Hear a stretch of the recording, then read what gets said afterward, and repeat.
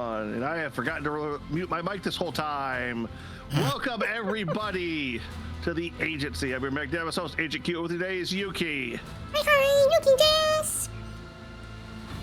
And today we should be finishing up Rogue Trader. It's been a long, grueling, very irritating journey.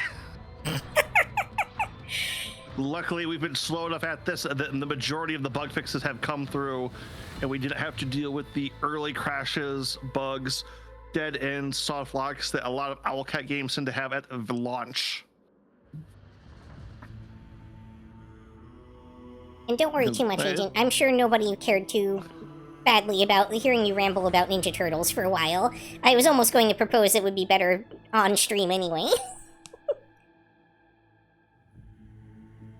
Well, like I said, it was during an ad break. So if anyone watching the VOD, that's why you heard a bunch of Ninja Turtle stuff right out of the bat there. Or if you're on YouTube, I guess. All right, so that's us. We're heading into football, and we're going to begin our final quest here. Or we will fight the hand.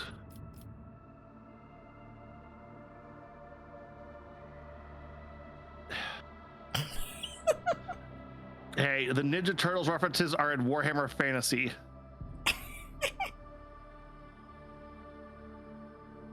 Oh, you think I'm joking? There's an entire clan of ninja rats. Yeah. I mean, there's those in Magic, too. Yeah, Grandmaster Sneak is incredibly deadly.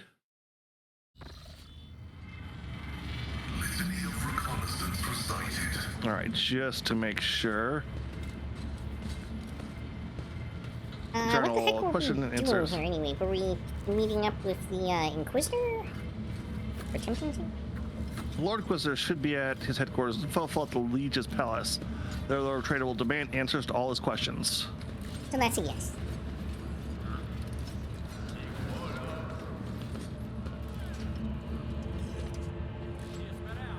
The question is, how long is it going to take before we get into a big fight? I imagine not very long.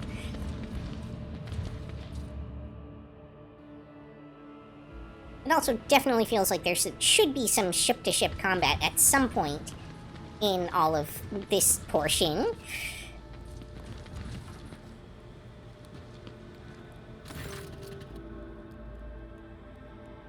Ooh, that's not really a good angle for this, is there? Not really, but if you clip through the wall to the left of the door, it's not too bad. I went directly to the back and looked around. Sorry, pretty glad to you. How could I be of use, your lordship? Where is Calcazar? The Lord Inquisitor is away on urgent mission. Look around. This bear the markings of a cleanup, quick, thorough, and unceremonious. The smell of ash from buried reports hangs in the air. Trace of the Lord Inquisitor's state at the palace has been destroyed. The only reminder of it is the elderly servant sticking out like a nail amid the emptied space. I like the pile of burning documents in the background there. Apparently the High Inquisitor has gone full Enron with this operation. Yeah. Is Ben yet? My master has no need of my services in his present expedition. I was tasked with cleaning up. The conversation turns to Calcazar. Differential and illustration overtones brighten the servant's dry voice. Where's he gone? Lord Inquisitor warned me that your lordship would inquire about that. He left me instruction. Okay. There's trust. There are few boons more precious to be found in the hair cross. Oh, okay, I'm wondering if this is going to be good at this. Certain face relaxes as though he has fallen asleep. What he says next carries an echo of Calcazar's rumbling voice. Your lordship, I regret that we never spoke. A matter of special importance has forced me to leave Footfall. Oh, this is the psychic thing. He's left like an imprint message on a servant. Not creepy at all. As you may have guessed, I have a plan for defeating the Expanse, but the events of Your failures too have shown that the plan is compromised. The breach of secrecy has left me no time for preparations. I must accomplish something monumental and dangerous. Some would say too dangerous, but I hope that your loyalty and agile mind will lead you to fully appreciate what I intend to do. That is why I'm giving you an option to find me, and I hope join me. I'm traveling to the ancient dimensional gate in the Portum Sanctorum system. And beyond, if you wish, you can follow me and share with me the burden of responsibility of what is to come. And if not, pray for me, for I could use any help I could get. The Emperor protects Agent Q von Valencius. Please leave a message after the beep. Argenta frowns, painfully processing what she just heard. A call from his servant must not go unanswered, but what is this plan for defending the expanse that the Lord Inquisitor hides in the shadows? These tidings bring unease to my heart, rogue trader. And once again, the Lord Inquisitor permits himself to treat the rogue trader as a common servant. It baffles me that you are still willing to put up with this audacity, Lord Captain. What's the plan the Lord was going to execute? I wasn't planning he was going to execute. Oh, well, that time, your lordship, I have decided, due to secrecy concerns, that I should not know the details.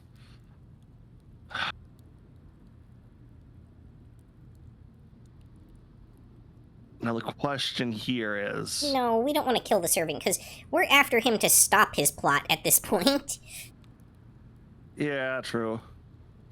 Well, your lordship, I hope my master achieves what he set out to do.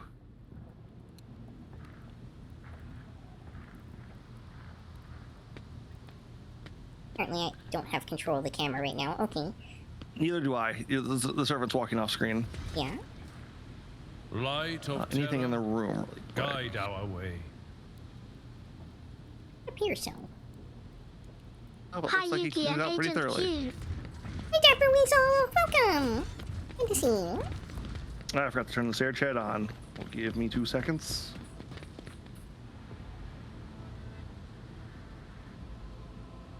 Unmute my text-to-speech as well.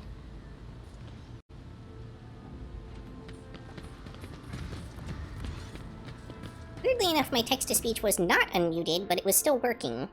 I don't know why it acts the way it And I does. forgot to switch up the background for this one too. Oh, There we go. okay, things are happening. A group of people salute you, and most of them an escort of honor consisting of members, revenues, associates, secretaries, bodyguards, and assorted others. Bow deeply and shout their greetings, making a lot of noise. Here's news of your impending departure has already spread throughout the station. Ah. Yeah, I keep forgetting this guy's a player in this, like a big character in this game. Leaving us, are you, your lordship? Vladimir Torkai is once again, his clean and decorous Imperium bureaucrat persona, as if the cutthroat who carved himself a bloody path back to the Legion's throne never existed. There is word among my flock that rogue trader von Valencius is going a perilous voyage, so accept this blessing for the journey, noble Agent Q. Narrative interaction option unlocked. Purpose of data exchange, strengthening ties, and delivering a gift, material, asset, a donation to ally. We barely got the news that the Lord Inquisitor had left his cozy footfall perch, and now you're off on a long journey too? Ryza grins contentedly. I thought we might as well come to see an old acquaintance. My god, did I just make a lot of friends on this place, I guess? Yeah?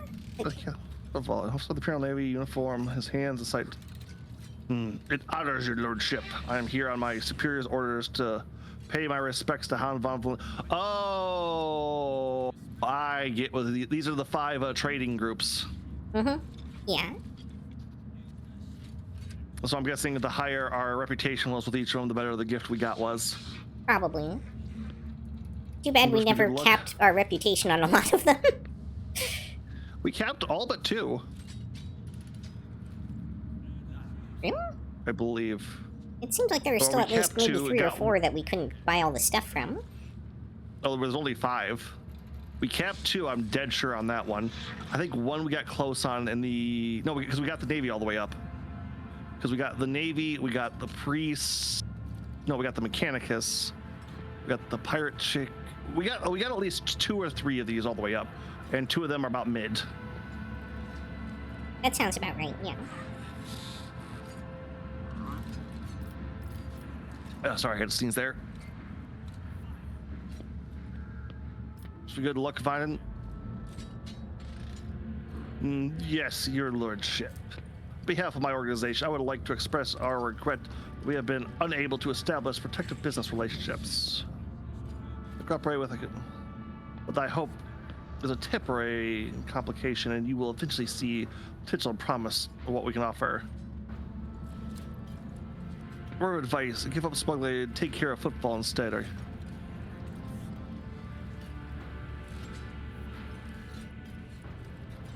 You have the good work, but you are running your business under my protection now. I have no doubt to my member, your lordship. Housebound religious can always count on a worthy percentage of my organization's income as thanks to your generous patronage. Blessing to me, the only thing you are here to do. Hieronymus, I believe. Hieronymus. Hieronymus, that was it. What gift of great value could I bring? Our mission may not be among your dynasty's closest confidants, yet your deeds are laughable. Laudable. Laudable. Yeah, no, I correct myself. Like this is a highly value. So yeah, okay, he was one of the groups we did max out. We'll pray your coming endeavor.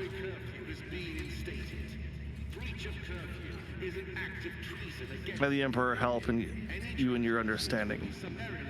Your faith on Lizzie, the expanse needs your faith. How have you come, Opticon?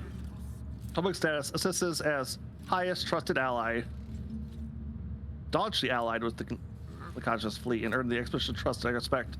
Okay, so yeah, we were also really good. In accordance with the mutual support manual, please confirm your readiness to receive a fee donation contribution from the conscious fleet.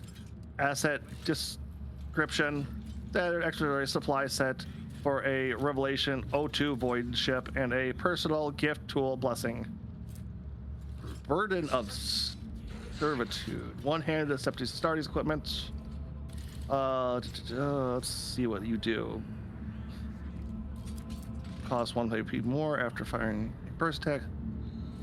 I'm guessing just a really strong pistol? So the part at the bottom is what's really important.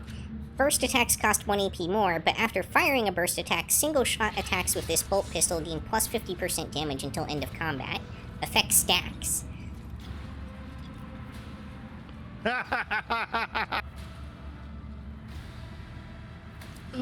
So Oracle is basically just another version of Argenta. Okay. Glory to the Omnisire, Tech Priest. Glory to the Emperor, Rogue Trader. The best of functional prosperity to you.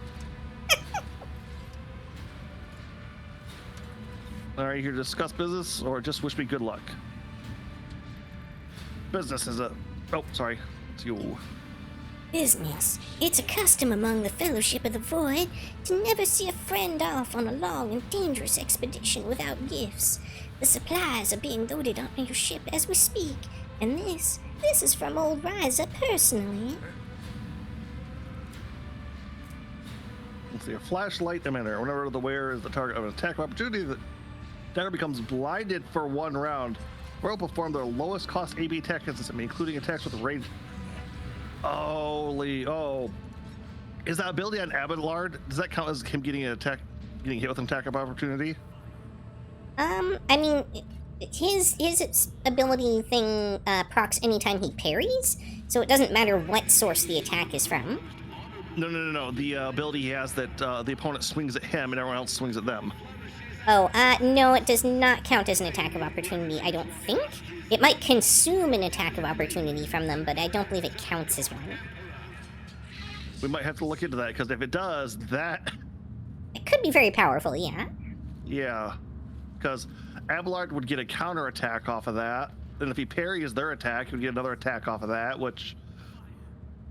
Man, they just let you bust this system wide open at the end, don't they? He actually gets multiple counterattacks for each parry. Because the effect of his weapon stacks with his own effect. Alright, no shenanigans, Wobble Whale. I'll have you strung up as soon as I'm back. Well, I hope you don't forget old Riser. You know, take a softer rope for old time's sake.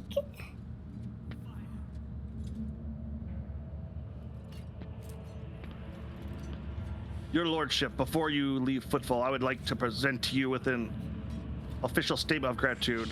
My organization, the Imperial Navy, values Han von Valencia as a loyal comrade in arms. Allow us, therefore, to return our gratitude and appreciation. Let's do the honor of accepting a modest quality of supplies to supply your expedition. Archaeotech Plasma Battery ×2. Long-range broadside plasma macro cannon, which fires 3 shots of 39 per shot. Seems Holy pretty crap. legit. I think that's going to replace our new. The fact that they're long range too, because like we have like I think our current stuff might be a little stronger technically, but they're like short to mid range. Yeah?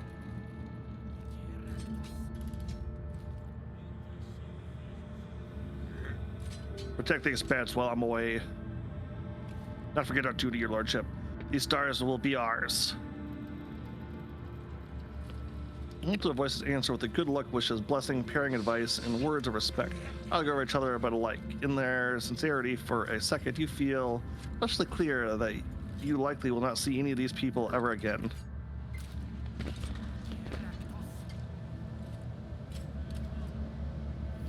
You did a hard save before, right? Every save I do is a new save file. Good, good. I'm gonna check that pistol on Urf really quick. Victory awaits. And I will take a look at Abelard's effect here. Rate of fire, there's a little... Yeah, it's not as...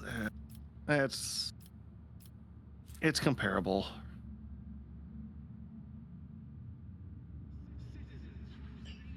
Okay, so, his provocation ability, allies make a attack of opportunity against the enemy that he provokes, but the attack from the enemy is not an attack of opportunity. Okay.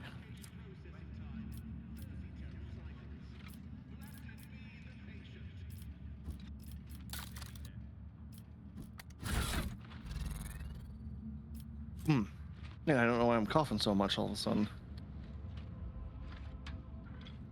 Also, fun fact, in addition to having, like, 95% parry, Abelard's also using a, like, trinket thing that allows him to re-roll a failed parry test. Every time. Awesome. Actually, we can probably check out those guns right now on the,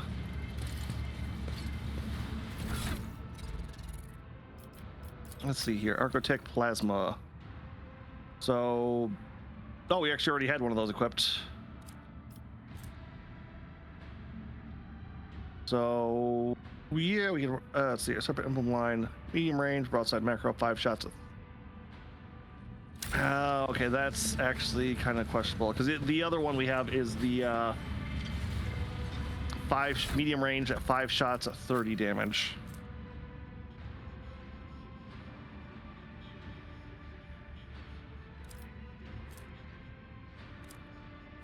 What do you think? Extra range for light for... Yeah, that's 330s or... No, 530s or 339s. That's a big difference in damage, isn't it? 530s comes out to about 120. 339s, was it? Yeah. Also comes out to 117.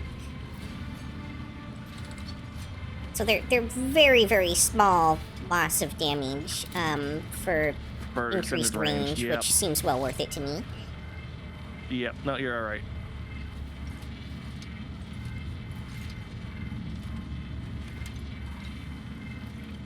Now, And can we up? probably the more realistic downside to them is because they are less shots. They're unable to take out things like small ships and torpedoes as well. But Yeah, we've also learned that our fighters are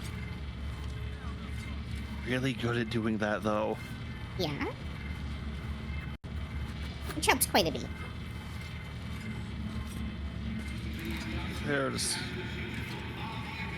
this. Oh, that's the one that gave us crit.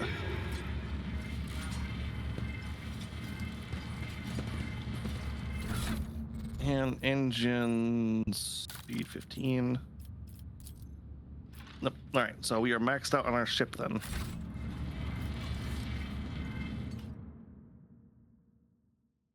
I assume once we get back to our ship, no, we know where we're going. We're going to that portal.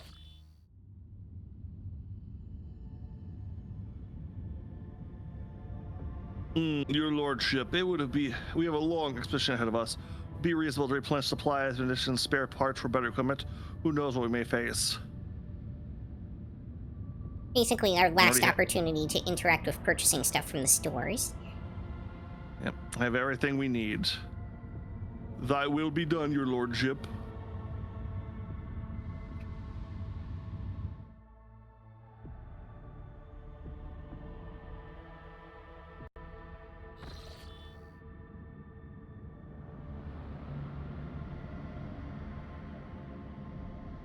Ugh.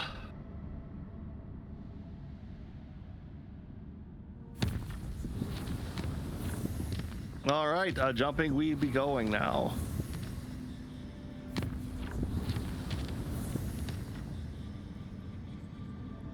Man, I am seizing up a storm. Now, Oh, unfortunate. Nurgle doesn't want me to finish.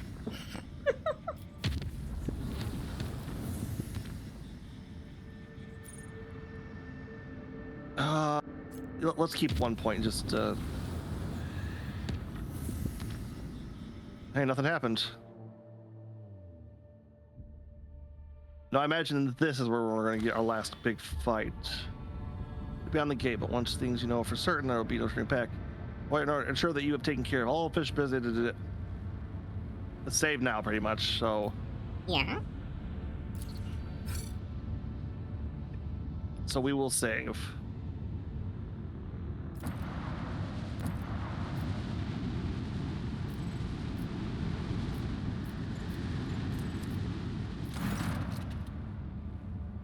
Lord Captain, our augurs have detected energy currents of interdimensional nature. The dimensional gate, it appears to be active. We've seen a large number of ships near the gate. Judging by their markings, they belong to the Lord Inquisitor Stelkazar's personal squadron. I know this place. Stelkazar summoned both our packs here to steal this portal to terror and woe. Much blood we did spill that day. Alas, it was not the blood of Xenos or Warp Spawn, but of the cog priest of Kalkazar himself. While they were working on the gate, foul machines, the breath of evil coming from the other side was turning them into frenzied monsters. Lord Captain, don't take it as a cowardice, but duty obliged me to ask. You do realize this may be the end of being a one-way voyage. I will take it for granted. It's like, I do enjoy, it's like, hey, this is the last stop. This is the last stop. This is the last goddamn stop. Do anything else first. Yeah. Because there's always those games like put like a tiny one right in front of it, and it's like, okay, that would have been nice, better communicated earlier. Mm-hmm. Right, switch on the box. VHL decks. Crew, this is the Lord Captain speaking. I'm taking the ship into unknown, where danger lies and glory awaits. Are you with me? For a while, you hear no response. Then the silence is broken by the sound of heavy footfalls. The relaxed stomping growing louder and louder. How's the feet striking the deck and marching into oblivion under your banner? No, onward, no matter what the journey holds for us. I am ready. Yes, Lord Captain, whatever it is waiting out there. Beware, Von Valentius is coming. The ships I wish to go through. Incoming message. Sanction from approaching the Xeno artifact granted. Sanction for passage to the other side granted. Safe travel. The Emperor protects. Looks like the Lord Inquisitor has warned them about our visit. Oh, so maybe because of earlier choices, we won't have to fight our way in. Yeah, he thinks we're coming here out of loyalty. We were invited. Yep.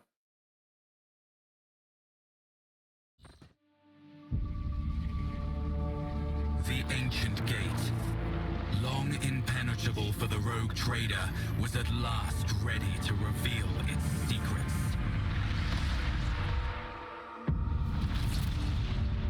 After gathering allies and preparing to venture into the unknown, the Lord Captain plunged headlong into the darkness that held ancient nightmares. Oh. The answers Oh.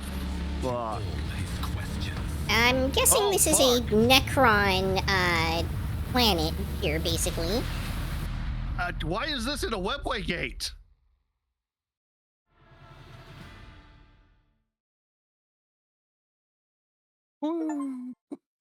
I don't feel as overpowered as I used to.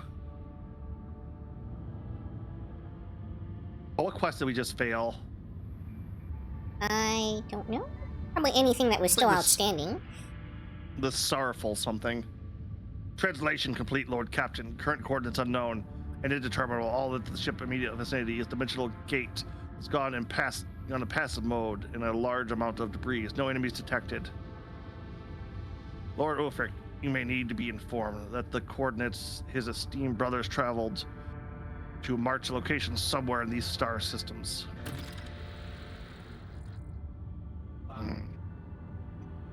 Okay, I want to say this. First, I thought like he was actually going to try to use that weapon because at this point we're fairly certain it was the Von Valentius and Calcazar who destroyed that craft world, whatever the hell this code or weapon that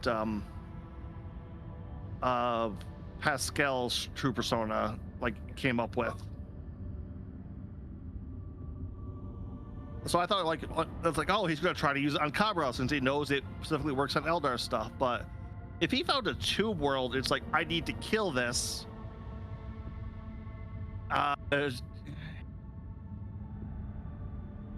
You know, the Kamra thing is like, oh, that's good. Probably not a good idea to unleash something this cataclysmically apocalypse to kill a Kamra, though. A lone tomb world, on the other hand, I'm a little more reasonable on.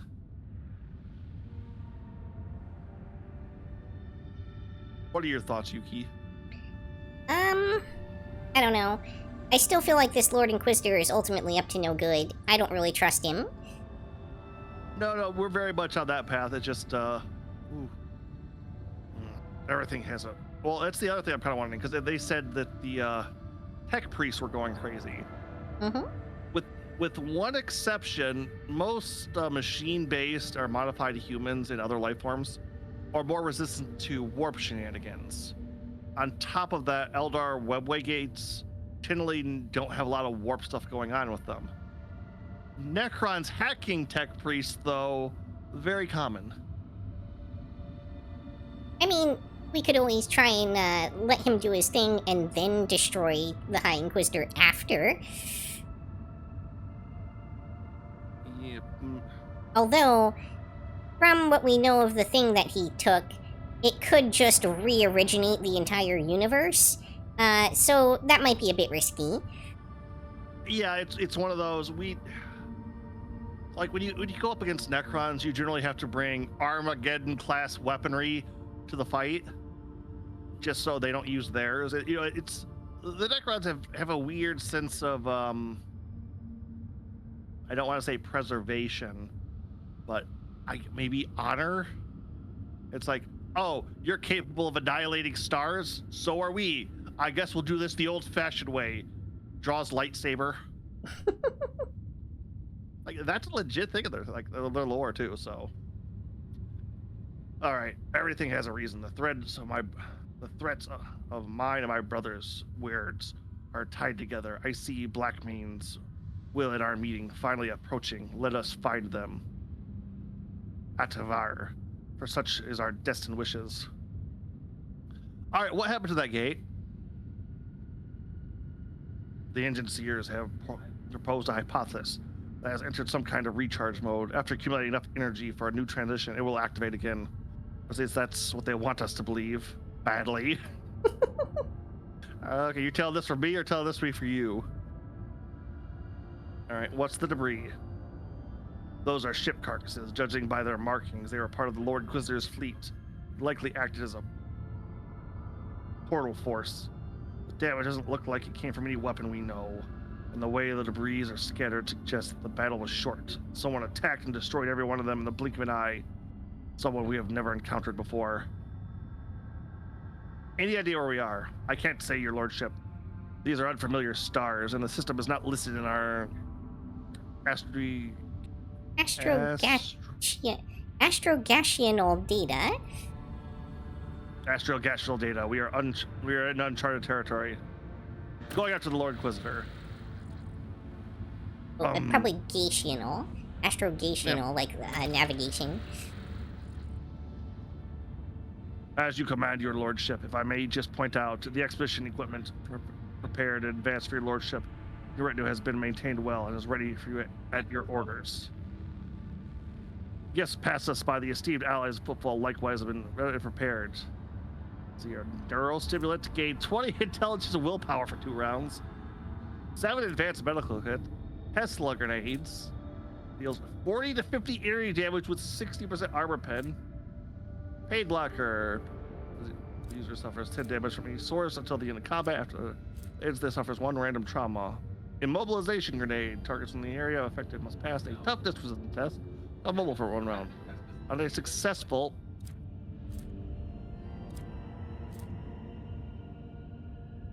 Man, it was getting close. And let's see here. On a successful test, the target is slowed. Modified crack grenades. Those pain blockers actually seem pretty relevant for the final battle. In the combat, after the combat ends, suffers 1, yeah. Excellent. Delighted, Your Lordship. All right, let's check out the debris really quick. Okay. Did we get anything from that? Nope, it does not look like we did get anything. All right, now what about the other world here? Which one do you think, blue or red, Yuki? Let's just go to the closest one. Red. Begin scan.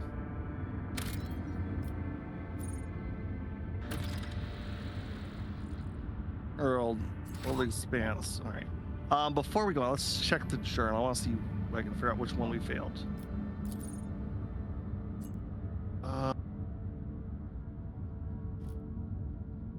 Oh, I guess that's still in there. So.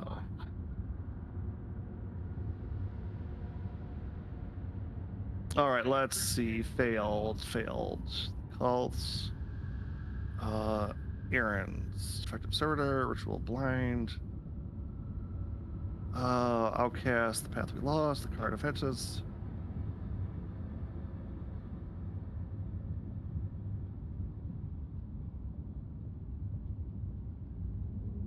Yeah, it must have been a companion quest.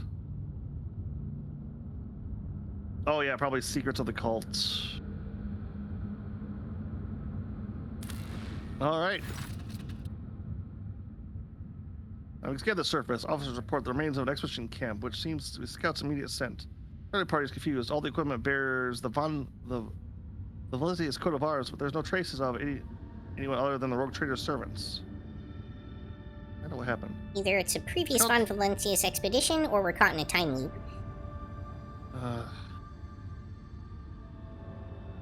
You know, it just crossed my mind, but Warhammer really does follow Doctor Who logic a lot of times. Oh.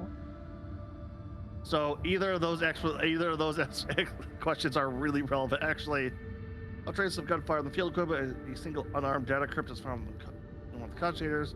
You're essentially encrypted part of the data, including an order to eliminate the exploration team signed by Theodore von Valentius. A fire crypt is a pit full of charred bones and fragments of armor bearing the rogue trader's coat of arms.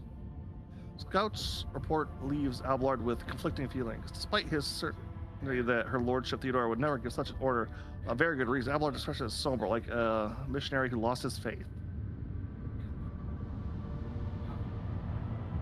Huh. Well, seems to be potentially from the previous rogue trader. Oh, did the... Oh, I do not like that. I do not like that at all.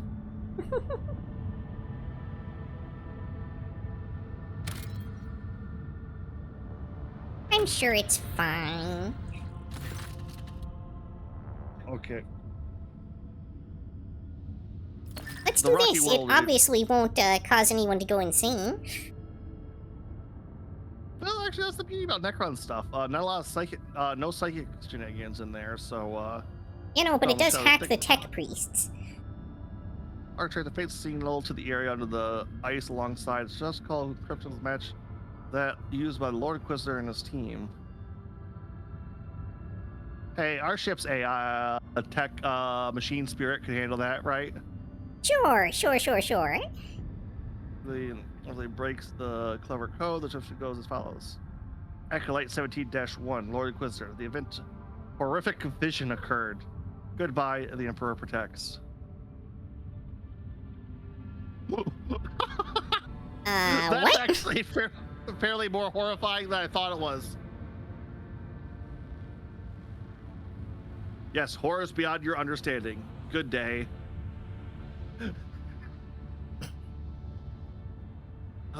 Descend to the planet's surface and find the signal source. Question, do we actually have the ability to go to a map from this system? So we got...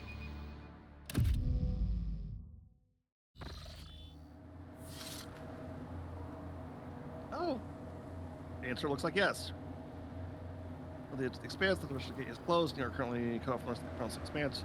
Now return to the previous system, or rouse them. Protectorate management is also unavailable. When to contact your fate federation, there's no way back. It's pointless to look anywhere but ahead. Yeah, I had a feeling there was more to it than just these two planets.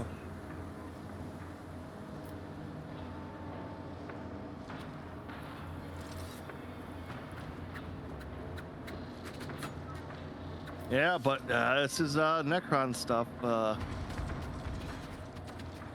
It'll be fine.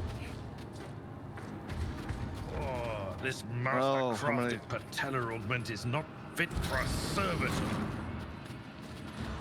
I mean, look, there's not even anybody around. Why is there blood everywhere? It'll be fine. Necrons are machines. They don't bleed. Yeah, but the people they murder do. Oh, that's just backtracking. No reason to go there. Got a new ring. Let's see here. Tesla ring. Marvels. Up in the form of a ring that allows the wearer to fire a Tesla shot once per round. This Explorator is blessed with multifunctionality. Did you get that? I could not finish reading it before it disappeared. Oh, not the ring of the tech use. Yeah, no, I did the tech use, but I couldn't finish reading the text before it vanished. Okay. That looks like an elevator. Also looks like an elevator. Reserves.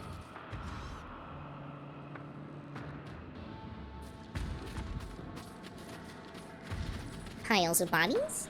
I'm sure that's fine. Lord Xenos, I have 75%. I've got 30. Operation successful. He will strongly at the feed of the screen display the following. In addition to, I really wish that would stick around longer. Or that you can at least click it a second time. Yeah. Let's see. All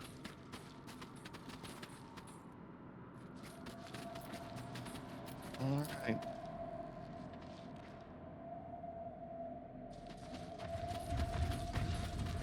Lord Xenos 30 over here. 75. My success is an irrefutable certainty. Okay.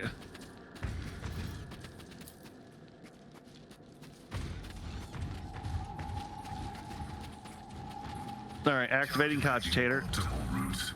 Let me know when you're over here. You'll click on.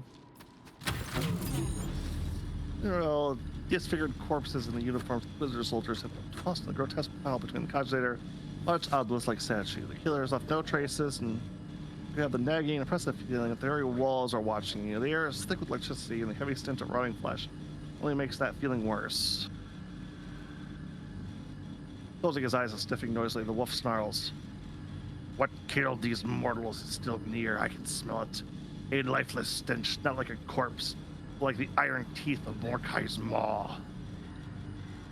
This is blinking on the Kaji of Riven Scream's process. Linguistic analysis of blah, blah, blah, vicious tech use. You ever seen a cryptograph machine as intricated and unorthodox as this one? Numerous sacred seals of algorithms sitting suggest the spirit dwelling within is exceptionally cunning and powerful, privy to forbidden knowledge. Pascal bows reverently to the sacred machine and whispers. This machine spirit is wayward and apprehensive, for it is tormented. Its intricated mind carries many scars from pacifying binary litanies. It removes several human fingers from the input panel, whispering in apologetic prayer to the Kajir, and carefully tosses the piece of flesh away. Tried to extract the data concerning the mechanism's masters. Mechanisms having served the Imperium so faithfully is loath to part with its secrets. After one other missing scarlet dots light up on the casing. Bows his head and mutters a prayer. Makes a quick motion with his fingers. Several lights on the Kajir go out as it lights crack. Forgive me, agency machine spirit. You must be pacified. Any attempt. Alright, the ruthless intruding into the Kajir's memory chamber yields the following message. Prepare for the start of Operation Precious Sentinel. The horrific vision event may come to pass. Orders to abort the research mission and join the content on Epitaph. Codes for traveling the minefields are attached. The message have been attached, containing the astronomical coordinates of planets along some binary codes, announcing the minefields. And a bunch of experience. Parties are in contact with barrier squadron lost during dimensional gate recharging. Dr. Copper should review the gate being sealed. Stay on high alert. Oh, great. After a shakes, large robot letting out a high frequency hello. A word appears across the entire width of the vid screen. Algorithm mode 2, intrusion. When the ring of your ears subside, you realize you hear something else. Someone, heavy footsteps. Vindictive machine's spirit triumphantly displays a blinking prophetic message.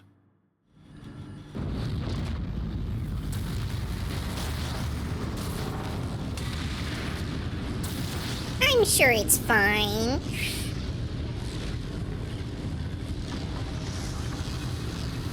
Oh, those are elevators, but portals.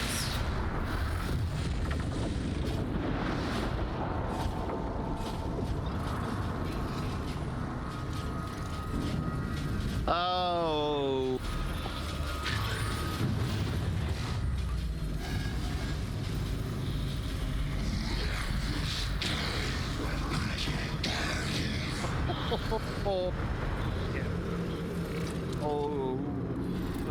Oh, there's more than one of them. I'll wipe you from the face of the galaxy. Okay, what do we got here? Okay, these are Necron warriors. Boss Blade. Immunity of the Deathless. This creature gives immunity to the following effects. Cannot attack, fatigue, disturb, toxic, reflect. Horrors of the Warp. Damage to this creature is reduced by 50%, and machine damage is increased by 30. Alright, Pascal's gonna rock here. Reanimation protocol. Whenever this creature will drop to 0, it falls prone and gains 3% maximum health temporary wounds. On its next turn, the creature is reanimated with 50% of its wounds if it still has temporary wounds.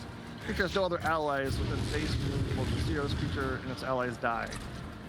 With the big battle, this creature restores 10% of its maximum HP wounds at the start of each turn. It also gains toughness armor bonus and difficulty tier deflection. The creature is currently affected by reanimation protocol and does not gain this armor. Yep, so we are facing the Terminator as an army. Yeah, seems about right. Do you want to send someone to handle the Necron Locust Heavy Destroyer on the right? Yeah, okay, I'm going to send Laura up to go deal with that. I'm gonna have you Yuki got run you. around and try and mop up most of the like small stuff. I'm sure anything that gets too close, Argenta can handle. Alright, I'm gonna send Argenta to the left side. Try to deal with those guys. Because she takes a couple turns to get going, but once she is going, she should be good. And Orphic is a beast, so he should be able to hold one of these heavy destroyers off for a little bit. Yeah, at least long enough to get reinforcements from Pascal and Abelard. Security breach. Plates of a Necrodermis reduce the damage against this creature by 95% from every side except the back. He just... Okay, that's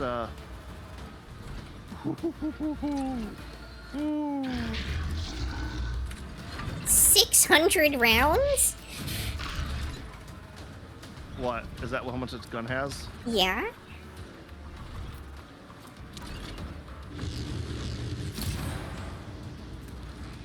Yep, those things are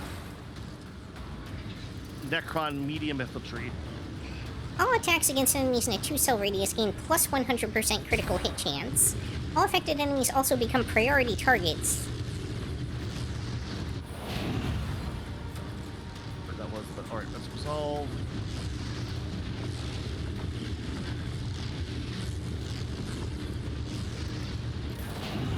Oh good, and all these things are pretty much immune to Yuki's build.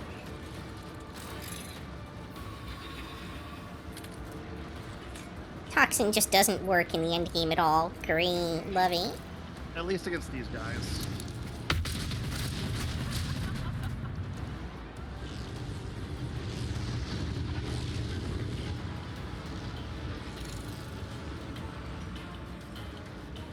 Range. Fortunately, stacking up Toxin has never been too critical to her strategy. Stuff doesn't usually live long enough for it to matter.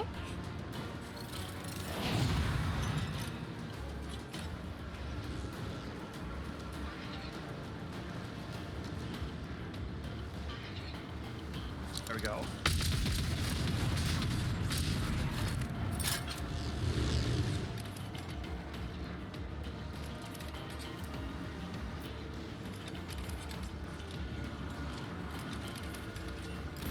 It is reanimating. Yeah, you have to kill everything twice. Cool.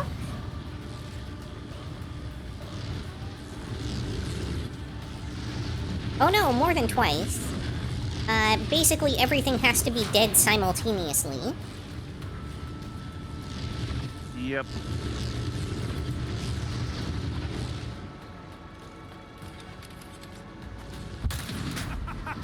Another clean strike. Hey. Oh, and they're fairly quick too. What the fuck? Well, that one is a special unit. If I remember right. It had like 3 times. Whoa! Yeah, it has like 3 times the HP of the other random Necron warriors.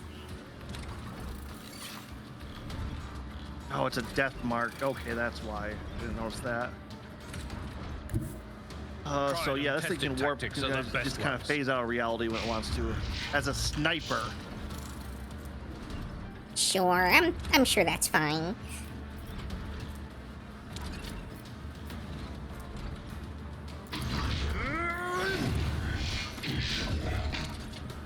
It will be done. The shield up too.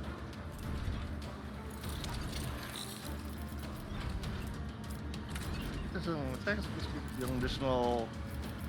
Can I attacks?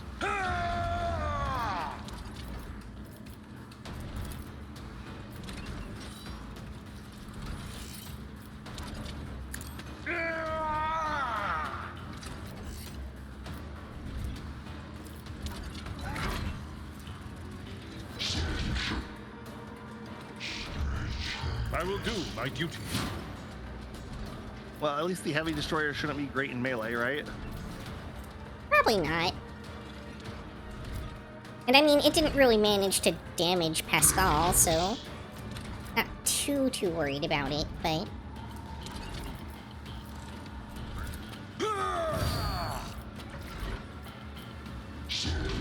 Correctly, Pascal has a pretty crazy armor going on him right now. not really. He just has tons and tons of temporary wounds. Victory is imminent. An exemplary strike. I think you're at the side, not the back. I am, but it was the best I could do. Ah. I don't expect Abelard to really dish out damage in this fight.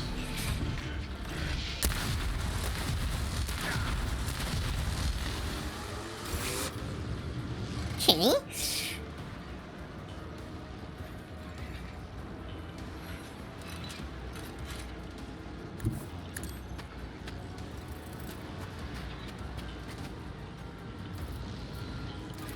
All too easy.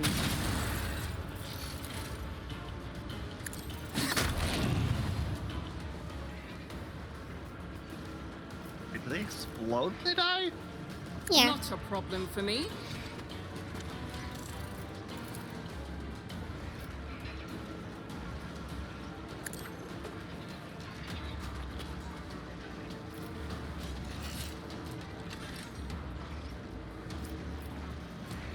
Hmm.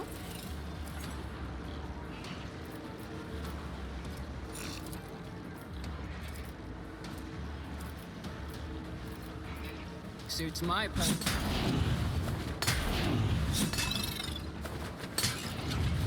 There's nowhere to hide. Well, at least they still burn, Nothing I right? can't oppose. Indeed. What's your biggest mistake? Suits my purpose. Watch and learn. So I'm also noticing that these portals are still up. Yeah, I noticed that too.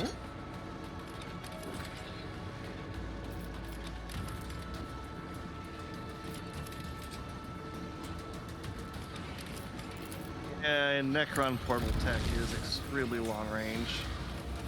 Oh, not gonna try to finish it off? I can't actually keep attacking it. It's down and reviving. Oh. All too easy. Nothing I can't do. Already done. Well, I figured you're gonna charge again. I forgot that I could, to be honest. Yep, no, we're relearning a few things, as we do every week. You know, play it Suits once a my week, you forget purpose. about some of your abilities. Ooh, so now you can probably charge that guy. I'll pass. I don't have No, time target for too this. close. That's what I was trying for, but no go. Nothing I can't do. Alright.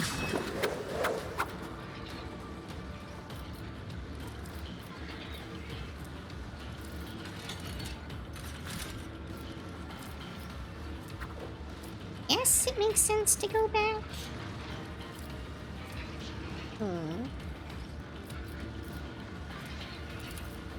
Suits my purposes.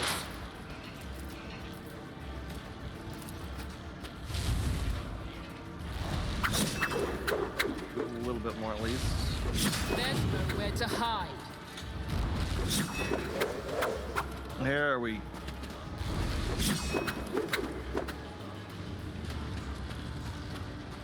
Oh.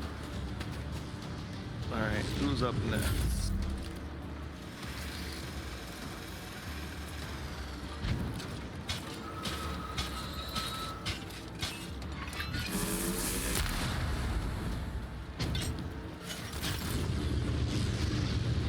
They don't stay down for very long, do they?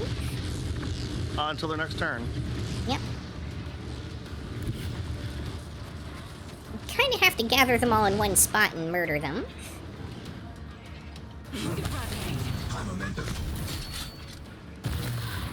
Oh no, I guess I do die permanently on the second kill. Alright.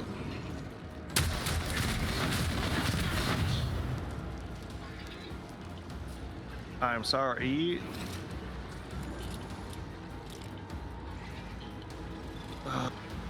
Let's let's. Why not? Really, I can't hit him from here. Okay. All right, and then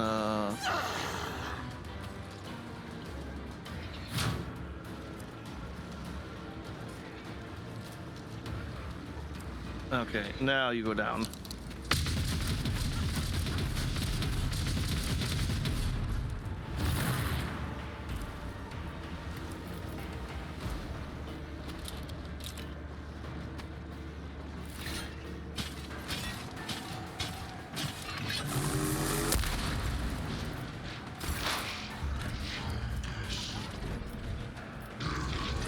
Okay.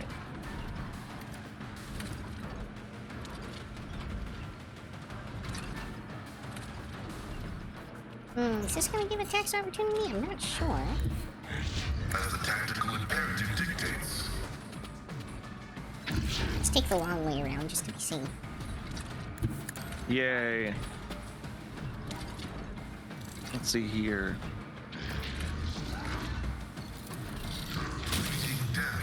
Don't forget you also get your free ultimate too. Yeah.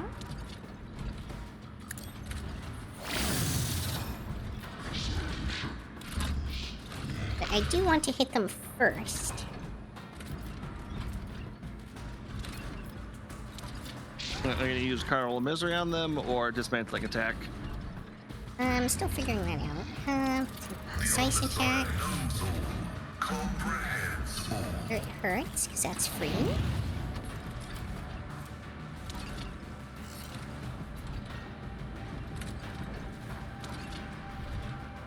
It's energy damage, so we're going for the burning, so we'll go with that.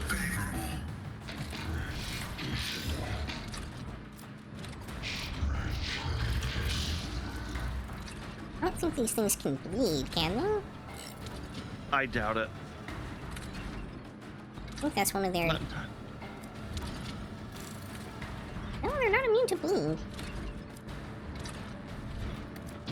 Weirdly enough. Metal bleeds.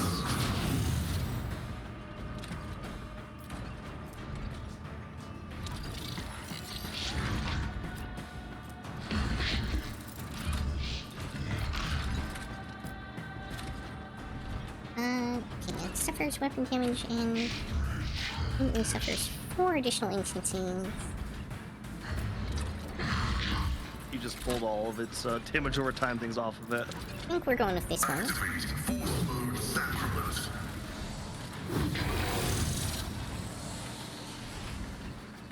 I don't know what happened with the first swing there.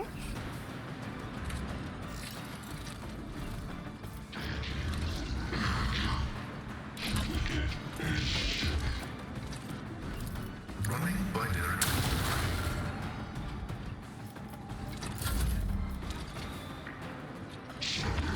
Man, how long has it been since we actually had 4 attacks? Just remember not to hit it from the side. I think that's the only place I can.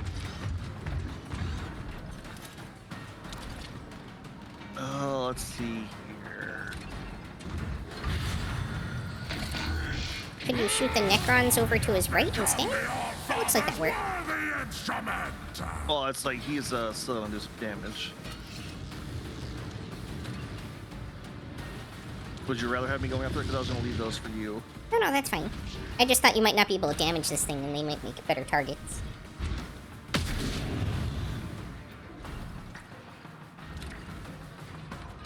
Oh wow, yeah, Overrick's got a lot of let's see here.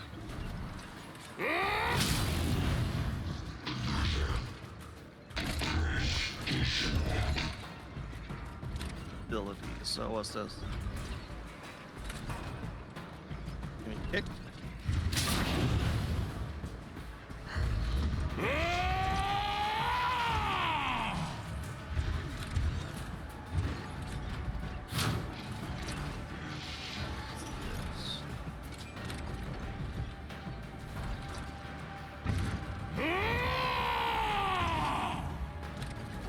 All right. My strike is ruin.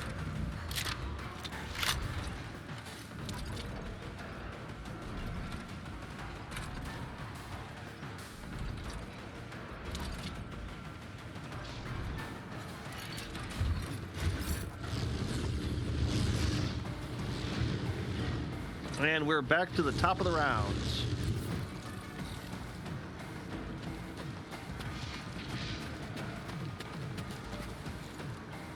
Interesting direction to go. I'm getting in range to make sure to boost up our Argenta. Gotcha.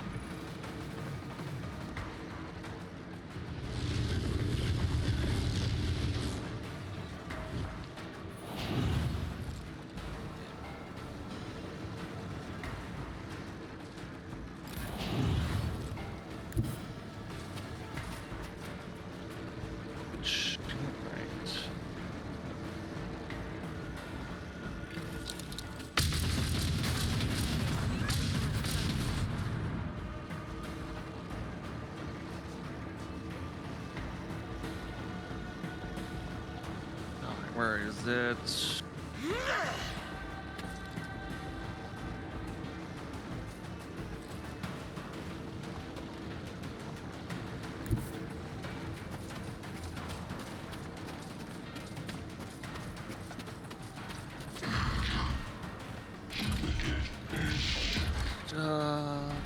First player again.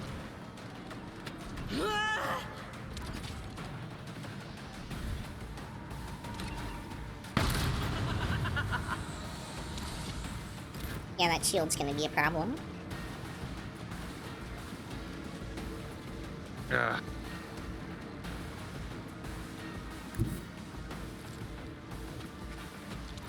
Messed up a little bit there.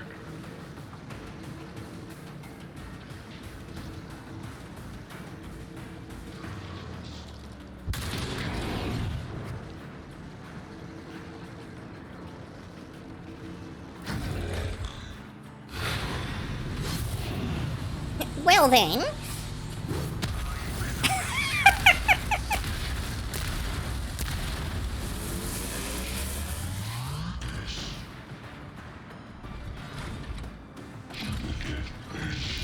Follow my lead.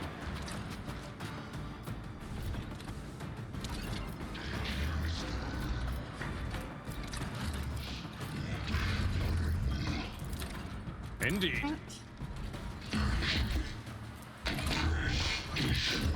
At your beck and call.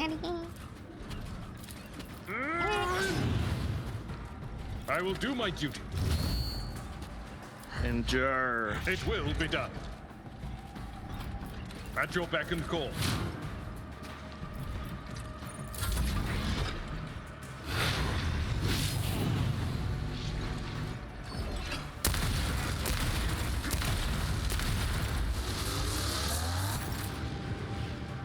You'd really expect these things to do more damage. I shall not fear. Well, I think this is the... I don't want to say tutorial bit, but this is like the... let's introduce these new enemies. Yeah? I'll live another day. So these... I'm guessing this Another is these clean guys on strike. easy mode. Absolutely not. You didn't stand a chance. And yep, there they go, teleporting away.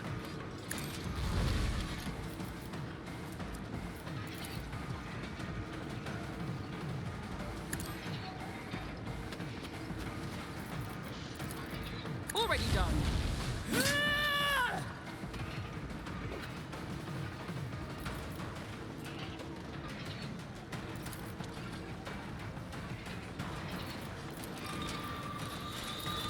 Now, the thing I'm wondering is if we're going to have to fight a Necron Lord in this. Seems likely. All too easy. Another clean strike. There's nowhere to hide. Watch and learn. I guess I can hit them on their down, I just can't, like, target them? Question mark? I don't know, it feels like a lot of your abilities have like really weird, Like, sometimes I can hit like- the thing and sometimes I can't. yeah, I have no idea what Nothing I was can't. that. Nothing of value has been lost. Well, okay, only the two big ones left, and I think we can. I think Argenta will probably be able to get them both next turn. Her next turn, be precise there. I think I just end the turn there. mean, the positioning might be tricky for that, but...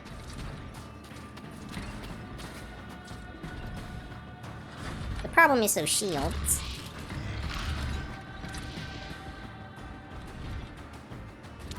Argenta's not going to do any damage from that position.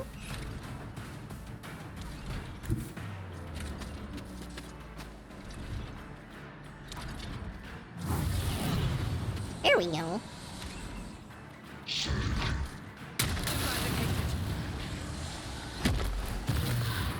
Oh, apparently those don't regenerate. Alright. No, we have it surrounded. If you have no one, if there's any allies around it, it doesn't get that. I thought it was just anywhere on the battlefield.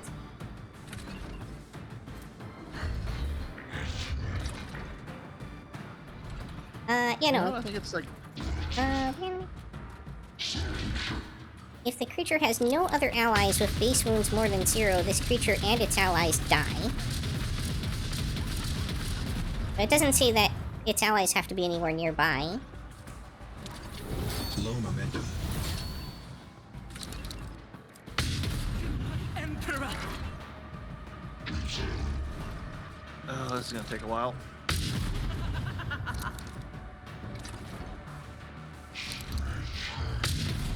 I was chosen. We're just gonna blast you to death right through your shield. Hey, the Imperial Guard's combat model. You know, one laser doesn't do much. 2 lasers doesn't do much. 50 million lasers scratches the paint. And then after that, you send in wave 2. This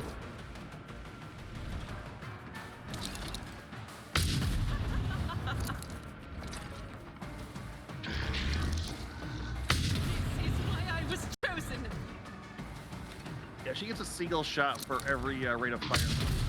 My emperor!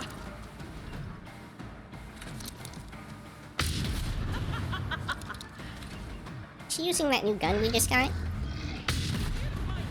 Nope, this is that heavy bolter she's had for a while. Oh, we yeah. finally No, got the to new use it. one was a one-hander. That makes sense. Oh yeah, no, that's on Ura.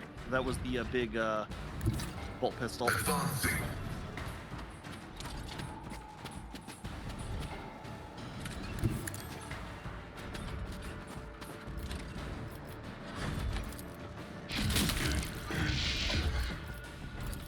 The Omniscient comprehends all.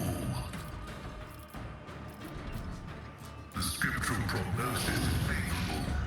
Man, we almost had to go to turn 3. Mostly just because of these shields.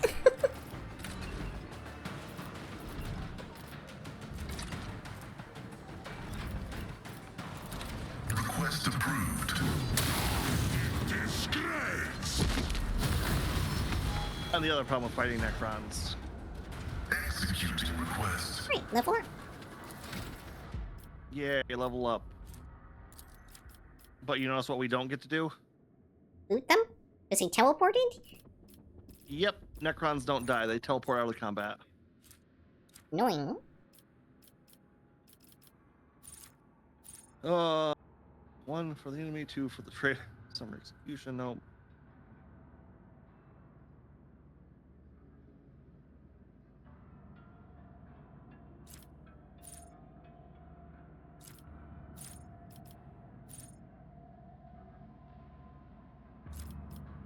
Leader assault.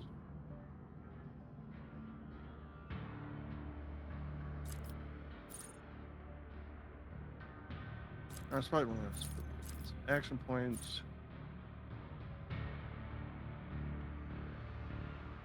Yeah, sure, why not? That seems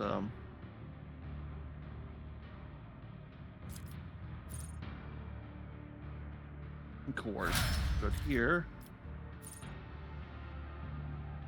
All right, Oric, what do you got for your? Oh.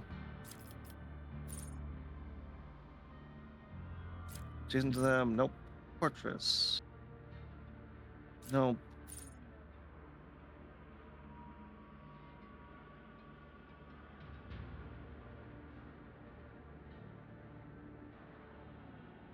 Oh, that'll work out great for him. And then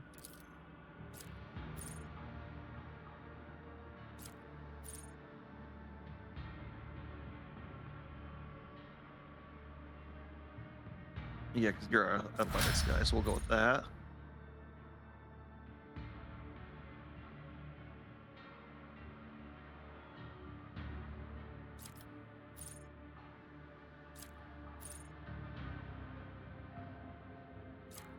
Maybe, maybe. Each.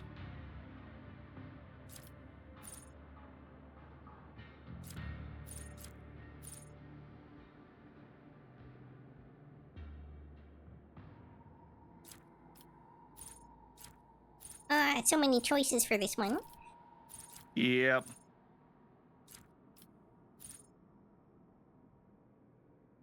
Oh yeah, no, that'll do it. Enemies damaged by the soldier's area attack suffer +5 damage from the next attack that hits them.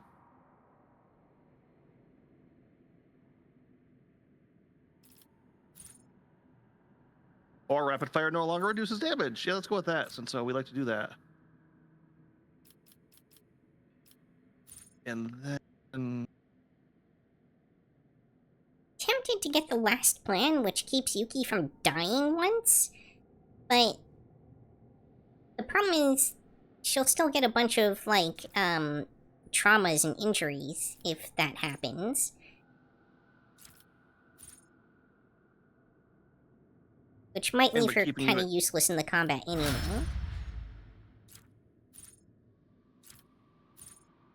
Well, you'll get injuries. You probably won't get the traumas until after. Maybe, I'm not sure. But, hey, being able to get up after a random BS attack. In a bad way.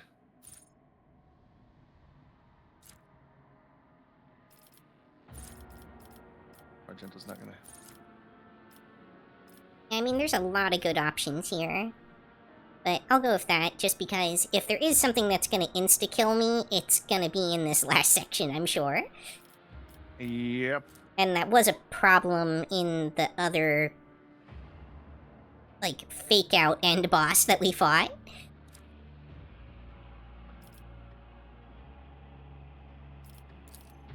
Yeah.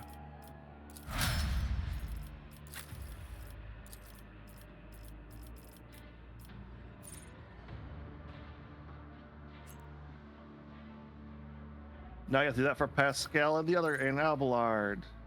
Yeah?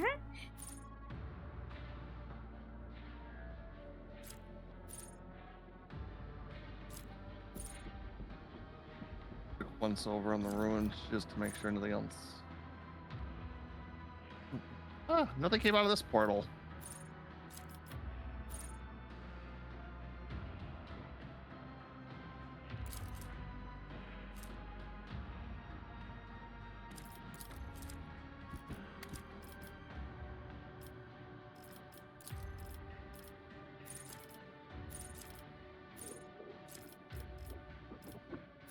Yep.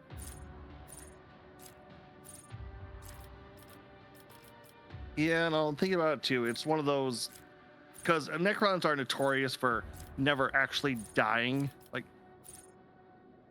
just teleporting away. If they take too much damage, it can't be revived on field. Yeah? That's why they love to rig up those teleporter vaults, or teleporter screens, because the Necrons might not be on this world even. They might be in another tomb world somewhere, and then when the security protocols activate, the portals open up and it just ships a squad or two out.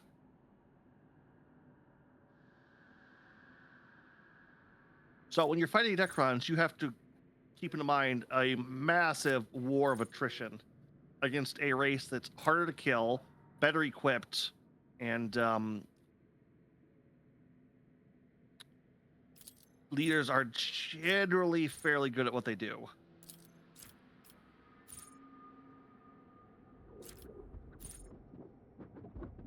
Like, I know one of their big guys, Imhotep the Storm King.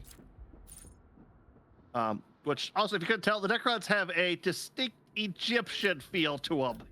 Oh, yeah. Darn you, ancient Egypt! Does your evil know no bounds? Ra, the ever-living!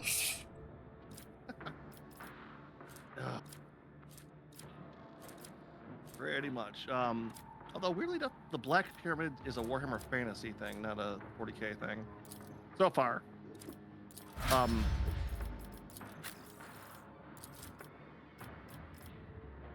But yeah, even though they are a race that doesn't produce any more of themselves, like legit killing one is very goddamn tough. But oh no, I was gonna say about the Storm King.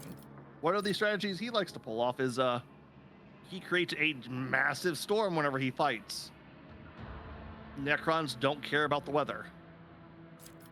So while you're having to deal with gale force winds that hurt your vision and make it really goddamn irritating to fight, the Necrons are just there shooting you.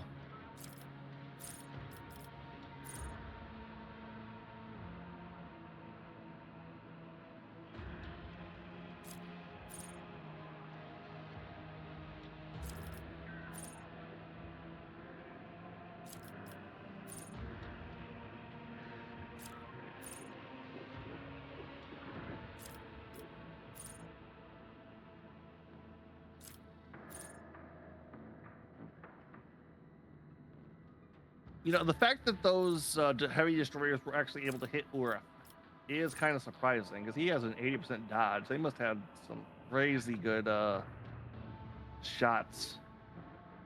Yeah, I'm pretty sure their ranged skill is quite high.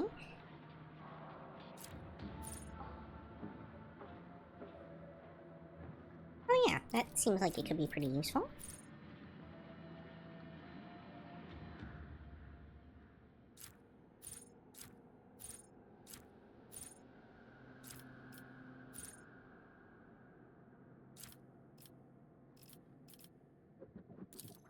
Might as well get the thing that has parry synergy. Pascal and Abelard seem to be a pair that kind of go together, where Argenta and Uruf just kind of go do their own thing. Alright, I'll say. Alright, back to the ship. I won't tolerate. Oh, that's all there was in here? Yep, Well, at least we know how to navigate the minefield now. that we haven't got to yet, so... Well, usually you want to know how to navigate the minefield before you get to the minefield. Yeah.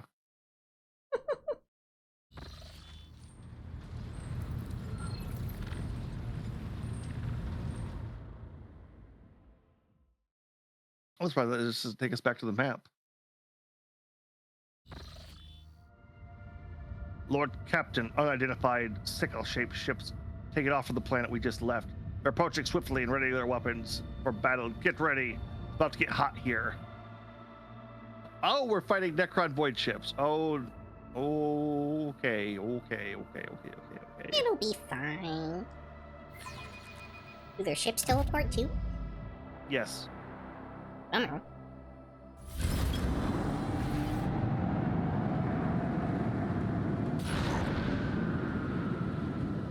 Oh, what is Necron Lord? I feel like we should have had the ability to get, like, more than one ship that follows us around at some point. Yeah. I wonder if we missed out on some opportunity for that. Living metal. At the start of this turn, the ship heals 20% of its hull. Once for combat, the ship is about to be destroyed. It is instead reanimated with full hull points. Some of this reanimation is not permanent, and the ship continues to disintegrate, suffering damage equal to 25% is the maximum hull at the start of the turn.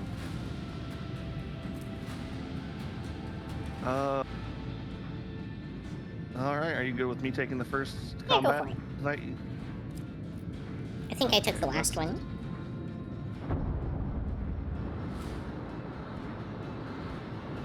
We want to get rid of the... No, let's get rid of... no, let's... Miss! Okay, I was not expecting a miss there.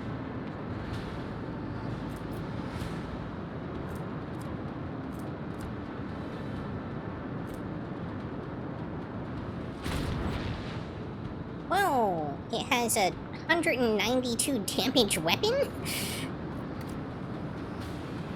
Yep, that's the beauty of the Necron Armada. They hit hard. So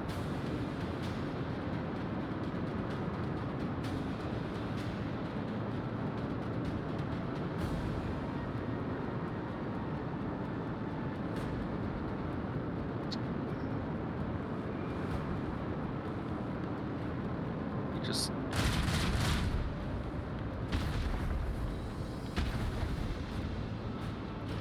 then my favorite maneuver.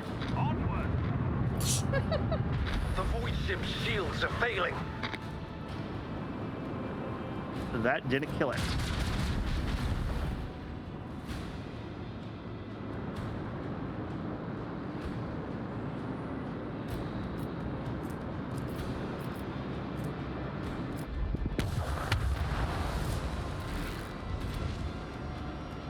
Oh, and that wiped out our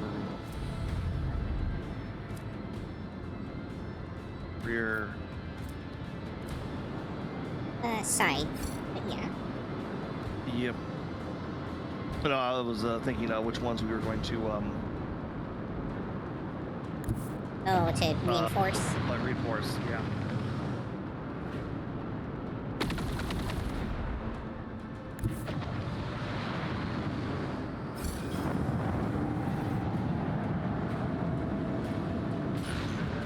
That was a pretty questionable place to end the turn. Yeah, that's what I was thinking too.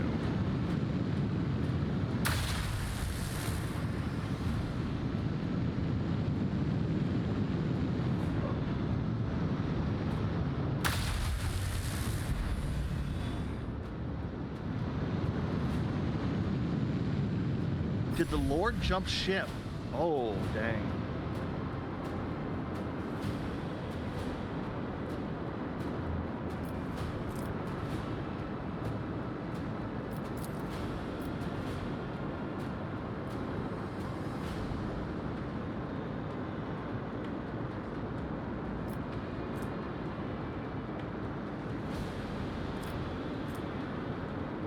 Let's do that.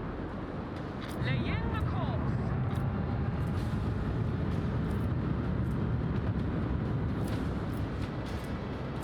Onward.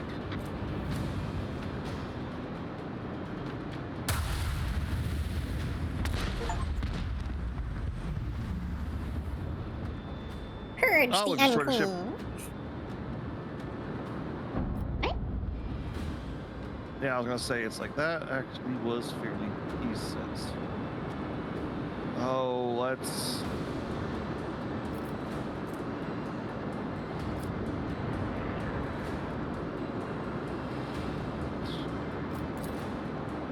Left now. We can also, or could have also launched a torpedo. It wasn't letting me switch. Huh, weird, it let me do it.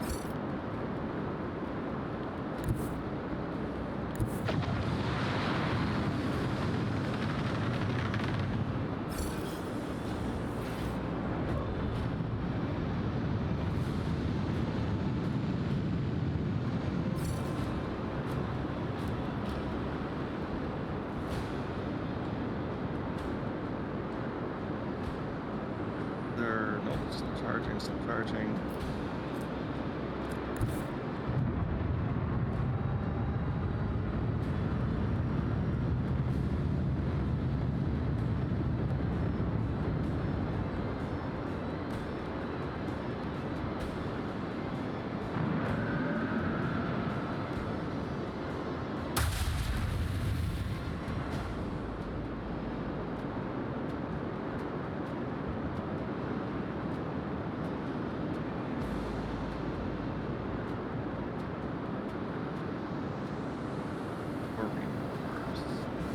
Port shields.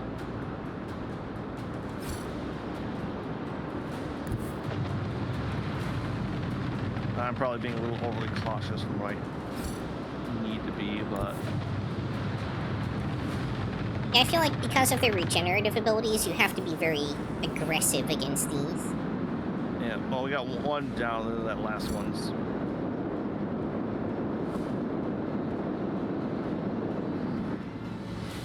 Alright, very effective. Yeah, AI ship. The fuck?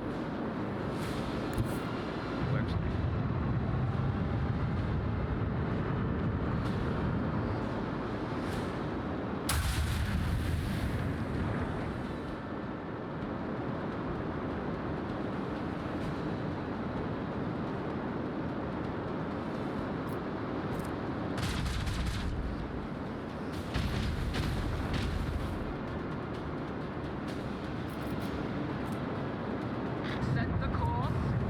There's a breach in our defenses.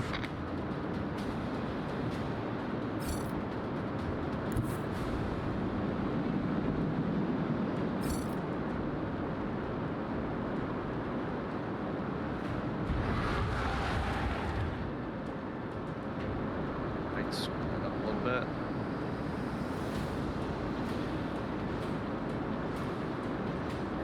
Forward.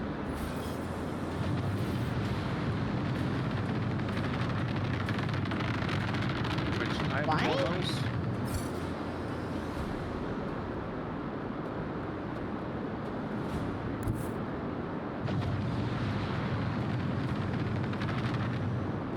Yeah, that was a little confusing, wasn't it?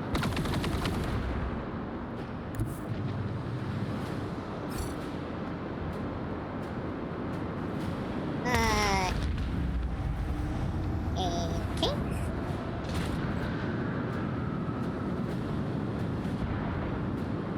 That ship's not in a position where it can actually attack us, so I wasn't too worried about it. And since it's losing health every turn now. Yeah.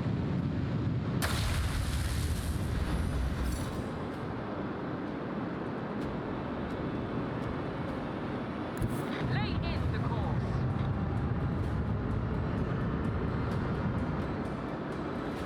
Set the course. Your vessel's hull is exposed. Celebrate this. You know, I got a lot more use out of ramming than I think I was ever had before that one. Hey, a new shield. Provide some points of protection for each sector. This mounts double the enemy's blast attacks. And living metal specimens. I don't want to usually have those, but alright.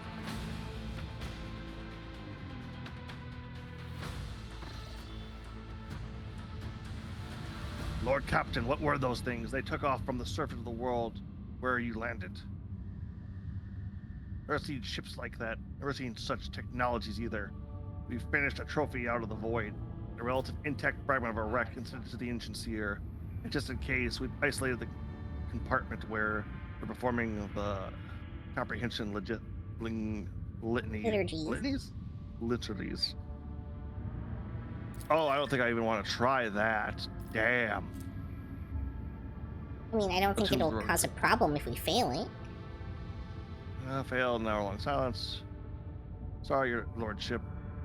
The core artifacts has found nothing that matches the description of the heretic Xenos we've encountered. They really know nothing about the enemy. Nothing but tales and rumors. I've heard stories about sickle ships that reap entire squadrons like ears of grain, and crews that know no fear about the veil of death that shrouds them, corrodes their enemy ships like rust. Those stories aren't worth a grok's ass, though, because they also say that none have ever survived encountering these sickle ships.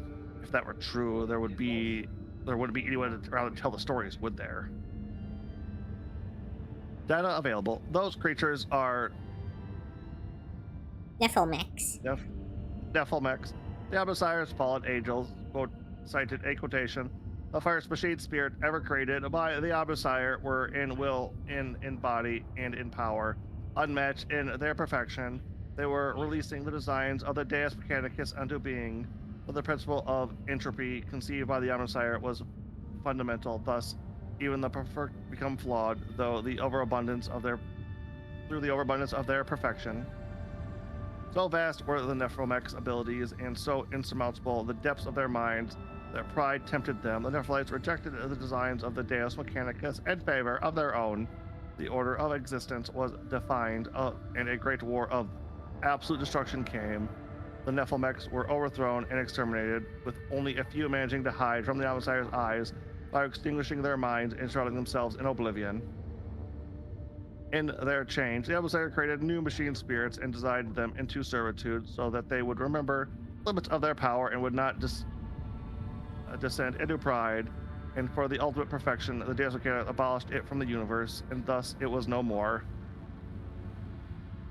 All right, what's this trophy declared? The ancient seers are at a loss. They say it's a gift born from the Omnissiah's wisdom, but its image was imperfect. Therefore, it was eroded by corruption, unbelief, whatever that means. The ship's minor conclave has gone into data meditation and produced a resolution regarding the misability of using this item. Give a bolt to the crew's morale. Give out additional ration for those who showed valor in battle. This is just the beginning. As you wish, Lord Captain.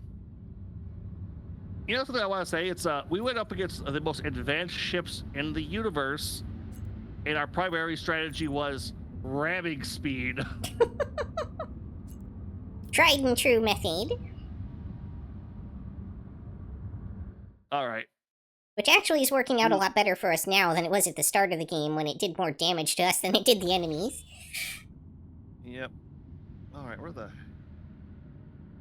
hell are we? All right, so we're like this top corner. Oof. Oof. All right.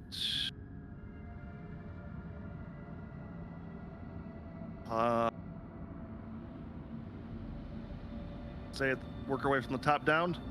Sure. What do you think we should use a point here, or do you think we should save it?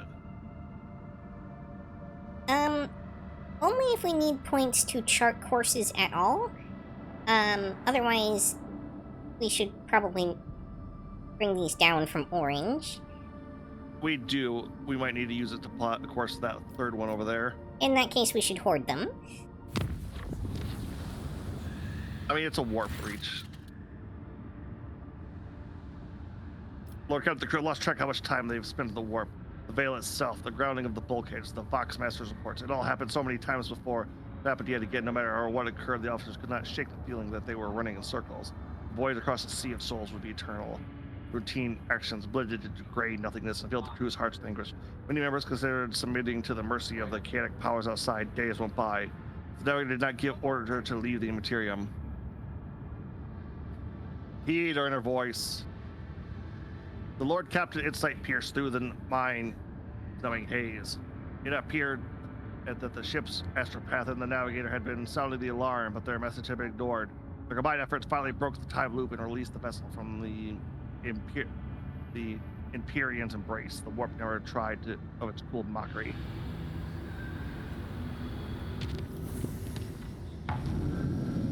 All right, plot new courses.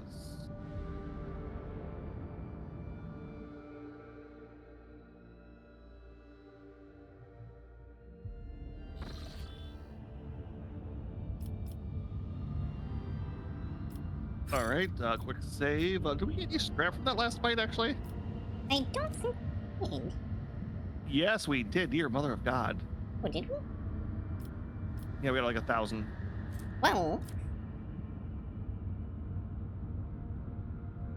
Yeah, everything's kind of up to snuff, so.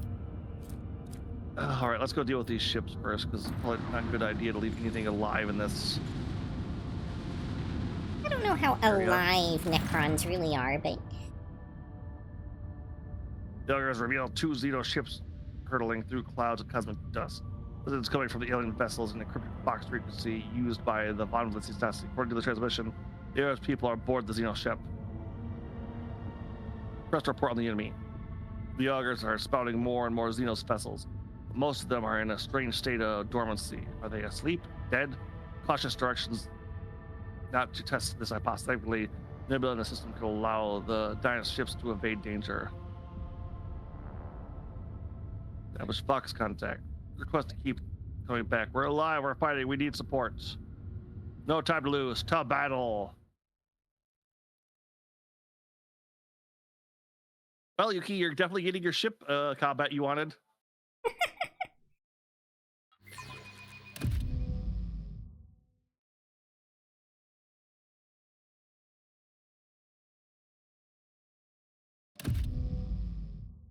have to click. Starbreakers, two predators poised for a charge.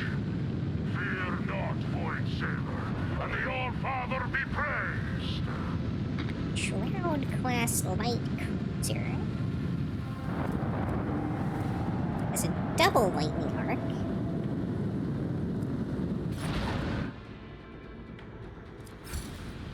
Inactive until woken. Fascinating. So I guess if we get too close to them, it'll probably wake them up. And of course if we attack them. Yeah. No, that's what I'm seeing. Alright.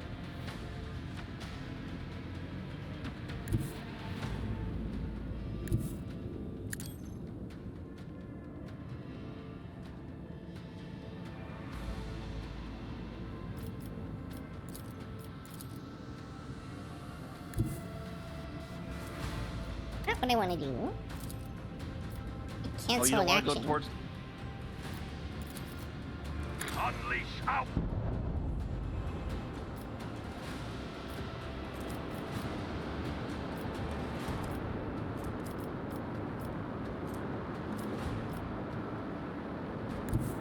Set the course.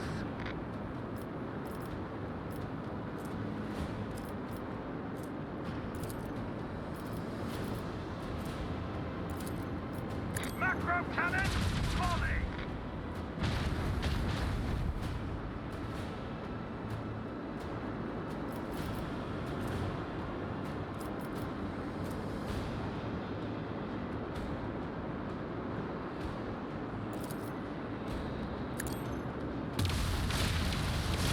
Oh no. Well, you woke that up. Probably. Presumably. Nope, still sleeping.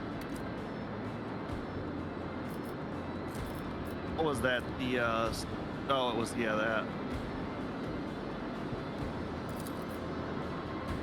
that. Maybe because it was randomly targeted? This one's going down.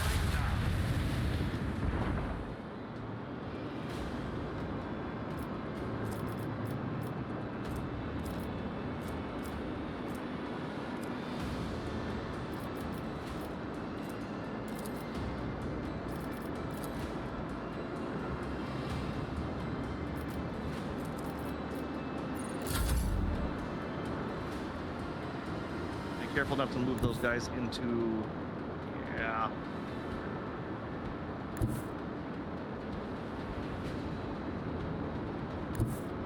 Why do they want to do that? Because they have to turn, so since they're at that angle, they have to go into that, Yeah, you spawn them basically, so they have to go into there no matter what. It's like...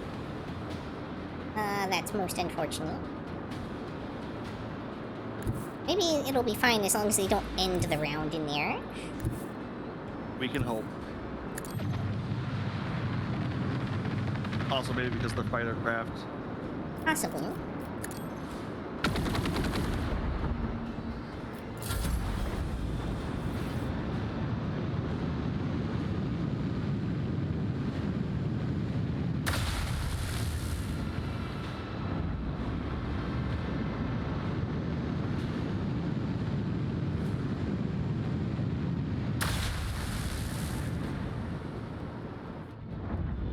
Oh, okay, there's more.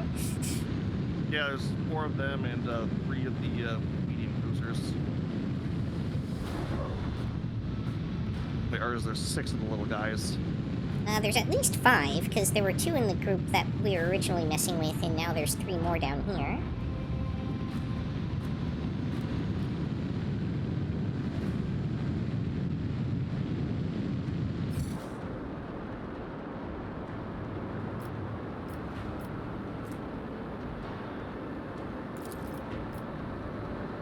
Another salvo.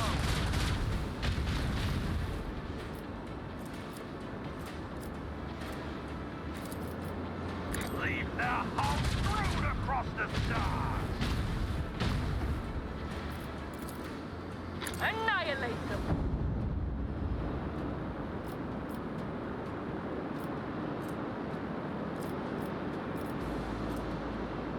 So can you switch to 2 torpedoes?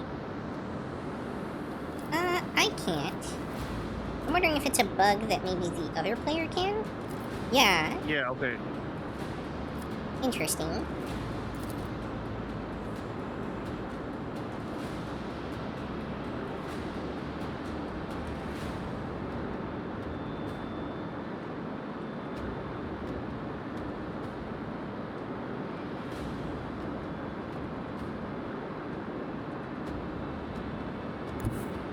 The time has come.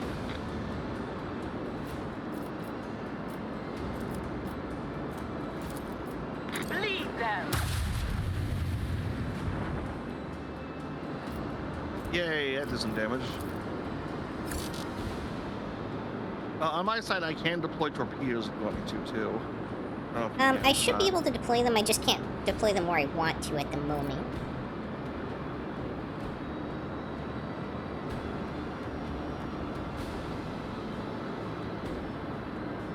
Around here?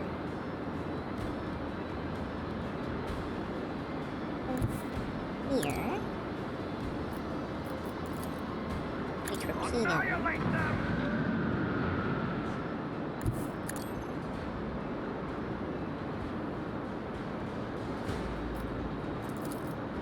Fire right now! Only if they're reanimated, so. Yay.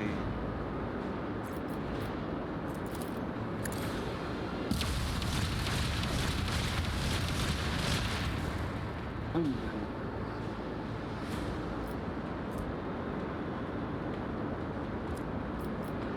There we go.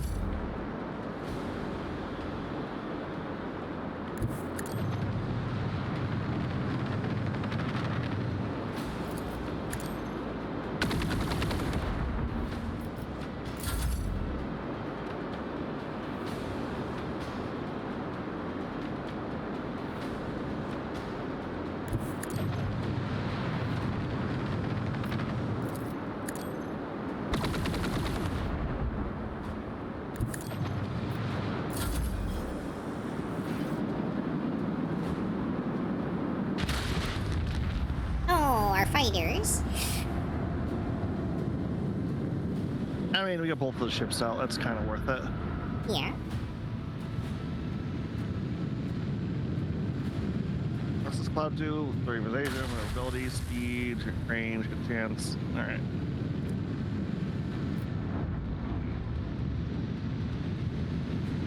Yeah, it's just the dust clouds you can hide in.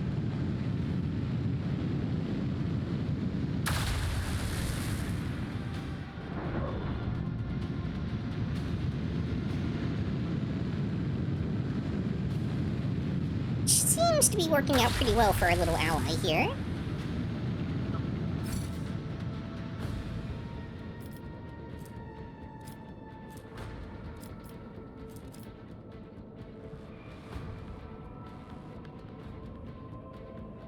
Fortunately, I think I kind of have to spend a round just sort of swinging around Lay here. in the course. Yep. I mean, you could jump and then, yeah, no, you're not going to be able to get within range of anything pretty much. Can you switch back off of torpedoes? I can't switch that now. Nope, I cannot either. Oh, weird. Alright. You do have your torpedo control up, though, too. Yeah.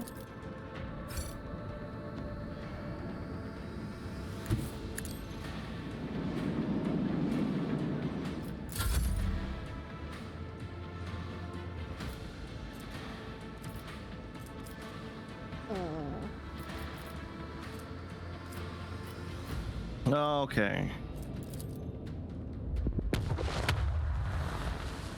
Yeah, that'll give us a little closer. I think, yeah, it's... Yeah, even if you did the enhanced range, you're still not getting into that. Yeah. I think that just switches it to something else at that point. Okay. Hey, but those torpedoes can kill that one. I'll go for the one over there, not the one in the clouds. Well, if I go for the one in the cloud, they might miss. Torpedoes can miss? I think so. It's hard to say.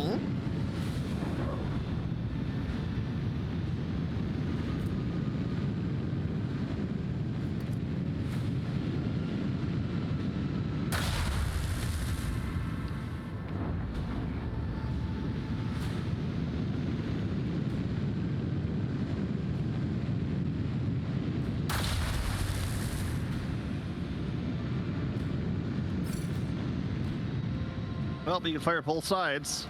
I know, fascinating. Alright. Oh, and you have the Imperium Storm you can just throw out right now, too. Lead their whole strewn across the stars. Fire! Right now!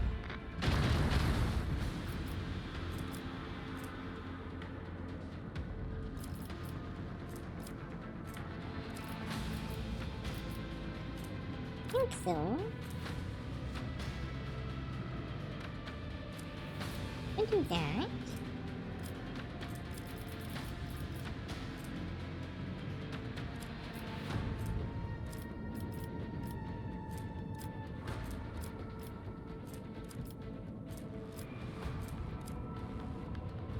Swarm.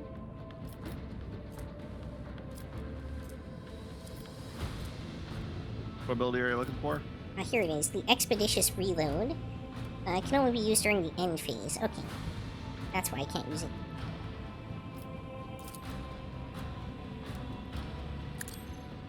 Onward! Oh, you weren't going to use Imperium Storm? I am. But Lay not in until the after coals. I've moved.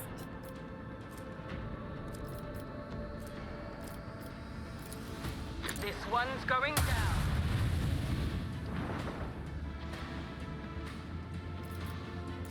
One health, of course.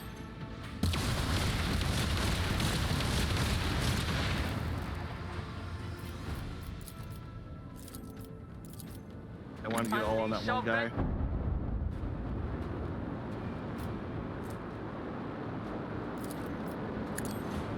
Ooh, yeah, no, you can jump then reload. Well, I could have, but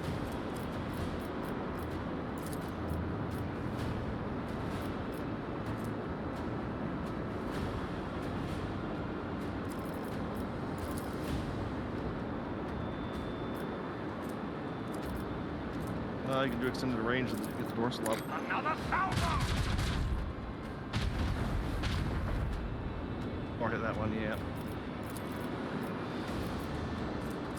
extending the range doesn't quite do it, unfortunately. Well, I was gonna say hitting the other one and getting it on its repair cycle, so it loses health at the start of its turn, so it gain health.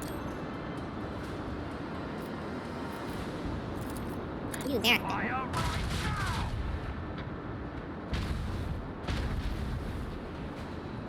Can you switch to torpedoes? Yep. Feels like Torpedoes cheating. locked. Yeah, kinda.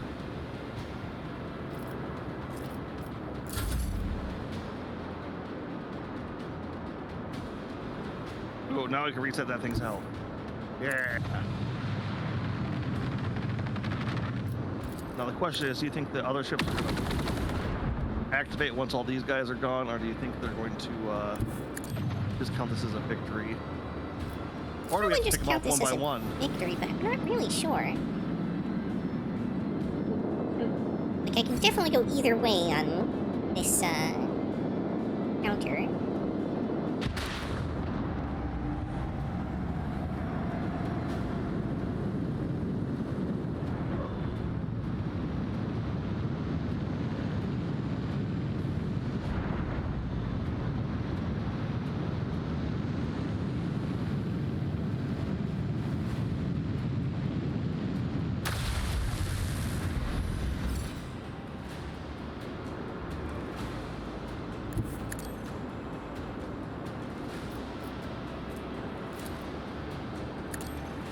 Onward!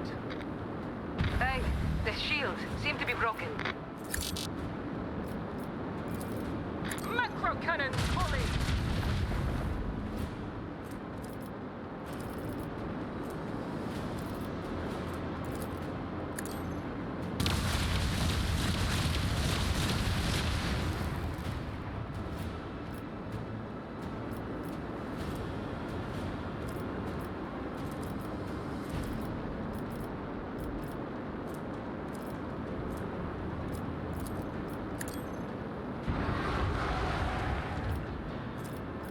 nothing's dead.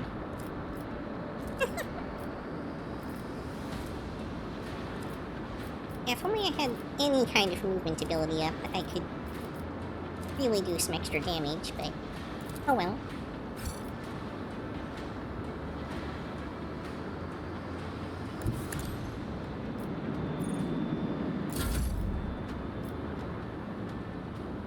Are you able to switch back to the fighters?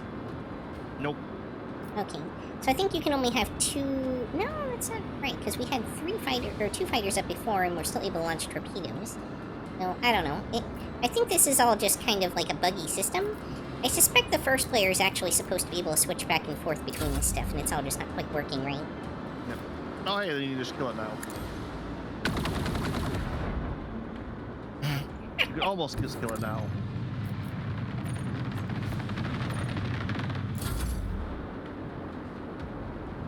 I almost don't want to hit this with torpedoes with me this close to it, but whatever.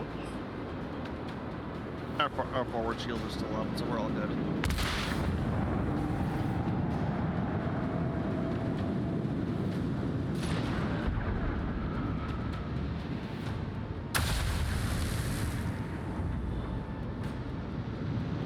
I'm kind of curious as to what that ship's AI is doing overall.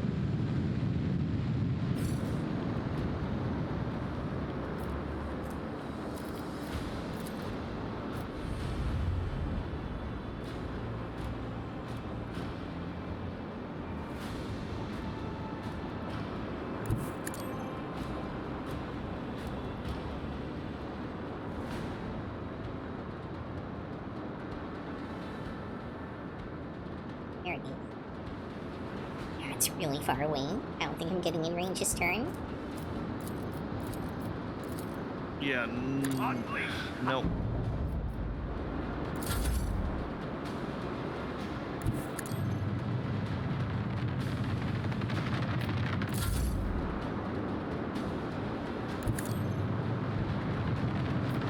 I mean, you could have warp jumped to get a little closer, but it's. Oh, okay. Yep, I figured as much. So if those ships don't activate, we don't have to fight them. Okay. Zeros are defeated near mid-board the enemy ships, cutting their way through the bulkheads and source of the signal.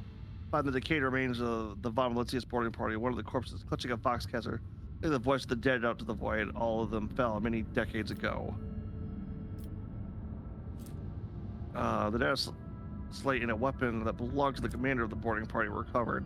Dead men belongs. The word hope is poison. Kill it, and death becomes easy and desirable. Or scratch into the stock.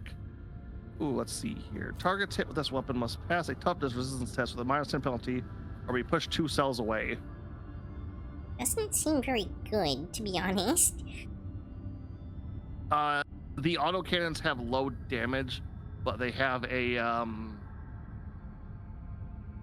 fire rate of go screw you. Generally, and with a high range too. So.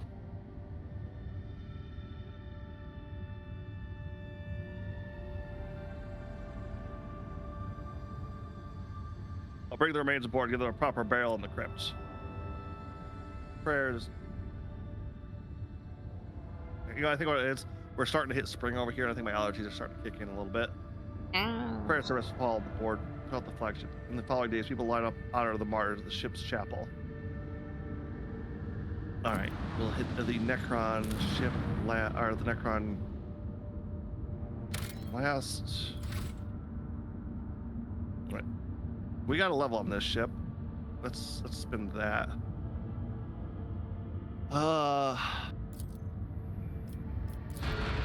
Yeah, we're going with a brood ram. I got way too much good use out of that.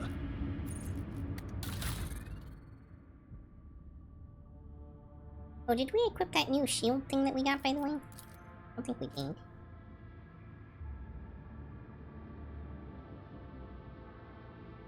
Right, so let's see here. Yeah, we didn't. I'm gonna toss that up. Vulnerable scan.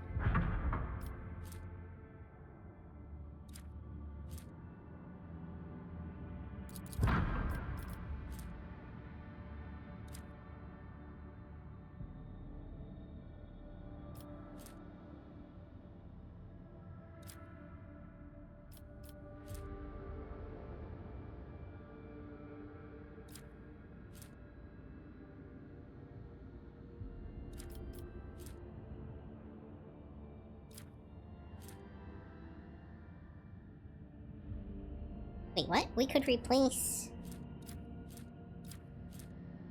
Apparently we could replace our... torpedoes with an additional,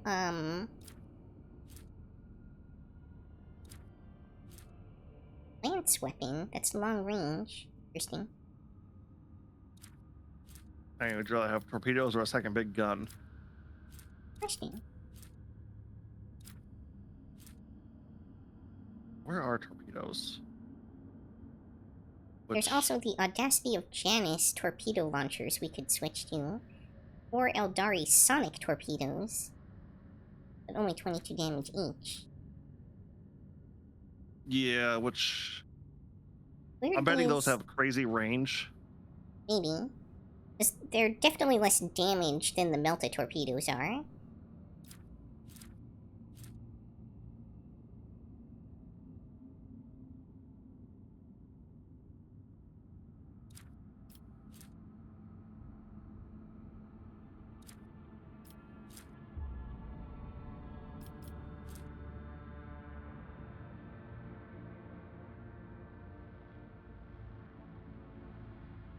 Oh, we can't use our Wraith fires if we take out the torpedo tubes, though. Oh, interesting.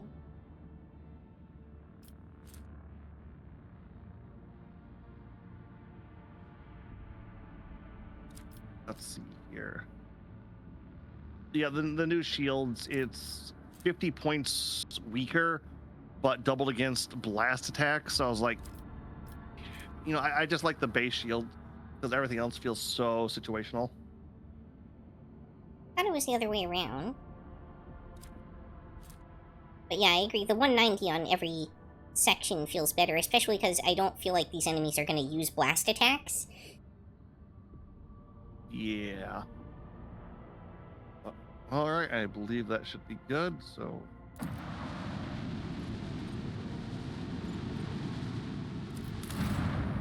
I'm almost certain, like, most of this isn't going to have too much on it.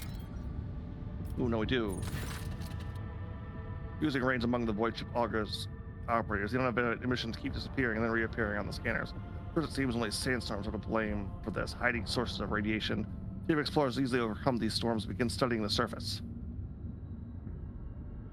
As their accounts suggest, the planet remains lit with broken and mangled ruins of Xenos origins. Insect-like constructs flicker among the ruins like static on the malfunctioning Kashader. Their black metallic bodies are equipped with grappling blades, which bring to mind the spindly legs of spiders. With each occurrence, the device look more and more distorted, bent, and sometimes even appearing directly in their permanence of walls or overlapping each other. The only stable thing on this structure is a deep hollow with a melted rocket at its center. Whatever purpose this structure served for the Xenos, the meteorite destroyed it long before the arrival of the rogue trader. Linger to observe the object. Moss Magos Human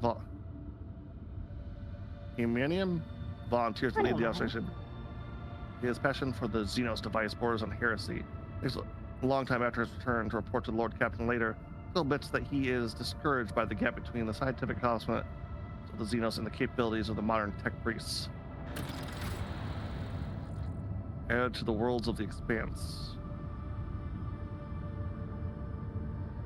Have we never found a desert world until now? And okay.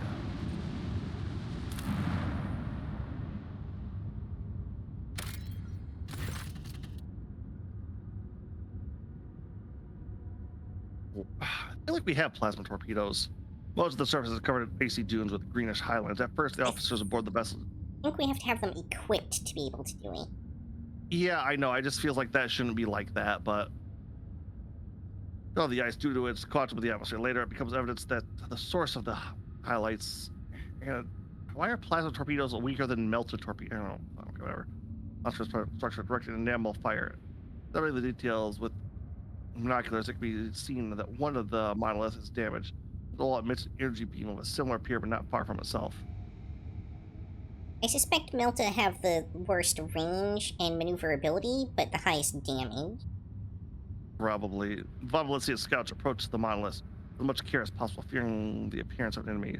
Small servitor sent to gather data about the energy beam clearly demonstrates the destructive power of this xenotechnology. Precariously making contact with the beam, it instantaneously broke apart into minuscule pieces. It's curious that the second pyramid is still intact, and that only a matter of the source of the beam is being destroyed. It's like this following monolith. The beam barely reflects off the dark metal of the pyramid. Occasionally, a scarcely visible wave runs across the surface of the monolith's walls, after which material appears to become even smoother, as if one of the monoliths is feeding the other and not destroying it. A few seconds, scouts detect them closer in order to better examine the phenomenon. 7 the soldiers of the monolith notice a fragment of metallic rib cage melted right into the material of one of the walls, like a bizarre bas-relief. Between the rows of ribs, a talisman of black stone shimmers. Curious light. After each wave of energy, the figure in which the talisman belonged, there was no sign of life. After a quick debate, the officers decided to take the artifact on board. Withered shard. The wearer's strength, toughness, and agility are decreased by 15%. No, just 15. Or 15, yeah. The wearer can use heroic acts at 120 momentum instead of the 175. And desperate measures at plus 50 higher, capped at maximum 100. The wearer is considered as having heretical adherent if they do not yet have it. I found someone to storm on life is ice. Rocky World added. Really? Not Rocky World 2, Not Ice Player World. We could probably equip those alternate torpedoes and go back to do that torpedo event. It wasn't letting me re-click on it, but we will give it a try. Okay, we need plasma. Pattern. Yep, this one. All right. Let's try it. Yep, nope, can't do that, so.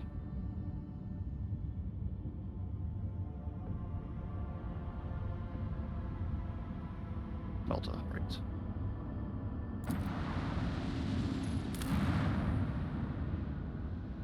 I'm just irritated because that feels like oh no, I'm just gonna save scum there and redo it kind of moment. Yeah. Which I don't like doing that too much.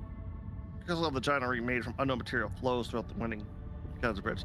Instruments measure a whole spectrum of various emissions. Sometimes dull green is darkened by clouds of space dust or bent by garden. The object most closely resembles a portal, albeit what's passing through it cannot be clearly defined. Send a team. Digital equipment and a closer personal allow the team to understand part of what's happening. Part of They're seems to big resemble shirts.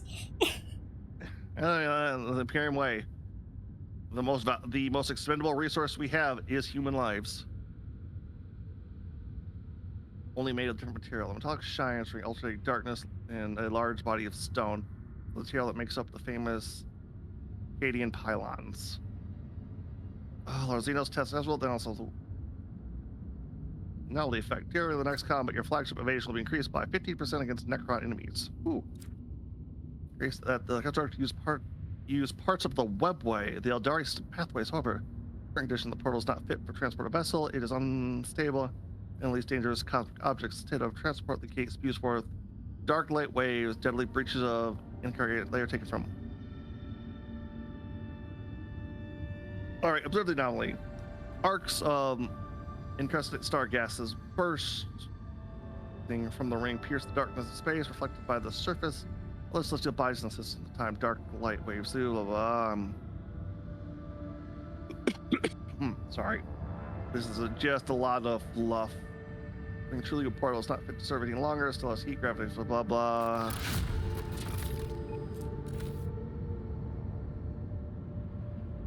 Okay. That was that. Guessing that might have been a portal if we had some kind of else going, or we have to come back here later maybe. Alright, another hard jump. By the way, we are past 4 o'clock. It's not urgent for me, but whenever you feel like taking our break, totally cool to do so. Okay, we'll finish up this interaction and then take our break. News comes from the navigator sector, but over the last few days, allegedly there is a vast shadow following the void ship through the depths of the Sea of Souls. Hours before emerging in the real space, the vessel's shuttered and unfighted Leviathan has emerged from the rolling warp. The wheels wrapped around the ship. It started squeezing, trying to crack. Trust the navigator's talents. Hey, two Plus navigators insight. inside. Yeah, the ship's navigators is the warp by following. Yep.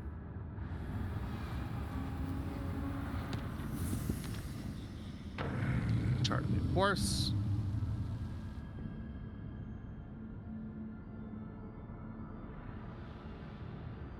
Move that to green for now. And everybody, we will be back shortly and take our quick break. Go use the bathroom, refill your water, do whatever you need to.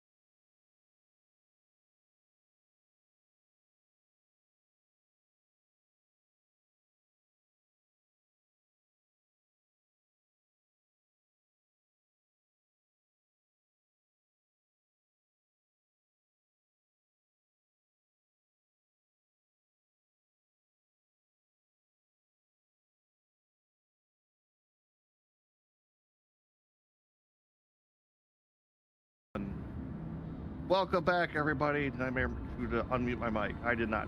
Welcome back, everybody. All right. One more system to check out, and then I'm pretty sure the next one's probably going to be our last. Oh, more ships. That looks like a dome. Yeah, it just looks like a planet to me. Oh, a planet. Yeah, it might be that too. No, we found the Celestial Obscura of the Necrons, which one of their more terrifying stations. It has a map on it that has a that records the movement of every star in the Milky Way galaxy. If you push one of the stars on the map, it explodes. Kill them before they can even beg for mercy. All right, what are we having here? We have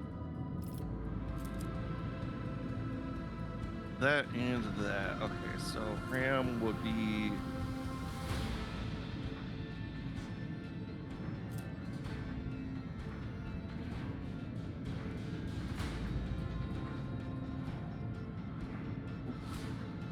so. You know what? I'm gonna do something a little stupid.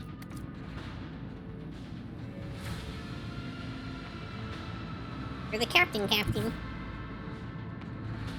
Damn right.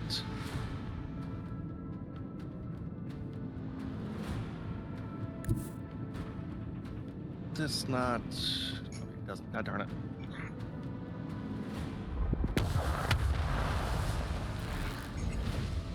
Maximum RAM. For throne's sake, we lost the shield.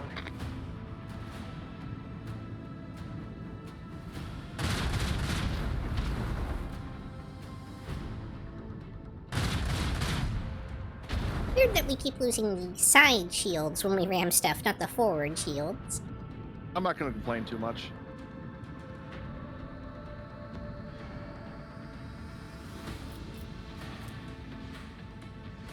Oh hey, we can do triple torpedoes. Or we could if we didn't have a ship in front of us.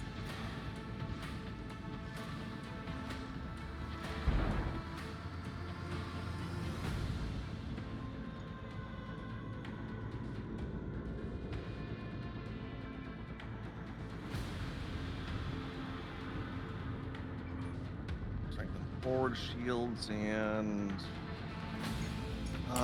do I restart our shields right now? Yeah, probably.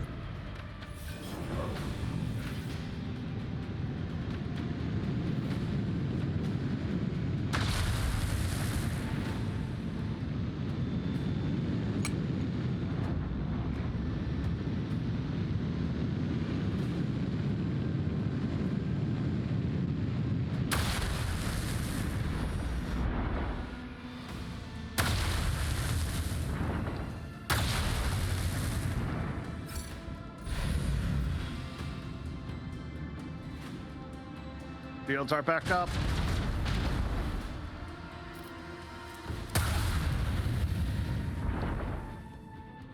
You have boarding party up, by the way. Yep, no, I used that last turn.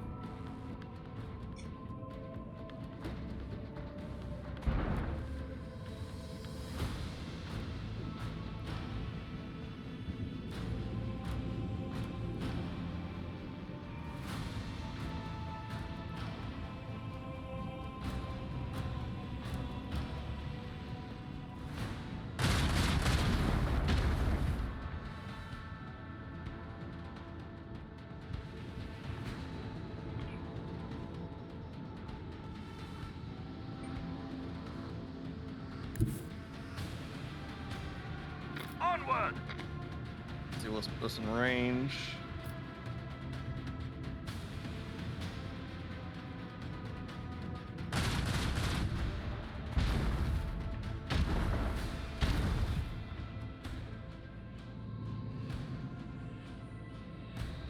Well, not that cannon. God darn it. Oh, all right, fine.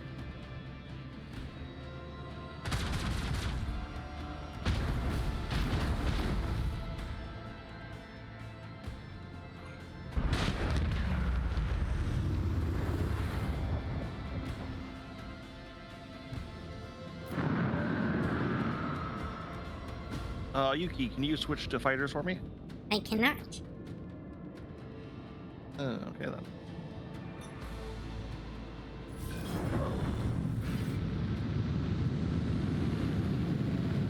Well, we got rid of the big one at least.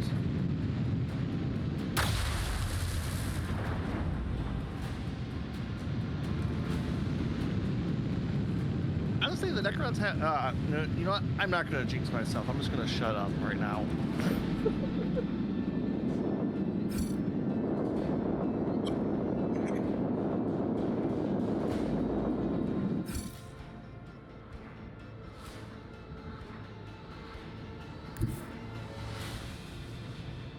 The time has come.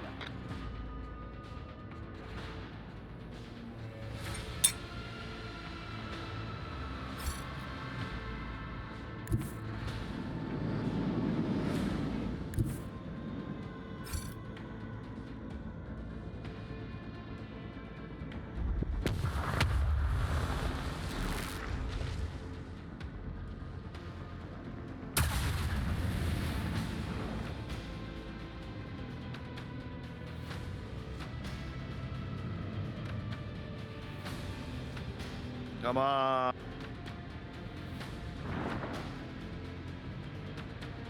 Boarding parties. Nope. All right.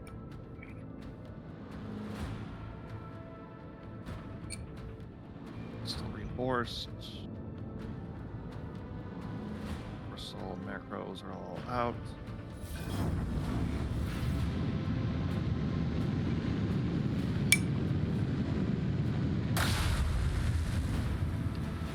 So the ship's power is going pretty good.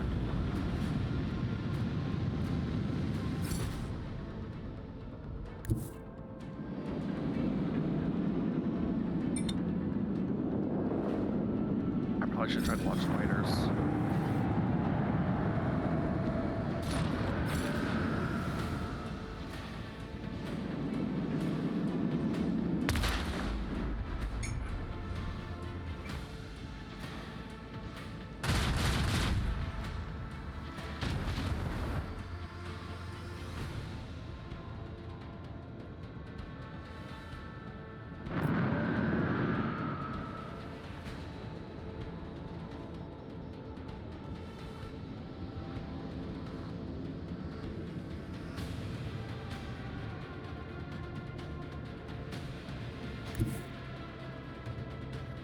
Here to start with.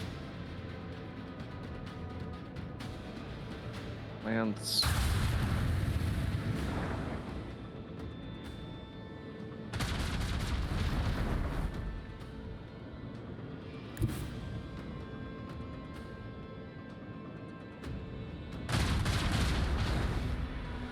Set the course.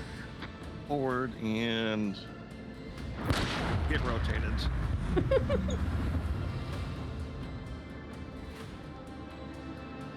Left a little bit. Ooh, and border parties are up. Go, Arbin. Go fight the abominations.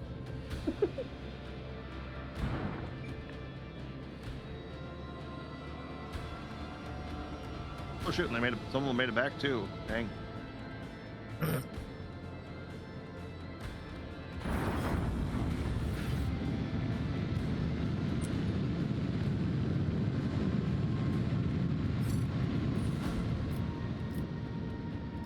It's almost like they're running wing.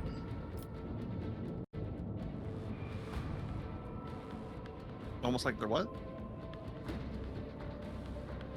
Running wing.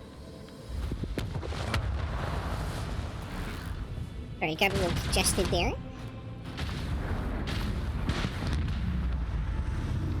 Blessed are the faithful.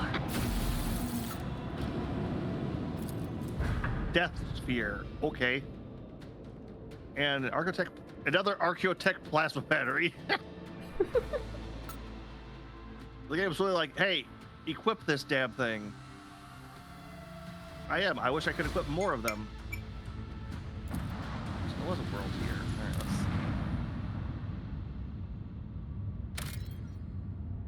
All right, oh, yeah, that looks like it is. Looks like all your operator reports. that an exploration shuttle belonging to the Von Felicitas dynasty was detected on the planet's surface from lower markets. It's assigned to your vessel. The operator also states that the entrance to the system of tunnels was spotted next to the shuttle. Ball report. First, the expedition shuttle 720 has been designed as a irretrievably lost for many years. Information about the circumstances of this disappearance is sparse, as if someone deliberately erased it from the crumble, blah, blah, blah. Theodora. There's a barking, you notice that the shuttle is buried halfway in sand, and the Von Felicitas coat of arms totally erased from its side. The shuttle has clearly been here for a very long time. So you find crates of archaeological equipment, which one can just barely make out the emblem of the Explorator. Most of these crates lie next to massive black doors of Xeno origins, the entrance to the tunnels. Say the depths take several hours. You can make your way through cramped corridors, giving your way to the huge black hells, where a dim emerald glow from no discernible source brings forth the slithers of equipment and abandoned a tech priest suffocated in precious silence, deafening yet horrors beyond mention. Oh, we're actually going into this. Yay, horrors beyond mention. Our favorite. Everyone, take your heavy weaponry.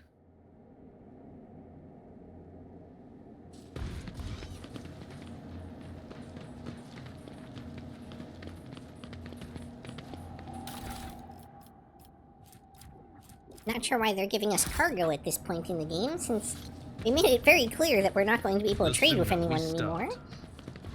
There was a great reaping here.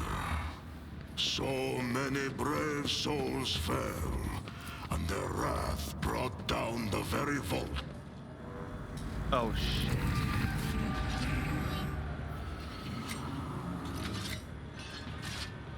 I clicked for good. I did not think it was going to start a battle. Yeah. My bad, Yuki.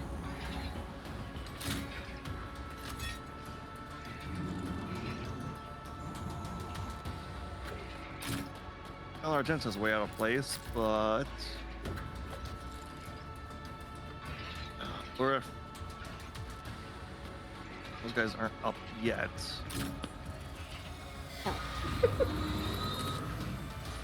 Valuable same thought there. Ooh, an immortal. That's a little tough.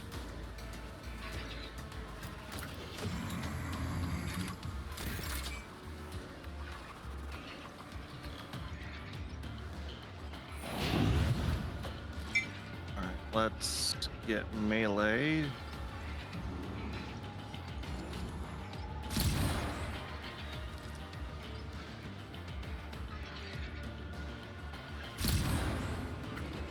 Cover and shooting.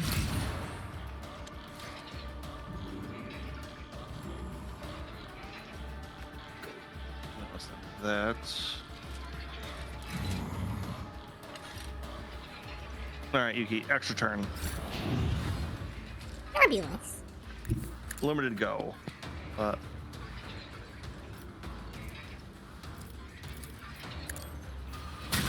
Miscreant.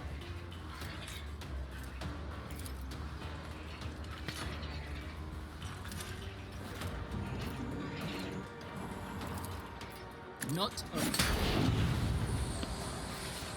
Already done. Oh, damn. Another king. Opposing you was your biggest mistake.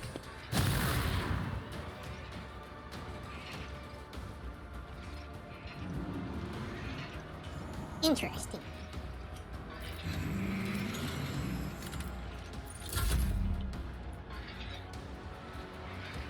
Ah, that one came online. What one did? The one down the stairs from you. Oh yeah, it's an immortal too.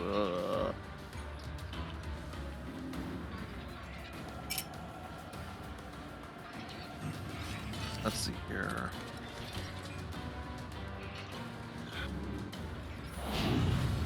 Let's boost that up. You know what? Jinso, you're gonna get full turn now.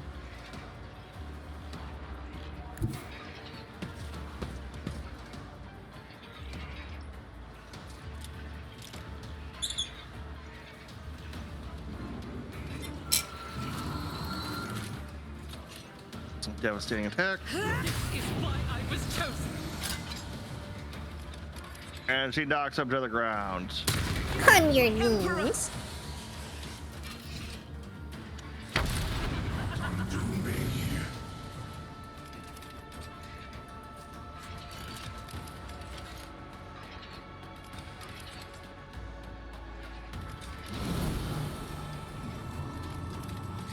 Let's attack him. This is why I was chosen. Animation protocols.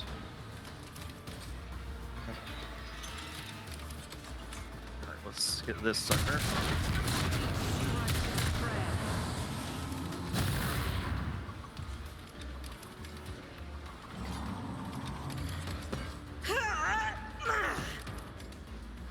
Yep, and the ones behind us are turned on now too.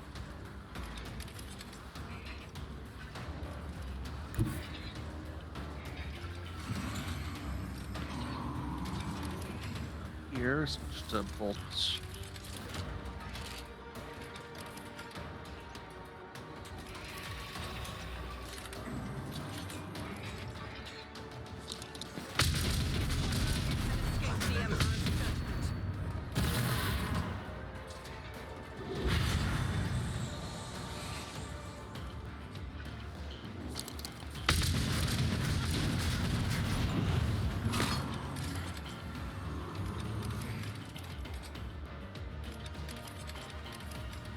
Anything else turn back on?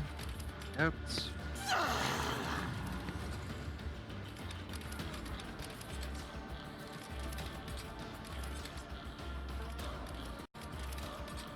Slaughter.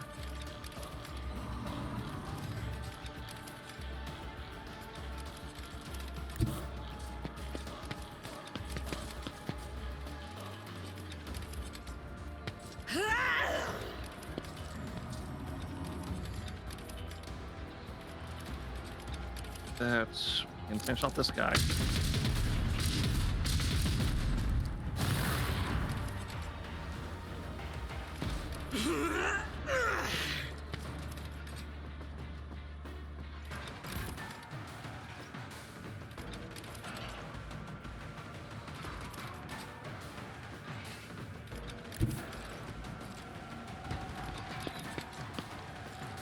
Get up out of the way.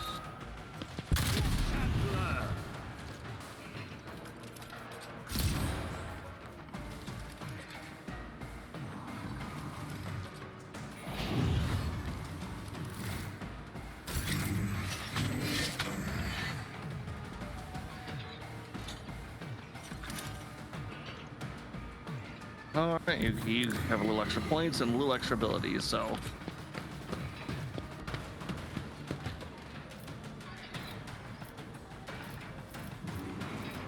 So what is this? Nothing I can't do.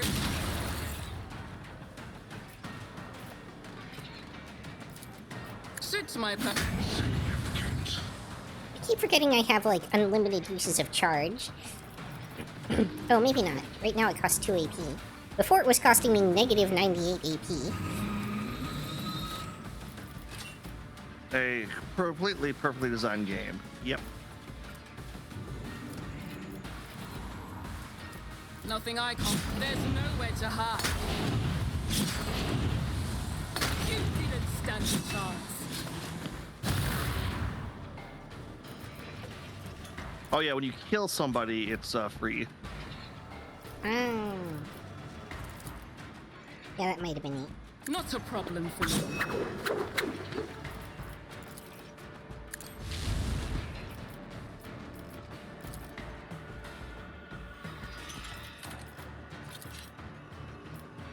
Can you charge down the stairs? Not from here. Not my specialty. Do another death from above or something and jump. Oh, okay. Suits my purposes. Ah! Another clean That works strike. too. Last Necron up still, or is there Already 1% on yet?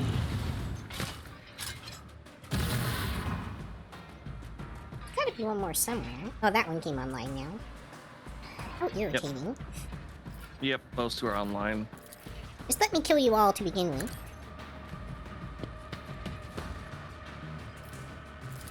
Ooh, can you charge him yet? Nothing I can't do. Charge has a pretty limited range. It's only like 4 or 5 squares. Yep. Not a problem for me. Oh, not gonna go from the one back there? Oh, was there one back there? Yeah, Oh. you were right next to it. That's why I was like, oh, you're gonna charge that one. I didn't even know that was there. That's my bad.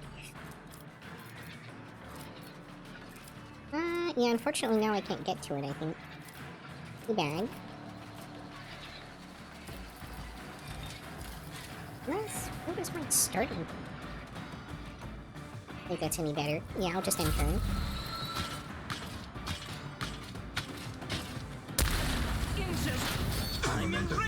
Oh, 1 damage.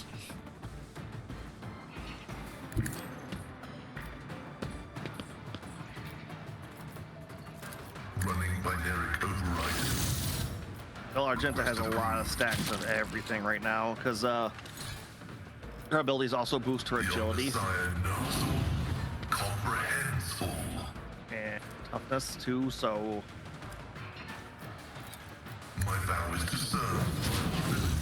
Not to mention her armor is stupid.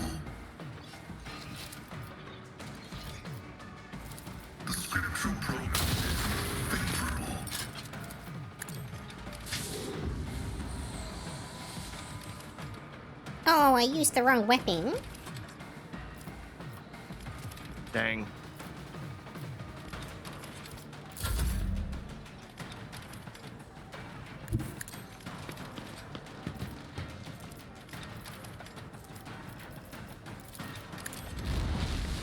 Took care of this one.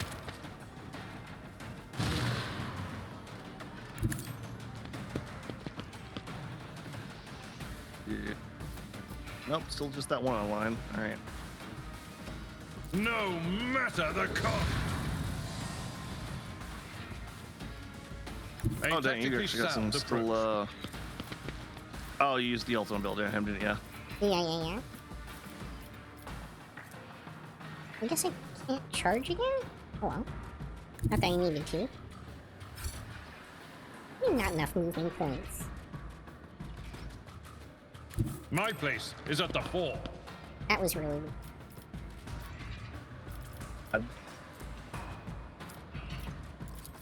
Victory is a target well struck.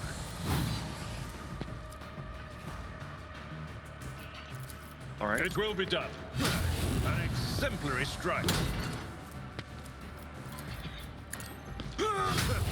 Gray hair, your hair. I will do my due. Yeah, that's his ultimate. He can just keep attacking. As long as he has the AP for it. Oh, And using it restores all AP.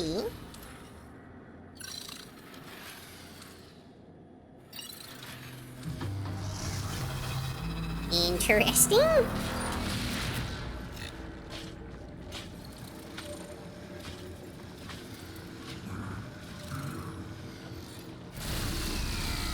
Say something, gun.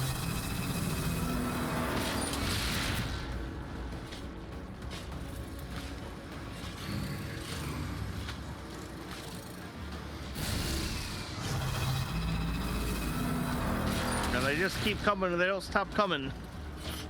And they don't stop coming, and they don't stop coming, and they don't stop coming.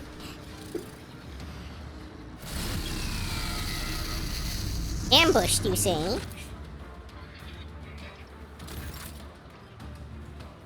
Wait, like, how do we get to them? There's bridge controls up at the top of the platform. Oh.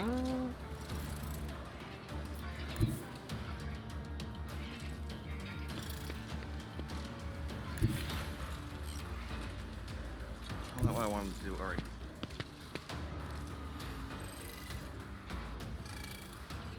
That and there's range stuff too, which Argenta.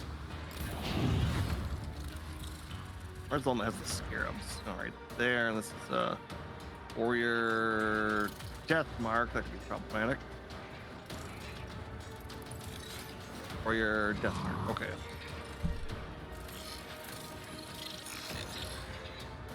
reorient where I'm at.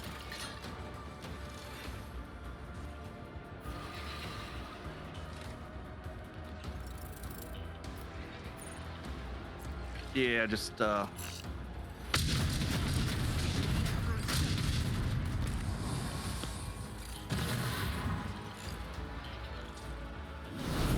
momentum.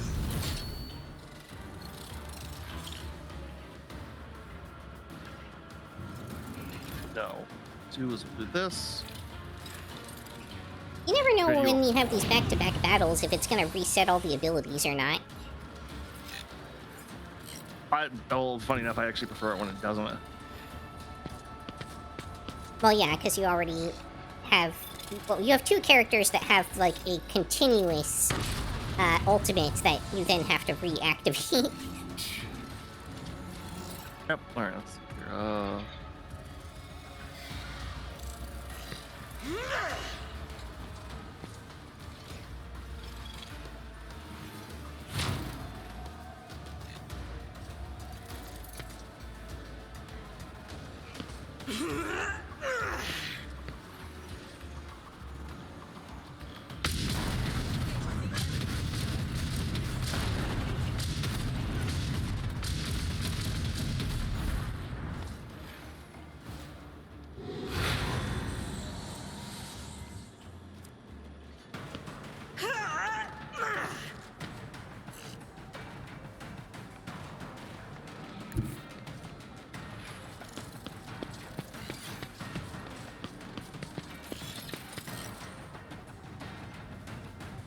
Let's get rid of the weaker ones we know we can kill.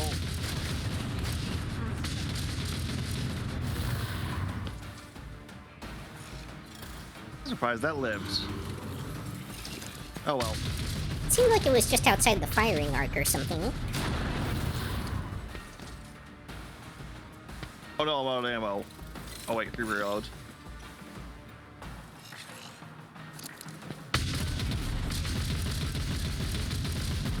Oh come on. I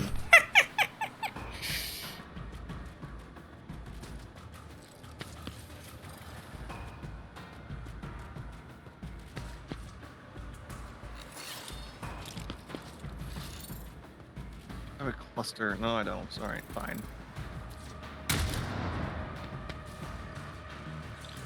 Damn. That actually missed. To hide?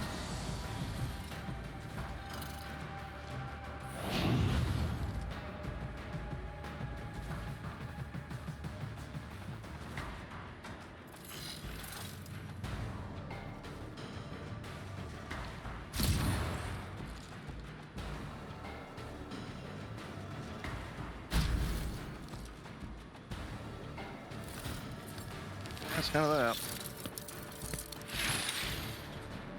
It really seemed like they were just trying to tickle Pascal there. Pascal there. Never wavered in the face of adversity.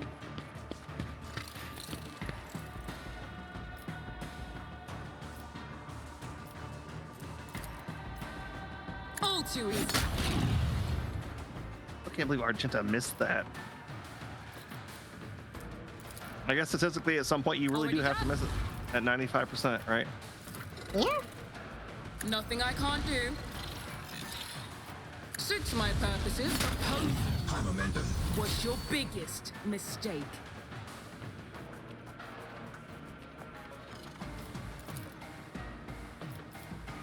Not a problem for me.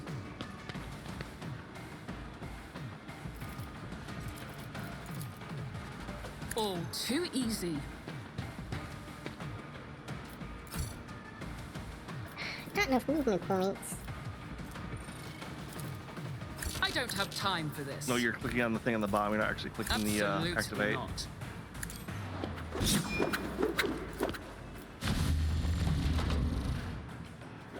No, I was. I just Get wasn't there. close enough to that one.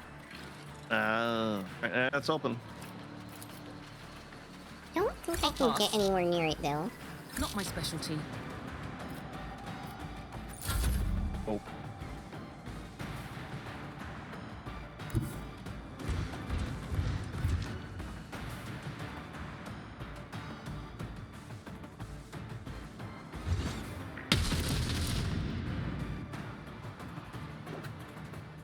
Oh. Frustrating having, like, all the movement abilities in the world and still not being able to get close enough to something to attack it. Yeah.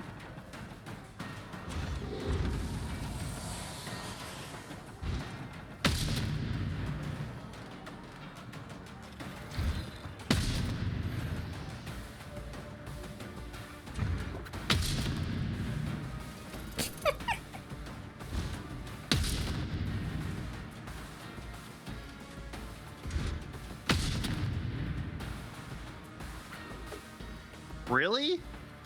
Really?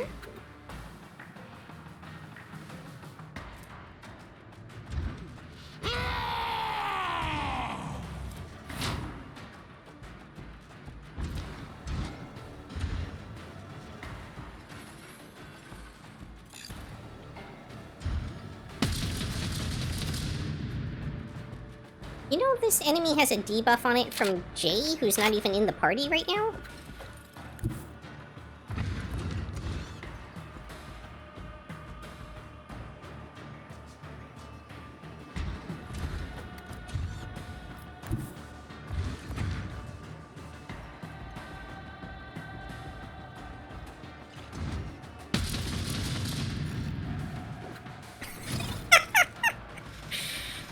You know what? I feel slightly less bad.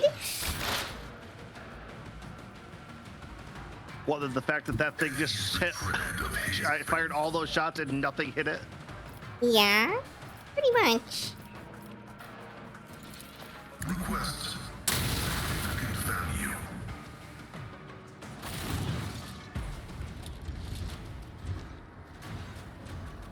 It's about time. Hey, I've got a logic 100% over here.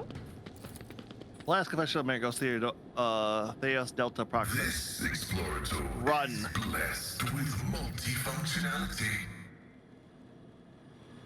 Oh, alright, it's yep, a little fluff there. The machine gun grants me insight.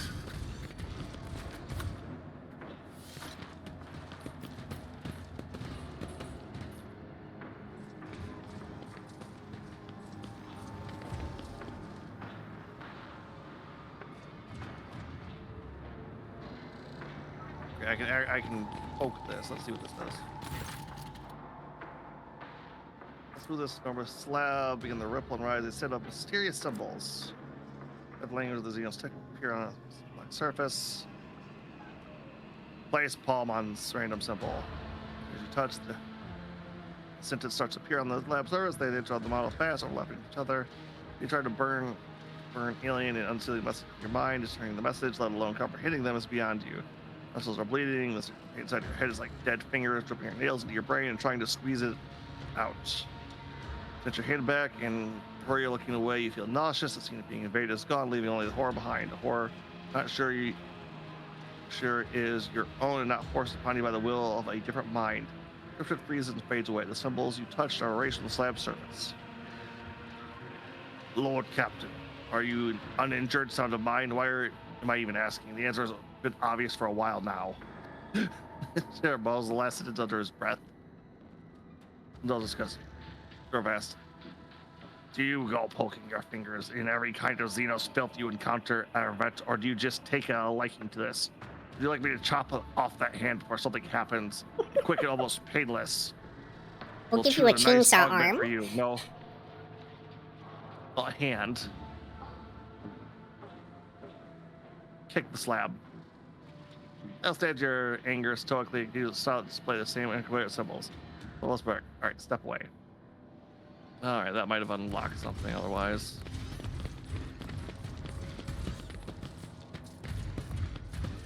Anything worthy of my attention? On the other side, or I'm guessing just the same thing again. There's actually some goods on the other side. There. Another message, or Gaze of the Void, two-handed ranged weapon heavy, 45 to 55 damage, and a cloaking field emitter. When the wearer moves one of their combat tactics areas, the bonuses granted by this area are doubled. That seems good for Agent? Yep, alright, let me take a look at that while you go over the room really quick.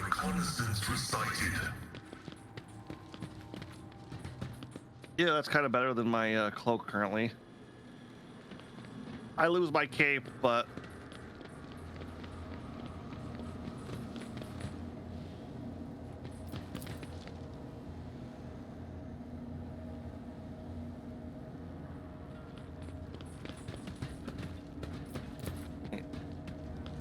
I'll touch this slab, see if it's... Alright. Nelthebek's books of wisdom knowledge received from the outsider himself by his most beloved children, knowledge that led to the most terrible betrayal of all. Doing their sit towards the secret corner, the other two pearl about to attack. Touch the slab carefully. The first of the metal feels not much different than plasteel to touch steel. As soon as you apply a little pressure, it becomes pliant and vicious like cold resin. Emerald green marks linger for a moment, before it is swallowed by the black metal. Carving. The total man tried to carve your initials to the Xenos artifact of your knife. Metal instantly heals damage done. It's only sink a knife into the slab. Use your blade as clay would, try to pull it out, but to no avail. Forever stuck inside the Xenos body. The blade itself now is a glorious monument to your stubbornness. The knife in the slab. Only the truly worthy can pull it out. Unless you can see anything, I think we're done here. Seems to be everything. All right, a little more experience dealing with Necron BS, so.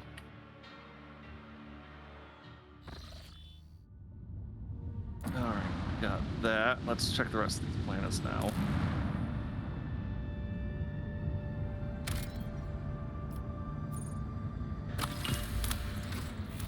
There's an extractium. Very useful now that we can't get to our colonies anymore, I'm sure.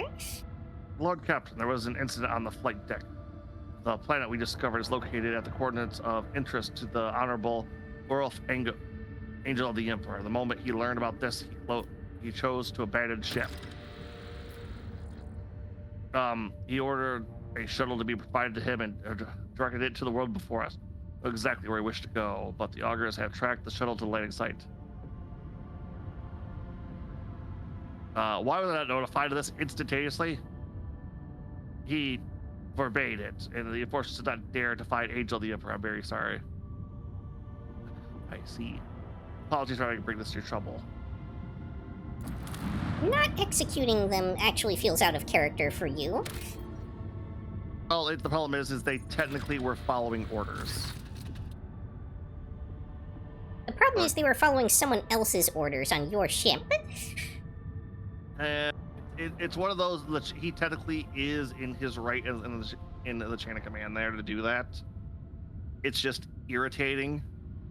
Himself a planet fault the frozen world. Shuttle or part of the ship. All right. Scout the area. Scouts discover numerous structures, buried ground, obelisks, Xenos, no signs of activity. The portal home. Shuttle. Machine Spirits is in a fine form and ready to ascend from the world's surface. Has been found of Urth Thunderlunge, intended direction, but a keen-eyed scout played several disturbing snow drifts that may indicate the route taken by the Space Wolf. Follow the trail. Your barely ventures into the realm of binding white, cracked frost. The sky is soon blackened with snowy clouds that block out the stars. Wind howls like a pack of hungry spirits, sweeps all trace and whips up furious storm. That's bold, dangerous, treacherous. Boo. No, we actually. Thank you for Yuki on the passing on that one. Under the stove's crust opens underneath the enforcer's feet. Then his Lord Captain and his companions hear the telltale crack of time that saves the soldiers from certain death. A few hours later, the expedition comes to a plateau rising ahead in the dark hull of an Imperial trading vessel that once landed on the world's surface. Scouts, survey the area. Yep. You know, it would probably actually benefit us to level up the characters who are not in the party, just because it would give the appropriate bonuses, I think, in these kinds of non-combat encounters. Good point. I can run back and do that for a minute. They all seem to have lost their way and fall back to the ship. Look for signs of Orphan. The tracks leading to the ship's airlocks indicate that he was here recently. However, he was not alone. The scouts find strange dips in the snow just surrounding the ship. It seems someone was watching the ship from a position buried in the snow around the same time that Urf was searching for it. Investigate the ship. Devised as the relevant gallant, merchant cog commanded by the baleful Howl on footfall. And if structures other than misfortunes are found aboard, only some useful cargo in the hold. Contrary to expectations, no crew members are found dead or alive. The ship has been abandoned and the fuel systems are non-functional. Everything has frozen solid and ruptured the tanks and pipes.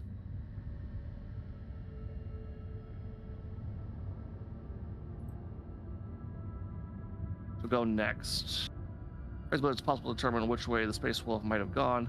Fair Brave treks and strikes out long-distance scout, run and out return from Mars.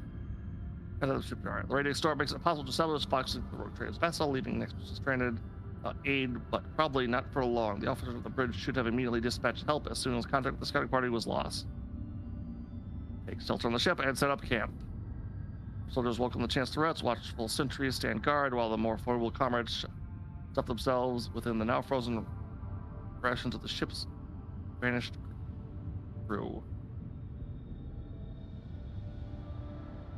Horse test successful? The particular plummet, but the brave enforcers allowed the Lord Captain's exemplary endurance of the trial and not lose heart. That'd be Thank you, Abelard. Abelard. Yep.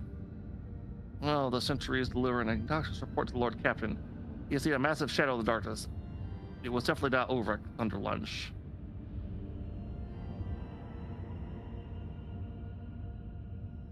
Double the sentries. The reinforced the sentries cannot conceal their fear. The unknown has robbed them of courage.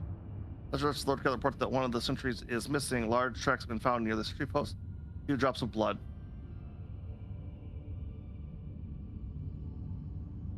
Armor everyone and set up defensive positions. Casting food aside and arousing from the sleep, every member of the prepares to fight and defend the blessed rogue trader. The warring is cut through the roar of the storm and clash and clamor in battle. It's followed by a furious, agonizing scream. All right, party forward. Troops with ropes and bolster each other with battle cries. The forces run towards the battle human chain, unable to see anything ahead. The darkness rolls snow. Finally, stride toward the source of the battle. Ooh, okay, yeah, that's taking a lot. Hey, Oh, no. damn it.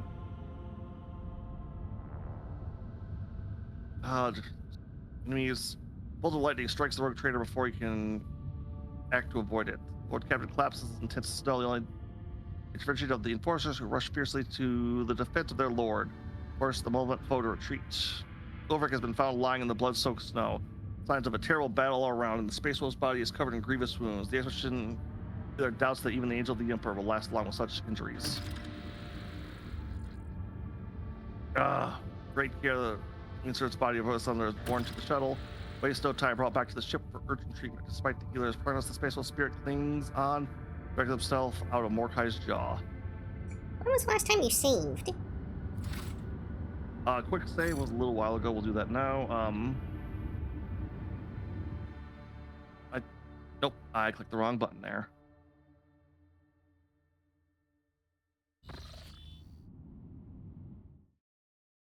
I could have just gone from the bridge from that window. God darn it.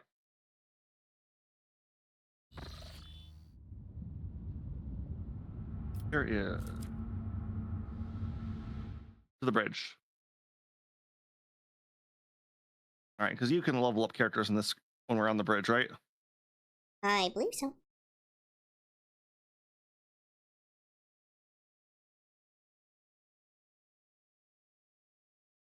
But, only ones that have been assigned to me.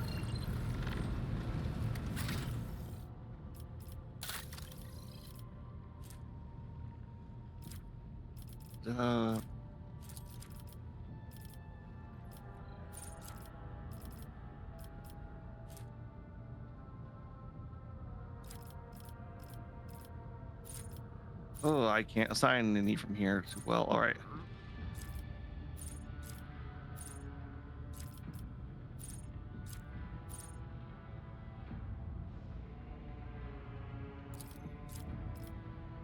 All right, you want to level up the other assassin? Yeah, working on that currently.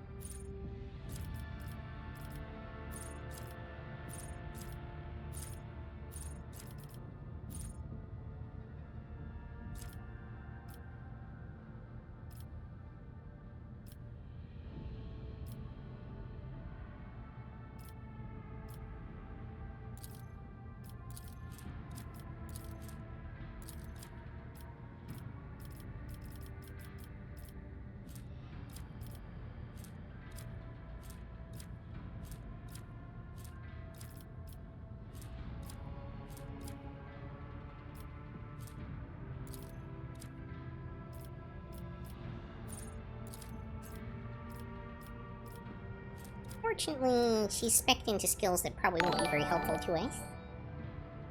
Aw, thank you so much for the follow! Nice to meet you, Sutero Midas. Was reading the rules.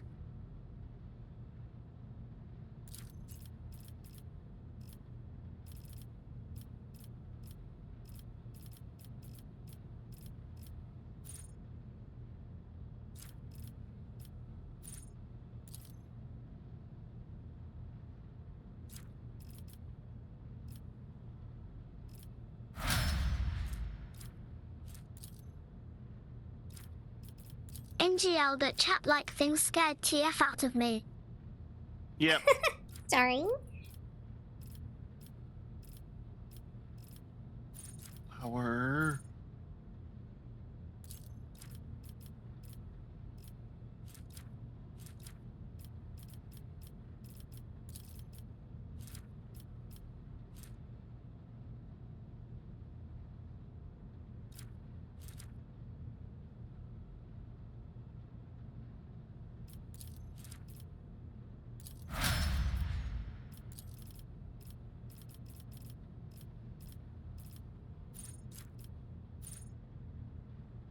And Oh, Oh, did it not work? Just a moment. what did not work? The throwing stuff at me thing glitched out. I thought it was actually heart-like jump scare.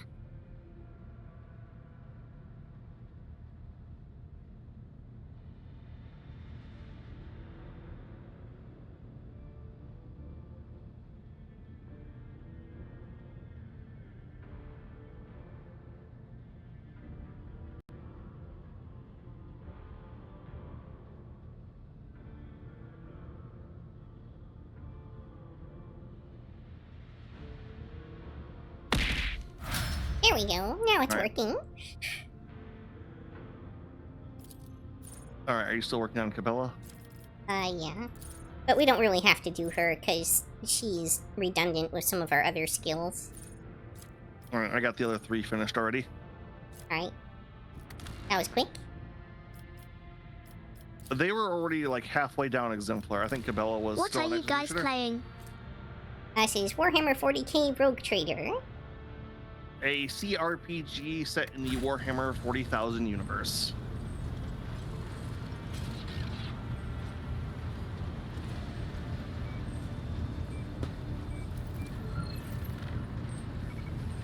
Yep, we can go ahead and move on. I popped out of the level up screen. All right.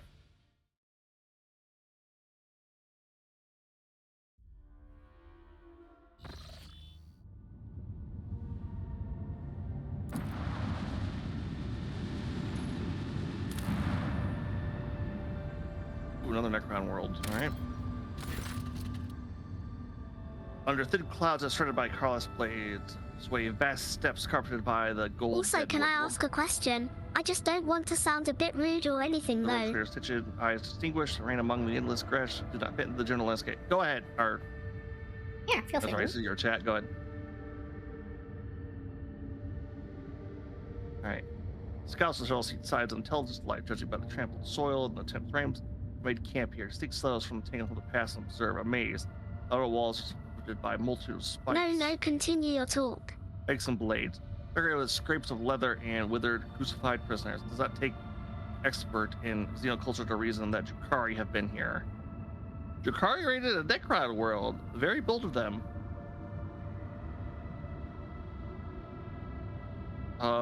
Send the scouts out as they come over the tracks left.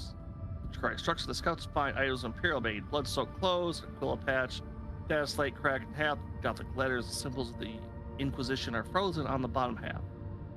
The sentence fragments make up part of the exploration report. Servants of the Von Vulcius find a rogue illustration of the camp in the pocket of the filthy coat. In two locations, the first is shown with a sword highlighted area where the items were found. There's a skull pointing to the patch in the ground maze. All right, another Yuki.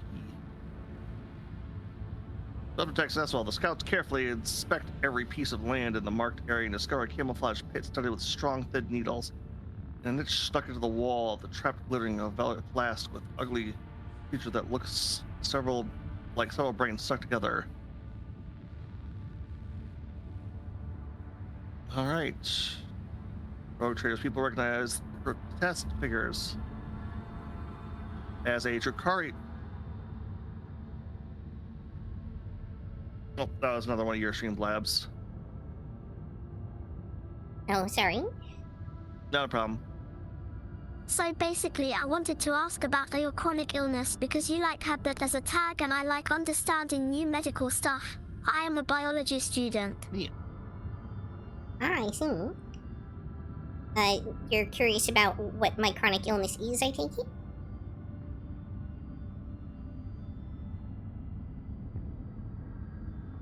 Yep. All right, next paragraph. I'll wait for a response. Or if you'd like to answer. Yeah. So, I actually have multiple. Scoliosis is one of them, some allergies and stuff like that, rosacea, and psoriasis. But principally, this isn't something I talk about a lot on stream, but I do have ulcerative colitis, and that causes a whole bunch of domino effect symptoms for me. Yeah, I know a buddy of mine. Funny enough, when he was a teenager, he got diagnosed with scoliosis, but then recently they went back to the doctor and found out he didn't have it. Oh, interesting. Yeah, which he was very ticked off about because he had it to such a degree, they were worried about him driving. But so he never bothered to get a driver's license. But now he's like, yeah, you don't have it. It's like, well, fuck. Let's see here. The rogue traders people recognize the grotesque figure as a Drakari Medusa, a parasite capable of...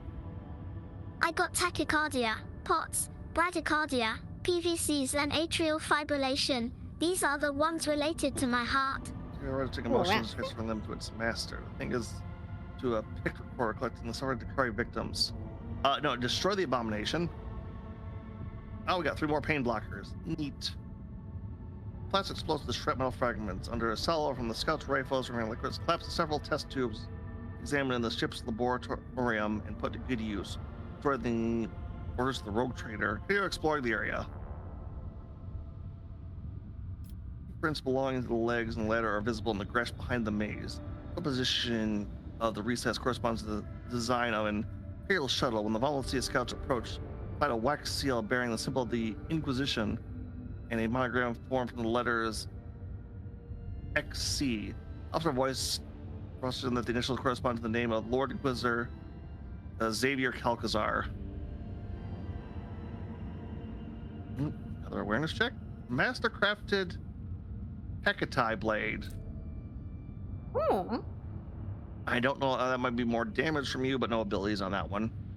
Yeah. Of the trigrass nears from the prints of the ladder have been cut off as if scythe. Among the chopped stem lies a piece of the Drakari trophy, a flap of dark skin stretched out by thin chains. Drakari tattoos set us up a storm of tornado and a black symbol comprised of curved line shaped. Barred it all.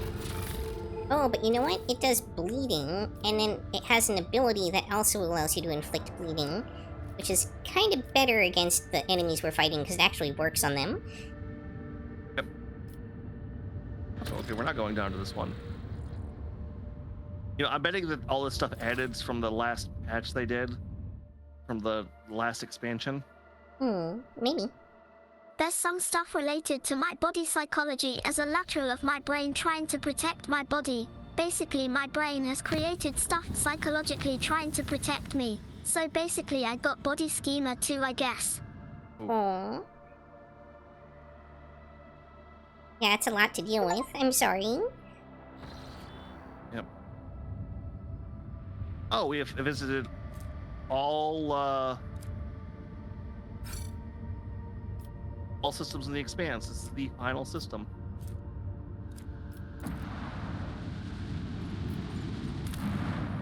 Let's do nope, another world.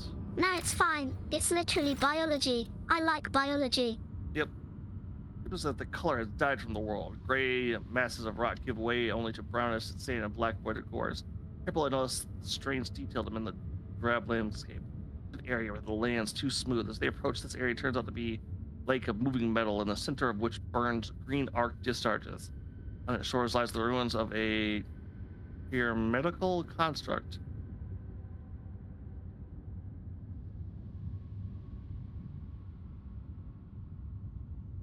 Through magnoculars, it is determined that the remains of the pyramids are slowly melting, creating flows that dump new metal into the lake. The smoothness of the lake is lightly rippled by currents trying to extinguish the flames in the center. Yeah, sorry. I have my own text-to-speech going, and anytime it does the www or .com, so like that, my brain just seizes up for a second. Yeah, I don't hear it on my side because I have it excluded. No, I don't have enough people chatting most of the time, so it's like I like to have it on to make sure I don't miss anybody. Let's export our shuttle to the surface.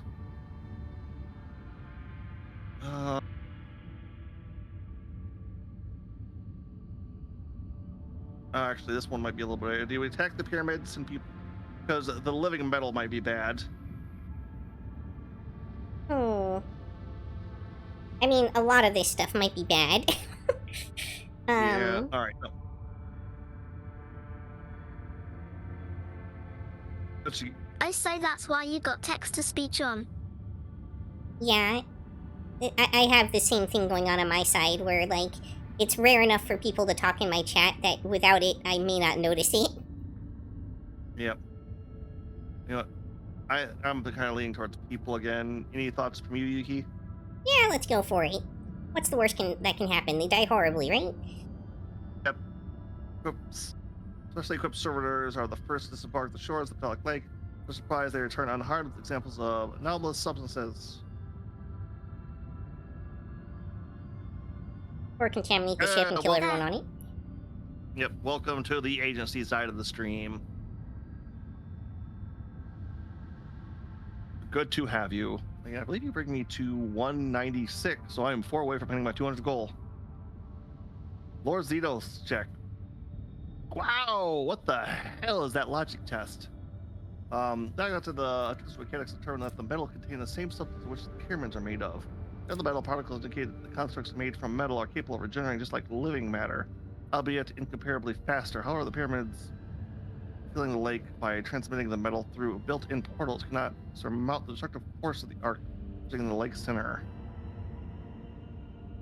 I don't know what happened to the pyramids. We passed! Yay! One of the pyramids lining the lake shores is more damaged than the rest, judging by the melted edge in the direction of the breaks.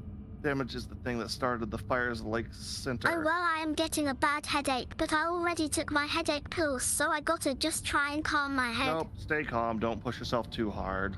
Yeah, hope you feel better. The metal has success.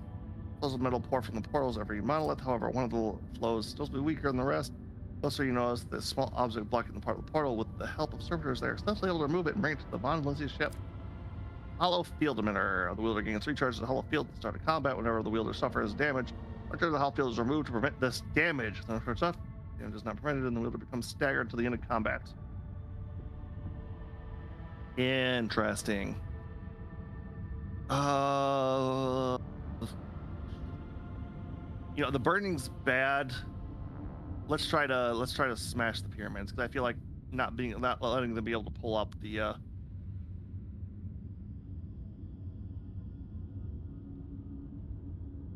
Thank you for the lurk. Yes, we always appreciate lurkers here. Yep, nope. I have a bunch of hidden commands even I have forgotten about in this chat over here. Figure out all my mysteries. Even I don't know them all. I wanted to suggest lurk. try to extinguish. Let's not give on the fire the salvos. Portal's flow. All right. Scanners cannot find the ideal of the green flame with the ship's waste. Rather dubious, but on their question, the drop the cargo dissolves. No effect. Barely touched the discharge. Neat. All right. So yeah, couldn't do anything there. We can examine the star. Judging by the orbital trajectory, this is the parent star of the system. It was right back to the day it used to be huge and angry to bite. Not this half-dead firefly. What's going on with it? I can imagine what could have drained a deadly beast like that. The Lumineers swear that the rays of this star would have continued withering all life in the system for millions of years more. Too young to have faded like this. Like it was gnawed out.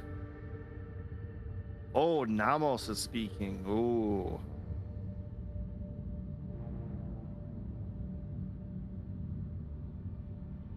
What can we do for Namos? I don't remember, to be honest. It's been a while since he's told it. It was attacked suddenly and fiercely. A hungry predator bit into its magnetic field and drank, oh shit, much of its energy as it could. The predator was starving and would have surely devoured the star whole had it more time. Oh, so the Necrons worship gods called the Catan, the Star Eaters. I see. They also broke their gods mostly, so oh shit, we might have a Catan to deal with here. Oh, Namos, where did you get this information from? I do not know, but I can read the traces of what was committed here as if I've seen it happen 100 times.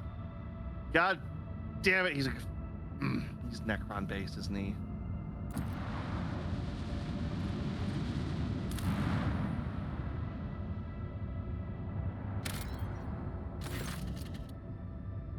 The shuttle appeared by sighted among the rocky gorges of the planet alongside two nearby Xeno objects. Monolithic structures embedded into the landscape. When scanned, the object distorts the signals, but no sign of the enemy averted nor signals from the shuttles are found. Send in the scouts! The sign disappears as soon as they approach the cliffs between which the shuttle was not found. The shuttle was found. Now one of them returns. No details. Disembark and examine the shuttle's Xeno structure. As it was first explore the dynamite monoliths, the monolithic shuttle overcome zones with an alarming rumble, after which connects the void ships become genius. Despite a rough landing and rocky terrain, fight unsuccessfully.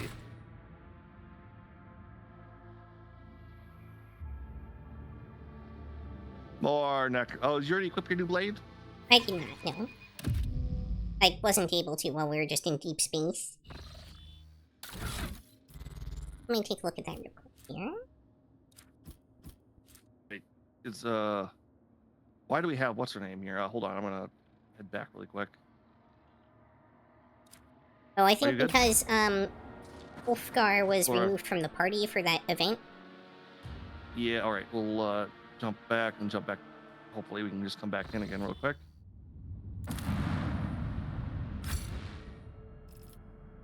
No, he's out. Oh, do we not have? Yeah, remember when I was asking if you'd saved recently? I was suggesting a reload. Not so much as I realized he was incapacitated, as I figured that was a very important event for him that we had clearly failed. All right, we'll check the bridge really quick, and then yeah, it doesn't look like he's here.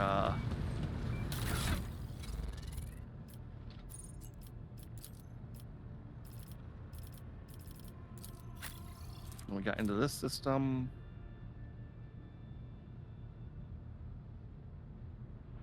All right, so this will be the last one. It's an autosave.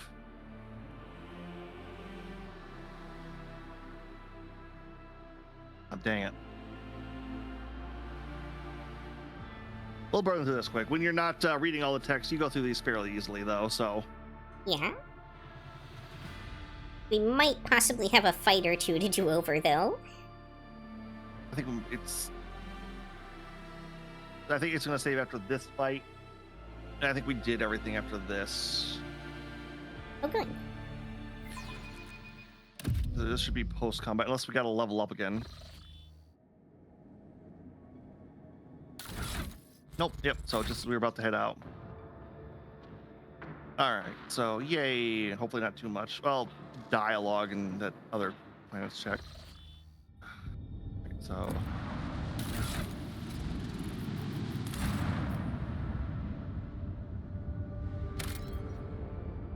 yay, plasteel, which yeah. I'll do another quick save. Which yeah, if you're an old CRPG fan, notify my actions. See in dialogue. Planet scan. Can you scout the area? So total. Follow the trail. Can you look representative Earth?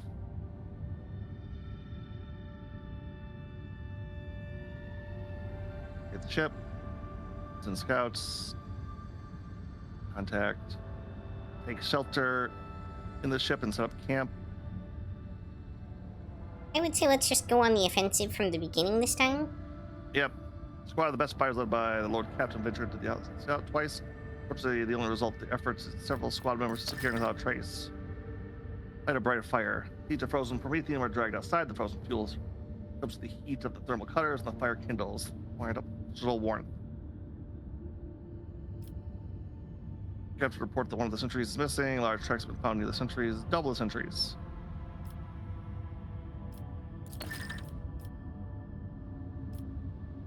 All right, let's success this time. All right, there we go. Soldiers rush at him, and the eerie shadows block the path. It's cloaked by the snow in the dark, which turns to be a barely discernible slit-house that animates the promise of death. Passing with the unknown enemy that cannot even be seen, the rogue trader deals several devastating blows. Then the malevolent flow hurriedly retreats into the blizzard. Blood-soaked, now his body covered in grievous wounds, but the wolf continues to cling to life. He is born to the shuttle, wasting no time to bring the back to the urgent treatment.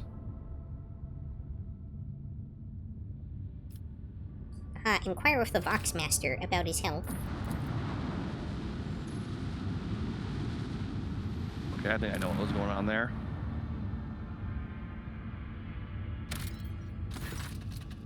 Yes. Destroy the area, awareness, presence, in dialogue. All right.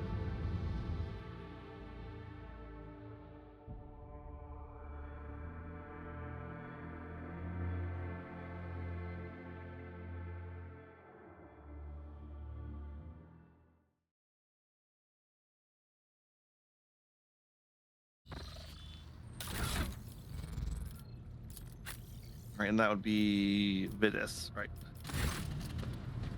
When you approach, Figgus pulls away from fine-tuning another Vox and bows her head. Lord Captain, the ship informed me of our imminent meeting. Alright, how's Orf? He is feeling better, Lord Captain. The ship's surgeon was amazed at his resilience. The esteemed Lord Ulfar is currently convalescing in his chambers. Escort me to him. So, a little bit of inside knowledge. I think we were fighting Ura there, actually. Who is... Oh, you think we were fighting our own person, or... Yeah. Space wolves have a distinctive flaw that causes them to go a little werewolfy. I see.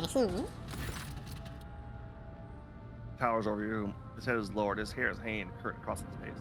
It is shaded with rude scars held together by metal strips covered with black spikes. Rules of physical healing. Could an ordinary mortal have survived such injuries? Unlikely. Bites two. The switch of his finger bites two of the servants to attempt to step away, not intrude on the conversation. They silently retreat. I must thank you for saving me. I had a difficult battle. Like the Emperor did not take you from us, join his heavenly host, my lord. I always survive. Why'd you go alone? A few months ago says, so I did not have to bury your body in the snow, Adbert. It's not out of arrogance that wolves do not allow mortals into our affairs, because the burden of those deeds is heavy. They reek of death. Just consider what kind of threat you could have been facing in a place where an entire pack of Astartes had disappeared. If I had to risk you for the sake of fulfilling my vows, it would not have been worthy of me. Fight together. Do not look like... Like weaves a sigh, which seems to hang in the air between you. You and I are different. Your way is to rule and build, while mine is to destroy and chase down prey. Such is the All-Father's plan. That planned my death on the battlefield an expected and joyous event, while your deaths would have been premature, sorrowful, and damning of many other lives. My traces of your brothers? The vessel I found, relevant grand, that was them. Inside there was signs that wolf scouts leave for their brothers. The baleful howl landed the ship on the surface and left, and the rest of the crew disappeared. I followed my brother's trail until an unknown foe blocked my path and battle ensued. What the hell did that to you? An evil spirit. It attacked me from behind and wounded me instantly. Points to the particularly gruesome scar in his chest. It clearly intended for one of the Space Wolf's 2 hearts. The wounds give off a strange mechanical smell, as if not one of you recognized. Probably a Persian balm brewed from Ulrich himself. Yours would have fainted after one whiff such a potion. Snow covered my eyes, and I could only make out the shadow, but it moved fast and it was strong. The Allfather's gift had not knitted my ribs into a hard carapace. Blow would have been my last. The Lord chilling note. It went through your goddamn armor? Yep. The entire crew is death. Like, do not blame us for what we are. Death is always clinging to our warriors, the All-Father. Fated to do no deed other than accomplished by the jaws of Mordecai. Seymour Solbren. By bitten path comes wisdom. In wake of bloody losses and shattered dreams, heavy thought weight on its bored shoulders. It enters unbidden and takes a seat by your hearth.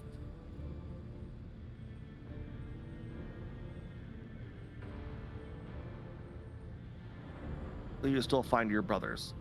I will find them. His face, probably not alive, but I will find them. Life about the future. You're wondering what it means to be an Astartes. Do you know no other family but your brothers in battle? To know no other feast but the joy of slaying your enemies and extolling your fallen comrades? To know with certainty that your death will be terrible, brutal, and agonizing, for time holds no sway over us, and no warrior of the other breathe his last in a soft bed. Death holds no fear for us at our heart. We have been eating at the same table since one day. That's like good away too. This is Avert. When a wolf priest tested me, I went to the gate of Mordecai, a dark place where real space and thoughts of the great wolves intertwine like tentacles of a kraken. Everyone who appears before the gate is granted a vision. Mine was a dark omen. I saw myself in 2 guises. One is white as the moon, the other is black as the lowly sky. The 2 were locked in combat. As from which me emerged victorious, that was hidden in my sight. That is not what frightened me. The black wolf gaze was fearsome, full of more pain than he could ever inflict himself. It drove him mad and turned him into a monster. And as dark as he appears, I recognize myself in him. After all, I was made for destruction, torment, annihilation. I am the more agile monster. Does that mean that the All-Father designed us drink his cup of pain to the bottom in order to fulfill his plan? I do not know. How come you don't rhyme? Rhymes are empty flippery.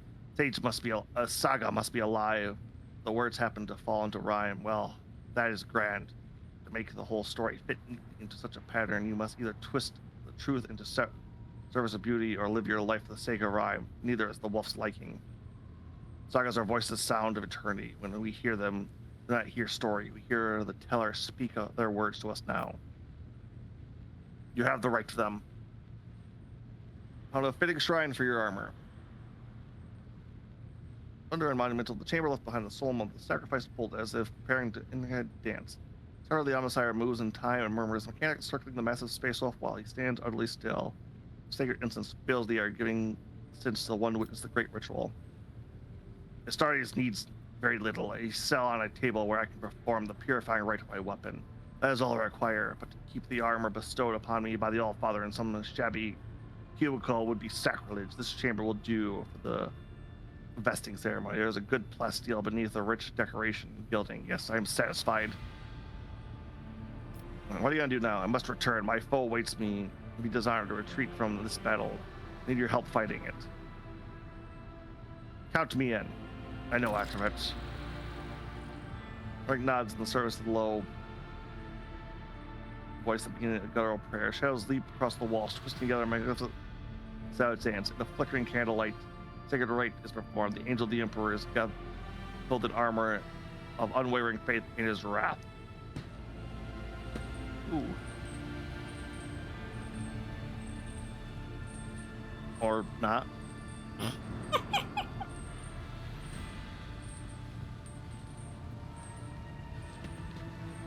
Right.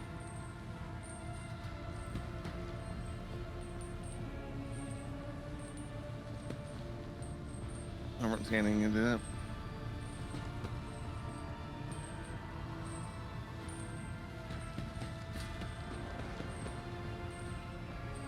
Okay then.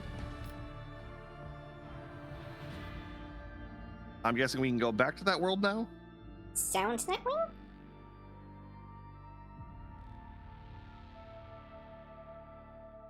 Because I definitely felt like that was going to be a event, like planet we'd go down to. Yeah. Give me just a second to take a look at that knife. Oh, and it looks like we never, we unleveled those characters after all. There was only one I really cared about, and that was our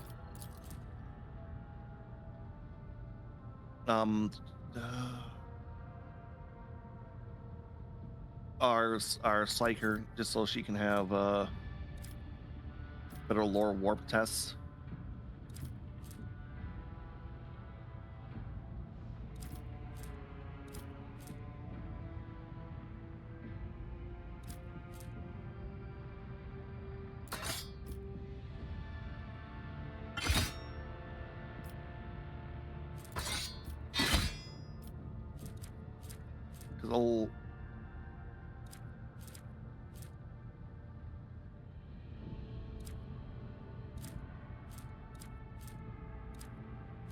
Alright. Should be good to go here.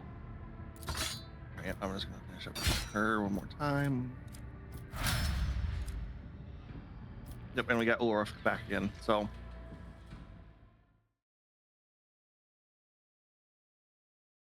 I'm guessing if we don't get the proper thing, we don't get the thing where we can actually like talk to him and get him back on his feet. Probably spending too much time recovering. Yeah. Yep, now. Yeah, there we go. Because it definitely implied that he took a lot more damage when we failed the check last time. Yeah. Marching on.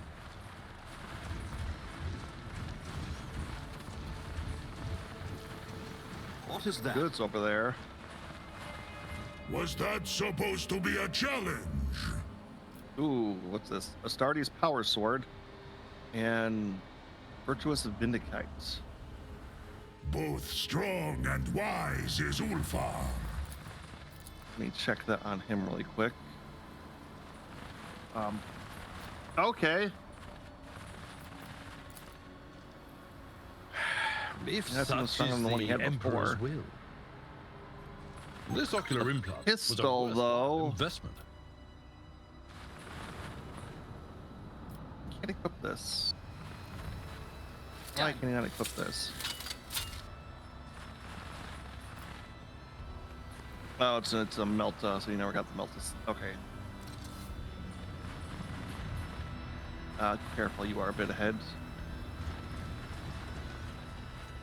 Over there. Something of interest. Alright, let's grab the goods. Excellence matters. Halt! I noticed Start something. Mjolnir. Sounds strong. I rise to the Here. occasion. I did fine. Yeah, I figured this No, whole only planet has was to about, start over. like, upgrades for him. Not that he really needed them. Yeah,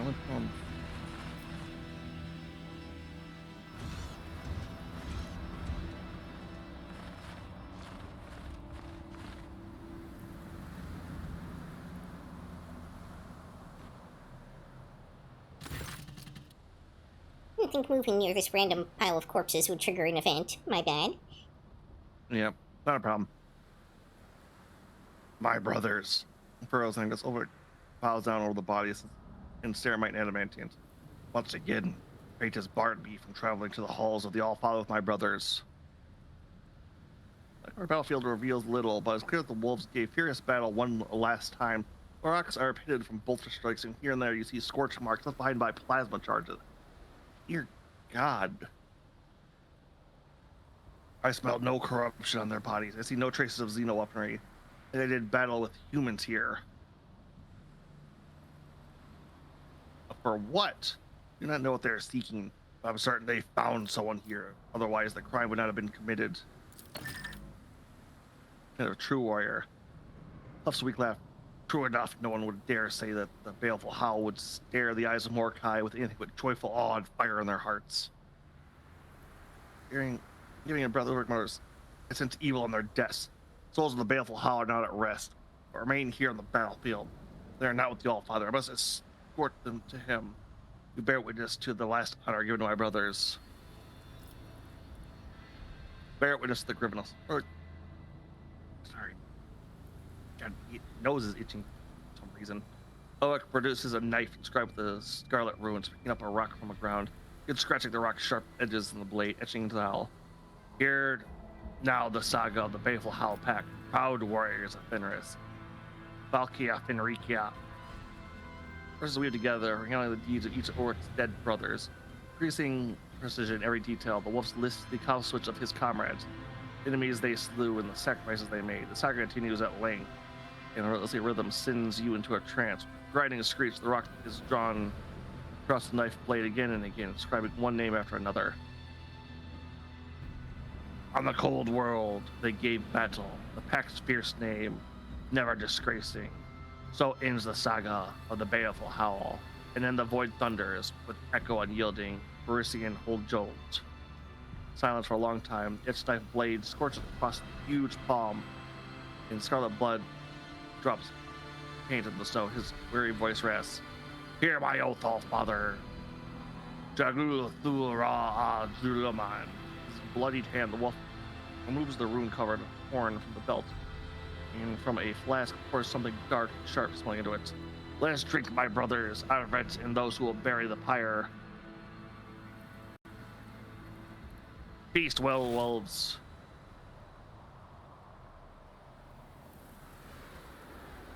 All right, everybody drink the blood.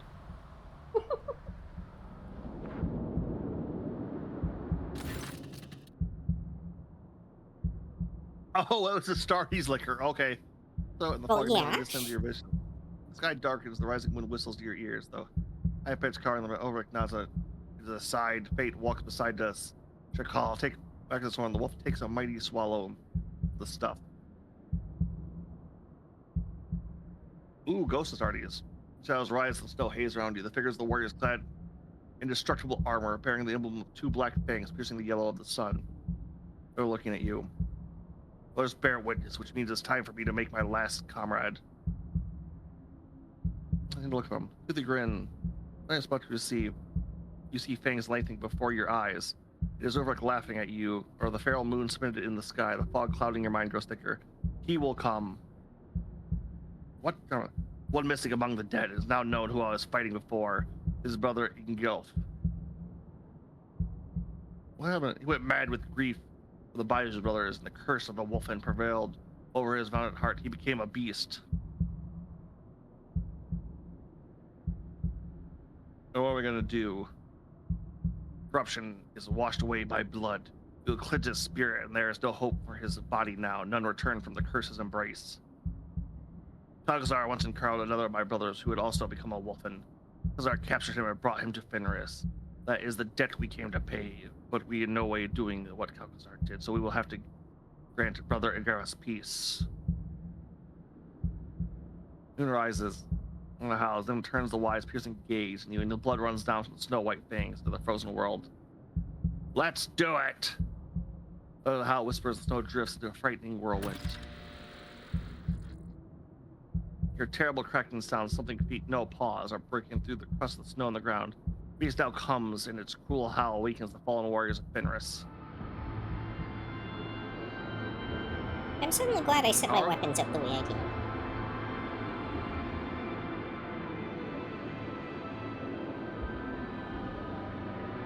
I won't heed your cries of mercy. Death to the unworthy! Wait, what? We have to fight the ghosts? Yep. I kind of thought they were on our side, but alright. Nope.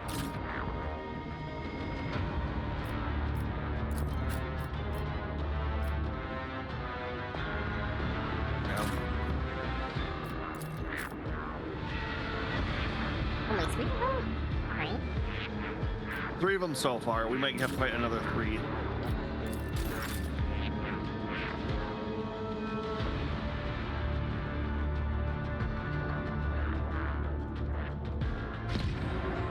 Alright, let's get that up there. What's this? Where's Argenta? Oh, that's I'll blast it, or whatever.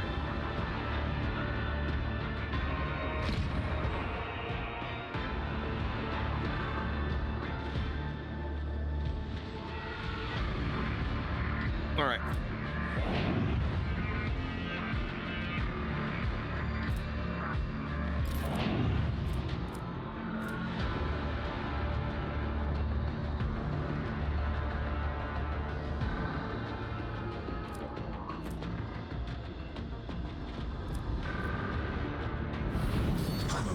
Removes all dodge penalties from power armor. That feels like cheating. What? One of their abilities removes all dodge penalties from power armor. I said that feels like cheating. Yeah, I can agree with that. Emperor!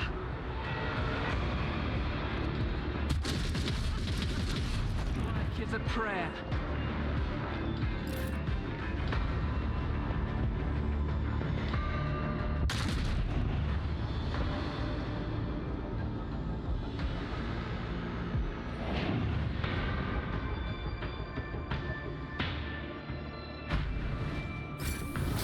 Alright, Yuki, you have full armor pen right now. Cool.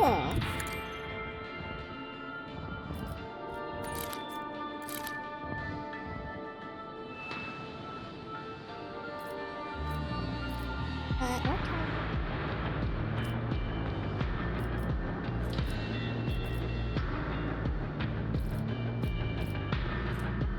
Interesting thoughts. Incarnate!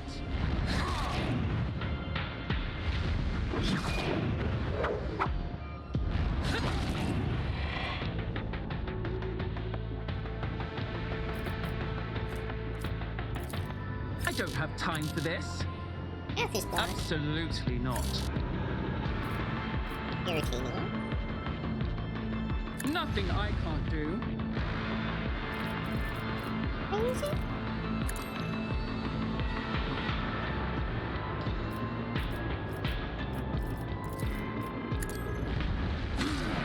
Unlearn.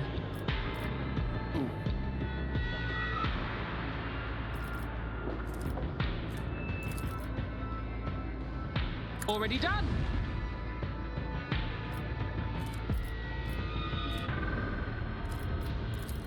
Nothing I can't do.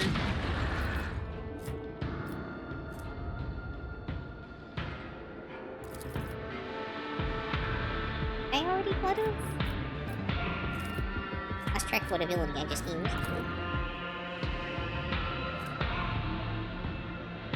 Yeah, I did. Yep, I do that. Too easy. Not a problem for me.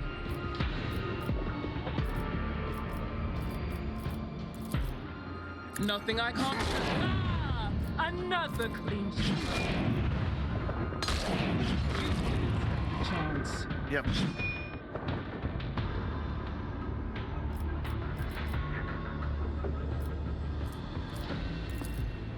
Not my specialty. Don't get too close. Yeah, you're in melee area now, technically. What's going on with their Ice each? blades. What? They've got like extra. Oh, yeah, they do. Okay. First is in.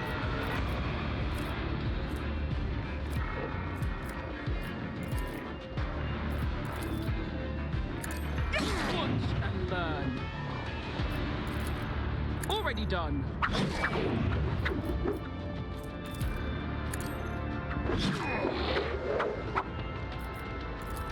All too easy. Here comes.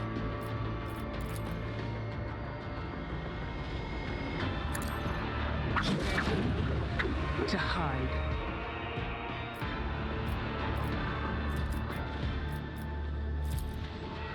Not a problem to me. Nothing I So if you want to keep on just, getting to him, I was going to just unload it with Argenta on the other two. But that's fine. You might kill them all with Suits your my purpose. artistry. That's kind of what I'm going for. We'll see if it works or not. Yep. Another clean No, all but strike. one at least. And you got your chance with the props still, too. There's nowhere to hide. Dang. Another clean strike.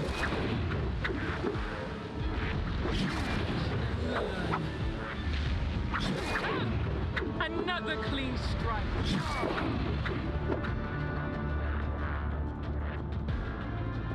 Alright, then you get all of this over here, too, so yay. Yeah, kind of the downside to this combo of abilities. Yep.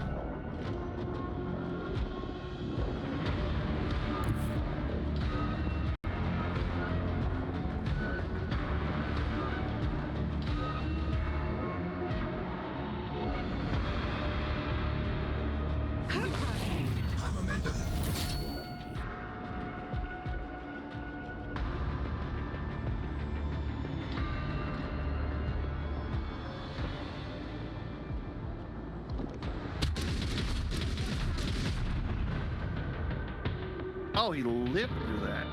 Hey. 2 HP.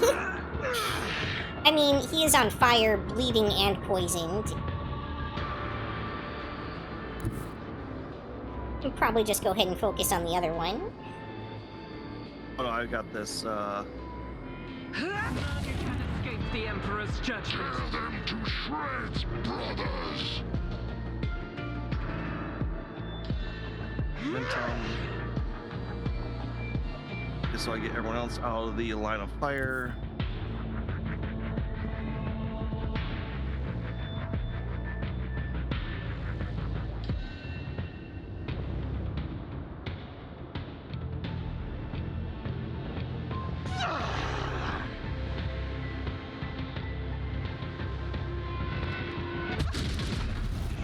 Is a prayer.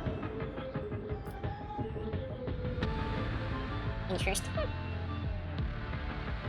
No, that's a wolfman on the right there. My verse you will hear, glorious brothers, of how passive Urvik called Thunderlung from his first and last wolf of the baleful howl were intertwined. Over his brother's cold bodies standing, Urvik the hard arm proclaimed, the sky their glorious sagas. And his last homage paid to those warriors proud, to his witness taken, his companions the line of the Bondolentius. The blizzard was raging, and the wind furiously howling. As under the terrible clawed paw, the snow crunched, and in the dead light of moon, strange to human eyes, a beast, log fur bristling, a death reeking, into the circle stepped.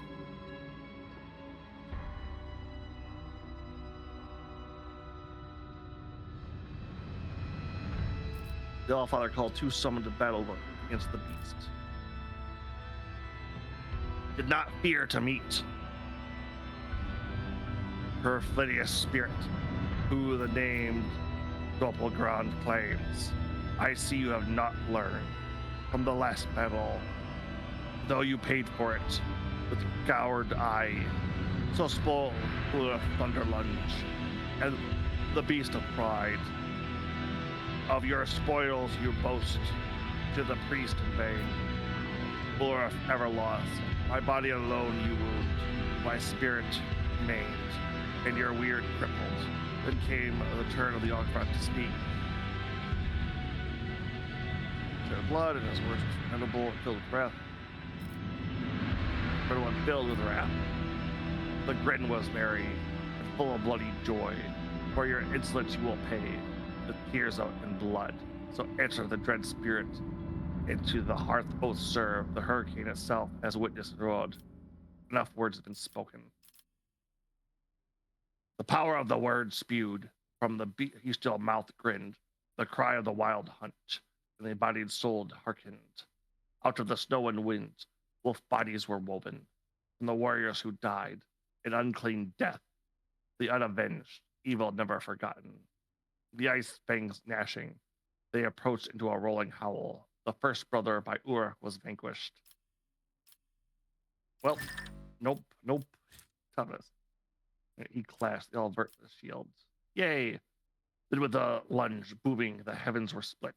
By the formidable Uruk, his battle friend guarding, with a mighty wrench, the wolf's claws he tore, opened them wide, at evil chasm bristling. With dignity was meant each brutal strike, and with savagery was slain each deadly foe. Peck was defeated. Oh, I get athletics on this one, okay.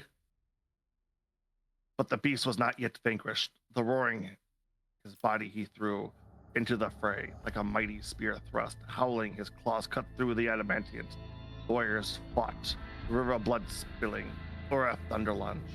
His brother's song singing, the black curse, his vicious rival echoing.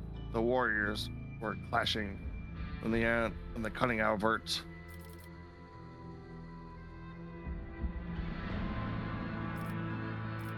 Let's go with athletics.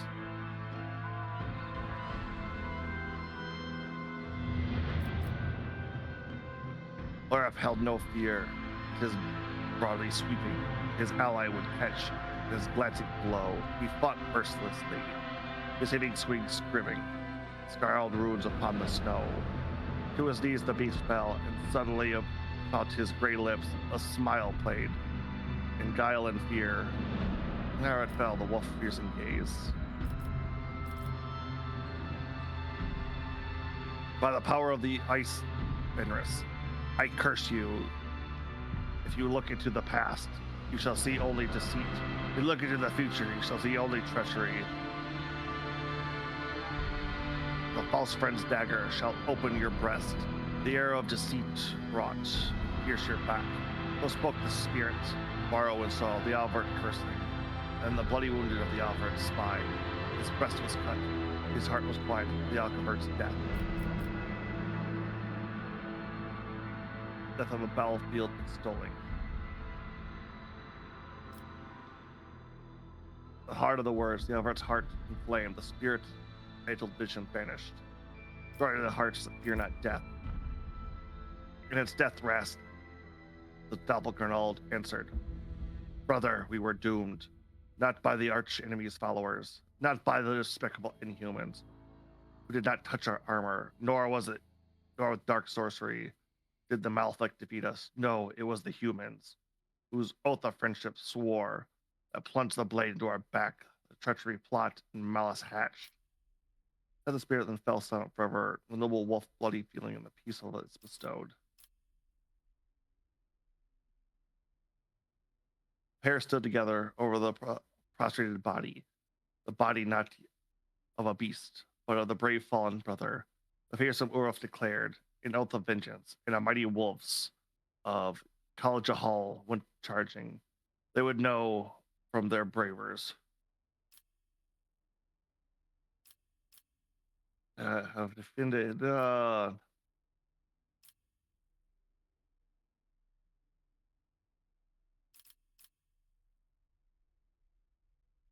Who killed your brothers from all this day forth? Who is our foe? Name for now remains unknown, but in the darkness I will find him and have my vengeance. He answered the thunder lunge. Goref the Avenger. For the cure wolf, there is no path but to be hand. That punishment leads out to his brother's slayers. The fires of their hearts be my death.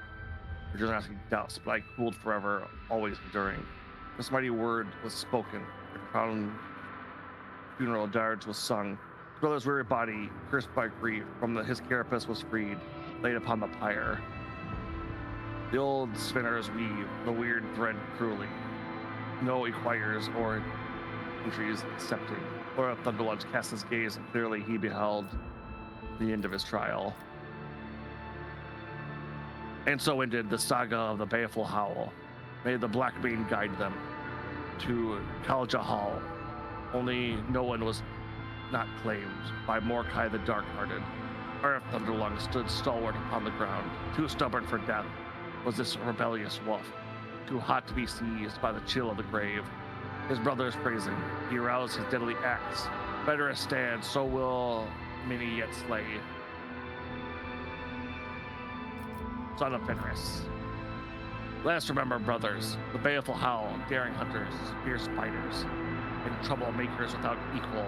Let us glorify their exploits and glorify their fall. With honor have these wolves gone to Kajal Hall. Let us remember the mighty brother Ulrich, not abandon his pack in the snowy wastes. Let us remember the traitor of the Von Valencius line, whose name is known and honored on Fenris. Let us raise a cup and cry to the face of Hellwinter's gale. Father, we live still. Fenris and Halljord. Damn.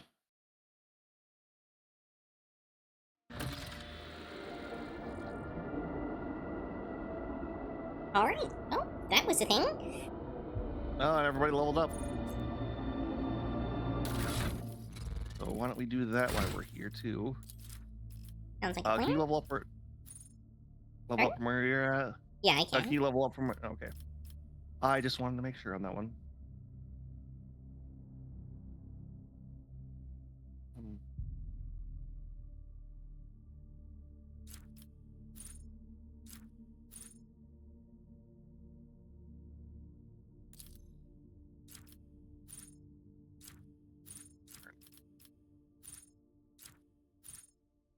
Yep, good there, and persuasion.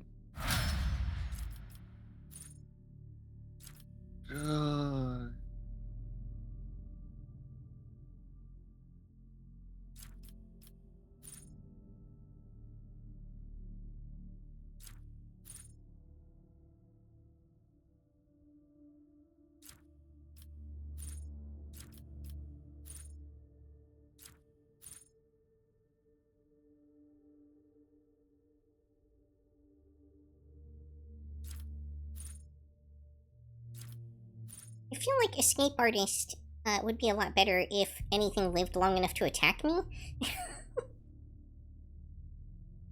Whenever you dodge an attack from the first time from an enemy, you get a charge of death from above, but everything dies too fast.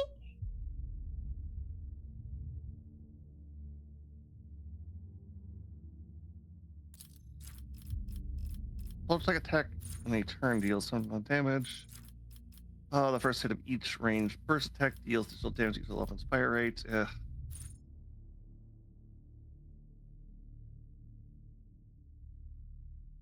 Oh, bracken home.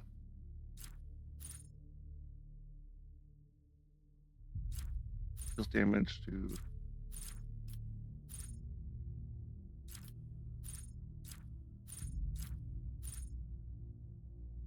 Yeah, let's go with that one. That's pretty good.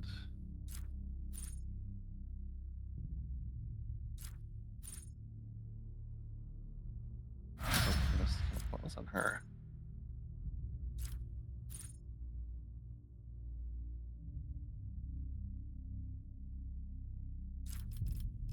No, let's see here.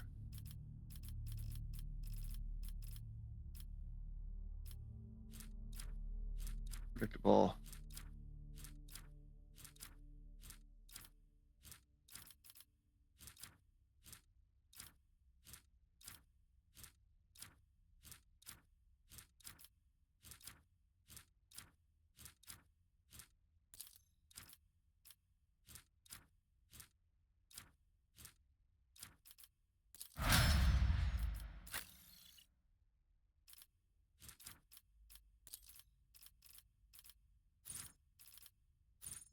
Let's go point blank.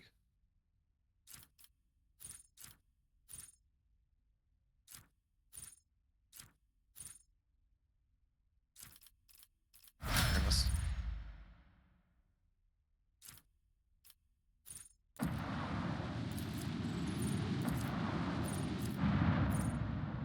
All right, let me know when you're done. We'll move on to the next area.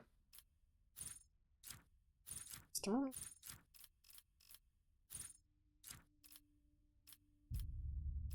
This is actually getting a lot easier on my end. Most of my characters are running out of abilities to take. Yeah, it's starting to get that way, at least for the useful stuff on my side. Yeah. But there's still a lot to read to figure out which ones were useful. Yep, I know that. I'll take a look at Warwick's weaponry. The weapon only has the strike ability on hit. Each enemy in a 2-star radius around the target is also attacked. It cannot parry that attack.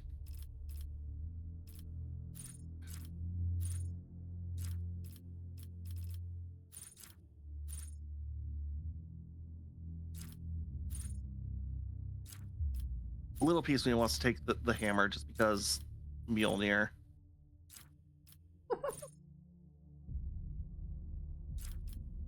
Yeah, let's do it. Just too fitting not to. I just wish.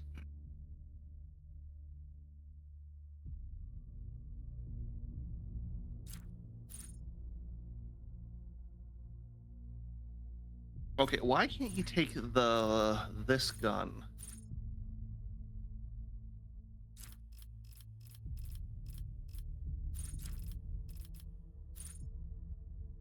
Info.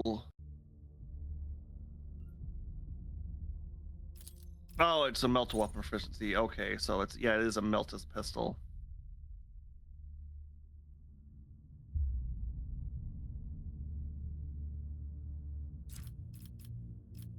Which, yeah, I gotta remember to take melted stuff on him when I get the chance to. Wait, did he get new new armor? Determine where it kills an enemy. They regenerate wounds equal to determines of their missing wounds. Oh yeah, he did.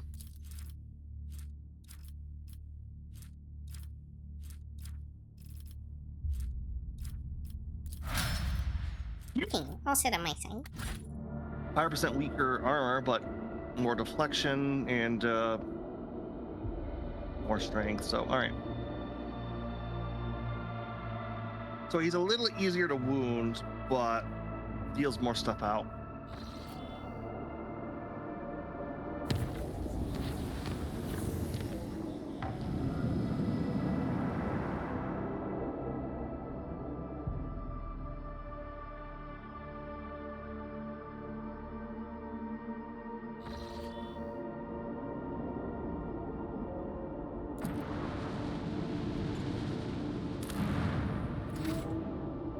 Do a quick save again.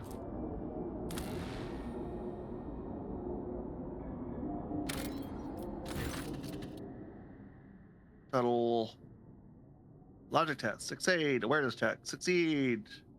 All field emitter. All right, that's all good. The dying star, because there's something Katani over here.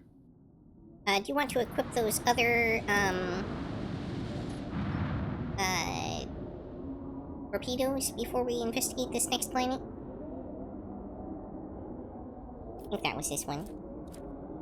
No, it was, we did that a while back. Oh, was it? Okay. Yeah, like I said, I was a little irritated because I don't like save scumming, but losing a main character at this point, that's where I was a little like, yeah. Where's the planet? Head into the landscape. See no enemy activity. All right, yeah, this is where we were last time. So.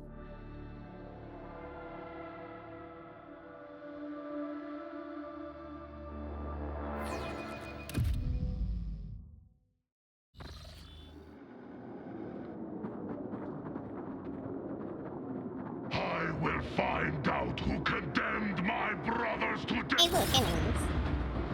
Death stands before you. Well, that sounds promising. I love how it's submit and die, not submit or die.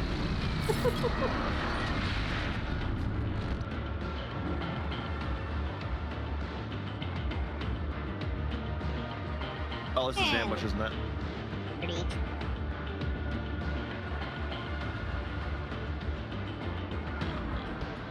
And what are these? Just warriors? Axes. Yeah, I couldn't move either. I just had to take it from where I started. My other characters can move, just not you. Jared.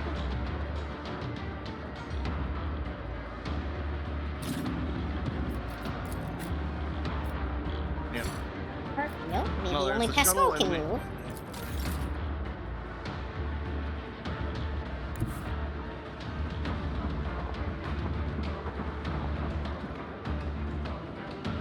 Is this the defensive one, or is this the? Oh, yep, that's cover.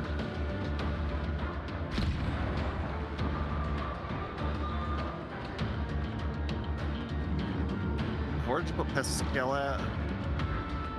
He's way in the back by the tents and the shuttle. Near the immortal the back immortal there. Okay. Yep. I will throw this over there in case you want to get them. The other of this, can I not? I can't hit her, not.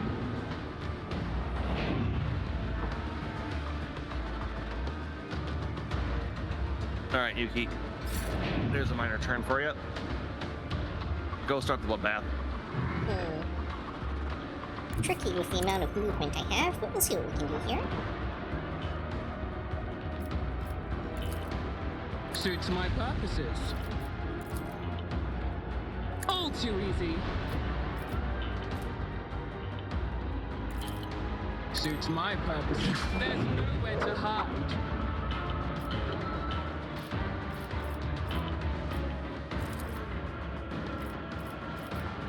I'll save you that, actually. Not a problem for me. Alright, let's see what we have. Another clean strike. Watch. Death, death, and more death.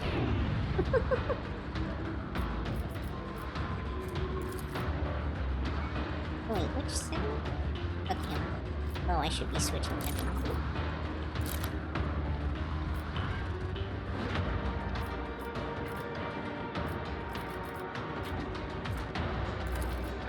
Whoops. Nothing I can't. Ah! Another clean strike.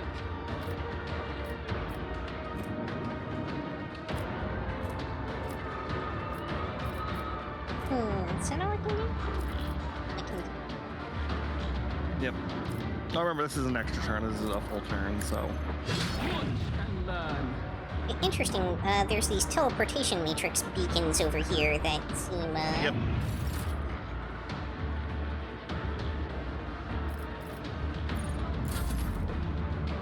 Yeah, no, I'm going to be, Arabs got to move while I was still doing stuff, but whatever.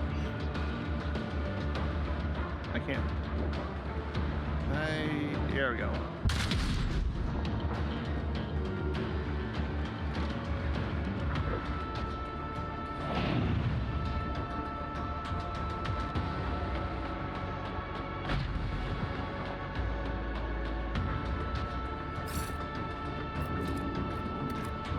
Now you get a full turn, Yuki. Huzzah!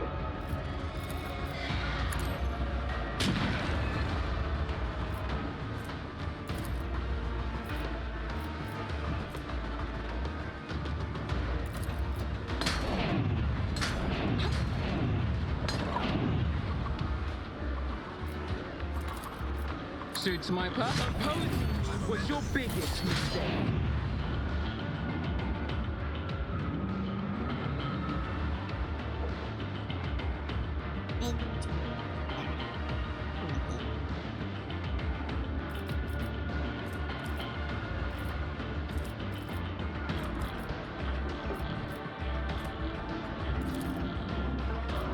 Nothing I can't do. Yep, it's reanimating. Forgot about the reanimation. I'll bring glory to my bloodline.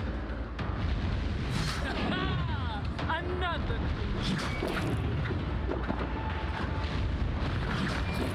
stand a chance.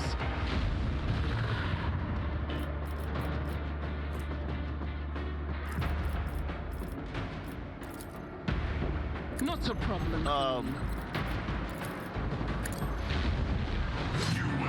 Yes? I was gonna say a blitz stratagems up if you want to move closer to over here too. Yeah, I might be able to use that at the end, but we'll see. Yeah.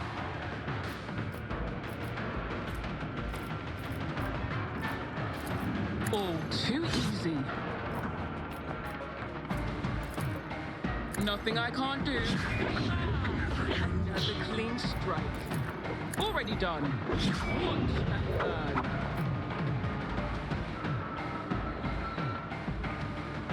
Oh, right, I should probably be targeting those. Huh? Nothing I can't do. Another clean strike. What does this thing have that's letting me do this? Yeah, that was kind of weird. How many of those do I have left? I can't actually tell. 2 more. Alright, so I think knowing that, I want to hit stratagem.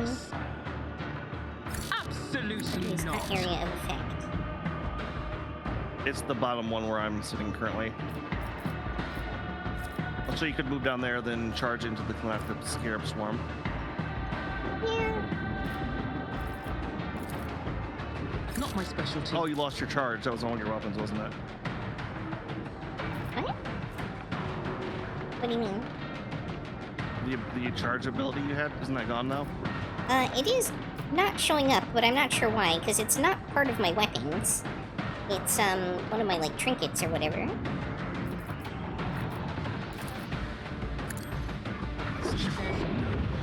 To hide. All too easy. Dash. Melee attack. I'll pass. Are you sure it was one of your I don't have time for this. Oh, it's your boots. That's interesting. Yeah, I don't know why it works sometimes and not others.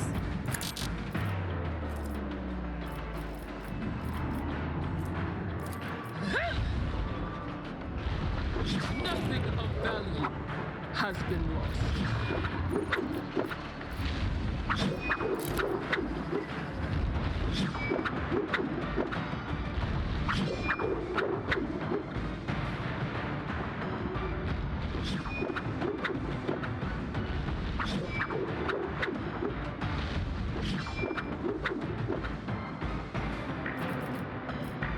Oh, now it's back. Interesting. Must have been a glitch. Target is not in area of effect. Nothing I can't do.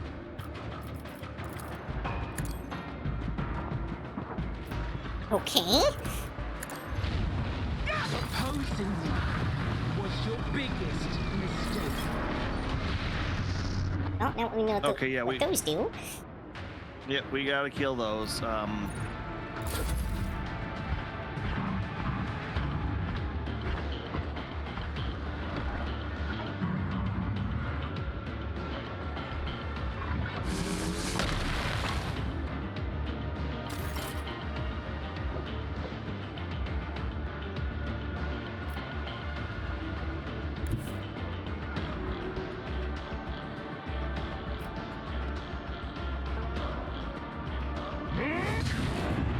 Until I see bite of death! Become the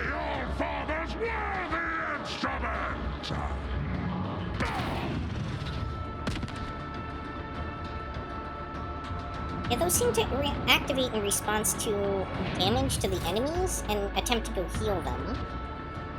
Yep.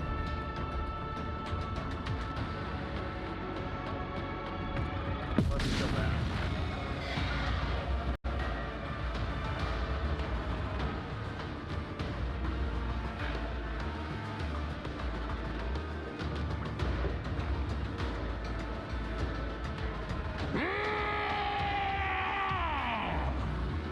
Oh, you know what?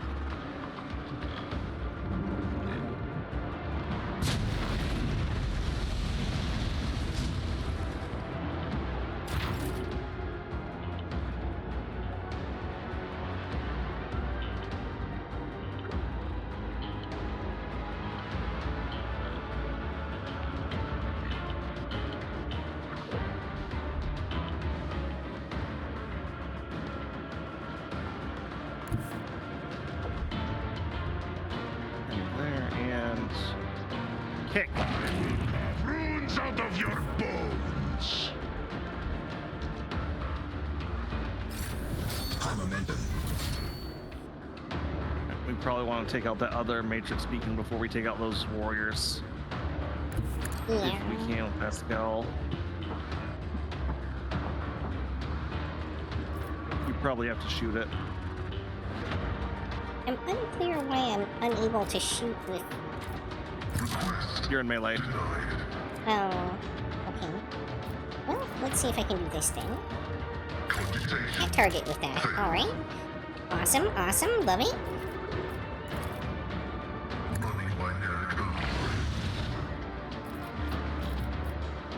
Alright, we got our guns out there.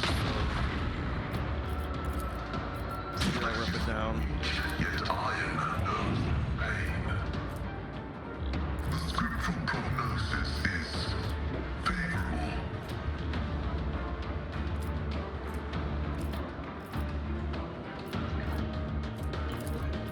Running binary code memory, you machine spirits. Let the cycle be discontinued.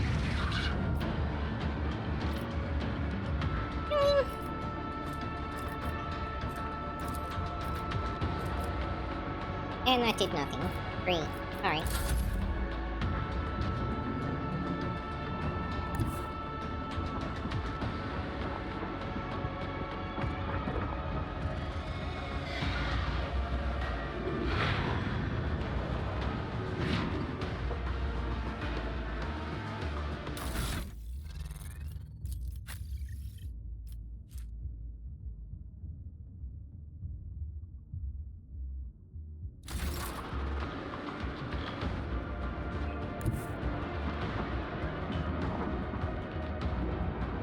Okay.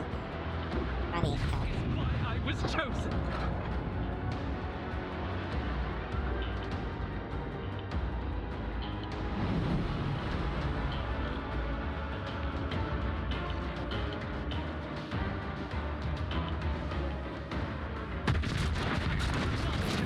The Emperor's judgment.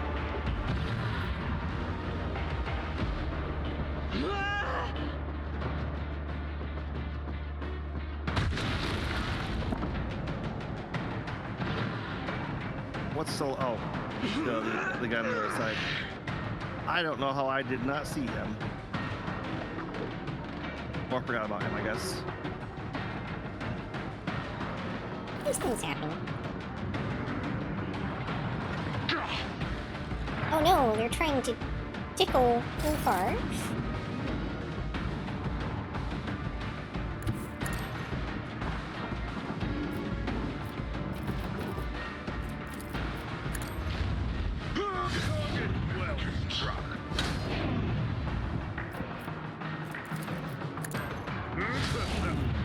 So is every time you swing, you also just shield bash just for free? Kinda seems that way, yeah. I don't really know what the deal is there. It will be done. That just kinda started happening, and I'm not sure why. Not gonna complain. Indeed. Victory is imminent. Target well struck. Gray hair, sure hair.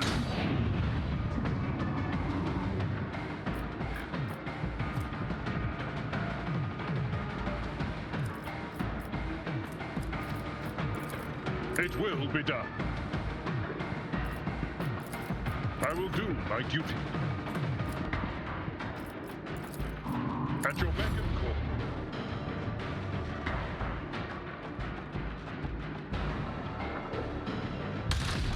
Me was your biggest mistake.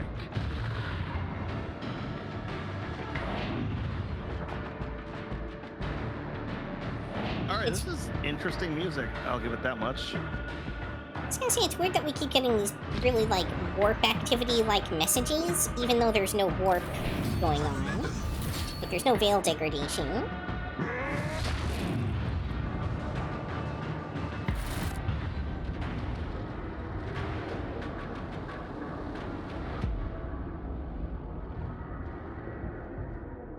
Good.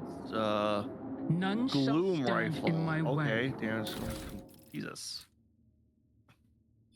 Whenever the wearer is under the effect of Reckless Rush, all wearer's attacks gain plus 50% critical hit chance. Wearer gains plus 50% critical damage. All attacks the wearer gain plus 50% critical hit chance, and the wearer suffers plus 50% critical damage. Oh, Jesus. It What's a appears to two-handed be bolter? a I'll take a look at necklace that. called Fury Incarnate.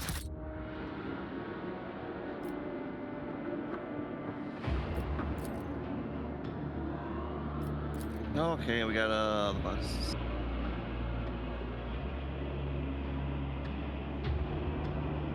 This is a long one. Alright, yeah, I'm not gonna read that one. Got a Oh. Thor Xenos 50% over here. Yeah, I had a 0. Okay, why can he not equip this? Yep, just, yeah. Ah. These monoliths were once part of a mighty transport ship capable of transforming into ground-based structures. Whatever you wish. Weird. I have a Astartes bolt rifle that Urf can't equip. Must not. Oh, it's not Urf, it's a bolter. Okay, it's a regular bolter. Okay, that makes more sense. Yeah, not giving up Argenta's heavy bolter.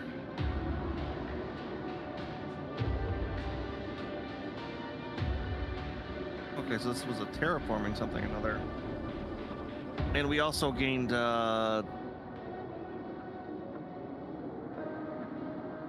Inevitable Demise. Double critical hits dealt by the also Inevitable Demise. Do you crit a lot, Yuki? Probably? That doubles critical hit damage. What kind of a thing is this? It's under artifacts. Alright, immune to Like all it's a critical glove? hits. Applies auto dodge the wearer's burst attacks.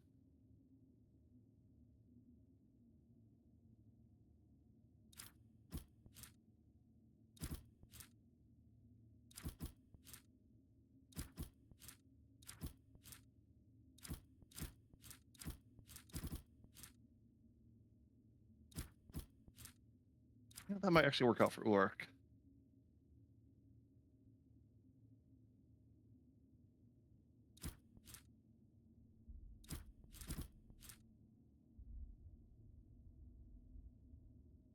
All right. Back to the ship.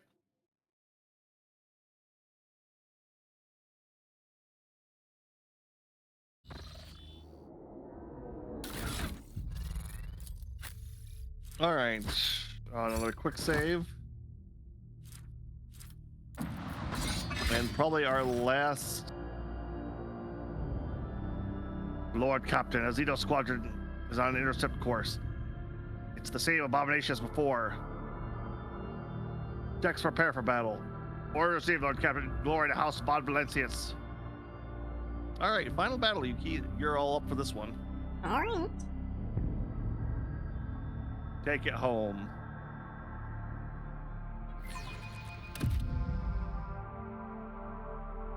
I'm going to open my chips.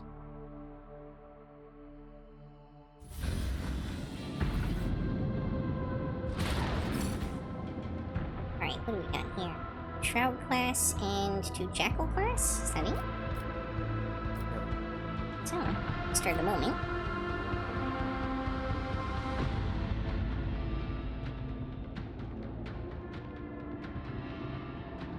Word of advice I've noticed the Necron Lord, the one that's kind of glowing, he buffs them, but if you damage his ship, he'll just retreat to another one, so it's probably best to get the other ships first.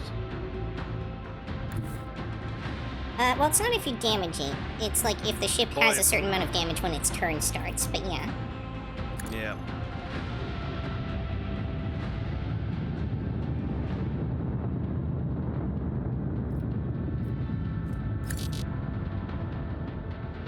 Can't lose it now.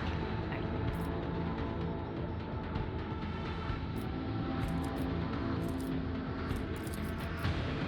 Leave their home road across the stars.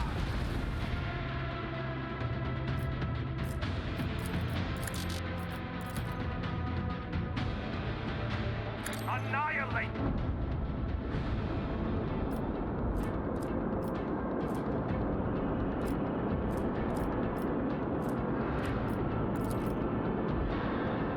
Fire the lance battery.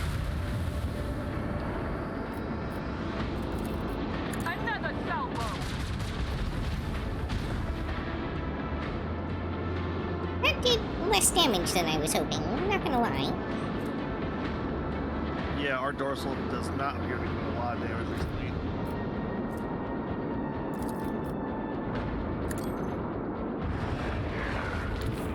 Lay in the course. Can you switch us to, yeah, thank you. Torpedoes locked.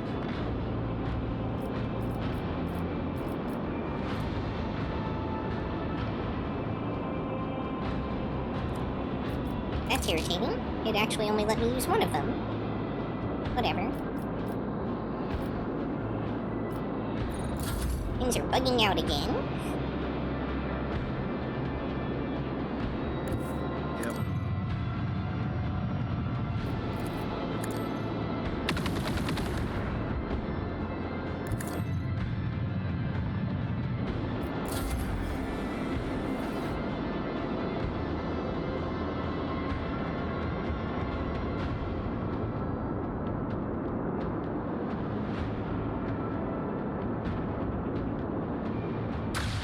Oh, it's not going after us. Yeah, strange, right?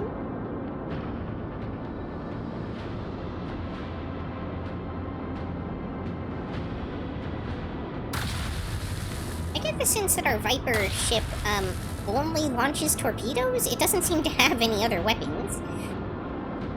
No, he doesn't have any weapons.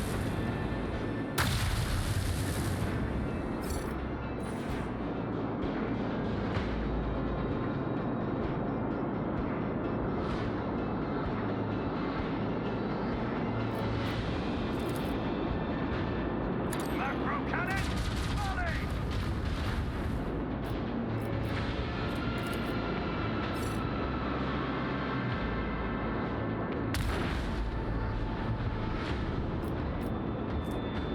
Well, damn. Another salvo.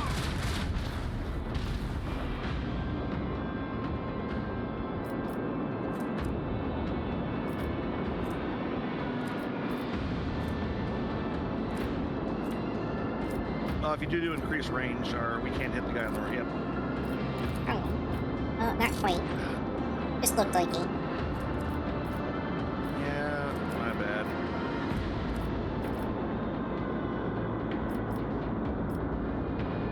Well, you can maneuver and hit him with the lance. Then that might put you in range of Probably shouldn't have moved that far. starboard. No, you moved out of range of lance, darn it. Yeah, I did that wrong.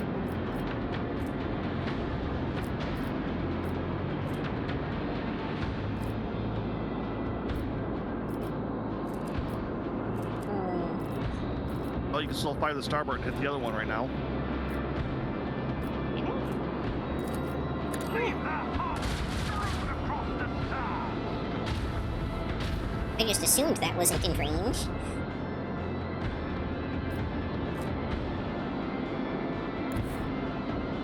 Wait, hold it.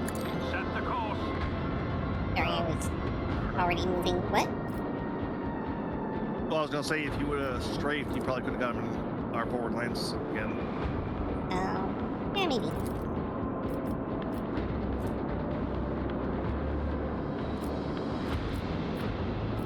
Guess left is good enough. Well, you could shallow dump and hit the other one on the forward lanes. Yeah, worth a shot. Nope, the cloud. Yeah, I forgot that reduces range. My bad. Hey, we're covered in the cloud now, at least.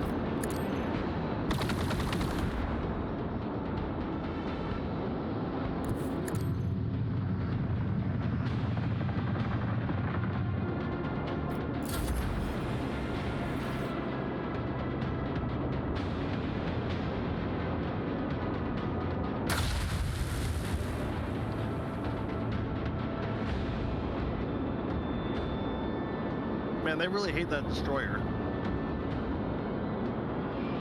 Yeah, they do.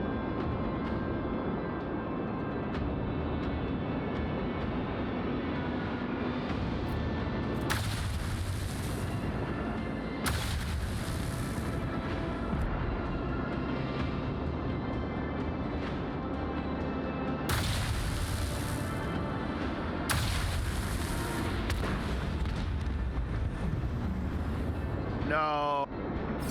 Our one ally! Okay. Here are my options.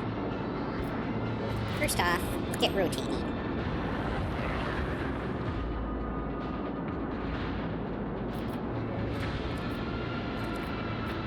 This reduced range is a pain. Once you get out of the cloud, Torpedoes! range reduction anymore. Yeah, but it also reduces movement speed. Yep.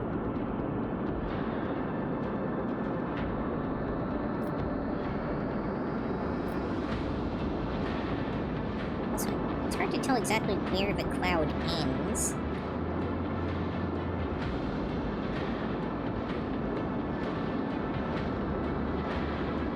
I think if I go here...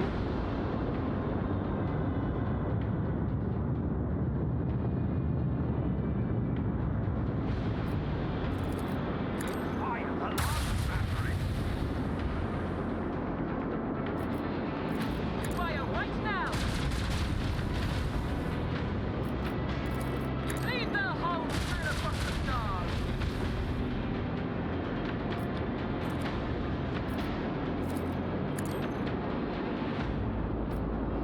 Ah, not quite. Nah.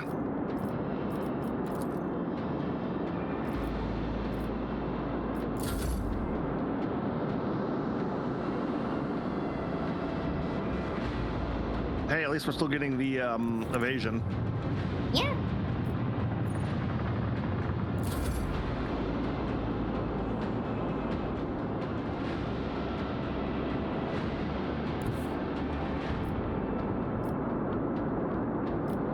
Remember to... Yeah.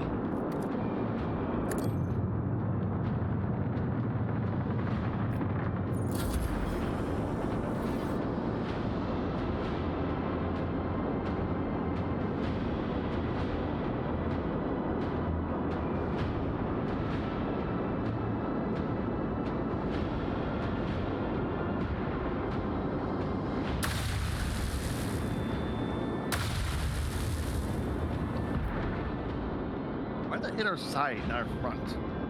Fabulous question. Probably for the same reason that the ram does damage to our side and not our front all the time. Fire right now! Oh, you can just unload on them right now. Lead them!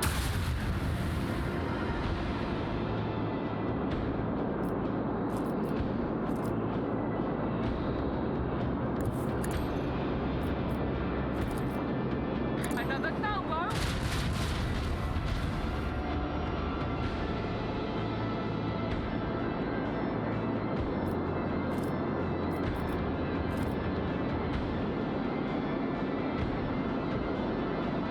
jack the class up to the front so we're not burning HP.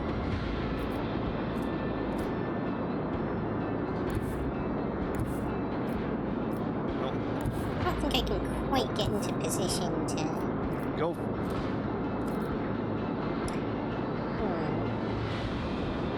No, go straight ahead. I think that'll try to like test that. You know, without, there it is. There you go. Yeah, I guess it doesn't. Or we could have jumped up there and then shot and moved. But this works. Time's on our side since the other ships are all bleeding HP now. Annihilate them!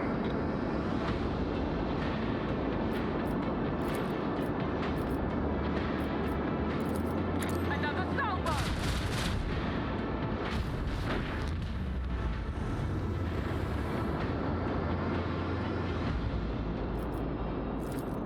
Fire right now!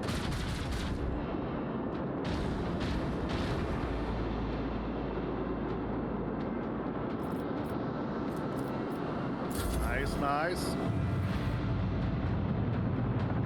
Why are those moving on their own now? No idea, they were doing that to me too.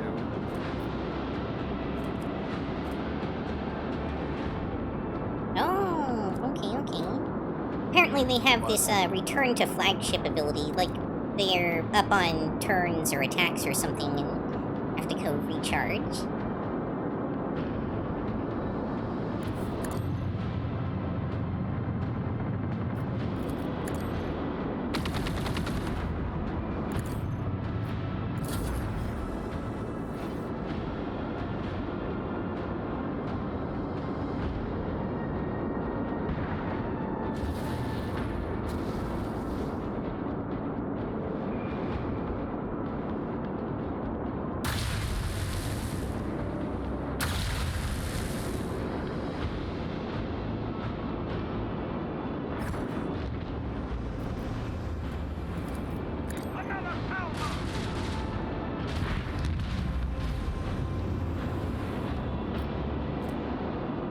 Circle around, jump, and just lay into them with guns. Set the course.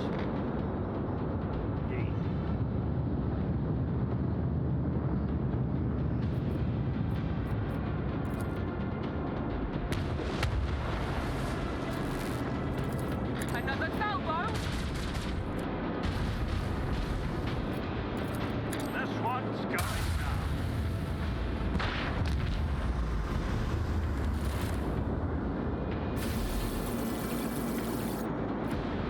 Another rank up.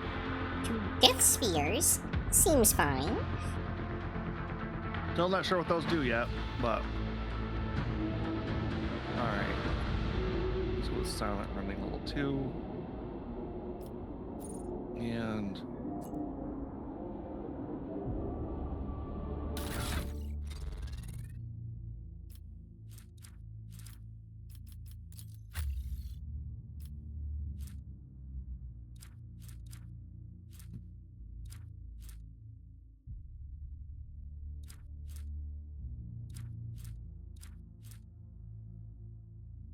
Wait, was Uruf not equipped? Ah, that's why we weren't doing good there. Alright.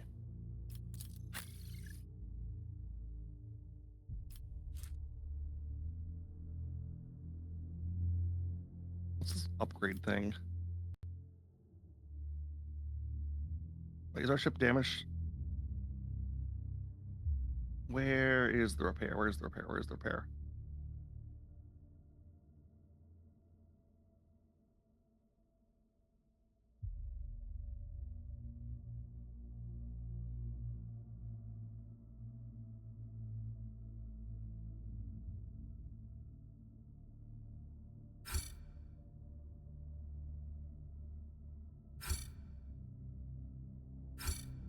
Oh, there was a ton of upgrades I even doing.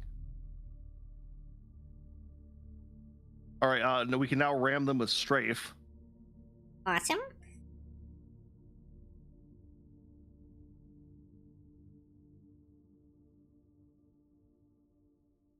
If we do shallow jump, it now hurts them. And what was the other upgrade I got?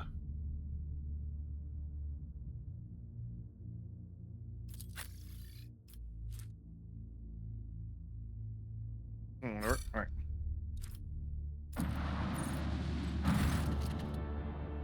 Those things, I've never seen anything like them before. The panel of the ship's tech priests and illuminators say that they are star corpses. Those corpses, they're called Celluloid victims. Stellicide? Stellicide, yeah. We know with those star sages, apparently when a star dies in a natural death, it's different. Those look like they were murdered and plundered. All their energy was siphoned, like when a spider sucks the innards out of a fly. And witnessing these husks, reminded me saying, scares the Luminators so much that they wet their mental trousers. Is there a lot of dead stars like right here? Yeah, there's 3 of them right around this world. The stellar charter also suggests that most of these stars didn't used to be here. Someone was hoarding them in the system. I wouldn't like to have been here at that time. Gravitational currents would have been pure chaos. Could have pulled something like that off. Was the Yukikaze dragging stars around like the property and quite the character of these damn Xenos. Here's we still have a job to do.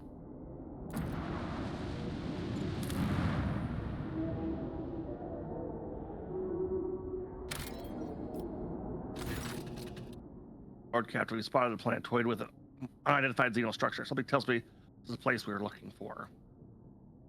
The clears detect a field void of miners in our trajectory toward the planet. We see practically nothing. The augur clerics say magnetic radiation blinds the machine spirits. We see some kind of wicked pyramid and picking up a few encrypted Vox transmissions. Tell me more about these mines.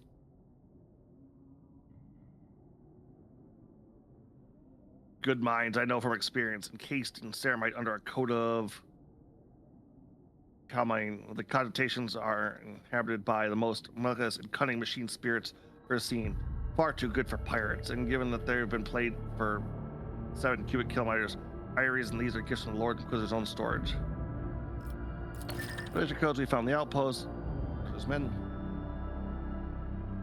Getting transmission, receiving return signal. 5% of the mines reported a transition to sleep mode.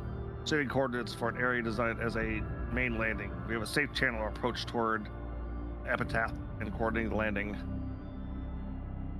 We got Calcazar.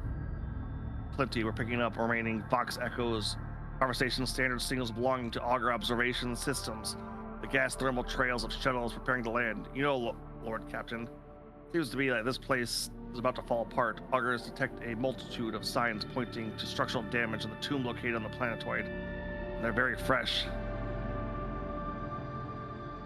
I'll lead it myself. Are you certain, Lord Captain? Beg your pardon from such audacity, but the Void Wolf's gut tells them that this tomb is very likely to become ours. Bad feeling as if, forgive me, your lordship, really lost my senses, giving advice to the likes of you. Make the landing. Be careful, lordship. Keep away as long as it takes for retrieve signal, even if it's Xeno fleet in the world appears to swat us from orbit. All right, Yuki, I know we've been going for a bit longer. Would you like to take another break, or are you still good to keep going? I'm still good to keep going a bit longer. All right.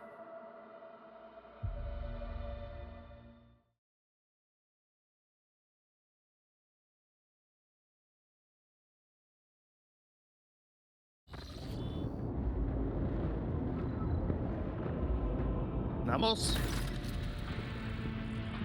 Astonishment watching the Armenian prostate approach the throne. Officers and forces are gleaming at you questionably, until they are ordered to.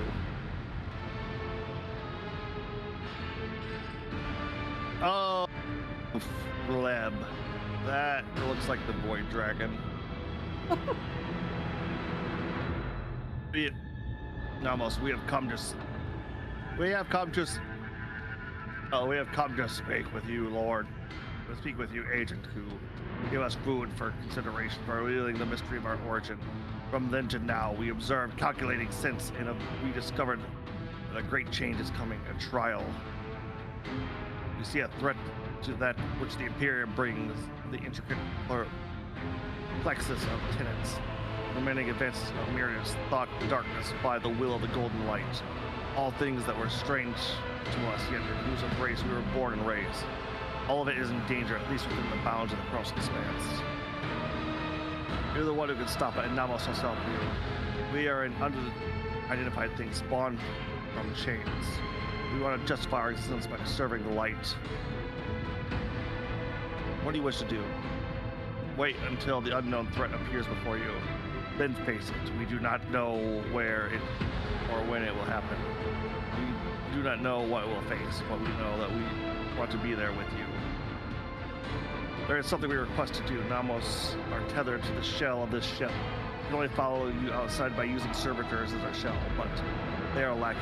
Only the monarch can get into such a permanent vessel, and our power is likewise limited. We have a vessel body, but very few things can house us. That is why we have come to you.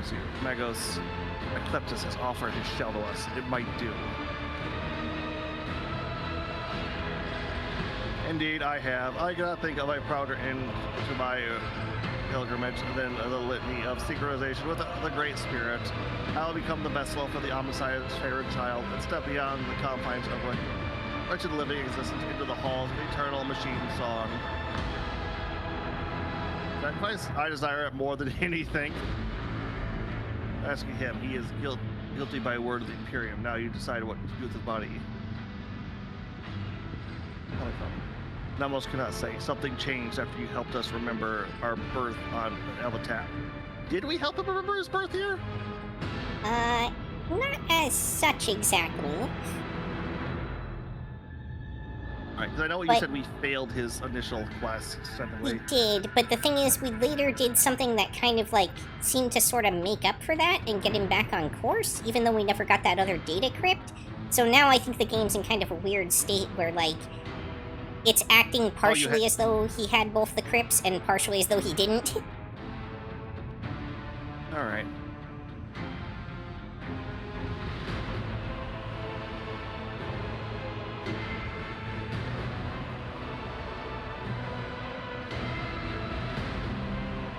Now we see liberation of something vast, which is actually a mere fraction of something limitless.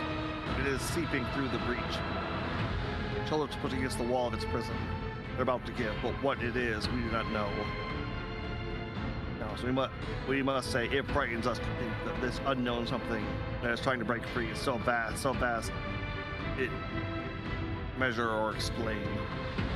However frightening or all powerful may be, we're ready to face its rise against it, even if it destroys us. We will sacrifice the sake of redemption. Made my decision. Wait your word, master of the ship. Please give us the freedom. Take his body.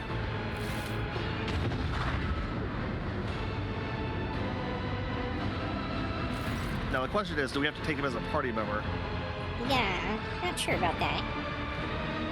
Praise the Omnisire. I kneel before his favorite child and humbly offer this shell as a gift. May I become a temple to the machine and vessel for the Great Spirit.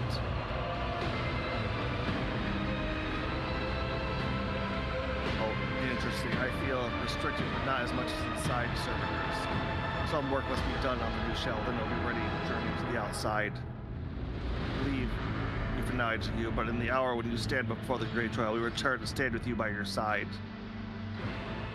Kind of sounds like it'll be a bonus, character. Yeah. Alright, I'm guessing this is the last talk to all your crew. Your lordship, the shuttle is ready for landing. We have the exact coordinates for a secure landing site. Will you authorize the start of the expedition? Let's say our goodbyes. Your lordship commands. We are standing by. Should probably throw down a save, too. Yep. I'll do that after I'm done talking with that bloke. Looks at you with a smile. Well, Lord Captain, my services have you been under the most remarkable circumstances. I should hardly be surprised that you have delivered us to the circumstances more unexpected, surprising than before. One thing is certain: the Bottomless dynasty will cover itself in glory today. Heavens, you are always by my side. And Seneschal's place is at the rogue trader's side. As you have learned, others can betray and abandon you in your darkest hour. Lord Captain cannot count on his seneschal. There is no one he can count on. That is not a fate that I wish for you. So I'm doing my duty. This campaign of ours comes to an end. Now that I have your blessing, it's about time I took care of my family. The Westarian's clan has gone without its patriarch for too long. I should make time for my descendants before some noble upstart tries to chew them up again. Get ready, we have quite the ordeal. We have been through worse. Grins cheekily. That looks younger as my good 100 years and bows his gray. I serve Hospital Von Valencia as Lord Captain.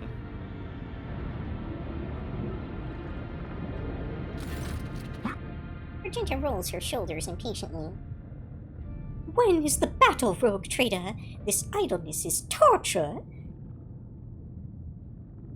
We must destroy our enemies in this den of dark forces, and we will do so by his will and in his name.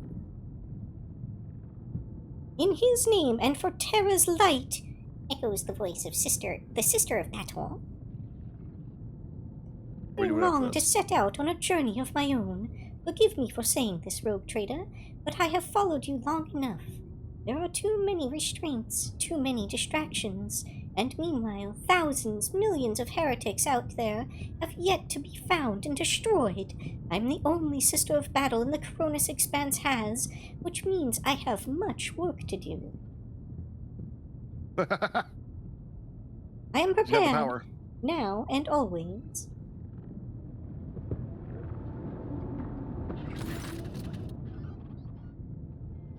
I am not a priest, of course, but the spirits do not always speak clearly to me.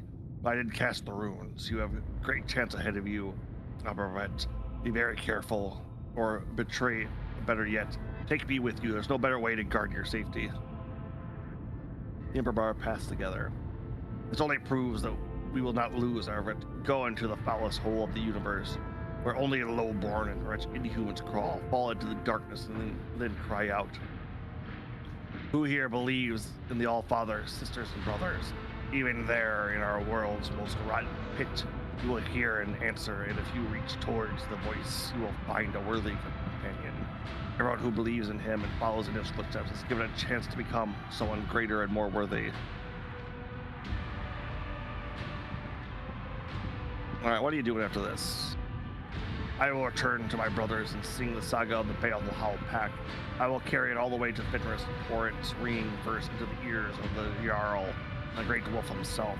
Its burning words will warn us during the fierce Hellwinter grins.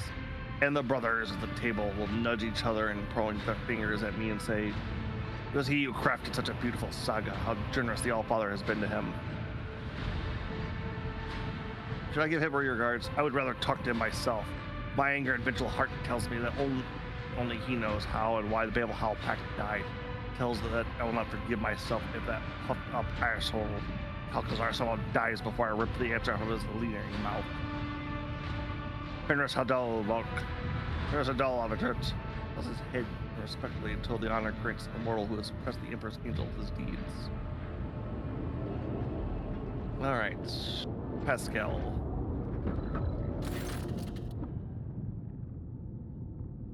Priest is checking his gear, whispering prayers to the Omnissiah, and looks at you with a piece. Matter of fact, tactical equipment and audit is 97% complete. No critical failures detected. The Omnissiah approached favor. I'm worried about coming landing. A mission of reconnaissance is a blessed and desirable one for an explorator. The data soul of the one who explores, analyzes, and charts overflows with joy and servitude. Lowers his eyes. I would be honored to disembark with you. Did great for the ship. Where the iron flowers of the Omnissiah bloom, there must also be his passionate gardeners. Thank you for honoring this unit by letting it serve the formidable spirit of the Von Valencia's Dynasty flagship, your lordship. What are you doing afterwards? It has been a joy to serve such a distinguishing person, but duty calls the Argonaut Collective to a different mission. The message of change must be proclaimed. The believers must be separated from the doubters. Well, no, Arnamont looks at you curiously. The experience of our companionship has taught this unit much. The trials and battles we have gone through, the provided trust, sincerely, multitude, undeniably. Arnamont will lead his flock through the flames and forge the sect into a religion. Good fortune. Or no such thing as good fortune. May the statistic probability be periodically positive. All right. Hendrix, Argenta, Cassia, Dos, Abelard, Jay. I tell you what, we did a lot of Cassia stuff, so we'll do hers. Agent Q. The faint smile on Cassia's face makes you momentarily forget about the impending battle. We've traveled together a long road. Let us finish it together as well. Oh, sorry, Cannon Lady Cassia.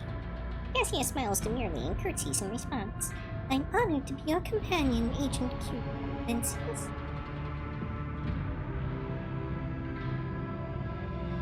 I have been running for too long, Agent Q. Hiding behind others, while my home, my family, were being torn apart by hatred and strife. And what could I, a young, inexperienced girl, do to those who were so desperate to either destroy me or bend me to their will? Cassia smiles bitterly. The throne of the Novita of House Rosilio will no longer sit empty. But my only regret is that I shall have to ship in the darkness between the stars that I have come to love so much. I hope you will visit me, Agent Q. Steel yourself, Lady Cassia. The battle is at hand. My heart is fluttering, Lord Captain. But not because of fear or doubt. I am ready to face what is coming. There's Hendrix.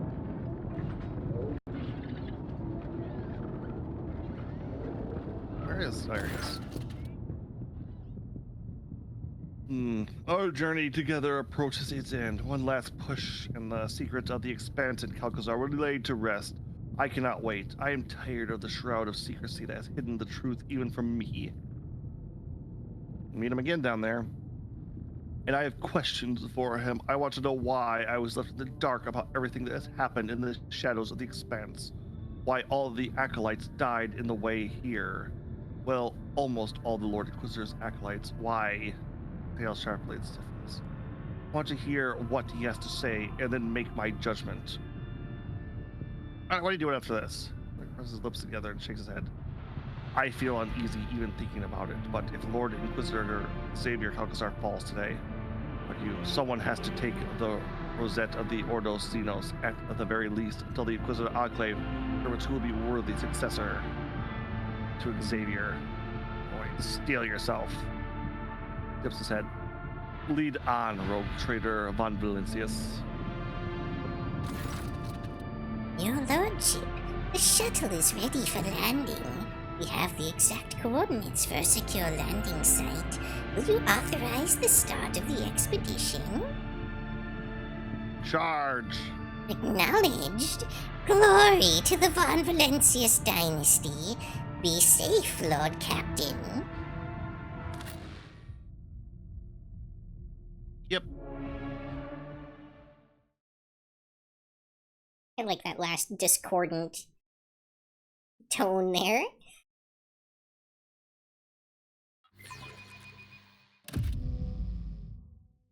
I am a bit curious as to what the hell is going on down here, though. Even the wicked Xenos were no match for the scourge that has befallen them. How pitiful their empty shells look. I hope it is not a ploy to lure us in. However, they do appear to be quite dead. Really? Because some of them are still moving. Yeah, that's exactly what I was about to say. A nice little stroll.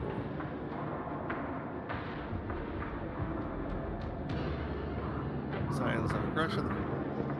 I just sort of not quite. Oh, I wonder if he hit this place with that Uber weapon he had. No, we're the ones that have the Uber weapon. No, we have the counter to the uber weapon. Well, yeah, but ours is the one that shuts down the machines.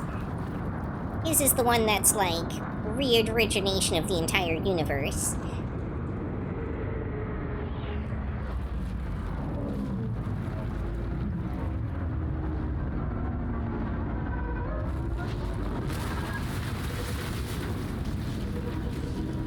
Yeah, it like it disintegrated it or something, if I remember correctly.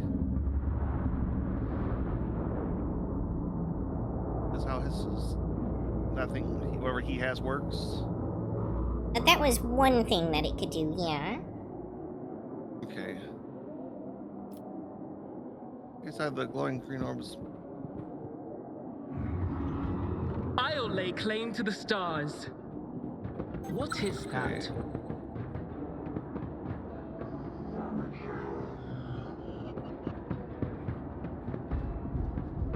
Okay, this definitely looks like a combat area.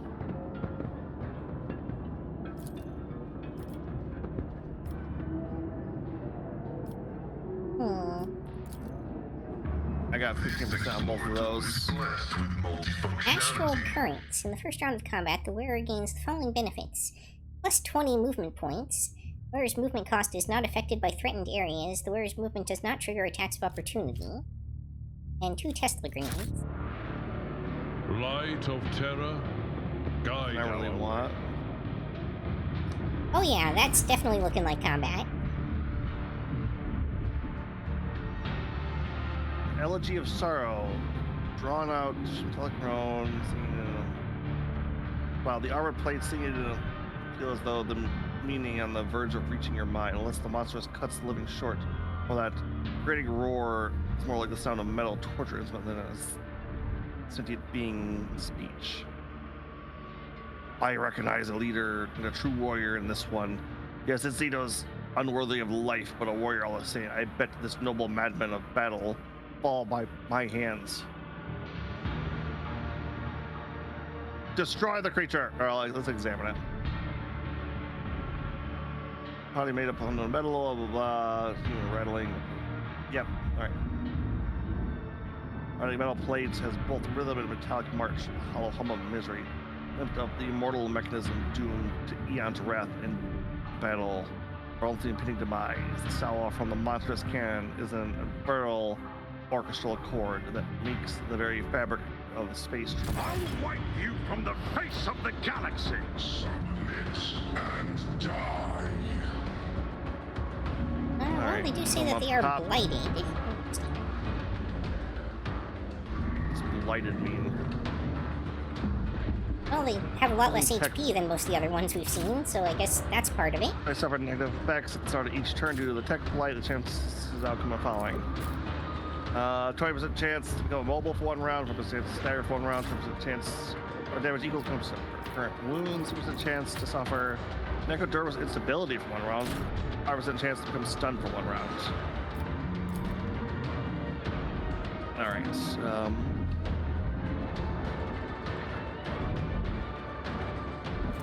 Alright, you're seeing Yuki up there, so I'll let you deal with that, and I'll have all my guys down below.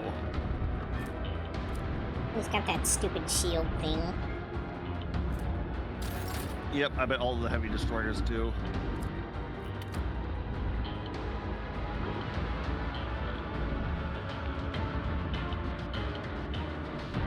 Let's throw that there. This here.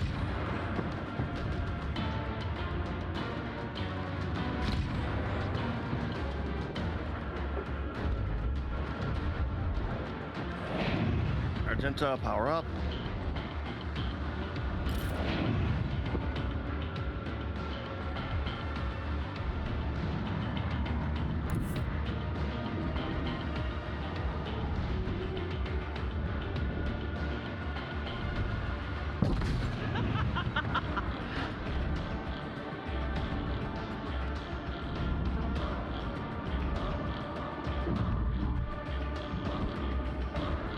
This might nick Abelard.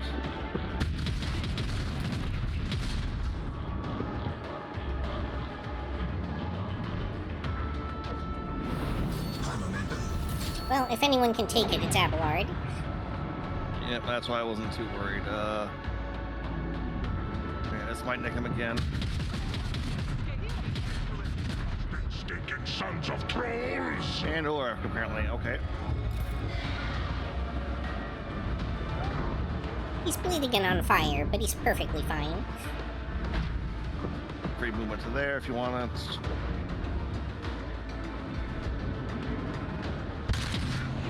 Hide to me. Oh, there's guys on the top there too, okay.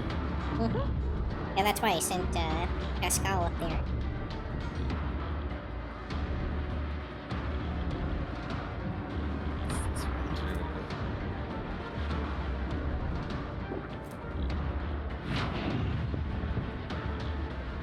And that should be good.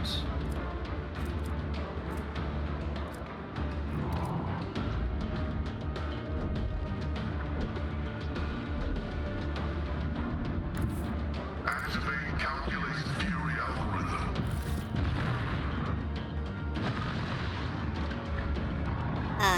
Fascinating. Yep, that's what death marks are known for. Okay, well, at least I got him out from up here, I guess.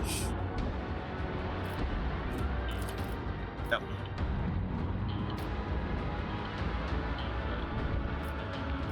Request approved.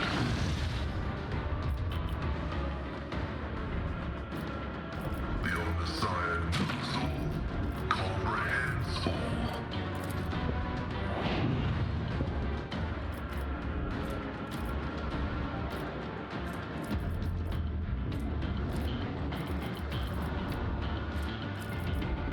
The scriptural prognosis is favorable. Combat simulation. Your life is a negligible variable. Oh, I don't know if it's not popping up for you, but if you hover over the eye, then his ultimates pop up again. Oh no, I see them.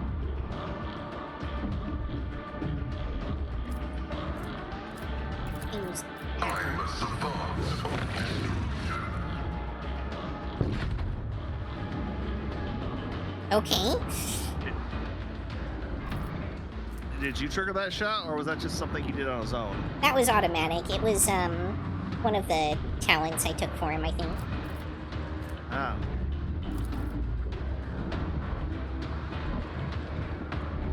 My competences are not that universal. Path is blocked. Because I think the game was a little louder than I was there for a minute.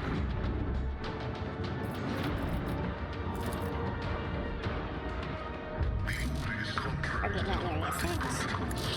Blocked. Alright. I guess there's nothing else I can do.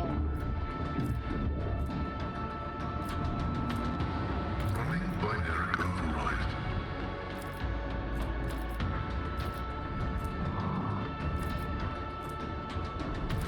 Computation fails.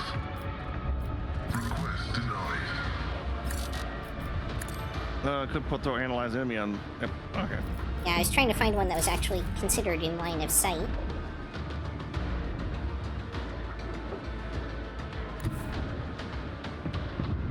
Cast your eye there. A trap? I do not know. Occasionally they spot something and it's just not clear what it is. Yeah. This is why I was chosen.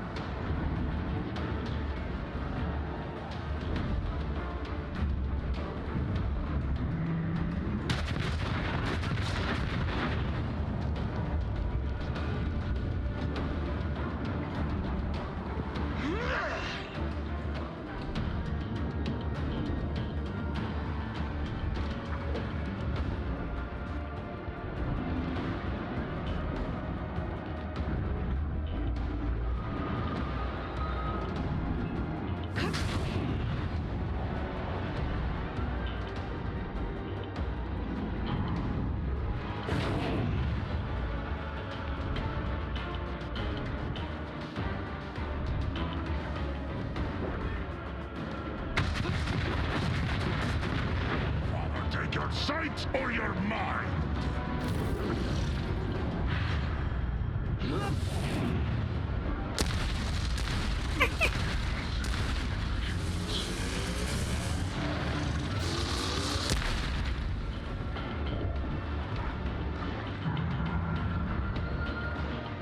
this might actually hurt her.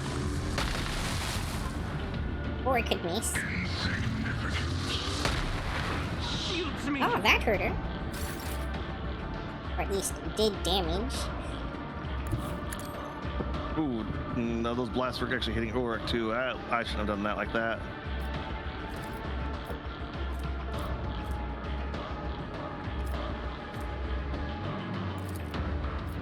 Already? Another clean strike.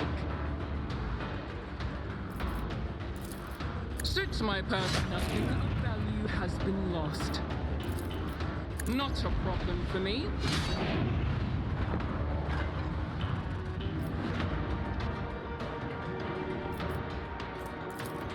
All too easy. Opposing me was your biggest mistake. Aha! Another clean strike. Man, you're really getting to abuse that, aren't you? Oh, yeah? You know, I just have to kill it. I don't even have to kill it with a specific kind of attack, so... technically... Nothing I can't do. Yep. Not my specialty. Or get too On to the far. next one. Oh, just a little bit off. That's okay. I have my ways. Suits my purposes. Oh, that one didn't murder it. How about that? Already done. Another clean strike.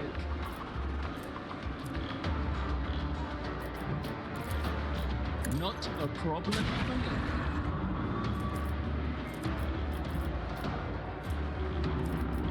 I want to waste one of these, but Suits my purpose.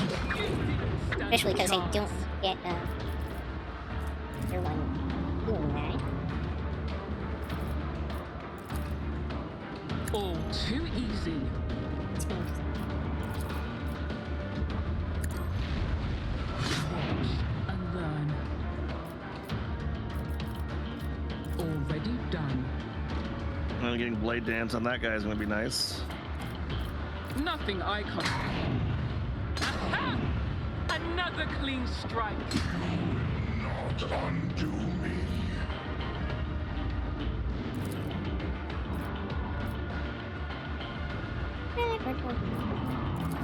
Not a problem.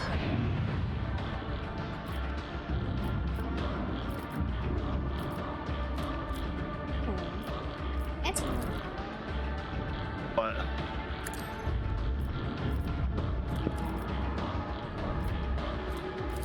I am fear incarnate. Reassemblement commencing. Watch and learn. You will not undo me. you take an ability that lets you strike after every death from above or something? That's been a thing I had for a long time. Okay.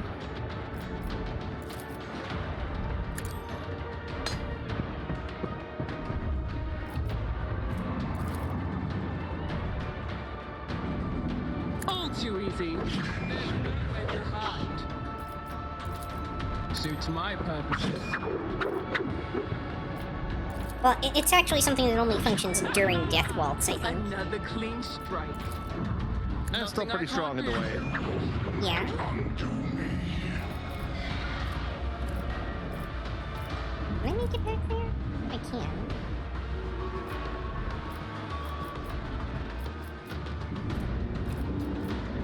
Oh, what are you trying to get? Oh, don't worry about it. I'm just, I'm trying to see if I could make it back to that other Blighted Death Mark that I did damage on already. But I think I'm out of movement abilities I can use for that.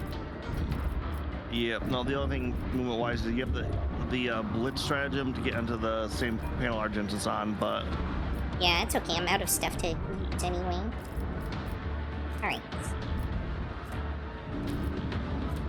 I just acrobatic Suits my artistry at this moment. Insignificant. I don't know why the first one didn't do an attack, but whatever. Another clean strike.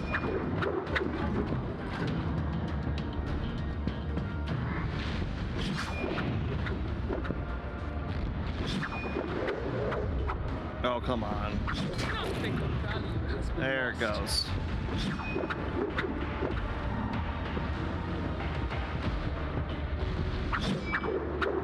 Now we get to watch the... Yeah, no, at endgame, this gets to be a little crazy. Especially if so many movement skills that I'm stacking. Yeah. Okay, look, charge is up.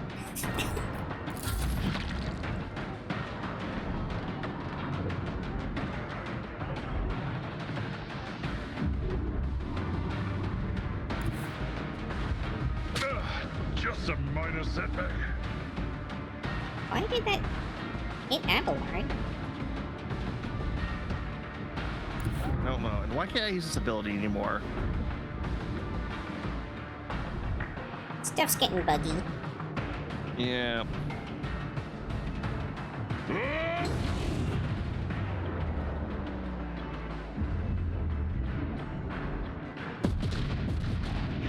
Is thunder. My strike is ruin. Fenris is in battle. Oceans bleed. You know, it doesn't say that they're immune to bleeds, but I don't seem to be able to inflict bleeds on them. They are also machines, so that might have a thing to do with it.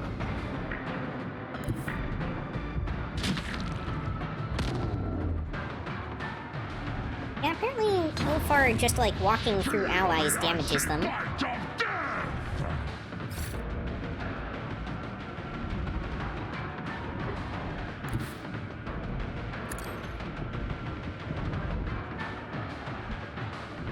One step. Tried and tested tactics are the best ones. Why'd you go to the front? You'll see in a second.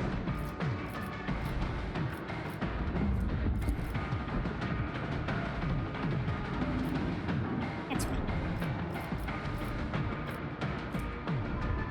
Victory is imminent. At your beck and call. Indeed.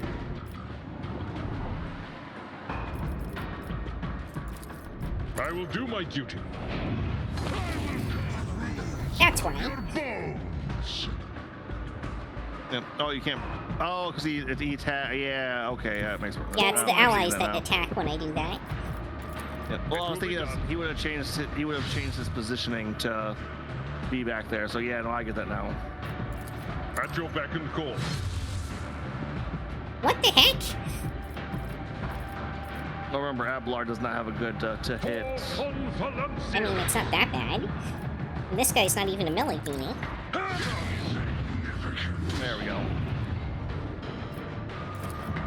Indeed. Commencing.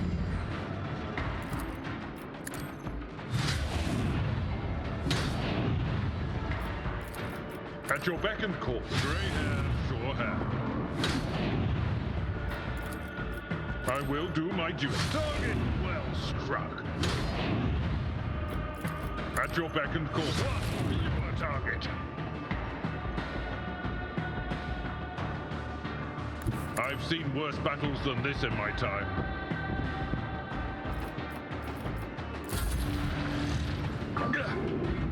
Oh, that was a bad move. Yep. I was like, wait, what's still alive? Oh, these guys didn't teleport out. Oh. No, they did not. Oh, desync. All right. Saved. Maybe that was Relaunching. causing some of the weirdness we were seeing.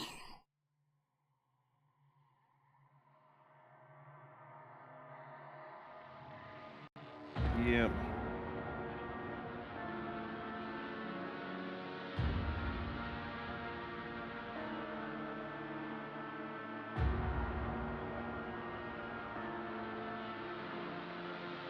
All right, re-upload.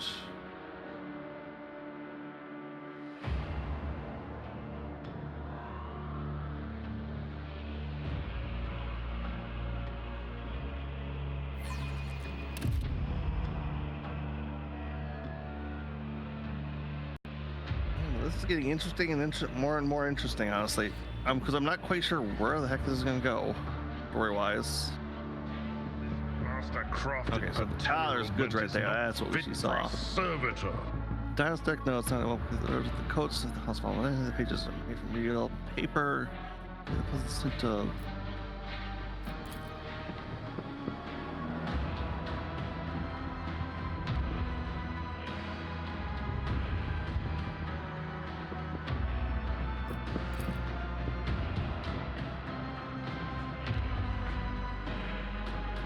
Ooh, I got somebody over here. Let's see what's going on.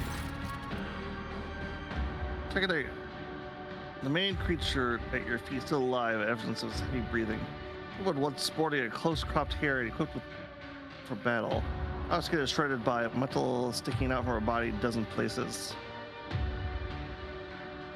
Any external injuries been maimed from the inside, as if the flesh was transmuted to metallic shapes that burst from her skin and turned internal organs into bloody sieve. Some of the exposed bones have a metallic gleam to them, while others look natural. Hey, can you hear me? With a heavy jerk, the woman raises her head, emerging from oblivion, and focuses her gaze on you. Even in such a wretched state, her eyes still gleam with self-confidence, zest, and subtle shrewdness. You, who are, that coat of arms rings a bell. Von Valencius?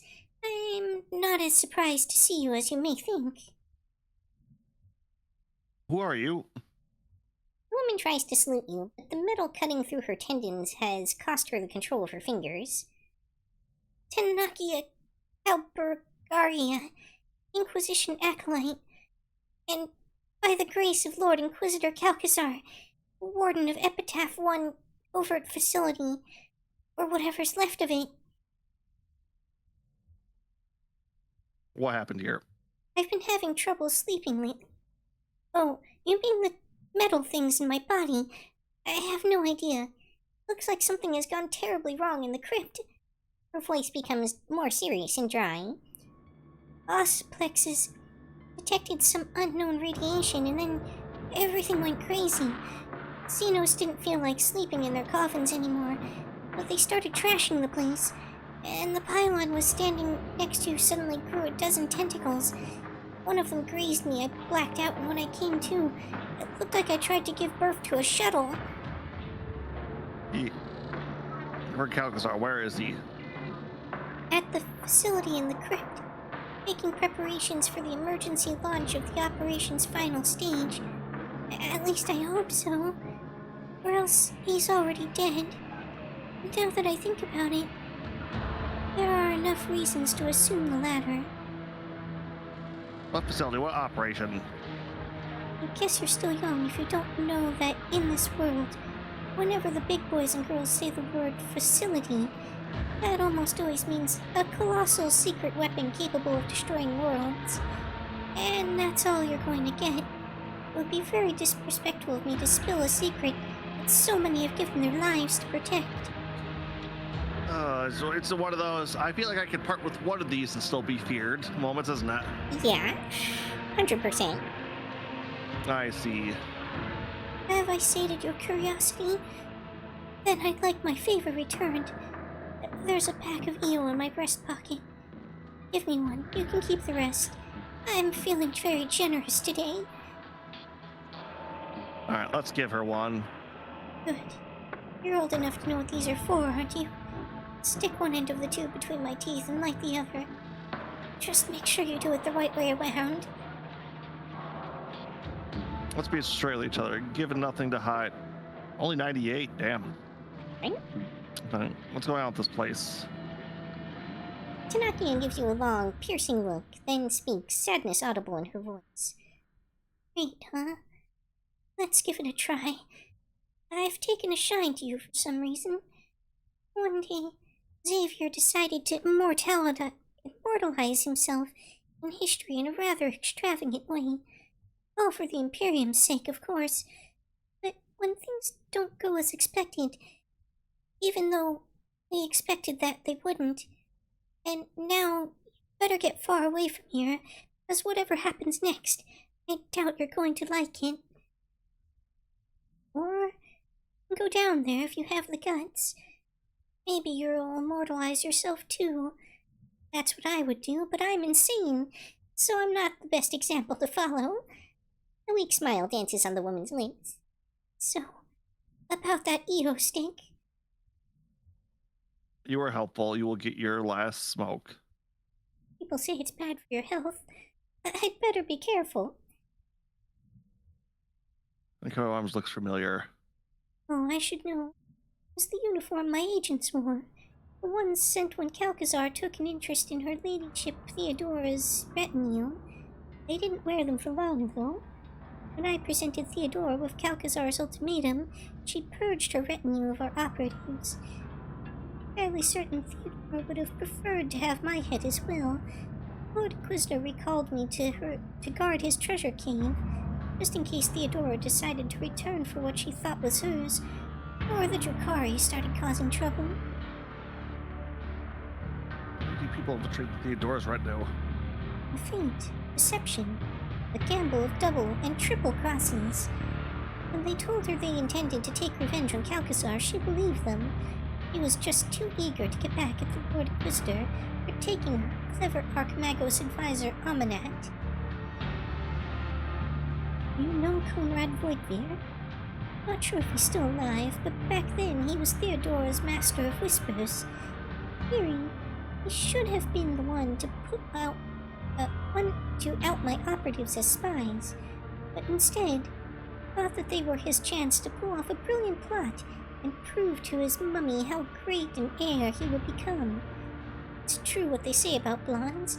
Every one of them is as thick as mince. Hey. Alright, what ultimatum? Merely a message, saying that her dirty secret was now our dirty secret. She was the first to visit Epitaph. She'd found something here. Something too good, even for someone of her exalted status. Rogue traders are not allowed to have such toys, and I relayed the most exact coordinates down to the last digit after the decimal point to the Lord Inquisitor.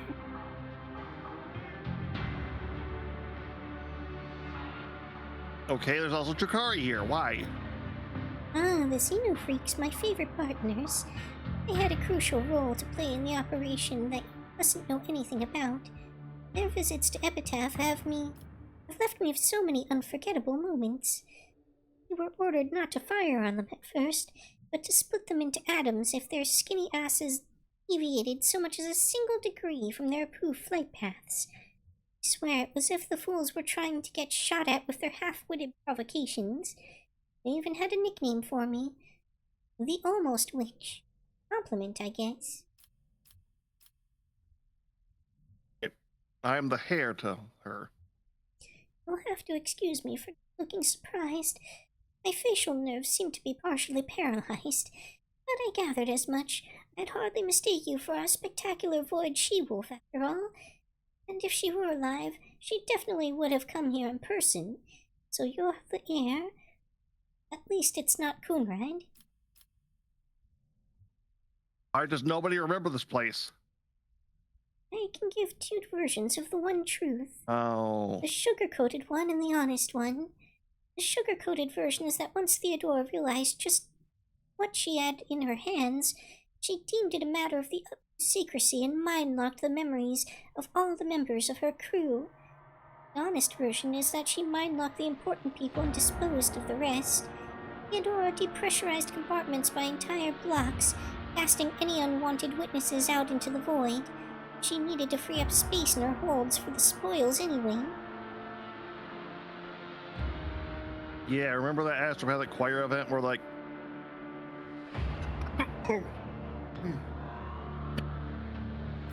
Hold on a sec. Yep. Take a moment.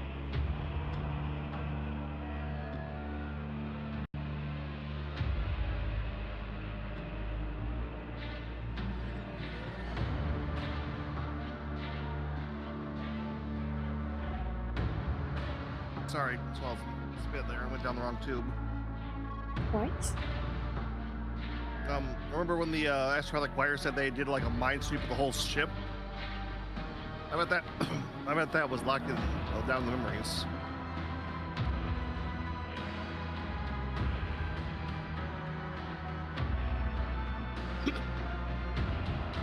Imperium test failed. Damn. All right. This is unexpected. Did her ladyship not even trust me? Disheartening news to be sure. Have it all backward.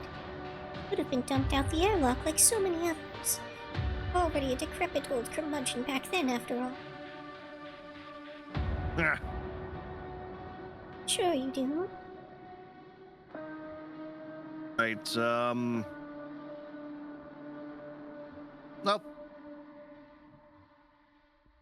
Blood-smeared lips twist into a smile. Is this an act of mercy or revenge?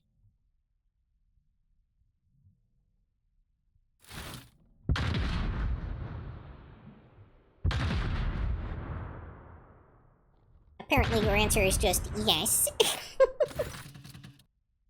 It takes you more than a few strikes to end the life of the already half-dead woman. The metal skull screeches under the pressure, but does not break, and her heart keeps pumping blood through her shredded veins. Finally, her agony comes to an end. Sorry, you were saying? Looter. Started Mono Knight. Wow, that's nothing. What the hell? Well, I mean, it's whatever some dying person had on her. Successful. I can understand that. It just feels weird to be like getting one of those Follow at this my point in the lead. game. Yeah, Something it's of just flavor. interest. Oh, we found a thing somewhere. Right there, let's see what this is. A lot of goods. Just to see here, universal power cell, high octane promethium, and bind killer staff. Ooh, seems to be the psychic kills with a psychic power from the telepathic one. Really increases the effective power level of all telepathic stabs. This discipline stabs. This increases the effective power level of all telepathy discipline stabs. This character, oh, I'm probably this character wields by +1. That's just permanent. That just Calculating optimal route. that doesn't say combat. Okay, ready to go down? Or, where did you go? Well, I think actually there's a way up down over here. Where you are, I think, is where we came from. No, I think you're at where we came from. I could have it backwards. But based off the position of the enemies... You're right. Yeah. Victory awaits! Because remember, we turned them around when we killed them. Yeah. Halt! I noticed something. Sanguine Thirst, a power axe. Blood Fury Cloak. Whenever the wearer kills an enemy with a melee attack, their attack limit is removed until the end of turn. But every one of their attacks also deals 10% of the wearer's maximum wounds direct damage to the wearer. Interesting. That might be a Yuki weapon. Well, that one's, a cape. And some officer's mid. Those are both Astartes equipment. So let's check that over. Marching on. Hey, it's really throw it. No, it's not an Uruk weapon. So It's a Pascal weapon. But the cape might be an Ulrich thing. nope, you can't wear that. That's anybody thing. Yeah, if you want to, you can put it on you.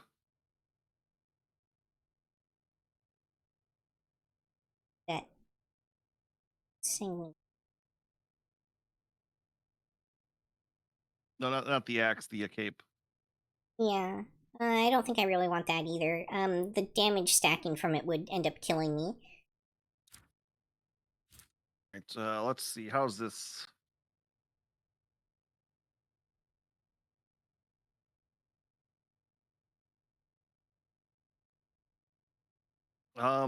Yeah.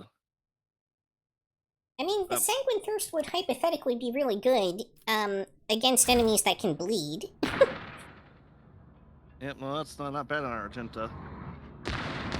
Yeah, I'll put that on her. Knowledge is eternal. Which I guess maybe we'll be up against some humans here shortly, possibly? I bet we're up to fight Kalkazar. And probably some Drukhari, too, from the sounds of it, since we haven't seen any of those yet. Is this, Oh, that's a goddamn Nemesaur.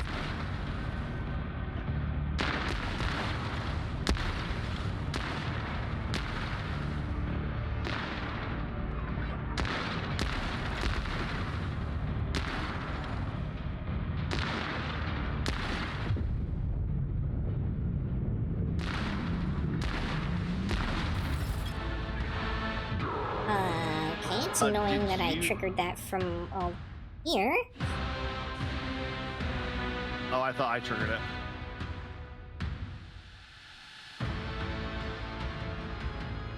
Okay, there's that death mark over there.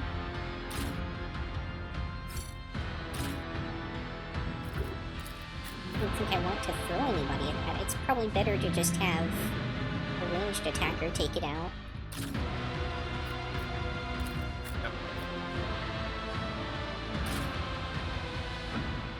What's the cryptomantic sentinel? Let's see what the fuck we got going on here. Their death mark. Right.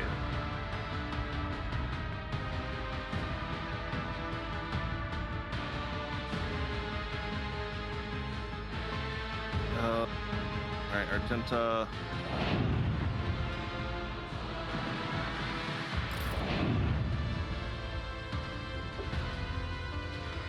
How much place for her to go? God damn it. This one doesn't even have as much HP as the last one.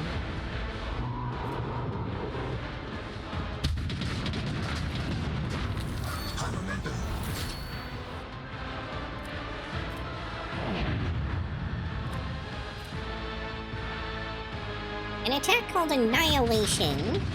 Creature teleports to a target within 12 cell radius and strikes, dealing rending damage equal to 50% of the target's maximum wounds and knocking the target prone for 1 round, unless they pass a toughness resistance test with a -50 penalty. If the target successfully passes the resistance test, the strike deals normal weapon rending damage. Another clean strike!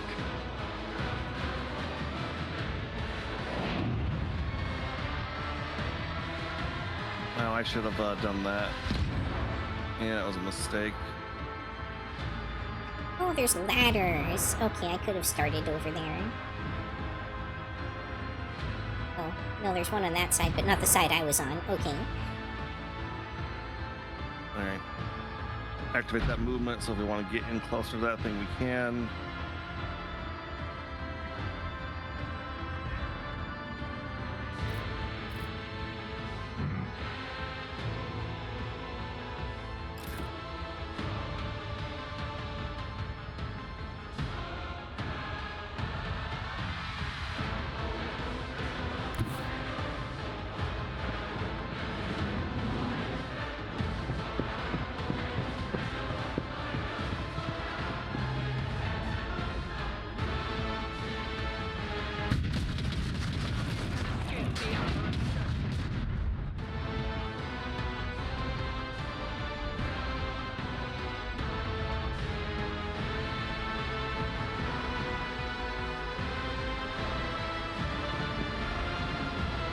That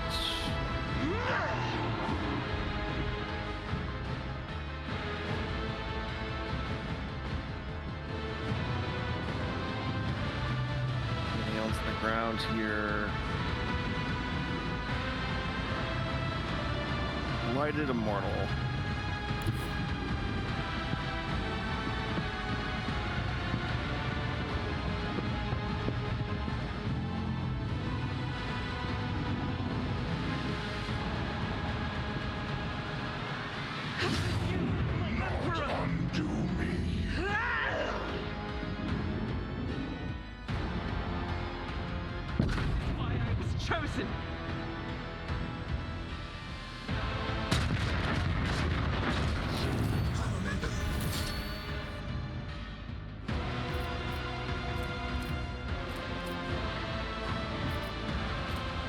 switch over to your big gun, Argenta.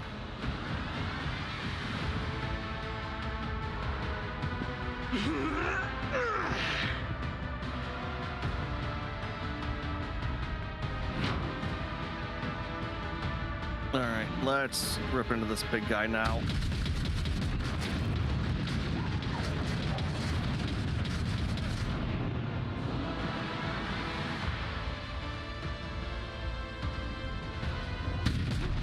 My Emperor!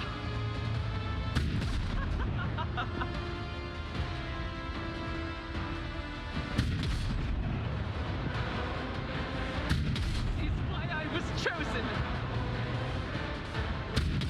Escape the Emperor's judgment.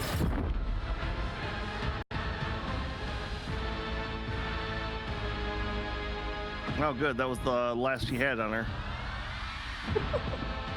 Oh darn, she might not have been able to kill the boss in one round along with a bunch of other enemies.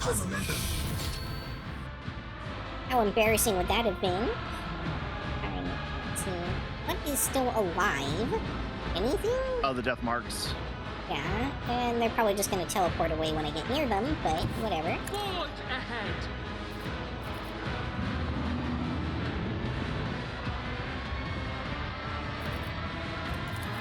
I'll pass. Target too far. I mean, it's a boss, but it's probably it's a mid-boss. Oh, too realistically. easy. Will not undo me. Nothing I can't do.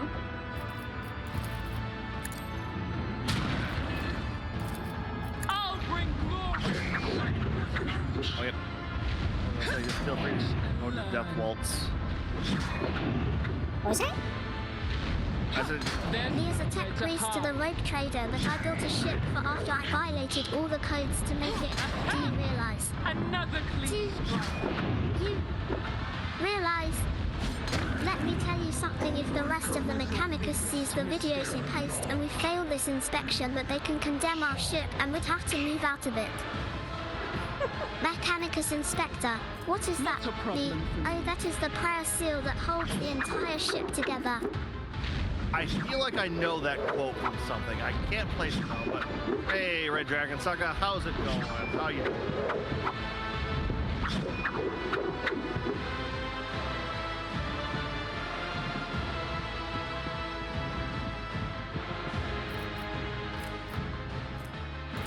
And welcome to the agency. Absolutely not. I'm the Variety Streamer Agent Q. This is my current co-host for tonight, Yuki. Already done. Yep. We are just Suits finishing my this up. purposes. Nothing I You a can't fan do. of Rogue Trader? Or is this your first time seeing it? Because if it's your first time, you're Oh, seeing the easy. lid of the game. I don't have time for this.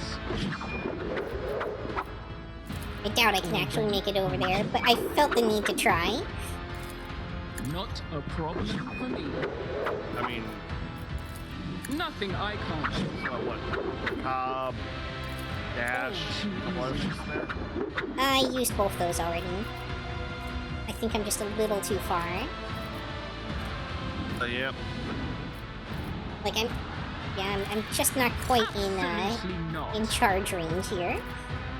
Oh Oh, well. it's, if you, and Abelard probably almost definitely isn't in range of that. My place is No, at the not front. even close.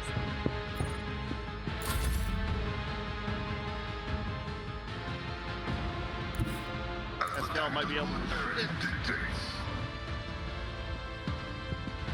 Maybe? Just Target is feel, too no, far. he's a melter. Yeah, he's a melter, so he's in mid-range. And you're blocking Uller. Well, you can still get some shots in at it, probably. It's a death mark. I'm not going to be able to hit this thing. Reassemblement commencing. Oh, hey. He hit.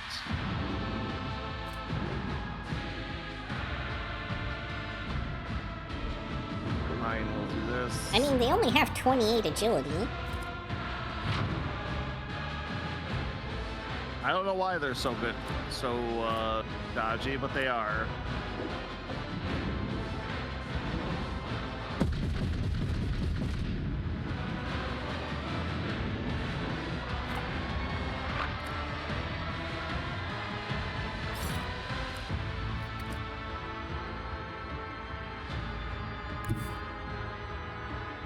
Oh, here. I will lay down melee.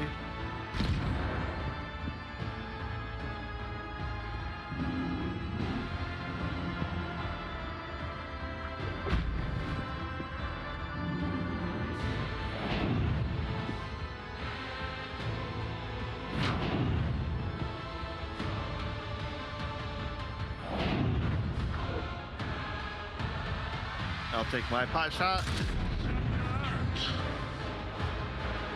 And there you go, Yuki. Finish up.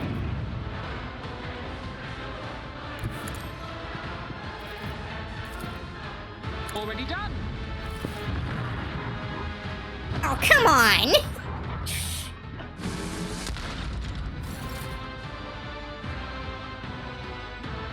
Well, that happened. Yeah, but look who we teleported next to. I'll pass.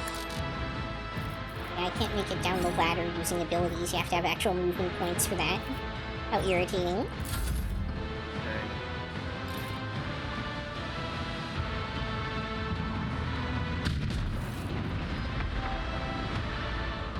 Middle warrior, middle unframed, can no longer bear its weight. With armor plates clinking, plugs up a deep sound full of rage and despair born on his chest. Man, I really wish we would have deciphered that. Under the Xenos limbs, the light flickers his eyes. Perhaps something went wrong during the monster's awakening from stasis. These in grams and plunging him into madness. Sure, that's what happened. Die already. Dodge with the particularly well, there's no fear in this sound. This discovers the true warrior at the touch of regret of his defeat. It really comes from somewhere deep inside the crypt as soon as the green fire goes out of the fallen warrior's eyes. The wisps on the walls become chaotic and disarray, and something just broke irreparably in this crypt. Oh, Level up!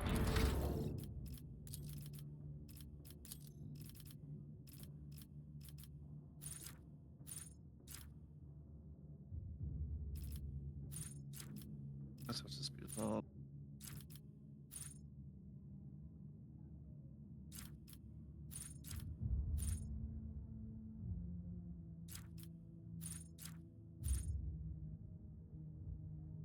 It's all eyes on the mobility.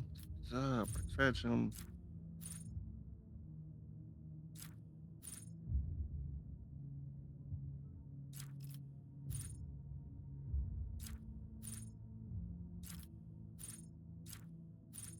Ooh, kind of good things with my main guy here.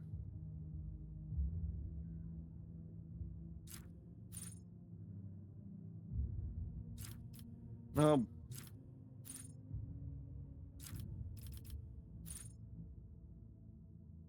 Disputed zone and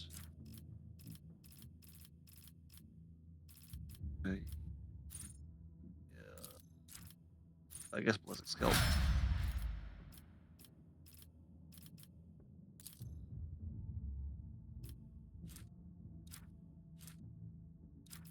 Nope.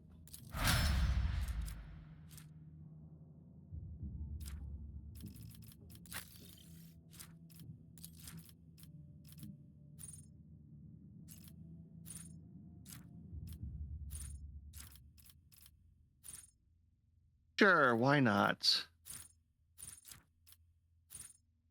And plus one strength.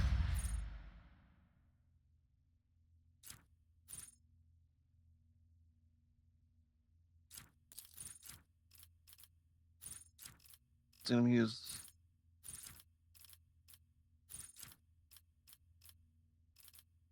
attack target that have a dodge boost training.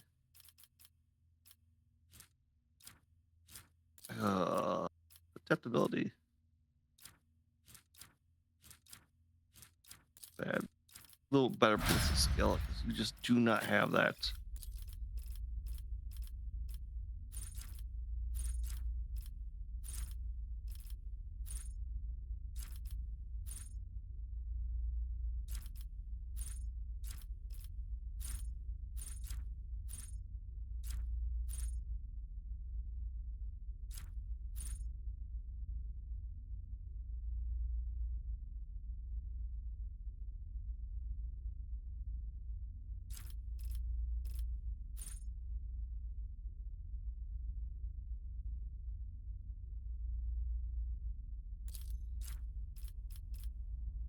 We got a couple good abilities for Abelard then.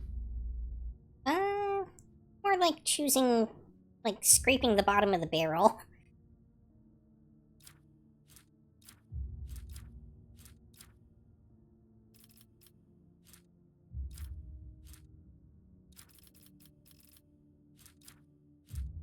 Tesla shot. Happens.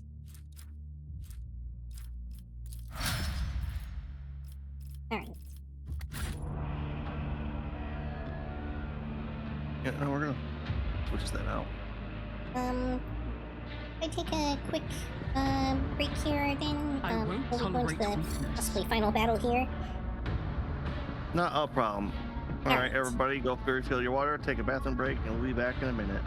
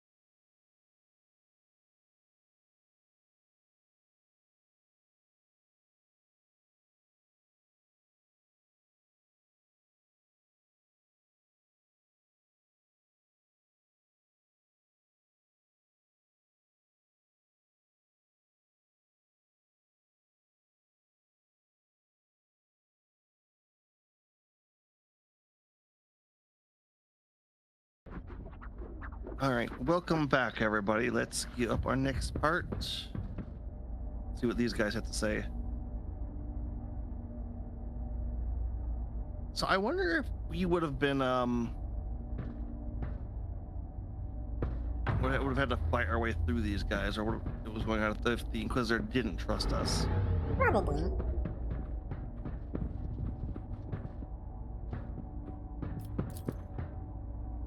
None shall stand in my way. Let's do another quick save just to make sure.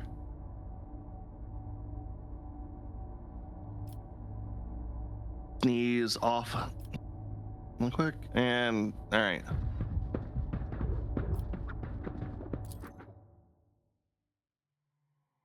All right, that's 2 mini bosses. How many mini? I don't remember how many mini bosses did we go through on the other world we were at, where we fought the cultists. Well, there was at least the optional one for Ulfar. Might have been 1 or 2 others. Right? What?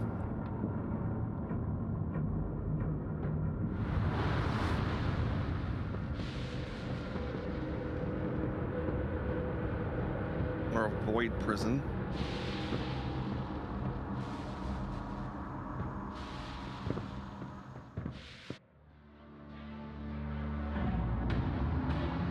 Any challenge for me? Some goods over here.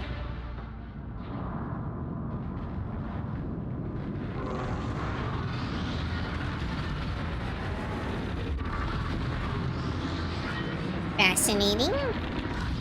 How are you guys? Oh, is this copies of us? Kind of, sort of looks that way. Exactly. Before I even burst with it, a few slaves now stand in your way. 3 of them seem to have your face. But the difference is striking. Each is a mark of other accomplishments and different experiences, making you feel like a protagonist of a tale about a pair of twins separated at birth.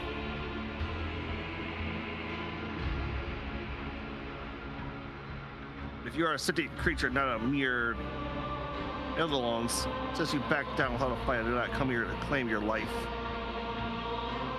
First reflection. My master changed your ways. Is this of your making? No. I can feel it is not. You are not playing tricks on me. You are setting me prey for a great sacrifice. Lars reflection. Some iconic lesson what's going on. Should I be looking in the mirror a little less? Perhaps try looking at myself from the outside. So the hit that I am my own worst enemy. Ponder this in my memoir. Not where it's come from. Blatant abuse of the fabric of existence causing the modes of reality to flare up. Projects of the cross expanse in their glow, altered past recognition by decisions you have made or could have made in some other worlds. Lord's reflection. I am Agent Q of Elysius the Magnificent, and I know myself, which I most certainly do. You are now pondering what that makes you. The answer is simple.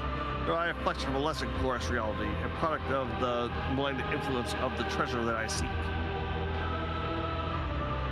Some refer to me as the Warden of the Expanse, but I prefer being addressed simply as Agent Q. Nice to meet you, me from a different version of existence. Last doppelganger was speaking of me, I'm the only version of ourselves who choose the path of true power. I serve the master, the changer of ways, and I already changed upon my reflection in this dream. This is why I'm the only one without a dumbstruck expression on my face. Welcome to my reality, esteemed guests. They suspicion this me meeting in the bloodshed. Well, thank you for your kind words and hospitality. You're not trying to pick a fight. Enjoy pointless violence. Power and authority can always be used for mere worthy purpose. Well, almost always. Unfortunately, sometimes violence doesn't have a point, but it gives me a little pleasure.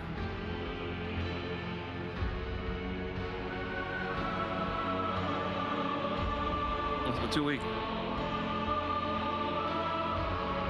Why are you here? Dude, I do not know why. exactly Xavier has in mind. Judging by his past actions, would be ambitious and terrible. He must be stopped. Okay, so this is the Xenos supporting one.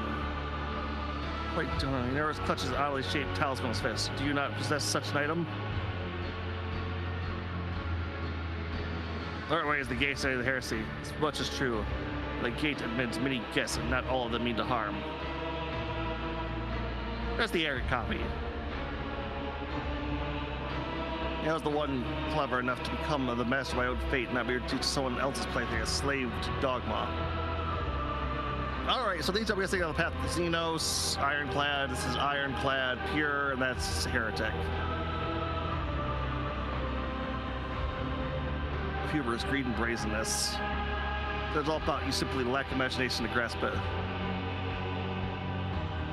It's all my versions to serve the arch enemy. I do not serve. I reign, you grovel, I dominate and rise even higher. Oh, hey, he's got it. Yeah. No, I was gonna say, finish her up. Adira opens her mouth and you see the blackness between her teeth in place of her tongue. 100 otherworldly warp voices speak instead of her voice. The Master requests a sacrifice, a living sacrifice. Toss them into the warp. Their paths will be untangled and woven into your hearts. You are disgusting. Believe how little I care about what you think. Way to resolve this. I'm afraid we have no choice but to fight.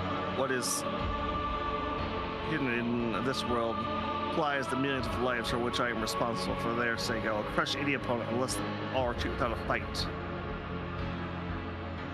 I see we are outnumbered compared to you, Doppelganger. I think it would be wise to join forces, topple you first, then resolve the conflict between those who have survived.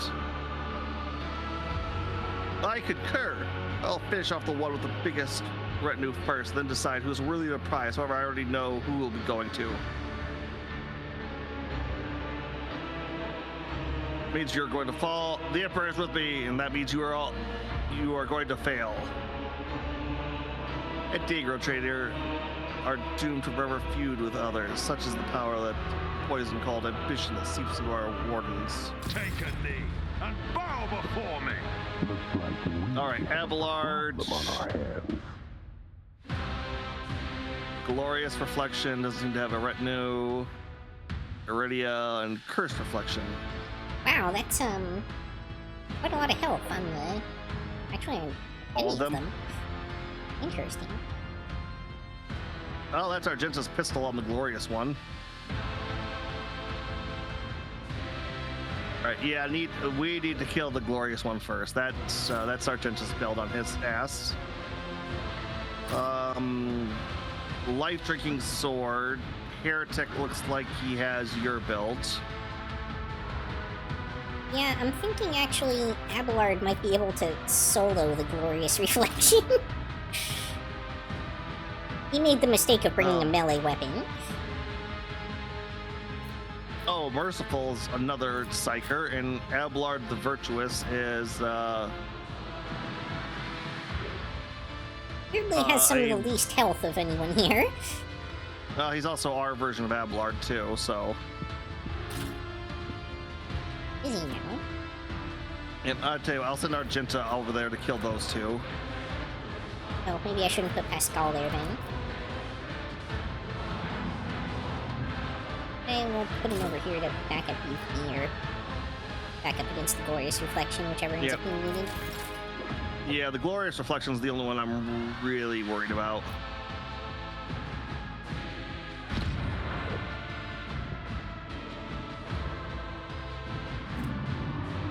Put that there.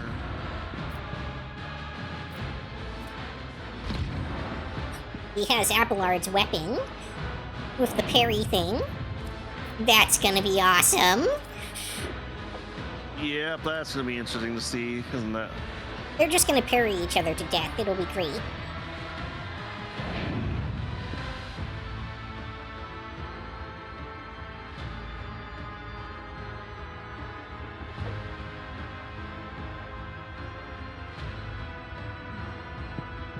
Alright, I'll make it so the Oh, that's what that one does. Okay, that makes more sense now.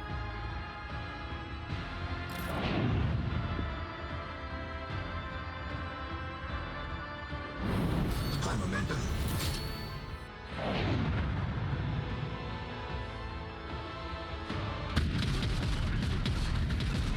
Emperor!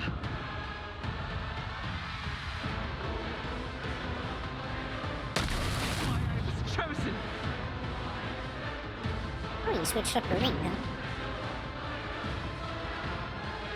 Yep, Tesla does a lot more.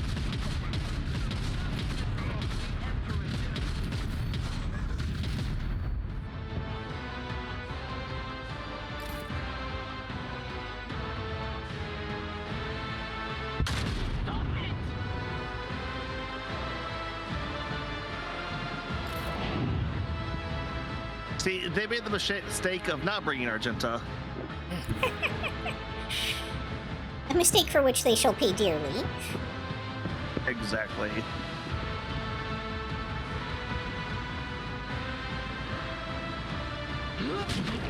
Has failed me. Let's see here. Out of the way.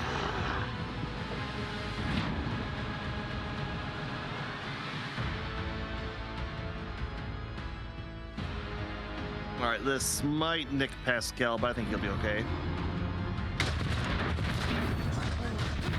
My Emperor!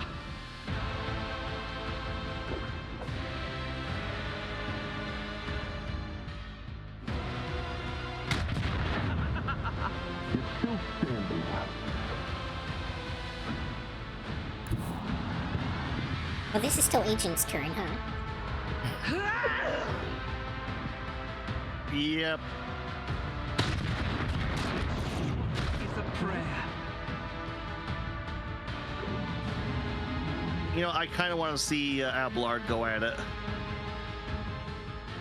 Me too, but it's entirely possible Yuki will murder him first. Although he does have that parry thing, so he might end up killing Yuki, which could be a problem. It's unlikely he'll parry any of Yuki's attacks.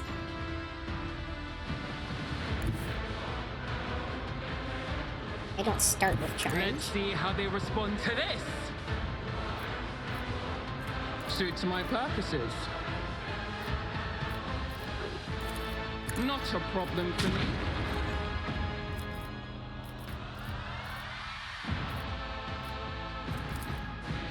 I'm just gonna Death Wolf some. All too easy. Among other things. That was insulting. Ow! My time is now.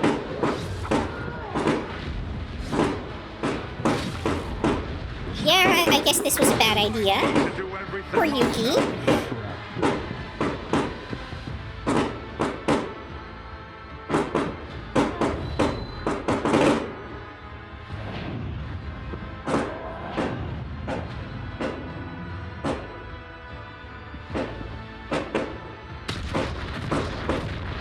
Duty go hand in hand.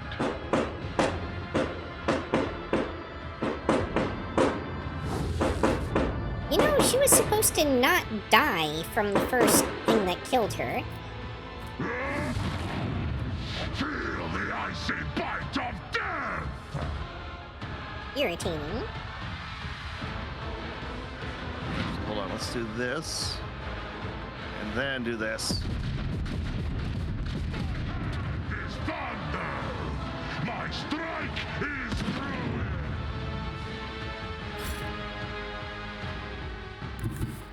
Tried and tested tactics are the best ones. It will be done.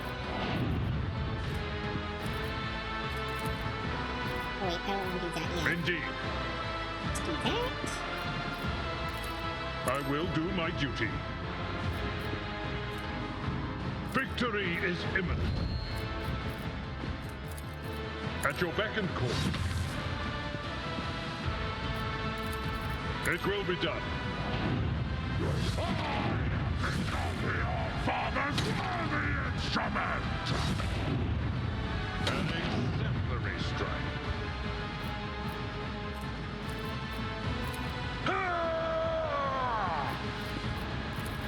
At your beck and call. Unfortunately, he's just not parrying me as much as anticipated. Yeah, he's got the Arc Militia build, so he's closer to what like Argenta is without the heavy weaponry.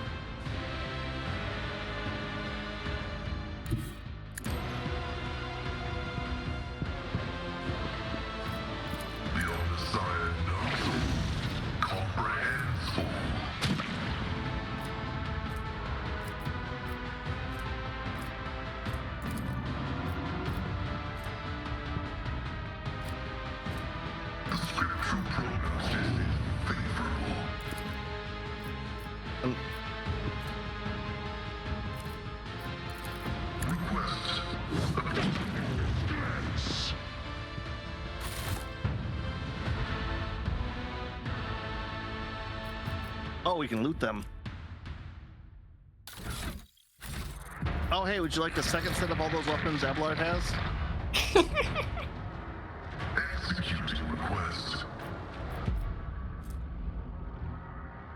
Like, no goddamn joke. Hang on, let me update some of Pascal's med kits here a little bit. What is this? Eruption. Melta weapon. Life draining. Oh, that's a old one, isn't it? Club body malice.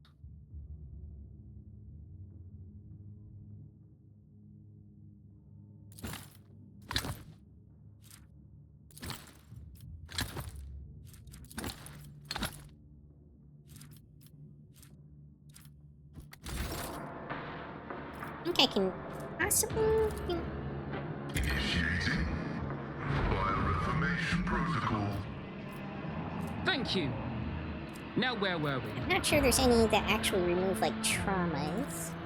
Flesh is wood. I stand in recognition.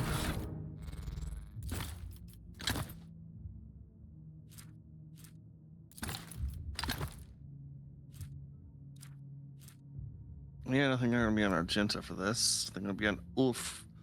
No, the eruption he can take, so. Why can he take eruption but can't take with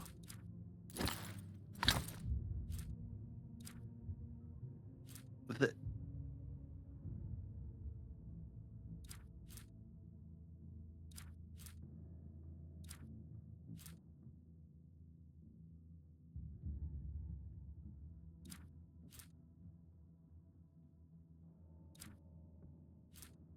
I'll be good for him.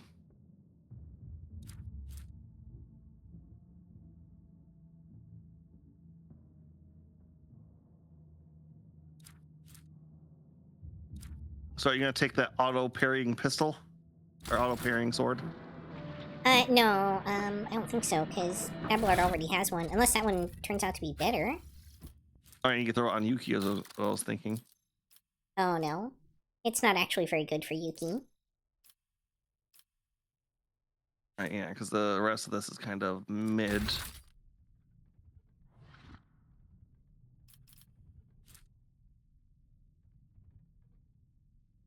It is irritating that there's not any way to remove an injury other than going back to the void ship. Oh, did that just turn straight into an injury? Yeah. Oh, dang it. So, minus 20 weapon and ballistic skill.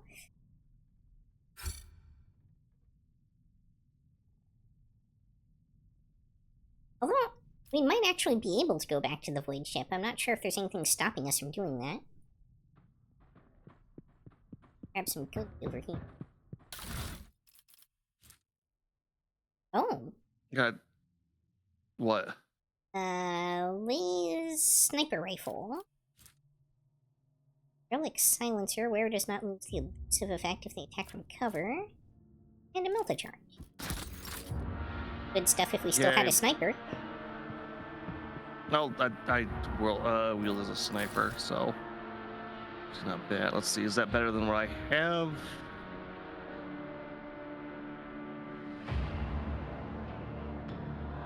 It has at least ironclad. What?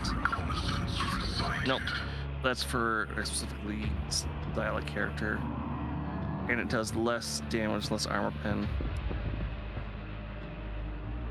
Nope, what I have is already better.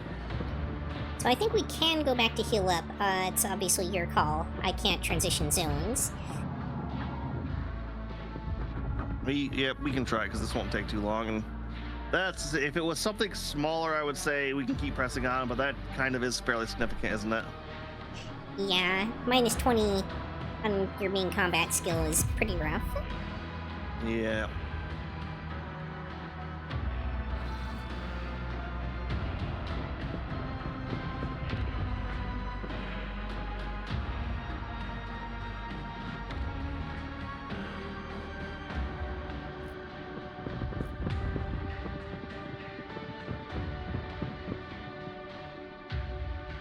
Took a wrong turn.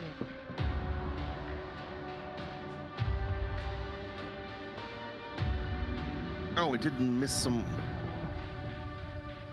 Nope, we can't go back. Oh, darn.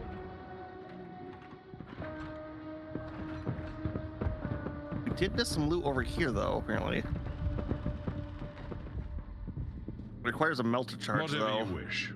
Fortunately, we just picked up one of those. Oh, actually, only 60% for Yuki with the melter charge. 77% tech use for Pascal, though. Necrotech Hotshot Lasgun.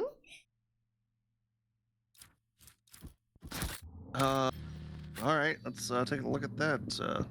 It seems like just generic loot, unfortunately. I'll make. I mean, it's a really good lasgun, but it's just a lasgun.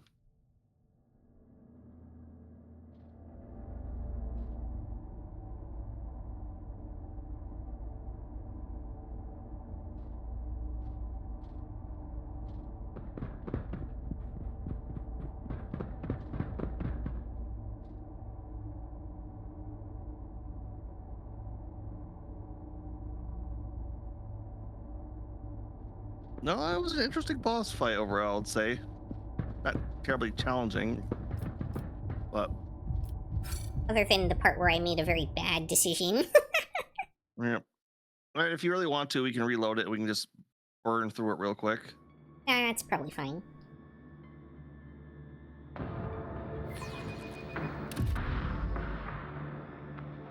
It's just irritating that no matter how good your medkits get, they can't remove the trauma. Yep. Like, if you're going to make things limited supply, maybe allow them to be a little better.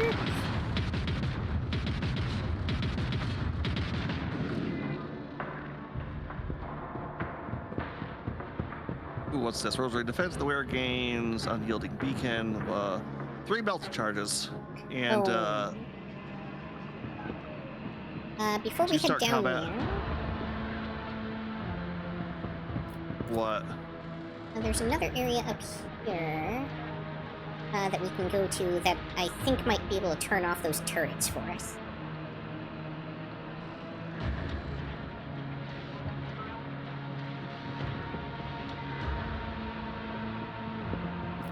Hold up, don't get too far ahead.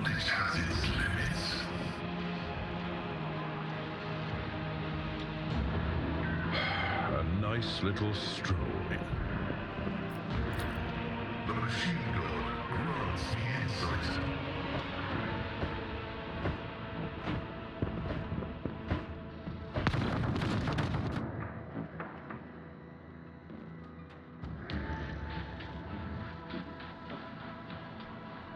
Okay. More goods, though. Incandescent Storm. Two-handed plasma weapon. Sounds like an Astartes weapon.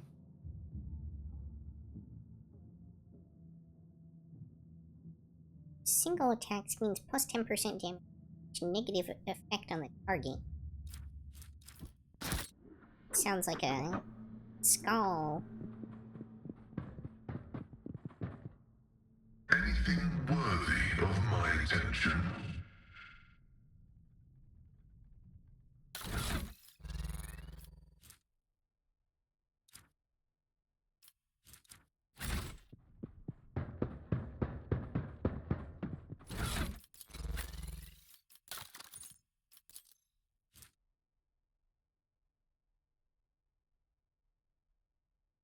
And do take a look at the armor too, because we did get a bunch of that.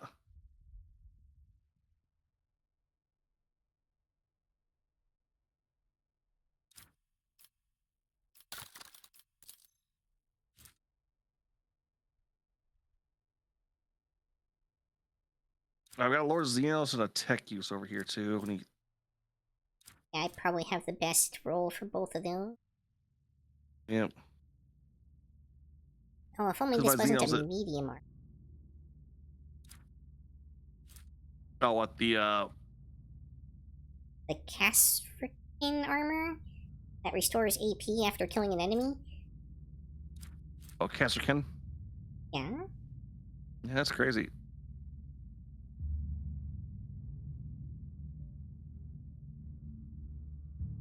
I'm guessing you don't like heavier armors on Yuki? Yeah, no, she's definitely a light armor build.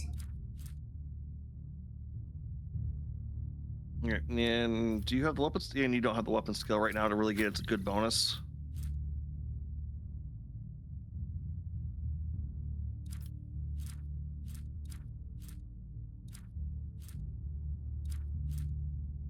And also, fortunately, I guess,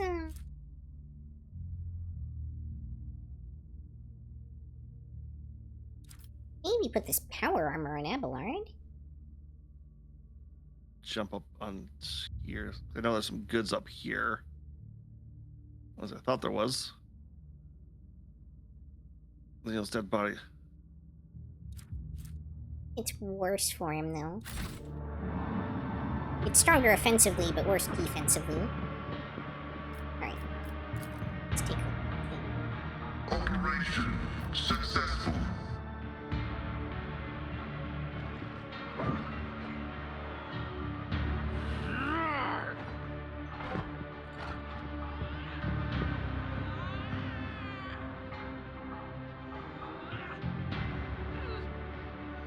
All right, so he's moving down as quickly as we thought.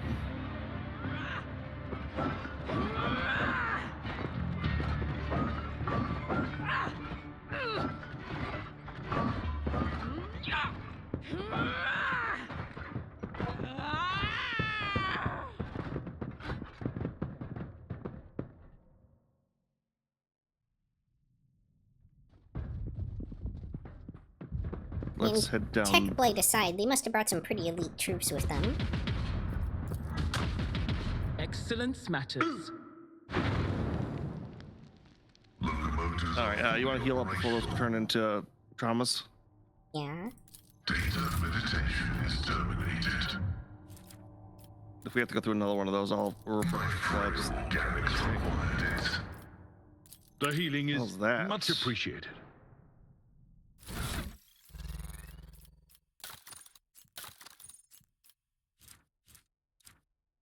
Alright, can't go that way.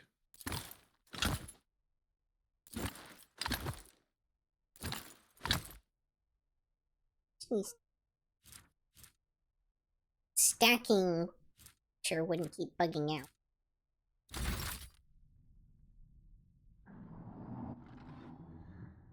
So I guess the alternate method here would have been to, like, destroy this, generator thing? Yep. Knowledge is eternal. I think this just backdoors us to another turret. Yep.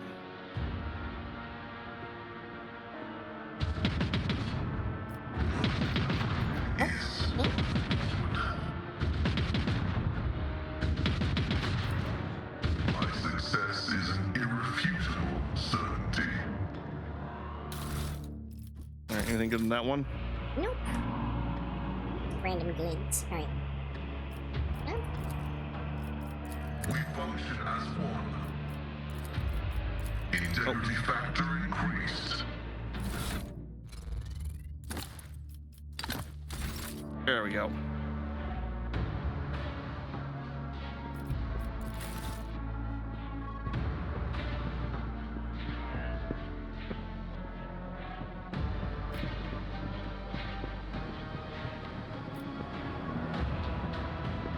Next area, I think this might be the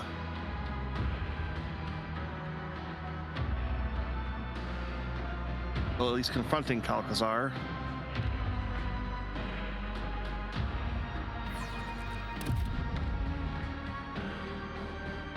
I can't hear Calcazar without thinking of Calculon from Futurama. Yeah.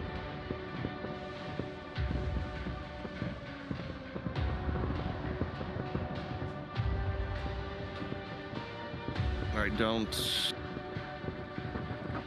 Alright. I don't think there's.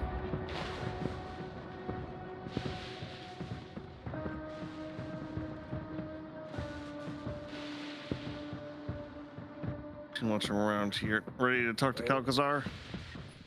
I suppose so.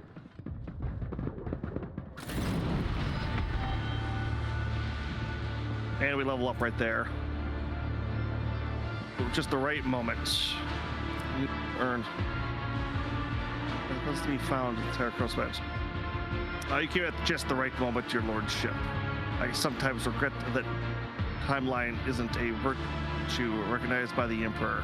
It truly deserves an honor. Cover your head, Calcazar. Follow your bluntness. Let me match it while my head will remain firmly on my shoulders. I'll remove yours with almost pleasure. I tire of your arrogance. What the heck is this? Call it a fucking Christ to Catan shard. Call it a shard. Well, like I said, the Necrons broke their gods, the Catan, into shards, so it's a chunk of a god. They're probably. Yeah, it's called a shard, and yes, as you know, quite abruptly, the reason I am here, this construct contains an ancient, or rather, pre-ancient being of cosmic power. They were called the Catan. The entity is currently trying to escape, and I'm here to collar it. The place is designed clearly points to having been brought into the crypt from outside. Let's explain the Catan shards. A specimen of an ancient predator race, devourers of pulsars who feasted on star systems. Reality itself bent to their power, but many millennia ago, an ancient Xenos race managed to defeat them, shatter them into pieces, and lock them away in prisons like this one you see before you. And you want to collar this? To say that a human is not capable of such a feat, but I am not a human. I am an instrument of the Emperor's will. One of many, and the Imperium is omnipotent. If I were to fail, another would follow my footsteps. That's how humanity makes the impossible possible. At the hands of particular people in particular circumstances. Your skepticism is unwarranted. Alright, what good does this do? Over the years of service, I've come to realize that our main problem that humanity faces in this war is the imbalance in power. Our opponents are not races or nations, but incomprehensible monsters. And it's the high time we acquire one of our own. My yoke will bind this creature and make it chain guard server. Make it a chain guard serving the Emperor. Oh, yes, let's, because collaring ancient gods works out so well.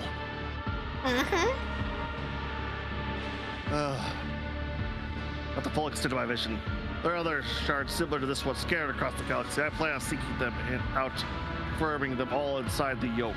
Each conquered monstrosity will bolster. You want to bring the pieces together! I do not see why I should be in any serious doubt that you will share information with anyone else for one reason or another. All the Astarians to come to your aid. I needed a remarkably strong force to keep my Xenos allies in check. The Emperor's Angels were just the weapon I was looking for, except considering the severity and nature of my operation, I could not very well risk requesting aid from my allies in the Death Watch, could I? And I remembered an old debt owed to me by Space Wolf's Great Company, so I decided to call in a favor. They were an asset at first. The Wolves helped me close the dimensional gate by overwhelming its security systems, tested with hunting the Xenos condemned by Nearest. Eventually they started prying, and that was unacceptable. I could control Thorobald by giving him more tempting targets. With the Baleful Howl Pack, they raised an outpost where my agents had been meeting with Jakari. The pack took prisoners, but lost the esteemed brother Ulfar. They would give up all their search, but instead the wolves forced this system's coordinates out of the captive and came crashing down on my plant. They had no gate to transport them. They used nothing but their warp engines. Thankfully, they realized the situation too late, so they managed to neutralize them. There's him, deadly frost of bitterness crackling his voice as he speaks. You will repay for this, Xavier Kalkazar. Know that I'll have my blood vengeance. I will have your death. All right, how the hell did you get into this? Thanks, your predecessor. I arrived at the Expanse at the call of the exploratory fleet to deal with Archmagos Aramat's heresy. Because I came to realize that the Colonel's Expanse problem ran much deeper than tech heresy. Unprecedented piracy running wild, a blatant smuggling of Xenos artifacts, willful and imperious rogue traders, and growing threats of the ruinous powers. All this in a region that the Jakari considered their domain. Like I considered purging the entire Expanse would have been much easier to run this whole tangle of threats and corruption, but the web of spies have been presented to me with a much more interesting and radical solution. While investigating Aramat's connections, I turned my eye to Theodora von Valencius, who ultimately gave me the shard. How did Theodora? Oh, she found this, got the shard, and she didn't quite know what to do with it, I'm guessing. Yeah. Well, we already knew that she gave the exact coordinates to this place. Yeah, Theodora's instincts were uncanny. She spent decades hunting for a key that could open the dimensional gate, as if she knew that there was something incredible waiting for her on the other side. You don't say. Her ladyship was lucky enough to discover the shard during one of her expeditions. Lucky is a strong word. A trophy that was much too for her to handle. Archmagos Aramat studied it on Theodora's behalf, creating weapons in exchange for access to the dangerous relics. But their research was too primitive and unambitious compared to the power contained inside the shard. Okay, so roughly there are 4 types of Catan shards. The shards of the Nightbringer, shards of the Deceiver, shards of the Void Dragon, and shards of the... I forget what the 4th one is, but it doesn't really matter. The Deceiver is the trickster god, the Nightbringer is the god of death, and the Dragon is the god of destruction and technology. This is a Dragon shard, I'm fairly certain. Along with our ship's machine spirits. Yeah. So I'm guessing that's also a piece of this thing. All right. That's why Pascal has that shutdown protocol. It's a byproduct of the Void Dragon's powers. It can just do that. I had one of my own acolytes, Kia, send her spies to Theodora. They infiltrated the rogue trader's retinue and earned their trust. Important to me about the magnificent object. The rest was trivial. I seized epitaph and laid down the coordinates of our further coexistence. She was wise enough to concede defeat with dignity. I recommended Operation Precious Sentinel. I left a garrison on Epitaph, took the key to the dimensional gate from Theodora, sealed the gate, started to create of the yoke. I kept Theodora in her hairs and my... Oh, this isn't something the Necrons made. You made the binds that... Oh, this is going to be bad. This is going to be really bad, isn't it? Which surely means it will definitely work, right? Yeah, because like if it's the Necron made stuff, they've proven they can do that. This is backward engineered by mad scientists, and possibly chaos. Put Theodora hairs in my sight just in case. Not long before her death, I assigned Hendrix to her and ordered her to renovize with him on Record Minus, but your lordship inherited him instead. I mean, I wasn't aware of you. Theodora managed to keep her secret hair up her sleeve. So, instead of eradicating Theodora's misdeeds, you chose to inherit them?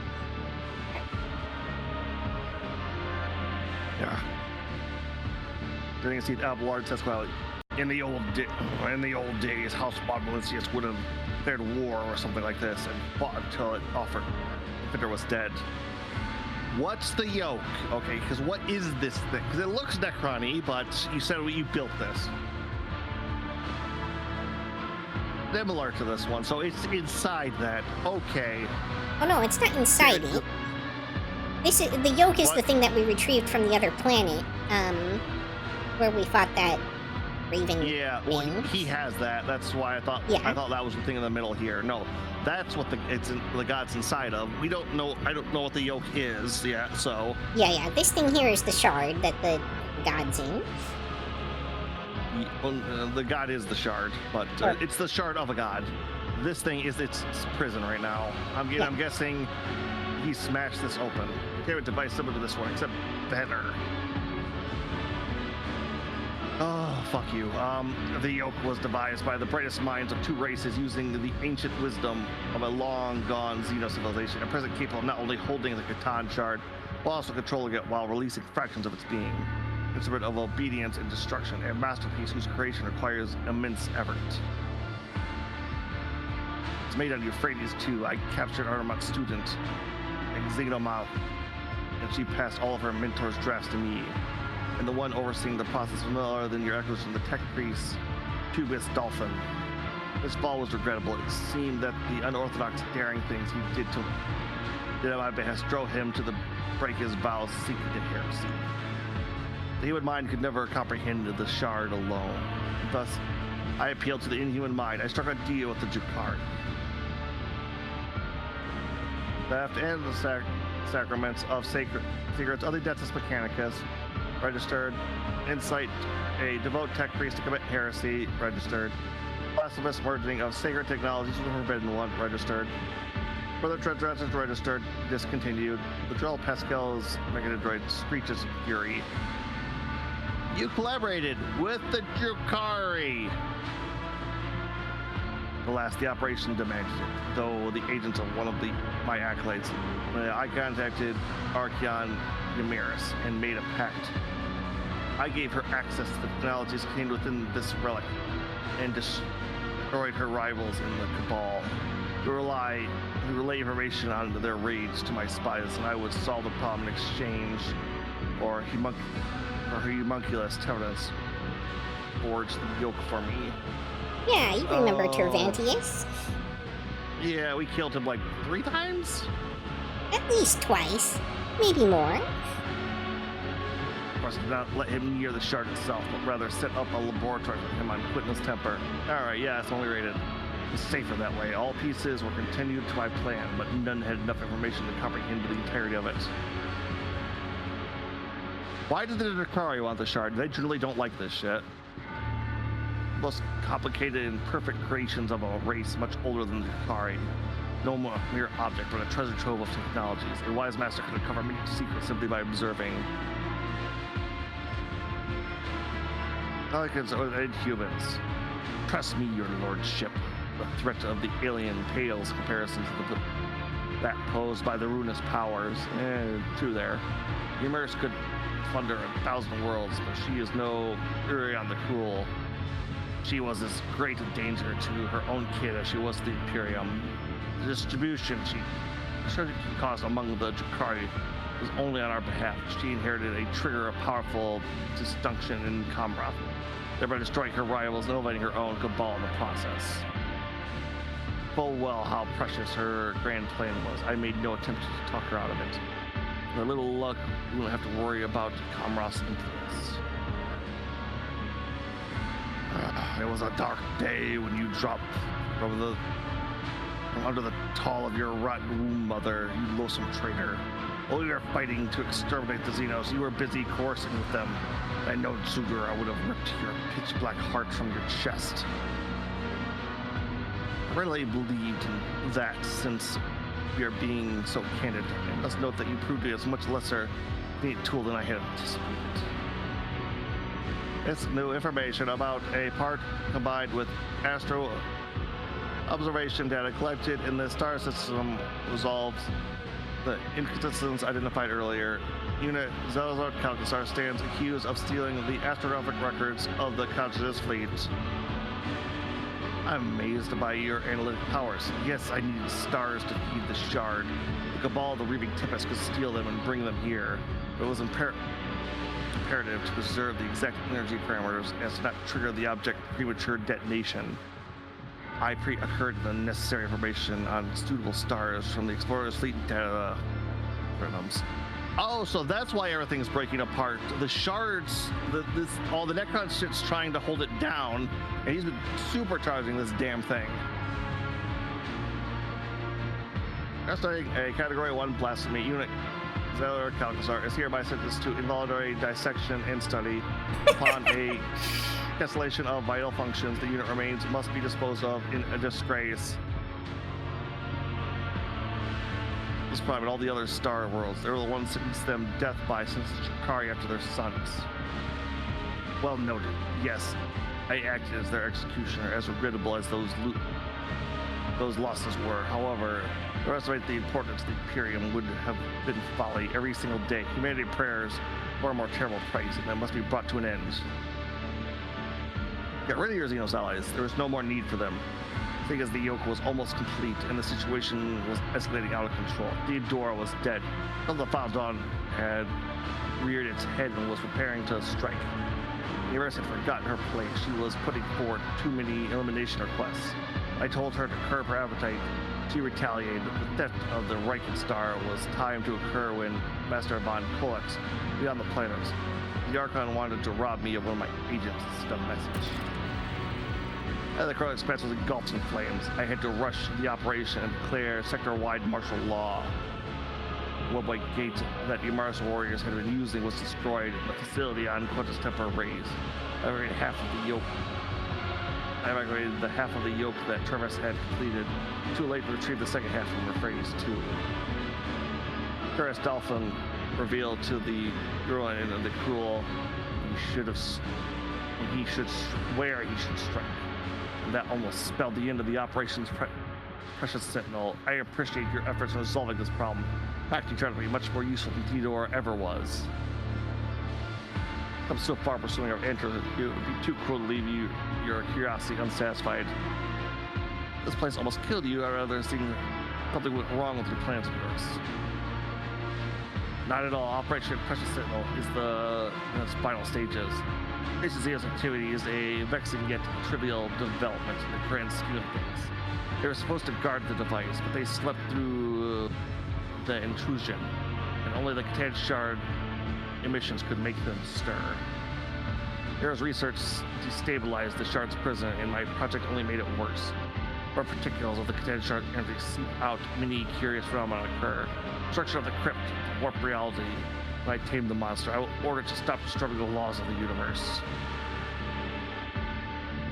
Well, this is going to be so bad, isn't it?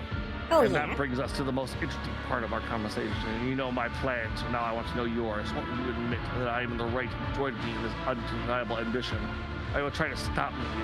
I'll be upfront with you. If it's the latter, I will be forced to remove you, but I'm sure you realize that already.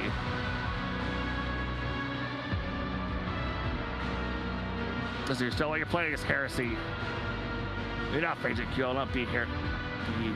It'll only be heresy if I lose. If I prevail, it will be triumph in the name of the humanity, the honor of this universe. I will not lose.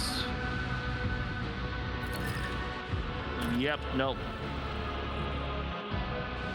No, it's very well then. I'm glad to have made your acquaintance. Despite everything, that's his eliminate the rogue traitor. I won't heed your cries of mercy. I'll turn you into corpse starch. Oh, Ooh, wow. he's got some health on him. Even the enforcers do. Like, everyone here practically is boss level.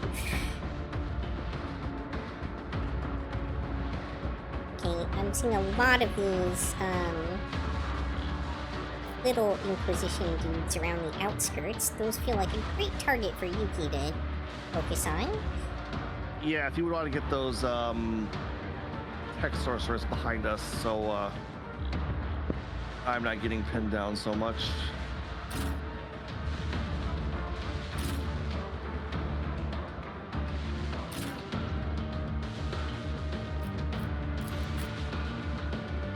Oh, he is very quick on. He is very high on that list.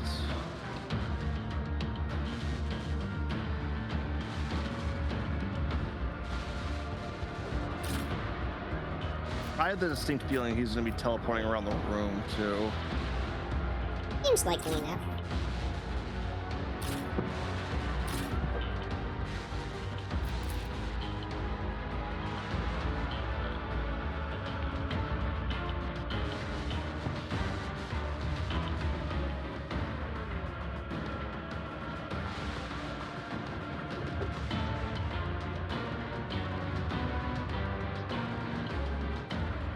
You're gonna get rid of those level B guys in our back line, or?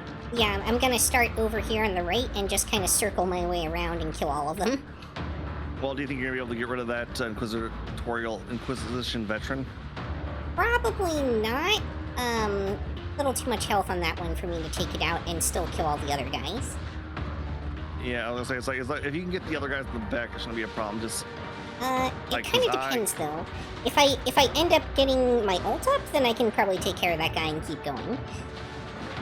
Yeah, because I just need those out, because if they start hitting Q there, well, I'm gonna be in trouble. I'll see what I can do. All right, let's start with this.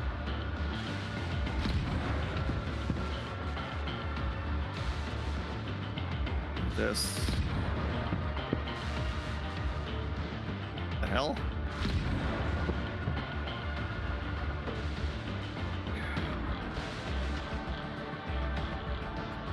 And hopefully the reduced weapon skill doesn't screw me.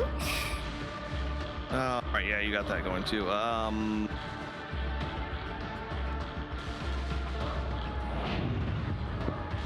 okay, I might. Oh, alright, let's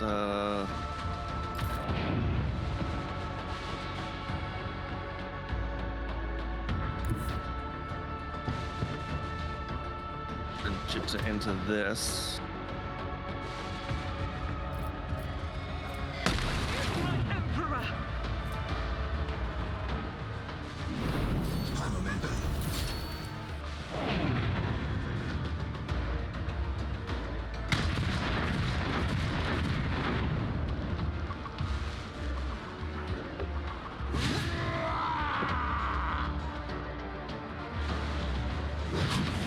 Emperor!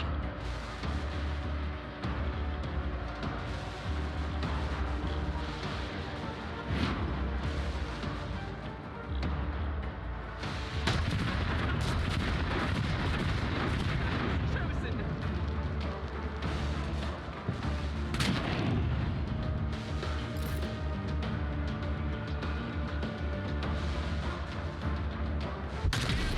Stand a chance.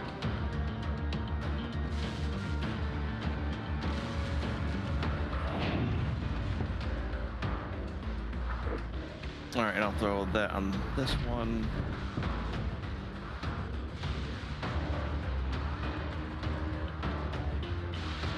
And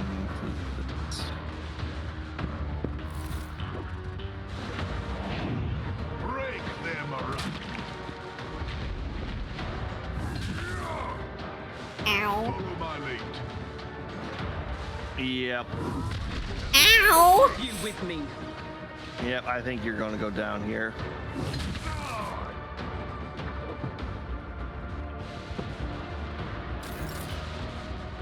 Ooh, nope, you didn't. Okay. Feel the icy bite of death! Well, Yuki's not gonna do much. He got stunned and all that.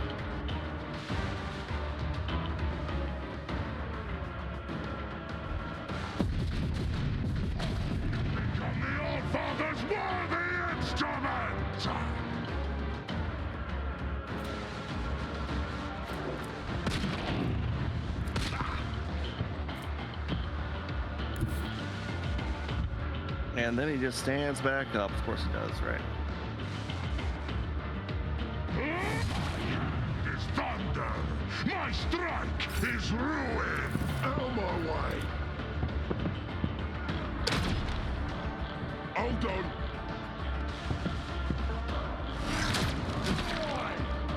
Let's make it quick. Oh, here come all the mooks.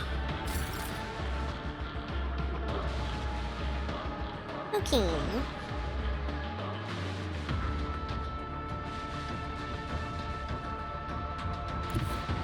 Follow my lead.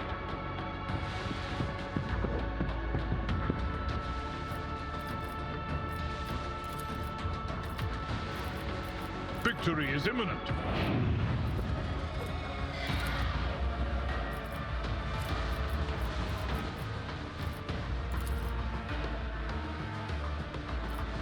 I'd rather not. At your beck and call.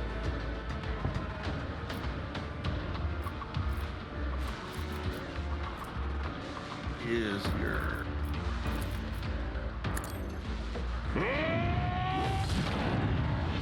Feel the icy bite of death. I will do my duty. It will be done. My ears are...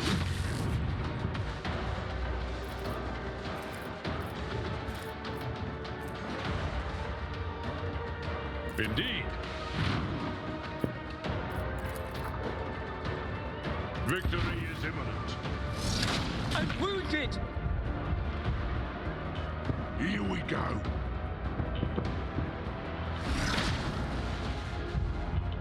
man? They really just even want to hit over, don't they? Well, I mean, Yuki was getting a lot of aggro before, but Ulrich is a very large target.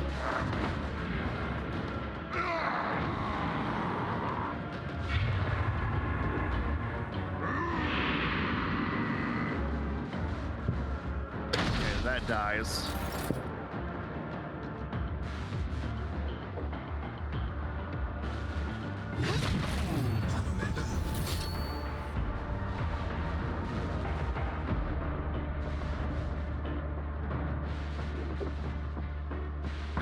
Wish it wasn't right on top of you, but all right. No, this fucker goes down now.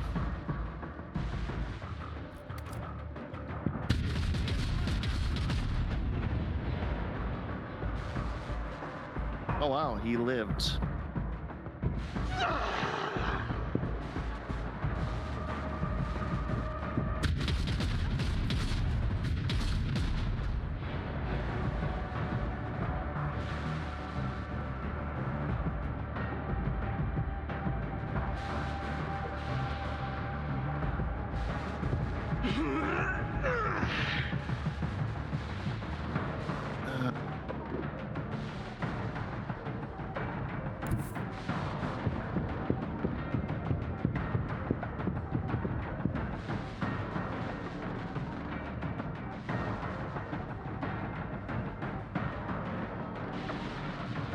Let's do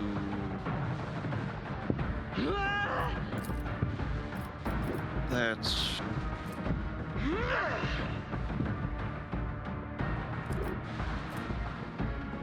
All right.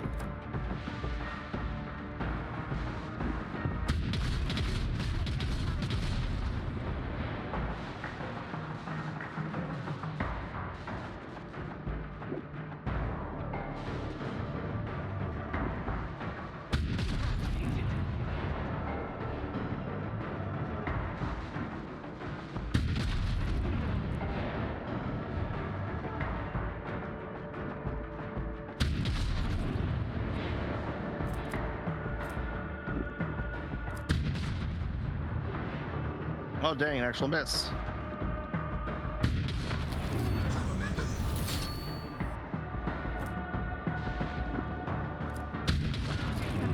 The Emperor's judgment.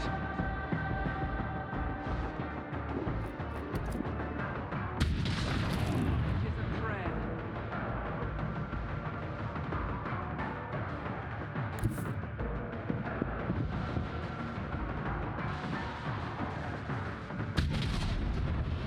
Watch it, you rusting, stinking sons of trolls! Did the All-Father take your sight or your mind? That's it for her either way. I think all the other enemies are pretty good, right? Oh, no, there's a few more tech sorcerers to start here. Yep, there's a couple guys in the back. They'll come closer on their own.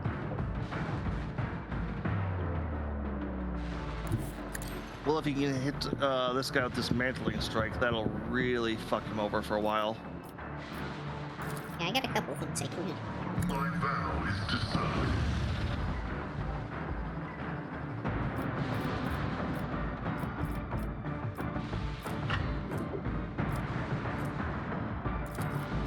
Initiating bioreformation protocol. Oh yeah, healing you is definitely a good idea there, right? Yeah, so too. Comprehends all.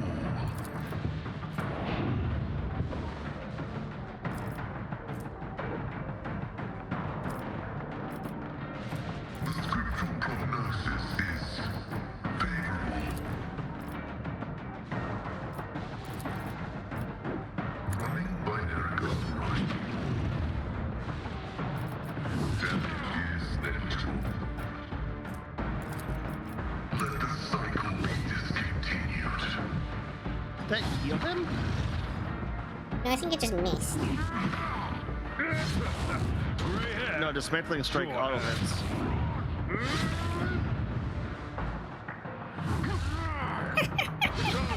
Why is he swinging that to Abelard? One of his attacks, like, auto swung at him or something, I don't know. But now they're in that, like, parry loop. An exemplary strike. Sure hand. Abelard for the win.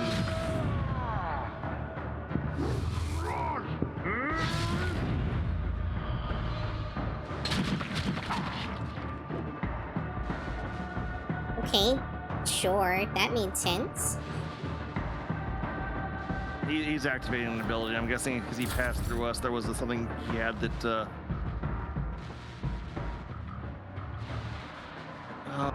Who the fuck do I want to give an extra turn to right now? Clearly this isn't even his final form. Yeah.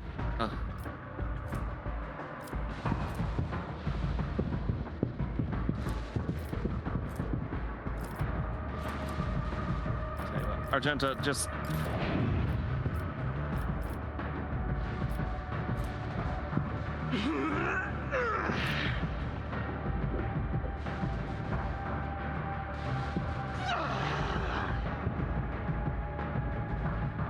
Just go finish up these guys.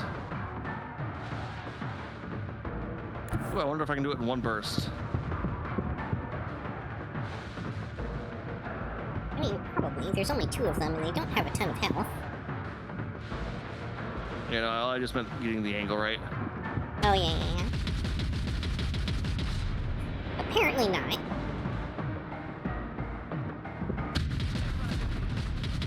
$502? Oh, what, damage per shot? Yeah, it's her second burst fire shot every round is absolutely stupid. Judgment. No, it is too early. The yoke must be activated, or all is lost.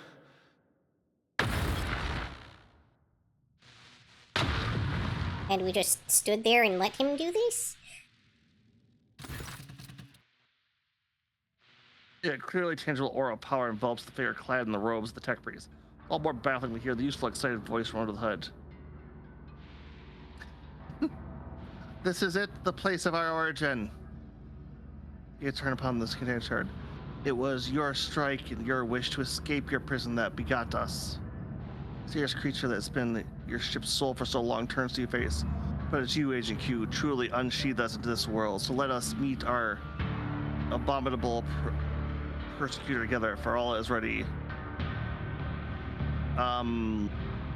Greetings, Namos? We are out of time. Now it is time to... It escapes now.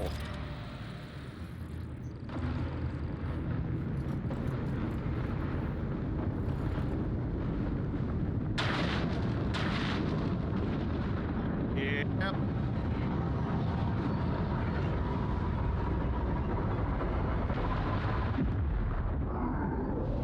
Yep, that's the shard of the Void Dragon.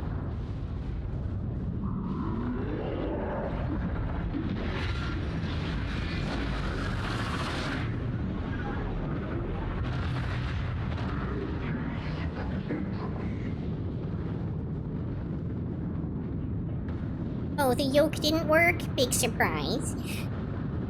I don't know if he activated it in time or not, to be fair. Yeah.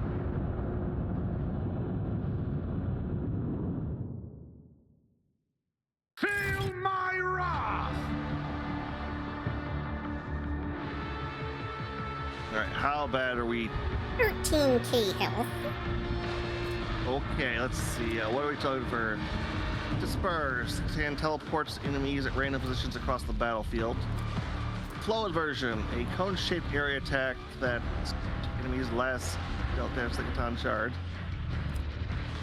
Unravel reality creates various copies of itself. And swap. Ensure it's also with one of its copies. Quantum concentration. As long as any shard of the Catan or the energy orb remain. Each time it is attacked, the Catan shard will gain a stack of recuperation and trigger reflective retribution on the attacker. Oh, let's see here. Public stars. A range attack, so just have a melee though. Or the energy orb. I'm not seeing an energy orb. It's going to summon them. I'm sure.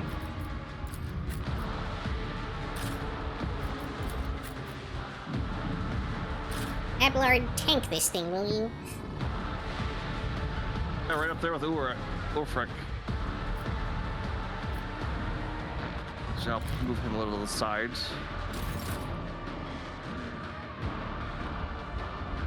It's giving me strong absolute virtue vibes. Absolute virtue from Final Fantasy 11. Oh, is that the one where they had the raid that lasted like 12 hours or something against it? More than that. It went for like over a day and people started vomiting and... Yeah, it's I can say I've fought it before. That thing is... Yeah, it was ridiculous.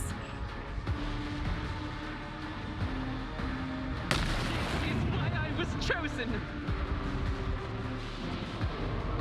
I may have to step away very briefly in a few minutes here, because I do have some food on the way that I ordered before everything closes. Yep. Alright. Pascal's in my line of fire. Shit.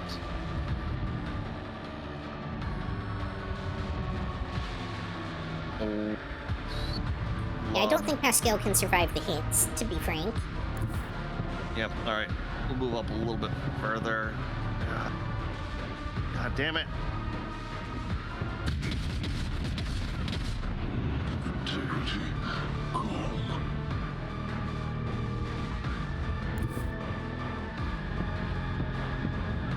Now this'll really piss it off.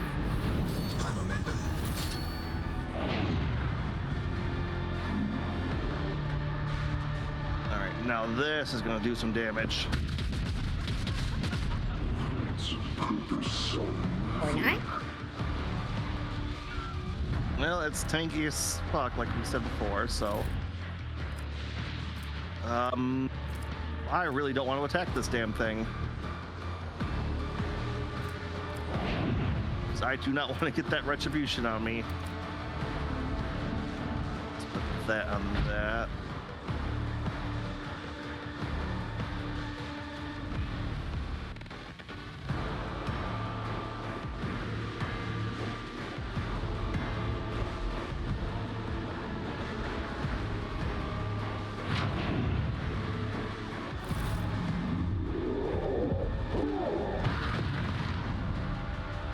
Oh, fuck.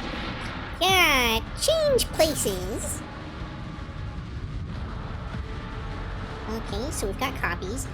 Okay, so from what I was reading, it's pretty important that we kill the copies before we continue attacking it. Because otherwise it just, like, procs a bunch of revenge abilities. Yep, nope, I was getting that. So...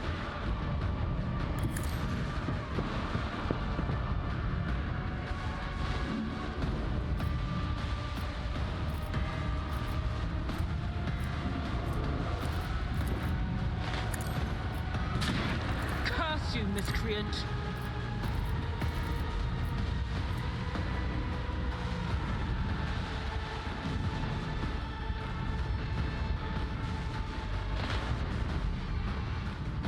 Interesting.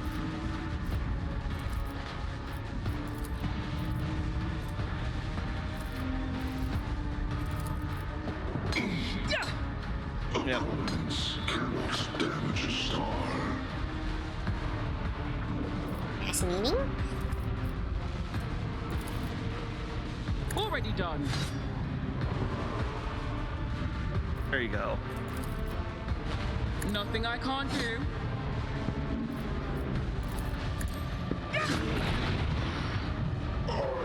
Have suffered the singularity of annihilation. My purposes. I don't have time for this.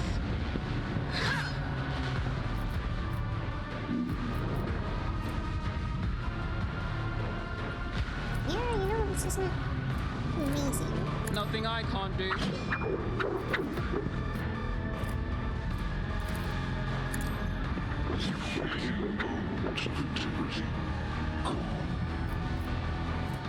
All too easy.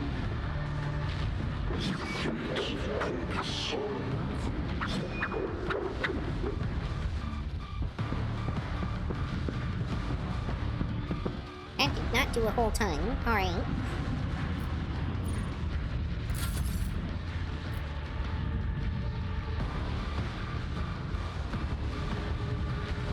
I don't want to use dismantling attack copies. I really want to use that on the original for the debuffs. Yep. Alright, so I would kind of just hold on to that.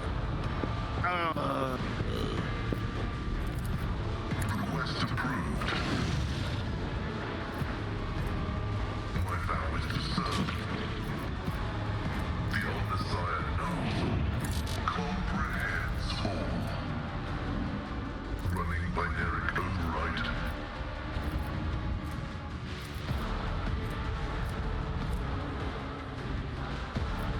What happens if I use machine spirit banishment on these? It does damage them. Yeah, they are machines. Yeah, so what that the machine god that the tech priests kind of worship is kind of the void dragon. Ah, I see.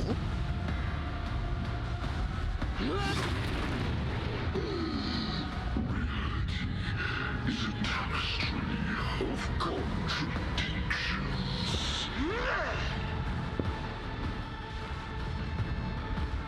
Only give that one, so we'll go here. Yeah, this will work.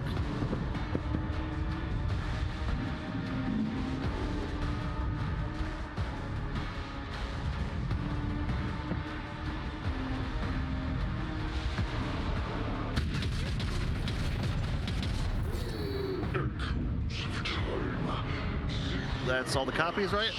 I think so. Nope, it's not. Yay. I see more Catan shards in the list, but... oh no, that's just the main guy going multiple times. Okay. Yep.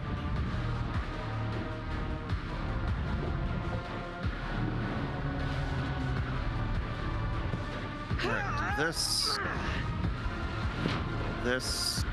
Alright, while Argenta's taking her turn here, I'm gonna step away because I think my dasher is just around the corner. Will do.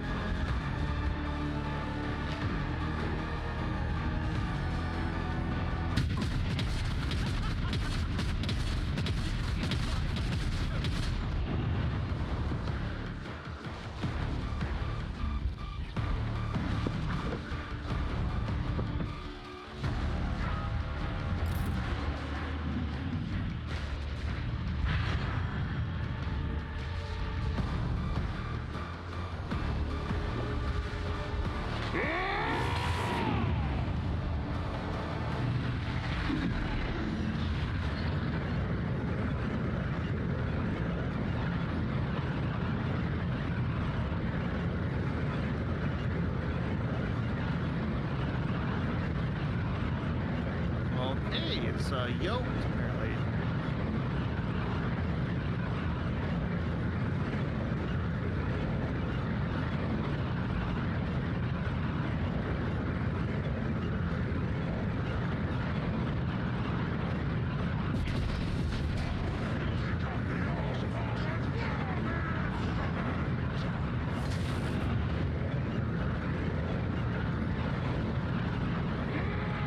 That's horrible sounding.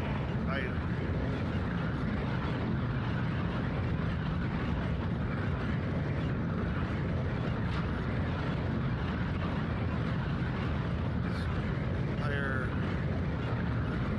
Alright, I have returned. We've done significant damage and the yoke is activating now? Okay, apparently that's a thing.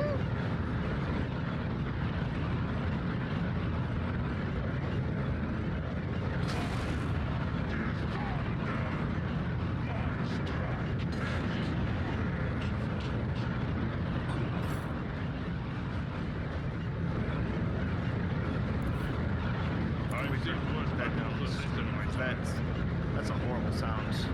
It sure is.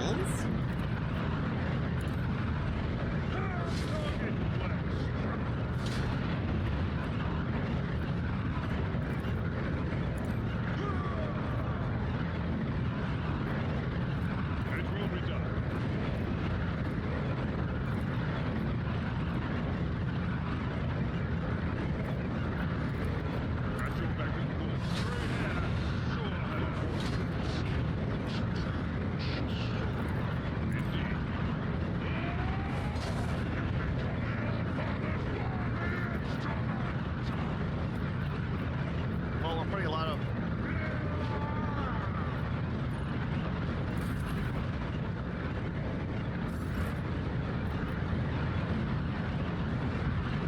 Oh, we got to skip its turn. Oh, wait, why am I over here? Yeah. Because everyone got teleported around.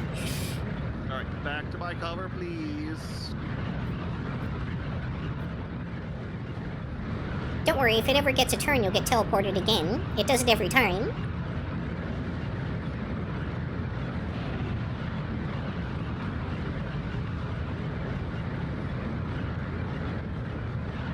Let's go.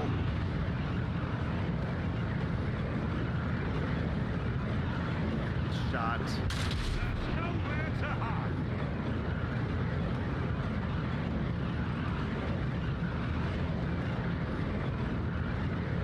Oh, actually, I want to...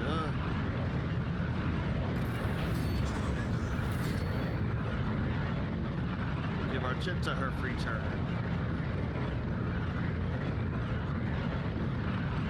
There's honestly no reason to worry about cover, since you'll just get randomly teleported anyway. Yep. That's why I'm moving to a better place.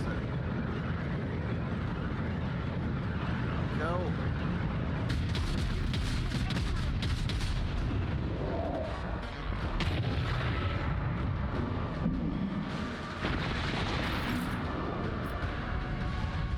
It's like Argenta's being targeted.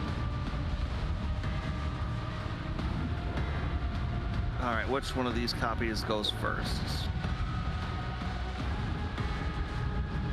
That one. Alright.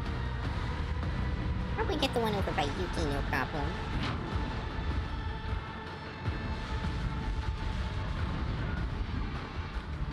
Is there only two this time?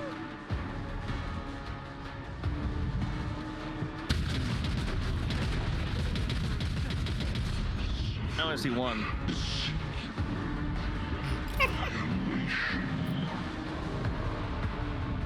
And yep, that gave me enough for that.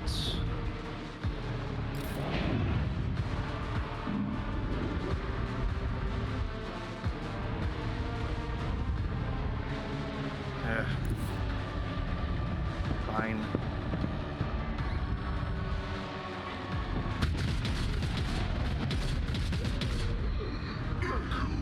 Of time, see the last.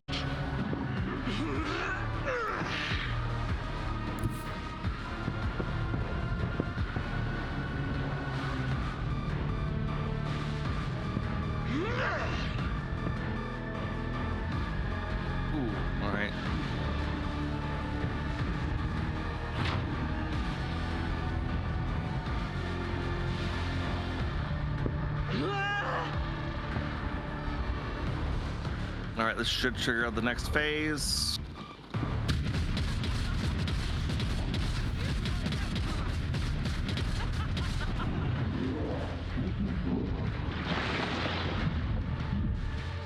Crazy that the only thing really keeping Argenta from annihilating this thing is that it keeps becoming invulnerable. Yep. Oh, the copy has more health this time.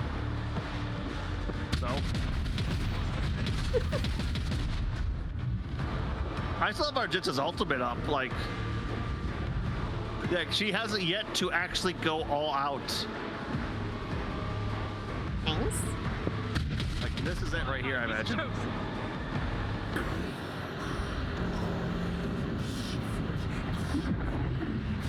Yeah, if it hadn't been somebody to close, Argenta probably wouldn't have been doing as much.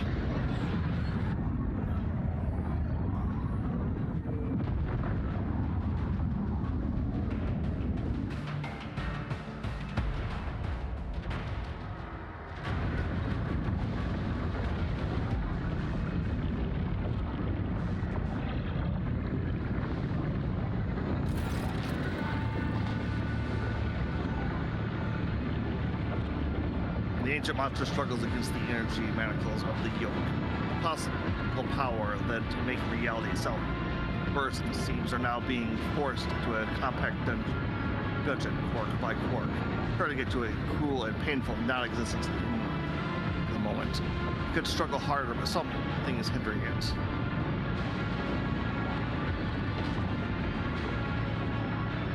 You are the cause of these hindrances. Only now does the Catan Shard turn its focus to you. For the battle is nothing more than the reflex resistance of an alien mind absorbed by completely different range of thoughts in response. But now it's thinking about you, and its thoughts are so corporeal that you can sense them and know them. It sinks into the conversation. It is capable of resolving it in a way that would benefit all.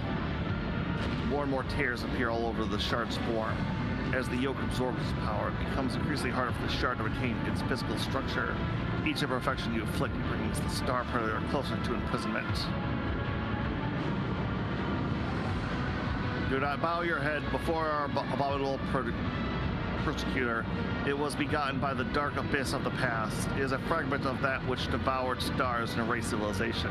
There is no benefit other than its own. Allow us to stand against it. This is our time, our impossible chance. Is that Theodora? No, it's the acolyte that we let him... Oh, right there. Okay. I guess so.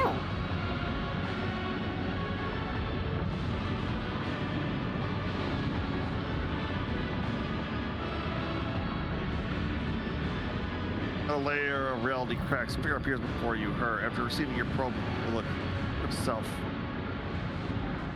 Deliver the final blow. Consider it oblivion and monster. Oh, you didn't let Monomos do its thing. Oh, was that... That you did the wrong thing. Yeah, you did not pay attention. Alright, hold on. That'll put us all the way back at the start.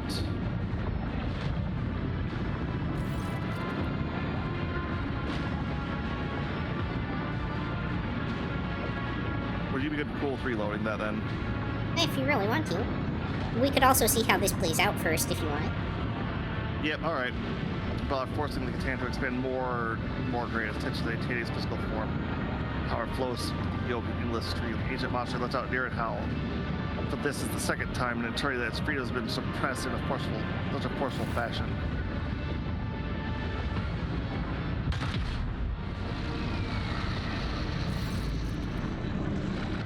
So the yoke's controls alter, gaze upon it, possibly the greatest instrument of destruction in the history of your race. Key that unlocks the gate of the nigh unfettered heights of power, a weapon, the casualty block that was designed to transmit orders to the imprisoned Catan Shard shatters in pieces as its weapon no longer merely a prison.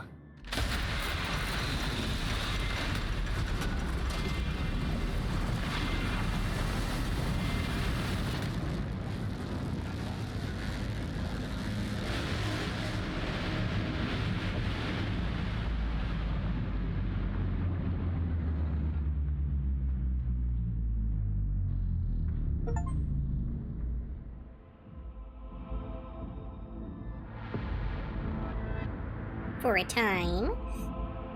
Yeah, we didn't get rid of it for good. Yep, alright, let's reload that.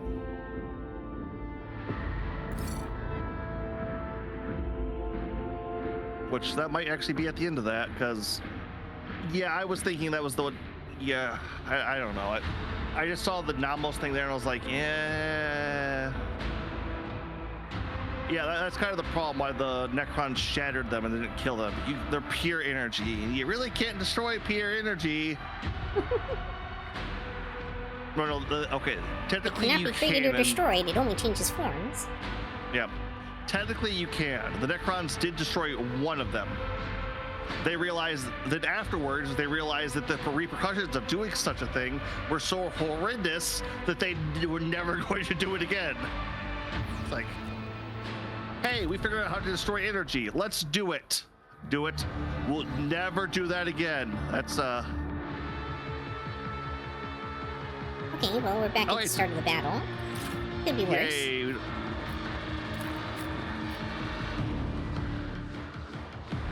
Oh, it's less glitchy this time, too. For now.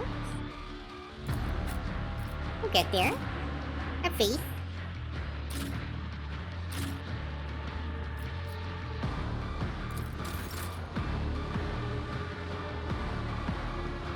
Yep, okay, let's see here. I want, yeah, that one.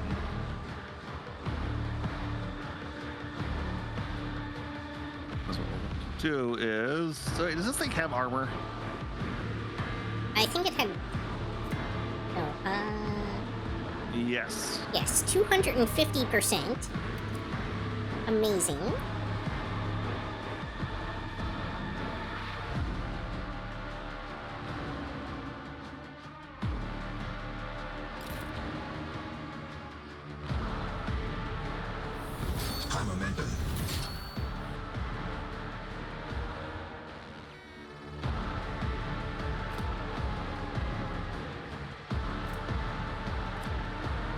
Oh, I'm not hearing the Argenta shooting that. That's weird.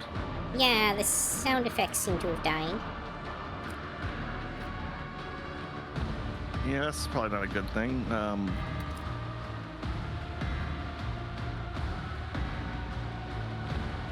at least we won't probably hear the yoke. Yeah, that was irritating. Fuck! I hit Uruk by accident. Shit. You murdered Ulrich. No, he has that last stand, so he popped back up.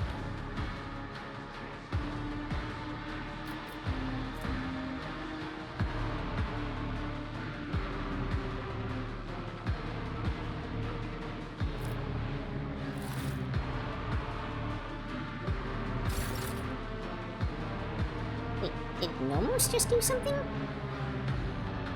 I think the yoke activated because we did enough damage to it. Are there copies around now? Okay. Nope. Feel free to dig into them, Yuki.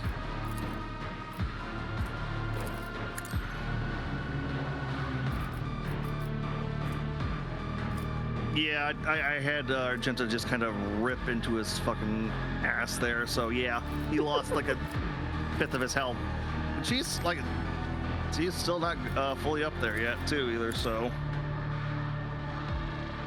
We'll probably trigger his first, can't do anything to him point here in a second.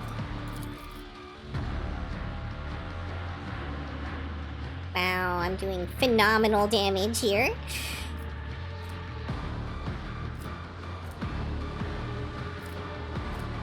Yeah.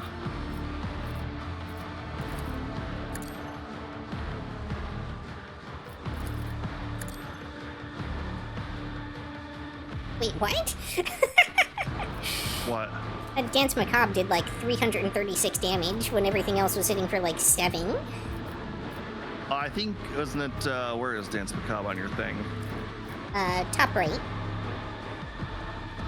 Tech.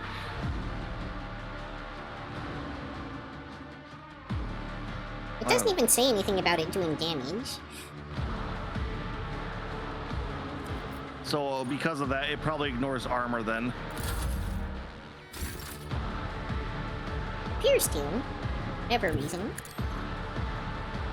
Yep. Oh, I was gonna see if you could heal Uruk. But yeah, alright, that's fine. Actually, I might be able to. It's still getting ring.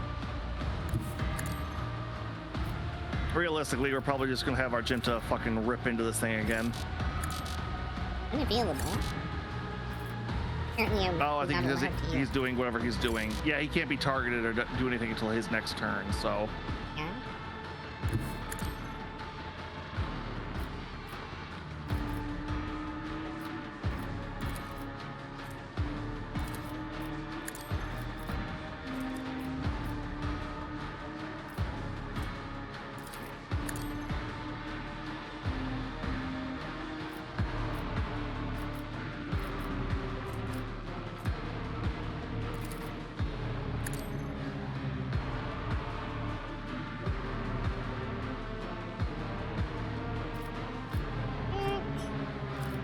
Oh, the glitching sound is so odd.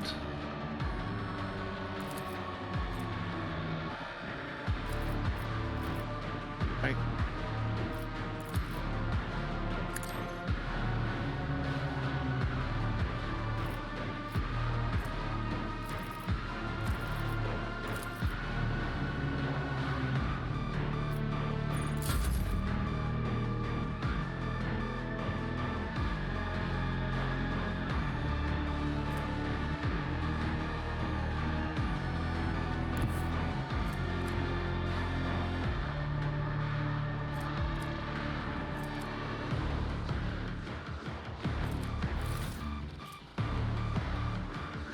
Yep, here come the clones.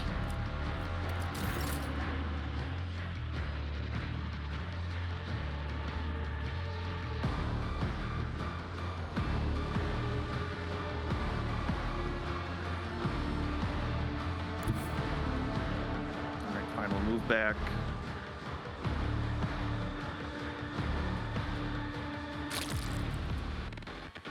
It's so weird that some sound effects still play. It's like the older thing that was there was that squish. Yep.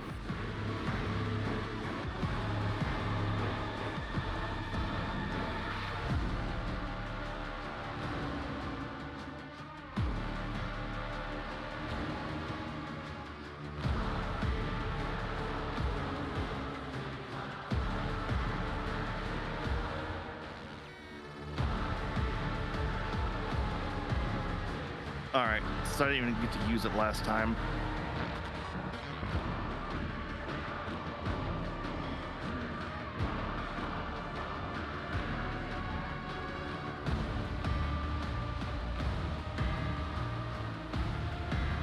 I wish the screen didn't jump around when I did that shot. Yeah.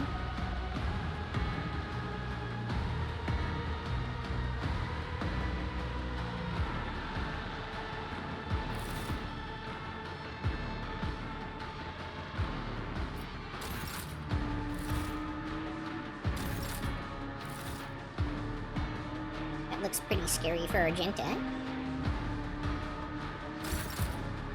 Yep, it's basically pinning her down now.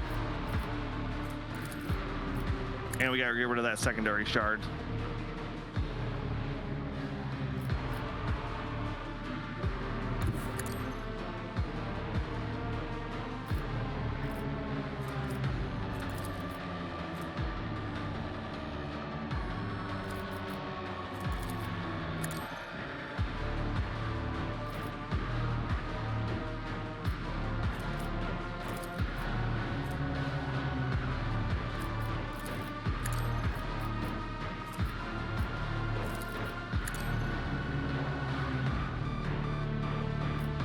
Guess there was no one in range. Yep.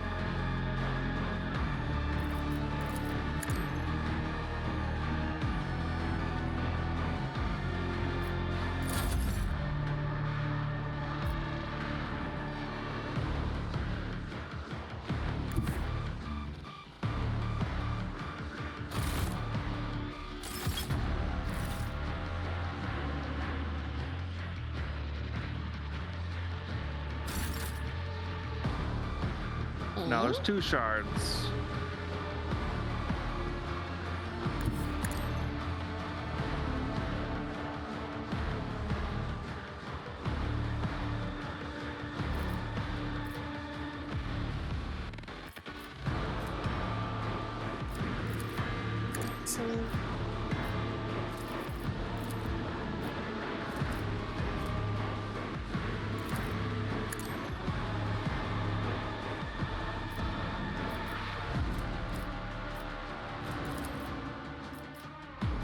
There you go, that's doing some damage.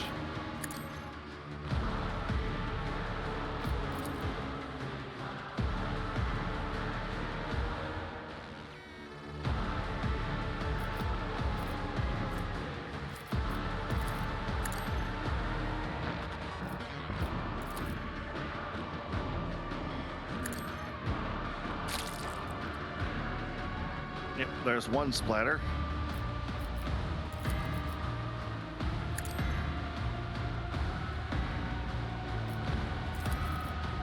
There's 2 splatter.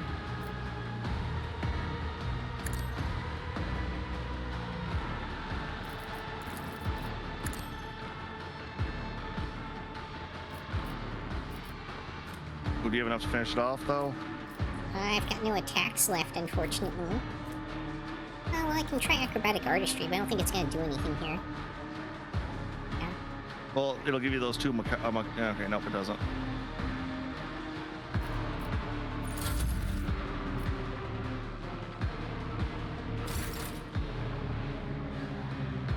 Did I bring another one up, or is it just the 1? It's just the 1. Yep. Can you have Pascal take that out? Should be able to.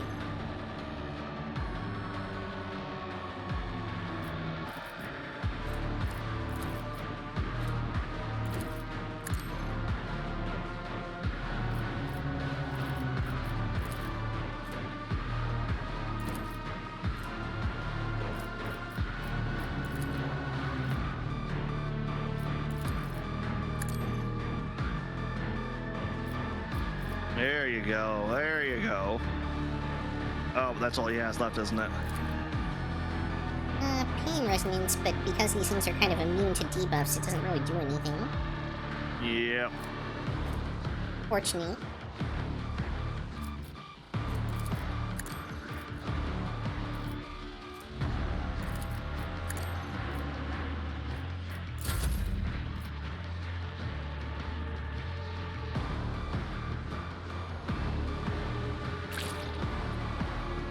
Squish. Yep.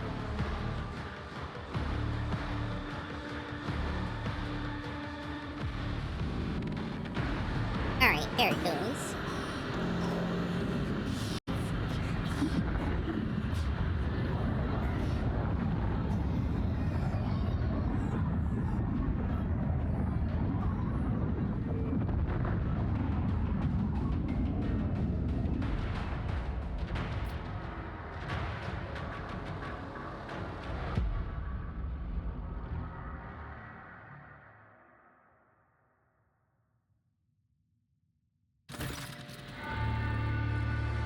Yep, ancient machine.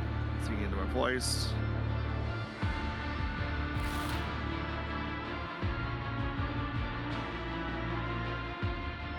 Goes to Theodora.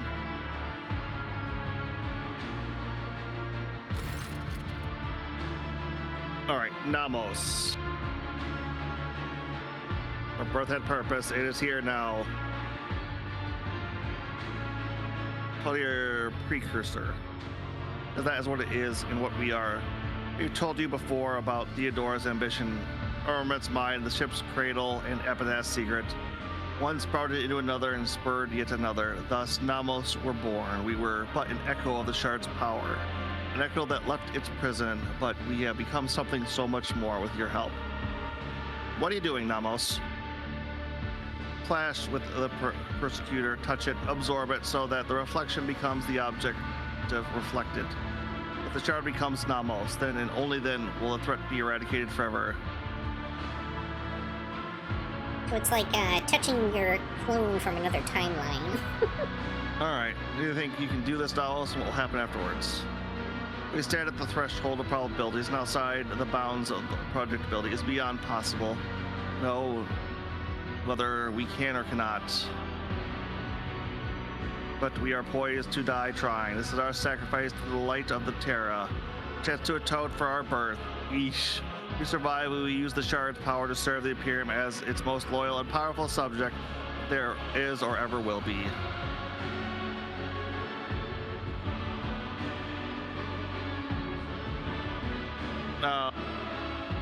Act now, my child.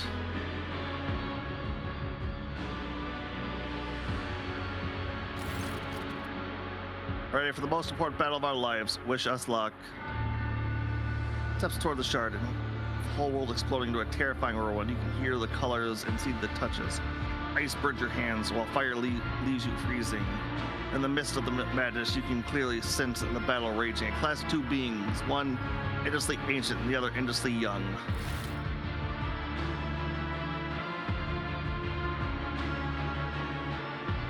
So I'm guessing this is the ending you have to get Namos for. Yeah.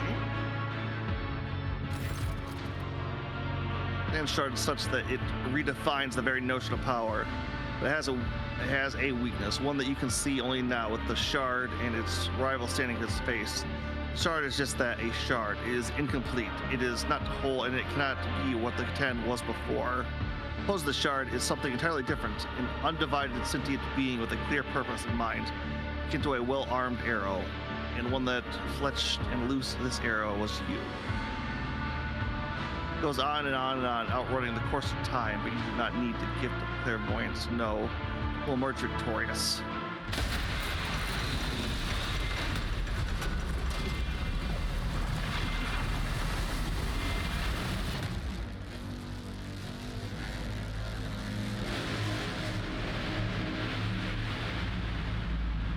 So it still kind of ended the same way. Yeah, but it's like permanently trapped now.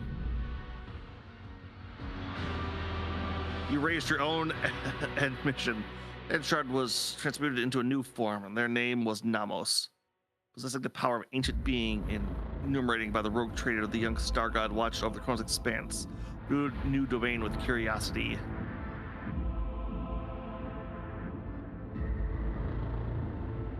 Gathering its bleeding worlds together again, the rogue trader restored order to the expanse without compromise, protecting the faith and leaving behind any notion that the region could ever be beyond his righteous justice. And an expanse began to turn the sector into a new province of the Imperium, where rogue traders were no longer needed.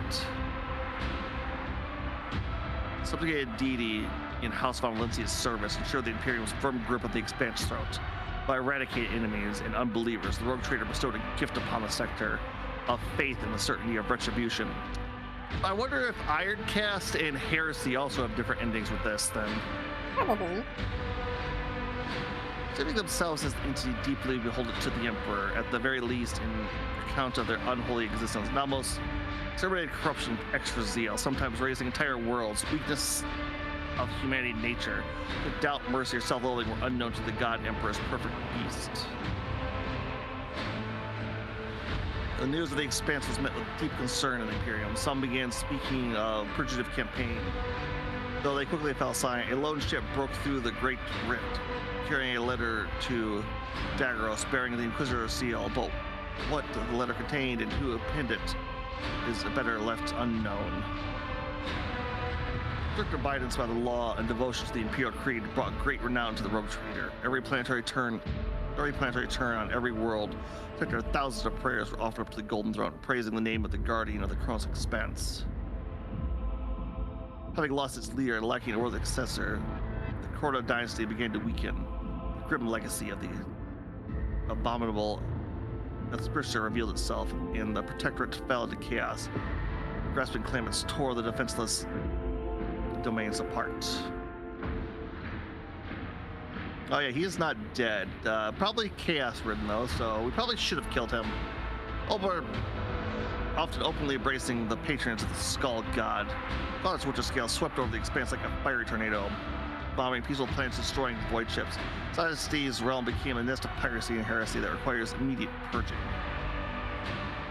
The cult of Saints Duras continued its indefensible struggle to spread the faith around the expanse and expose the vile suggestions of the authorities. The stronger and wealthier a planet was, the less its ruler wanted to see the black-clad creature. Riots and assassinations pushed the cult to the place where it felt most confident, the frontier. Herminus Dulcra remained the most revered priest in his cult, St. Duras.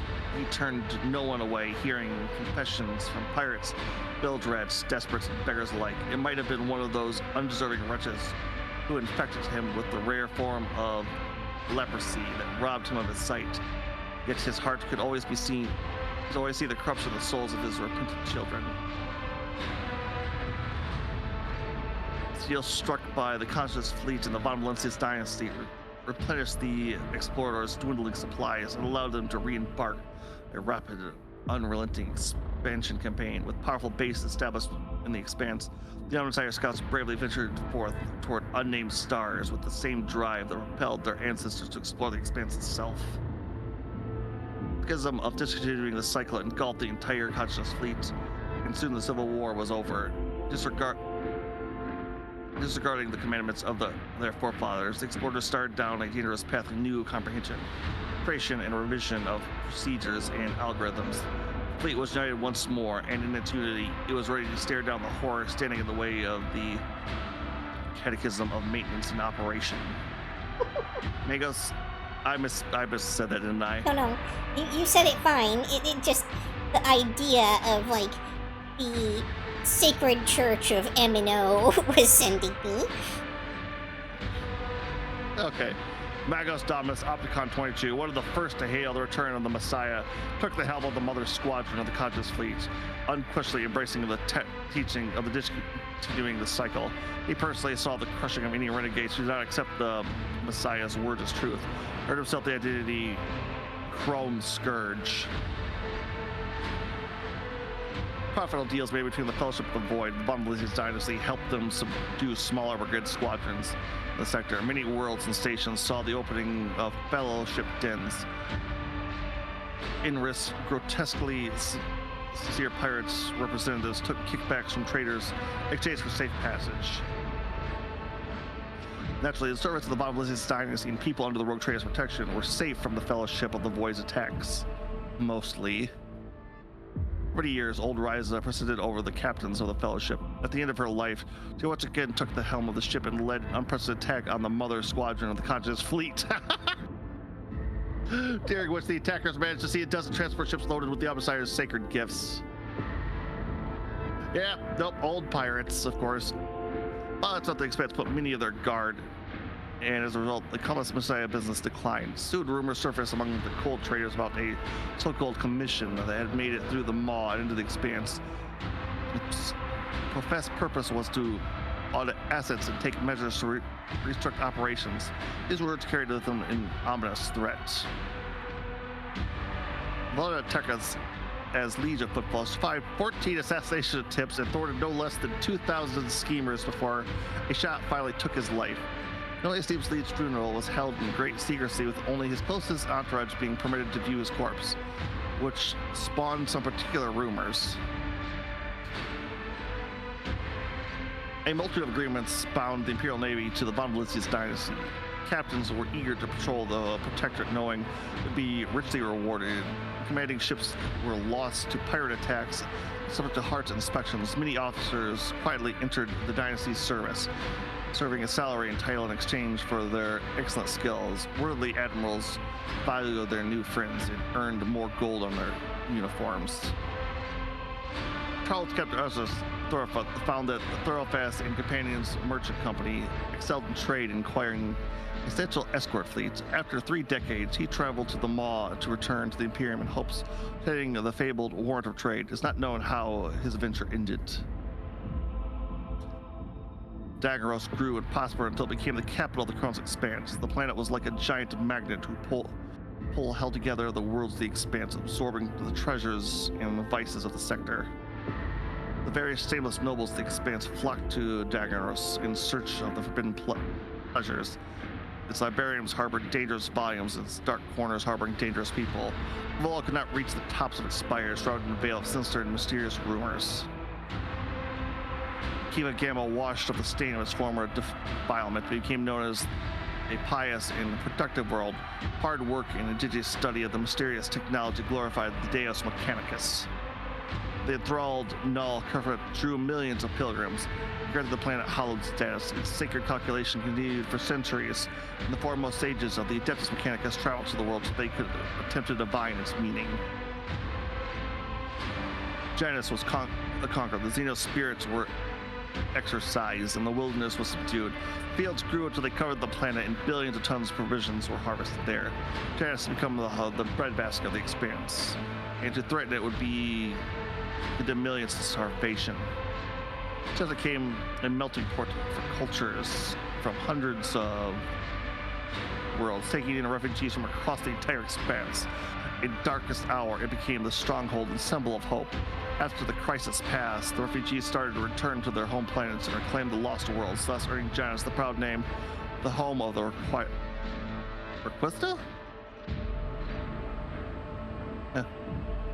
The minds of Veribos 6 grew deeper and deeper, and soon the planet became the darkest and most frightening colony in the expanse.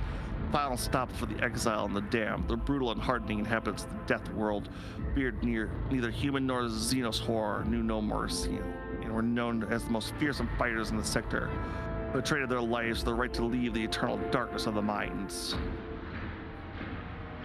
Guaranteed luxurious palaces were built under the climate dome surrounded by the clouds of poison. They housed so many powerful blackguards, persecutor aristocrats, and wealthy scoundrels that Veribos 6 gained unimaginable political influence. Such grand and sinister deeds were done there. Before long, the grim death world was spoken of as the new political center of the expanse. No longer secluded and forlorn, Foulstone turned into the spiritual center of the expanse. Clad in golden power, rulers went there to atone for greatness, criminals for penance, righteous for encouragement. There was no end to them in sight. Treasures of Lubitz quickly corrupted the supreme hierarchy of Foulstone, turning them into a cordell of mineral egotists and anointed by greed. As they did dirty deeds under the cover of holy vestments, their power steadily grew. It's hardly surprising that a few years later, the hierarchs of Foulstone recognized the blood relationship between their patron of this dynasty and the Saint Consciousness himself. Oh, hey, Chaos. The fall of their unholy patron, the edge of daybreak, the cult of the final dawn, perished as well. Arisel, the cult of the dawn, illuminated. Rumors that some worshippers of the ruinous powers managed to get away, hidden, withering in of their warp-banished lord under their robes, were baseless. Left without a mission or a leader, the word bearers retreated to the depths of the Immaterium. Their last act of vengeance was a bloody assault on Footfall. Their populace of several asteroids was exterminated and enslaved, and the statues of the God Emperor were badly damaged. After recovering from Cordelia's reign, Footfall reclaimed its status as the trading hub of the Expanse. Having learned a bitter lesson, Fluttertut created the Footfall Partisians Militia, a well-equipped mercenary army that took only to him a modicum of order returned to the station. Changes that the Von Valencius dynasty brought to the Footfall endured on the station long after. The new reign of Footfall is less harsh than Cordelia's dictatorship, but still managed to give the station the appearance of a lawful colony of the Imperium. Years of persecution, the crime lords realized it was more profitable to make thrones legal, and so they installed themselves as high-ranking positions among the station's wardens and bureaucrats. But this change only increased their greed and thirst for blood. The Riken system started to replace a world of corruption, poisoning the expanse. Serial energies, the yawning warp lessened, held its planets together, even in the absence of the gravitational pull of the star, defying the very laws of existence. Immense depravity took hold on the Riken miners, and poured into other systems of vile glee. The other Riken miners, saved by the rogue trader, eventually found a new home. The colony of New Rikad was found at the edge of the Von Valencius demise. me. Dynasty. For a short time, the world was at peace of equal, as there was no aristocrats left to enforce any kind of hierarchy. But within a generation, everything had returned to business as usual. Yesterday, serfs assumed the business as authorities with pleasure, as well as the right to mistreat those of lower rank. In memory of this world and all who perished on its surface, or met a fate worse than death, construction began on orbital slipways to footfall of a glorious cathedral ship to be called Reich's Sacrifice. The nucleus fusion reactor powered its engines and cannons, fueling them with the fierce power of the motive force. Rumors of the rotting remains of the Eldari craft world spread around the expanse. Corridors, privateers, capitalist agents, and anyone hungry for easy money all rush to the frontier systems to vie for a piece of the prize. Some were swallowed by the warp, while others perished in the skirmish with their rivals. The most skilled and fortunate returned empty-handed after decades of searching. A colossal ship as big as the Imperium world simply vanished.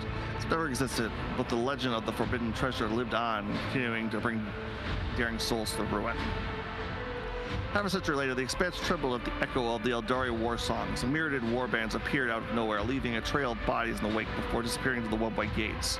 Vastly hidden from the eye of the monk Kai, the children of the Assyrian had come to avenge the fall of the craft world Kustach. Their woeful retribution lasted more decades, though both races were war-worn and out of blood to spill. The spirit monolith, purified by the Harlequin troop on the Crone world, was hidden from the insatiable eyes of the monk Kai by raging warp storms. Ships started going missing more frequently in the systems close to the planet. Even the most courageous captains gave the region a wide berth, and it was named the Damned Reefs. Alright, yeah, this fucker. Somewhere on the other side of the reality lay Kamara, woven from the manful of other dismas and illusions, as always with light-stolen suns. Its streets ever filled with screams and agony. Any misfortune experienced by the Dark City became another scar on the appalling face, lost among thousands of other vile blasphemies. Laga's pain pulsed in the blood-soaked spires. The insatiable and unshakable, Kamara continued to fight through the webway along with its unchanging ruler. The leader of the Cabal, the Black Heart, most dangerous of all Drakari, as the Veil Vex. Order visits, dimensional rifts open around the spires of the Reaving Tempest, flooding the streets of Kamarath with demons. As the curse terrified Kamarath, the Cabal of the Black Heart managed to stop it. But the Archons saw the events as a sign of their leader's weakness. Others interpreted it as a grim omen for the entities of the Dark City.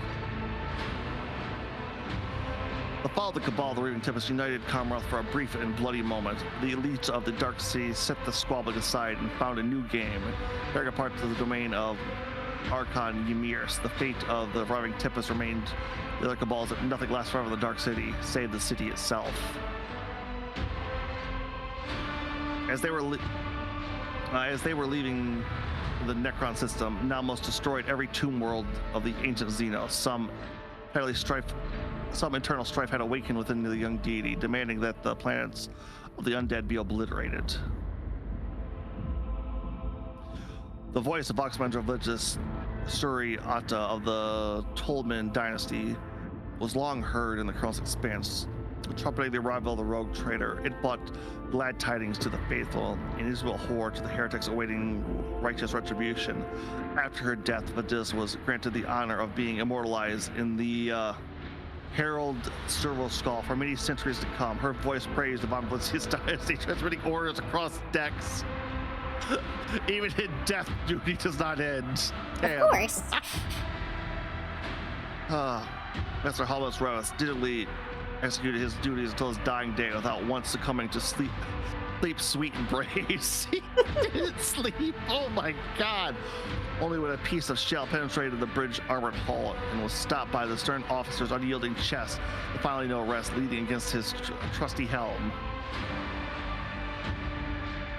Sacrificing his health and dignity service to the rogue trader and letting his waistline expand even more. High Factorum Juris Ducurrent watched over the dynasty's riches for years. The day his body was found sprawled over paperwork in his office, Zizek came forward with two reports. The most esteemed generous had passed away of natural causes due to the complication, weakened heart, and As regards to your assets, everything is in order. Excellent. He finished the books at his dying breath. Goddamn. Yukikaze Sauerbach carried on her service as Master of Arms, maintaining order on the decks with maul and noose. Over the years, she took several husbands, and her descendants came to be named Sauerbachs of the Void, a lesser offshoot of the, it seemed, aristocrat clan from the capital world. Zacharman Weiss, Cruel Master of the Astropass, turned his shame and repent into iron chain binding his soul, cold and detached. He would never again take personal apprentice or become close with a subordinate. Dedicated himself to impeachable service, unfailing carrying out the Lord Captain's orders and surviving at least 7 incidents that wiped out the entire astropathic choir. Warband divisions cared more about provisions that influence of his line than the well-being of his protectorate. His blind ambition lost his governor's seat and the respect of his family. Within a few generations, one of the largest generals turned into an obscure family of petty aristocrats. Which house was that? You remember?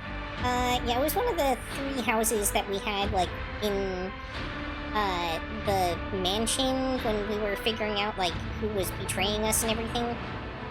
Yeah, was that the one that we betrayed? The leader that had the dumbass kid, or the 3rd one that got fucking obliterated when our craft world got eaten? I think it was the one that had the wife who was behind everything. I could be wrong. No, I think this was the leader one. We'll see, because I'll probably go over the other 2 here in a second, too. Yukikaze missed the moment when her family, which had previously functioned like a well-oiled machine, started to fall apart. Okay, so this was the machine one. Wrecking by influence among her descendants, relatives. Many blamed Theodore for Kiyogama's disaster. Soon, the Gut Park family splintered into warring factions, spent centuries locked in violent struggles, only occasionally punctuated by futile attempts to reunite the house. Martin Sauerbach was loyal to the Rogue Trader to the last, despite all the rumors to the contrary. Finding little affection among his subjects or family, he stayed true to himself, remaining a forthright service. Pioneer's Mechanicus strived to ensure that every soul in his charge felt as wild dread before him and the God Emperor. Over the years, the elder Sauerbach even grew close to the Rogue Trader, at least as far as the cold and ill-disposed person could. After he proved himself a dutiful and merciless warrior, became the warden of Daggeros and vigilantly guarded the Lord Captain's life and peace. Members of Warsarians served the dynasty faithfully and loyally, assuming more and more power. A century later, they had finally gained the respect enjoyed by other noble houses. Yet power and luxury can dull any blade. The now pampered, idle aristocrats were scarcely recognizable as the descendants of the formidable Seneschal Warsarian. Clementine Warsarian, granddaughter of Abelard and Chancellor of the Daggeros, executed her duties irreproachably. Okay, and even found time to school the younger generation of her family. She was evenly skilled mentor, chancellor, and political advert. After a century of immaculate service, she's surprised everyone by leaving her position, becoming the first mate of a trade ship. She would later admit, like a true Warsarian, that she had always had a passion for ships and voidfaring. The Harlequin. The retribution of Nocturius of Oblivion promised the Rogue Trader arriving when relentless Eldari Avengers swept down on the Von Valencia's protectorate. In their wake, several Harlequin troops performed the monstrous and miserable bloody melody of the coals fading in the night that bade Janus and the sorrowful and fury of the playwright in horrible masks. After months of search, Daggeros wardens found the remains of Achilles' slander at the lower levels of the hive. Kari artifacts and records discovered beside him indicated that the agents of the Inquisition had been compromised and was working for the Xenos. The savage deeds of Lord Iscariot, witnessed on football, traumatized him forever. His architectural genius was shattered. Only the rare collection of true conscious courses held his work written by the shaking hand. Football, the ultimate void station in Mortuary. Voidfarer shared grim tales about the Thonvlissi's flagship. Monsters dwelled in its bowels, the vessel, they whispered, and from time to time, the servants of those monsters descended to the world in stations to spread corruption. These rumors were specified as criminal slander, but that made them no less true. Many generations later, a great rebellion of genetic abominations shook the expanse. Mutants born of the profane Xeno disease revolted to call their fearsome four-armed angel.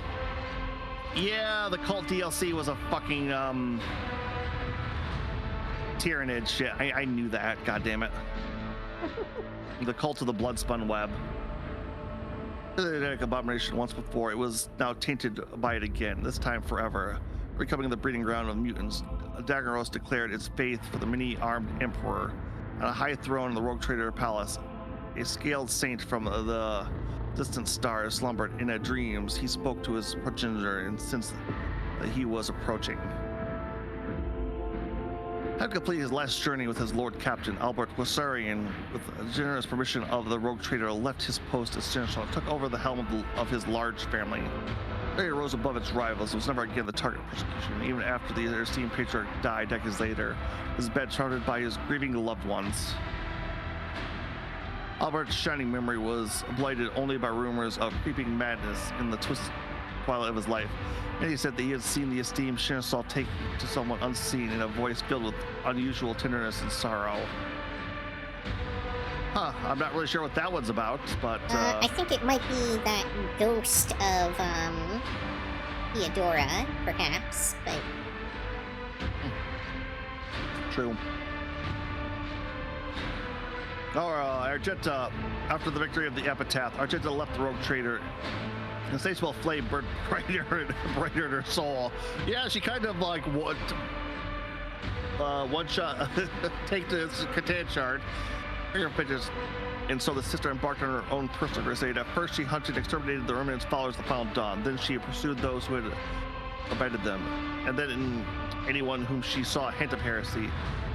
Even then, she directed her wrath against entire cities. No power could starve Argenta, clad in her sacred armor. She was left a trail of fire and blood across the expanse. A trail that ended on Celis Prime. No one knows why the sister returned for a third time to the planet where she had found her relic. But after her descending to its surface, she mysteriously vanished. Since then, there have been little pilgrimages in search of Celis Prime. Legend has it that the renowned Argento wanders the ancient ship, awaiting the hero to Perist Heart, to whom she will bestow the one star, the merciless slayer, those whom she detects even a sliver of darkness. No one knows whether the legend is true. Yet thousands who have tried to enter the ancient ship, not one has returned alive. Tara basked in the Rogue Trader's light for many years, trying to make the most of such illustrated patronage. Alas, her updates were insatiable, and 2 decades later, she bravely attempted a coup. It was a failure, and she found herself on the executioner's block before the end. She bestowed one of her famous smiles on the thronging rabble in farewell. Soon, spinning Kibai of the Bloodspun Web served the vizier of the domain loyalty, but over the years, alarming changes transformed her further and further. Caught in a tangle of doubt, Bella began to neglect the Emperor's tarot. For its readings were terrifying, contradictory, and enigmatic. The Undying One gave her a different kind of sight through her dreams. Kabbalah killed even more often, sending souls to the Emperor in dozens and hundreds. She took vows of silence, never spoke again, her armor crusted over with rust and gore.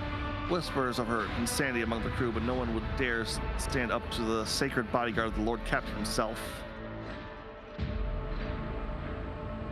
Inquisitor Hendrix von Kalix continued to serve the Imperium and vanished under mysterious circumstances. Several years later, after receiving a signal encrypted with Inquisitor codes, he traveled to an unknown, distant world from which he never returned. In her journey with the Rogue Trader, Cassia Ordelius experienced all of the hardships and delights of the galaxy. The expense of new knowledge helped her finally conquer her fear and accept herself and her powers. Lady Navigator became Navigator of her house, tasked with addressing the consequences of Thistleborn's rule and chaos that followed her disappearance. For the duration of her reign, she patiently worked on uniting the feuding branches of the house, forging alliances, extending the influence of House Osario. The new Starway Atlas, which contained the memories of Tristapan and the Cesar's clan, lost its power. Hustlers navigators once again had to rely on skill alone in the depths of the Imperium. Many lost their lives. Those who survived the crisis became hardened veterans and the pillar of the house. Most of those fortunate souls were young and brave. Too few among them were old and wise. Ooh. In announcing the discontinuing of the cycle, the Armament Collective installed terror in the hearts of those who received the theorems of purity, but it gave hope to others. After gathering the disciples and recruiting servo soldiers from vessel planets, it ventured to the world of Screaming? Yep, Vortex. Screaming Vortex. At the Infernal Forge of the Dark Mechanicus. This march of re-indoctrination was meant to seize the stolen secrets of the outside from the hands of the heretics, temper the cult into the fire of battle, and transform it into a tool for both the eradication and comprehension. The fleet disappeared in the darkness, and only rare echoes of its astropathic messages were ever interpreted. Yeah, who would have guessed descending to the planet of Screaming Vortex was a bad idea? The majority of the Stormbiters, Auric Thunderludge, soon became the pack leader, taking the place of Theobald, who made an honorable end. The new leader sent a message to Fenris stating his intention to remain in the Expanse. The two many enemies yet lurking in the hunting grounds that deserved the Allfather's wrath. Legends paid by the formidable pack paid in gold. Years later, Ulrich found a battle in which he could meet his honorable death. But the warp was suddenly torn asunder, and the ship from Fenris bearing the mark of the wolf head came to his aid. God damn, this guy just does not go down save for the battlefield by his loyal companions. Halbrand Ulfric accepted the honors of the dreadnought and was entombed in sacred armor. Oh, he got dreaded. Oh. During the blessed ritual, he cursed and demanded to be left to his death. His brothers merely answered with a meaningful, mirthful laughter. When he recovered his senses, Ulfric led his forces to the heathen star. The Allfather had given him a new mission. In a near-death vision, no one in the Expanse had heard word of the Space Wolves since their departure. We believe that one day they will return victorious.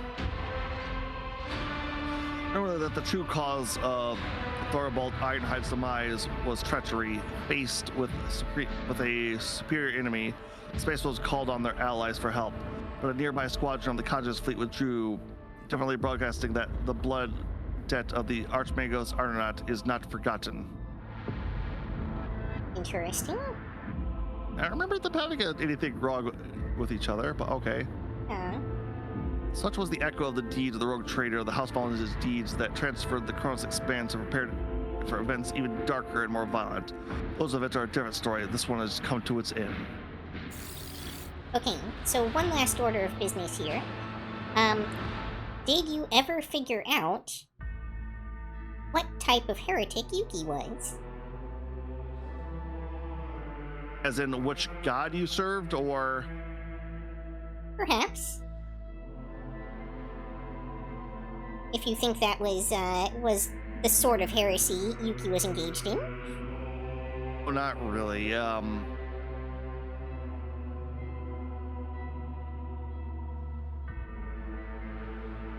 darn it. Were you a freaking Tyranid one? Nope. Okay, what were you? Slanesh. Okay, that would have probably been my second. You threw me off with if you thought I was a god one there, because that would have been my first one otherwise, but alright. But yeah, the idea is that Yuki was dedicated to the art of killing. Okay, I can understand that. But alright, after a full year of going through this, how does it hold up to you? Well, it definitely had some balance issues, there's no questioning that. A lot of bugs as well. Yeah. Nothing, we didn't hit anything too severe bug-wise. It's just lots of small things and, like, irritating UI issues. But it was a fun game. Kind of par for Owlcat. I heard at launch it was a lot worse, but Yeah, I will say we didn't have as much trouble with it as I did with some of their other like Pathfinder titles.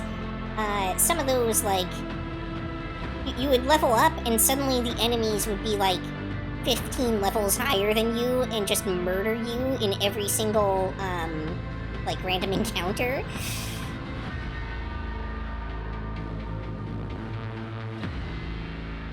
yeah, I can definitely see that. One part, it's like, all right. The other question I wanted to ask, because I know I was giving a lot of lore, but does this game kind of make you more intrigued about the Warhammer universe at all? Well, I certainly picked up a lot of lore from it. I don't foresee myself like going out of my way to learn more, but I certainly have enough context now, I think, to kind of pick things up when they're presented and make more sense of the references when I see them. Okay, yeah. Honestly, I was kind of surprised that they had a 6-man team. I thought it would have been closer to a 4-man, kind of like how Baldur's Gate 3 did it. But I know 1 and 2, Baldur's Gate 1 and 2 also had 6-man things, and it wasn't too bad.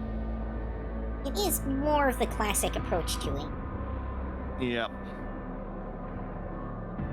Which I think it was also the fact that we had another player-made character. We could have gotten a few more interactions, but the ones we did were pretty good. That is definitely one of the downsides to rolling up your own character. Yeah. Like you said, though, Argento was a fucking monster. Like, that final boss should have been a lot stronger. Yeah, we were also probably playing on a lower difficulty than we should have been by the end there. But, just absurd amounts of damage output compared to everyone else. Yeah, well, we were on normal difficulty.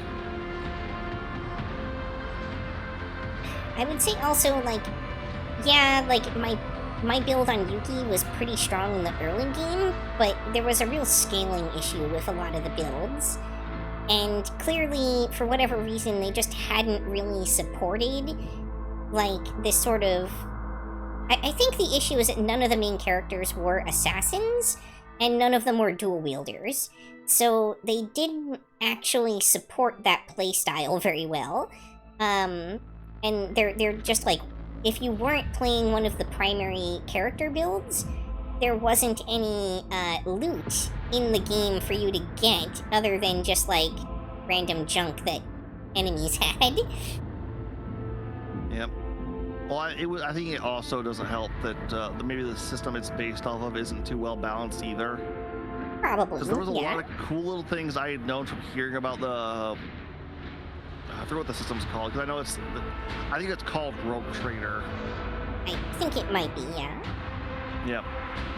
A couple things like the Hollow device and a couple other interesting little bits. But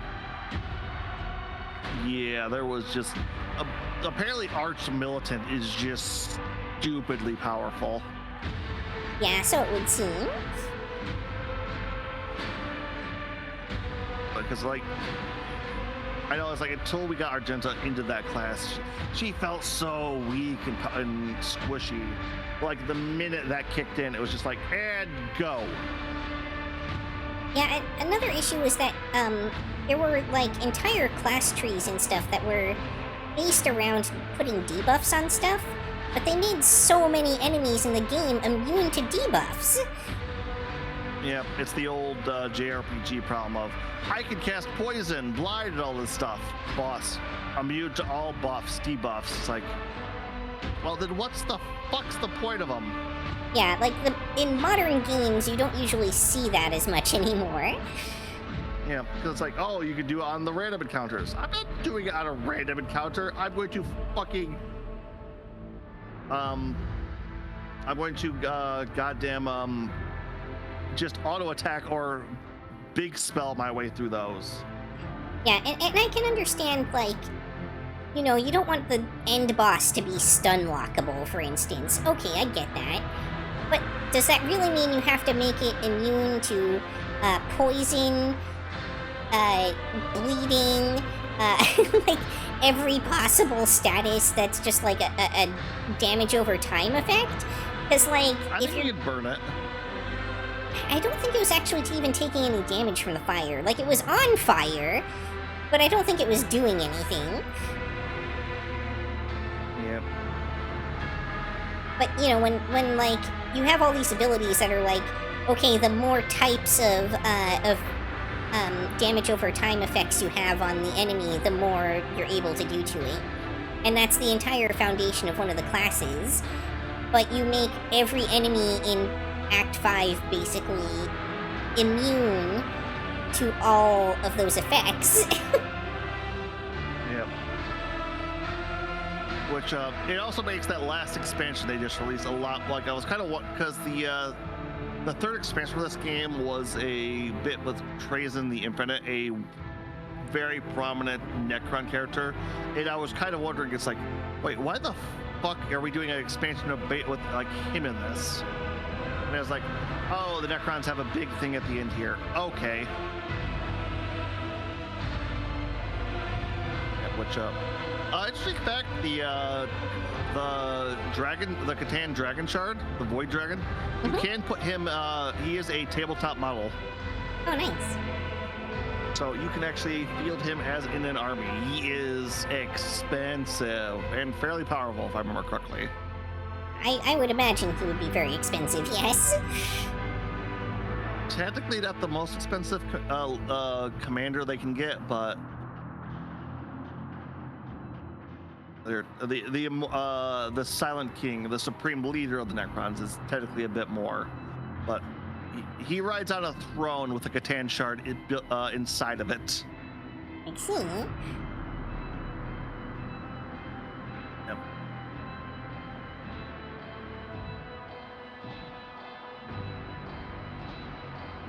Not too much more I can say about that. It's a little piece of me is kind of curious how the other paths would go, but it's going to be probably a long time before I pick this game up again. These CRPGs are draining. Instant automation Lalafell. It's a reference to a race in Final Fantasy 14. Weird. What was that? There was something called like a credit for instant automation Lalafell. Lalafell are the like tiny people in Final Fantasy 14. Yeah.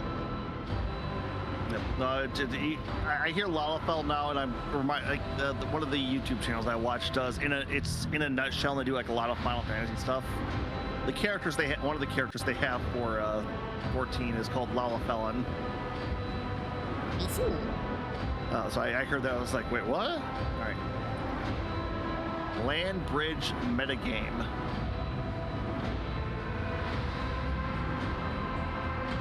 Alright, well, I think it's time for me to wrap it up, because I was supposed to be hypothetically in bed about an hour ago, and I haven't eaten dinner yet. Alright, let's hit speed on that one and get through this.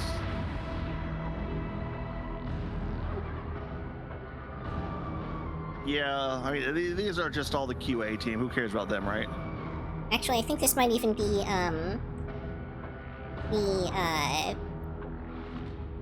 what are they called? The patrons. Oh, yeah, yeah, we're on A, so long that up. Are you good with just skipping this, I guess, then? Yeah.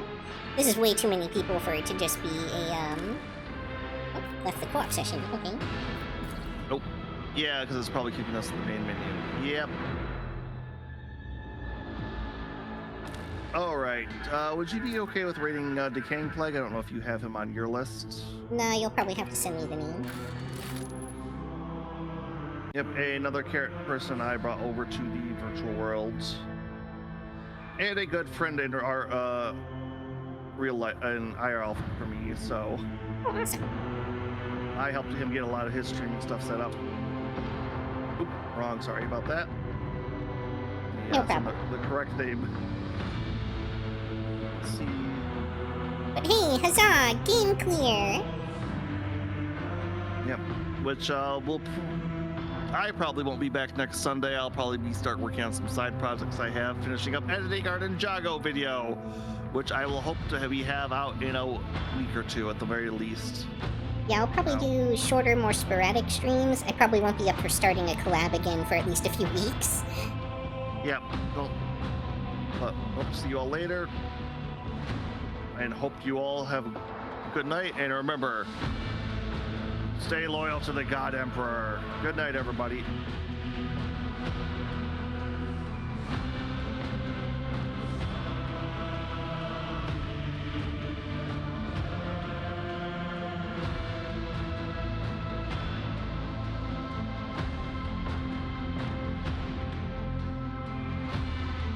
All right, I am off.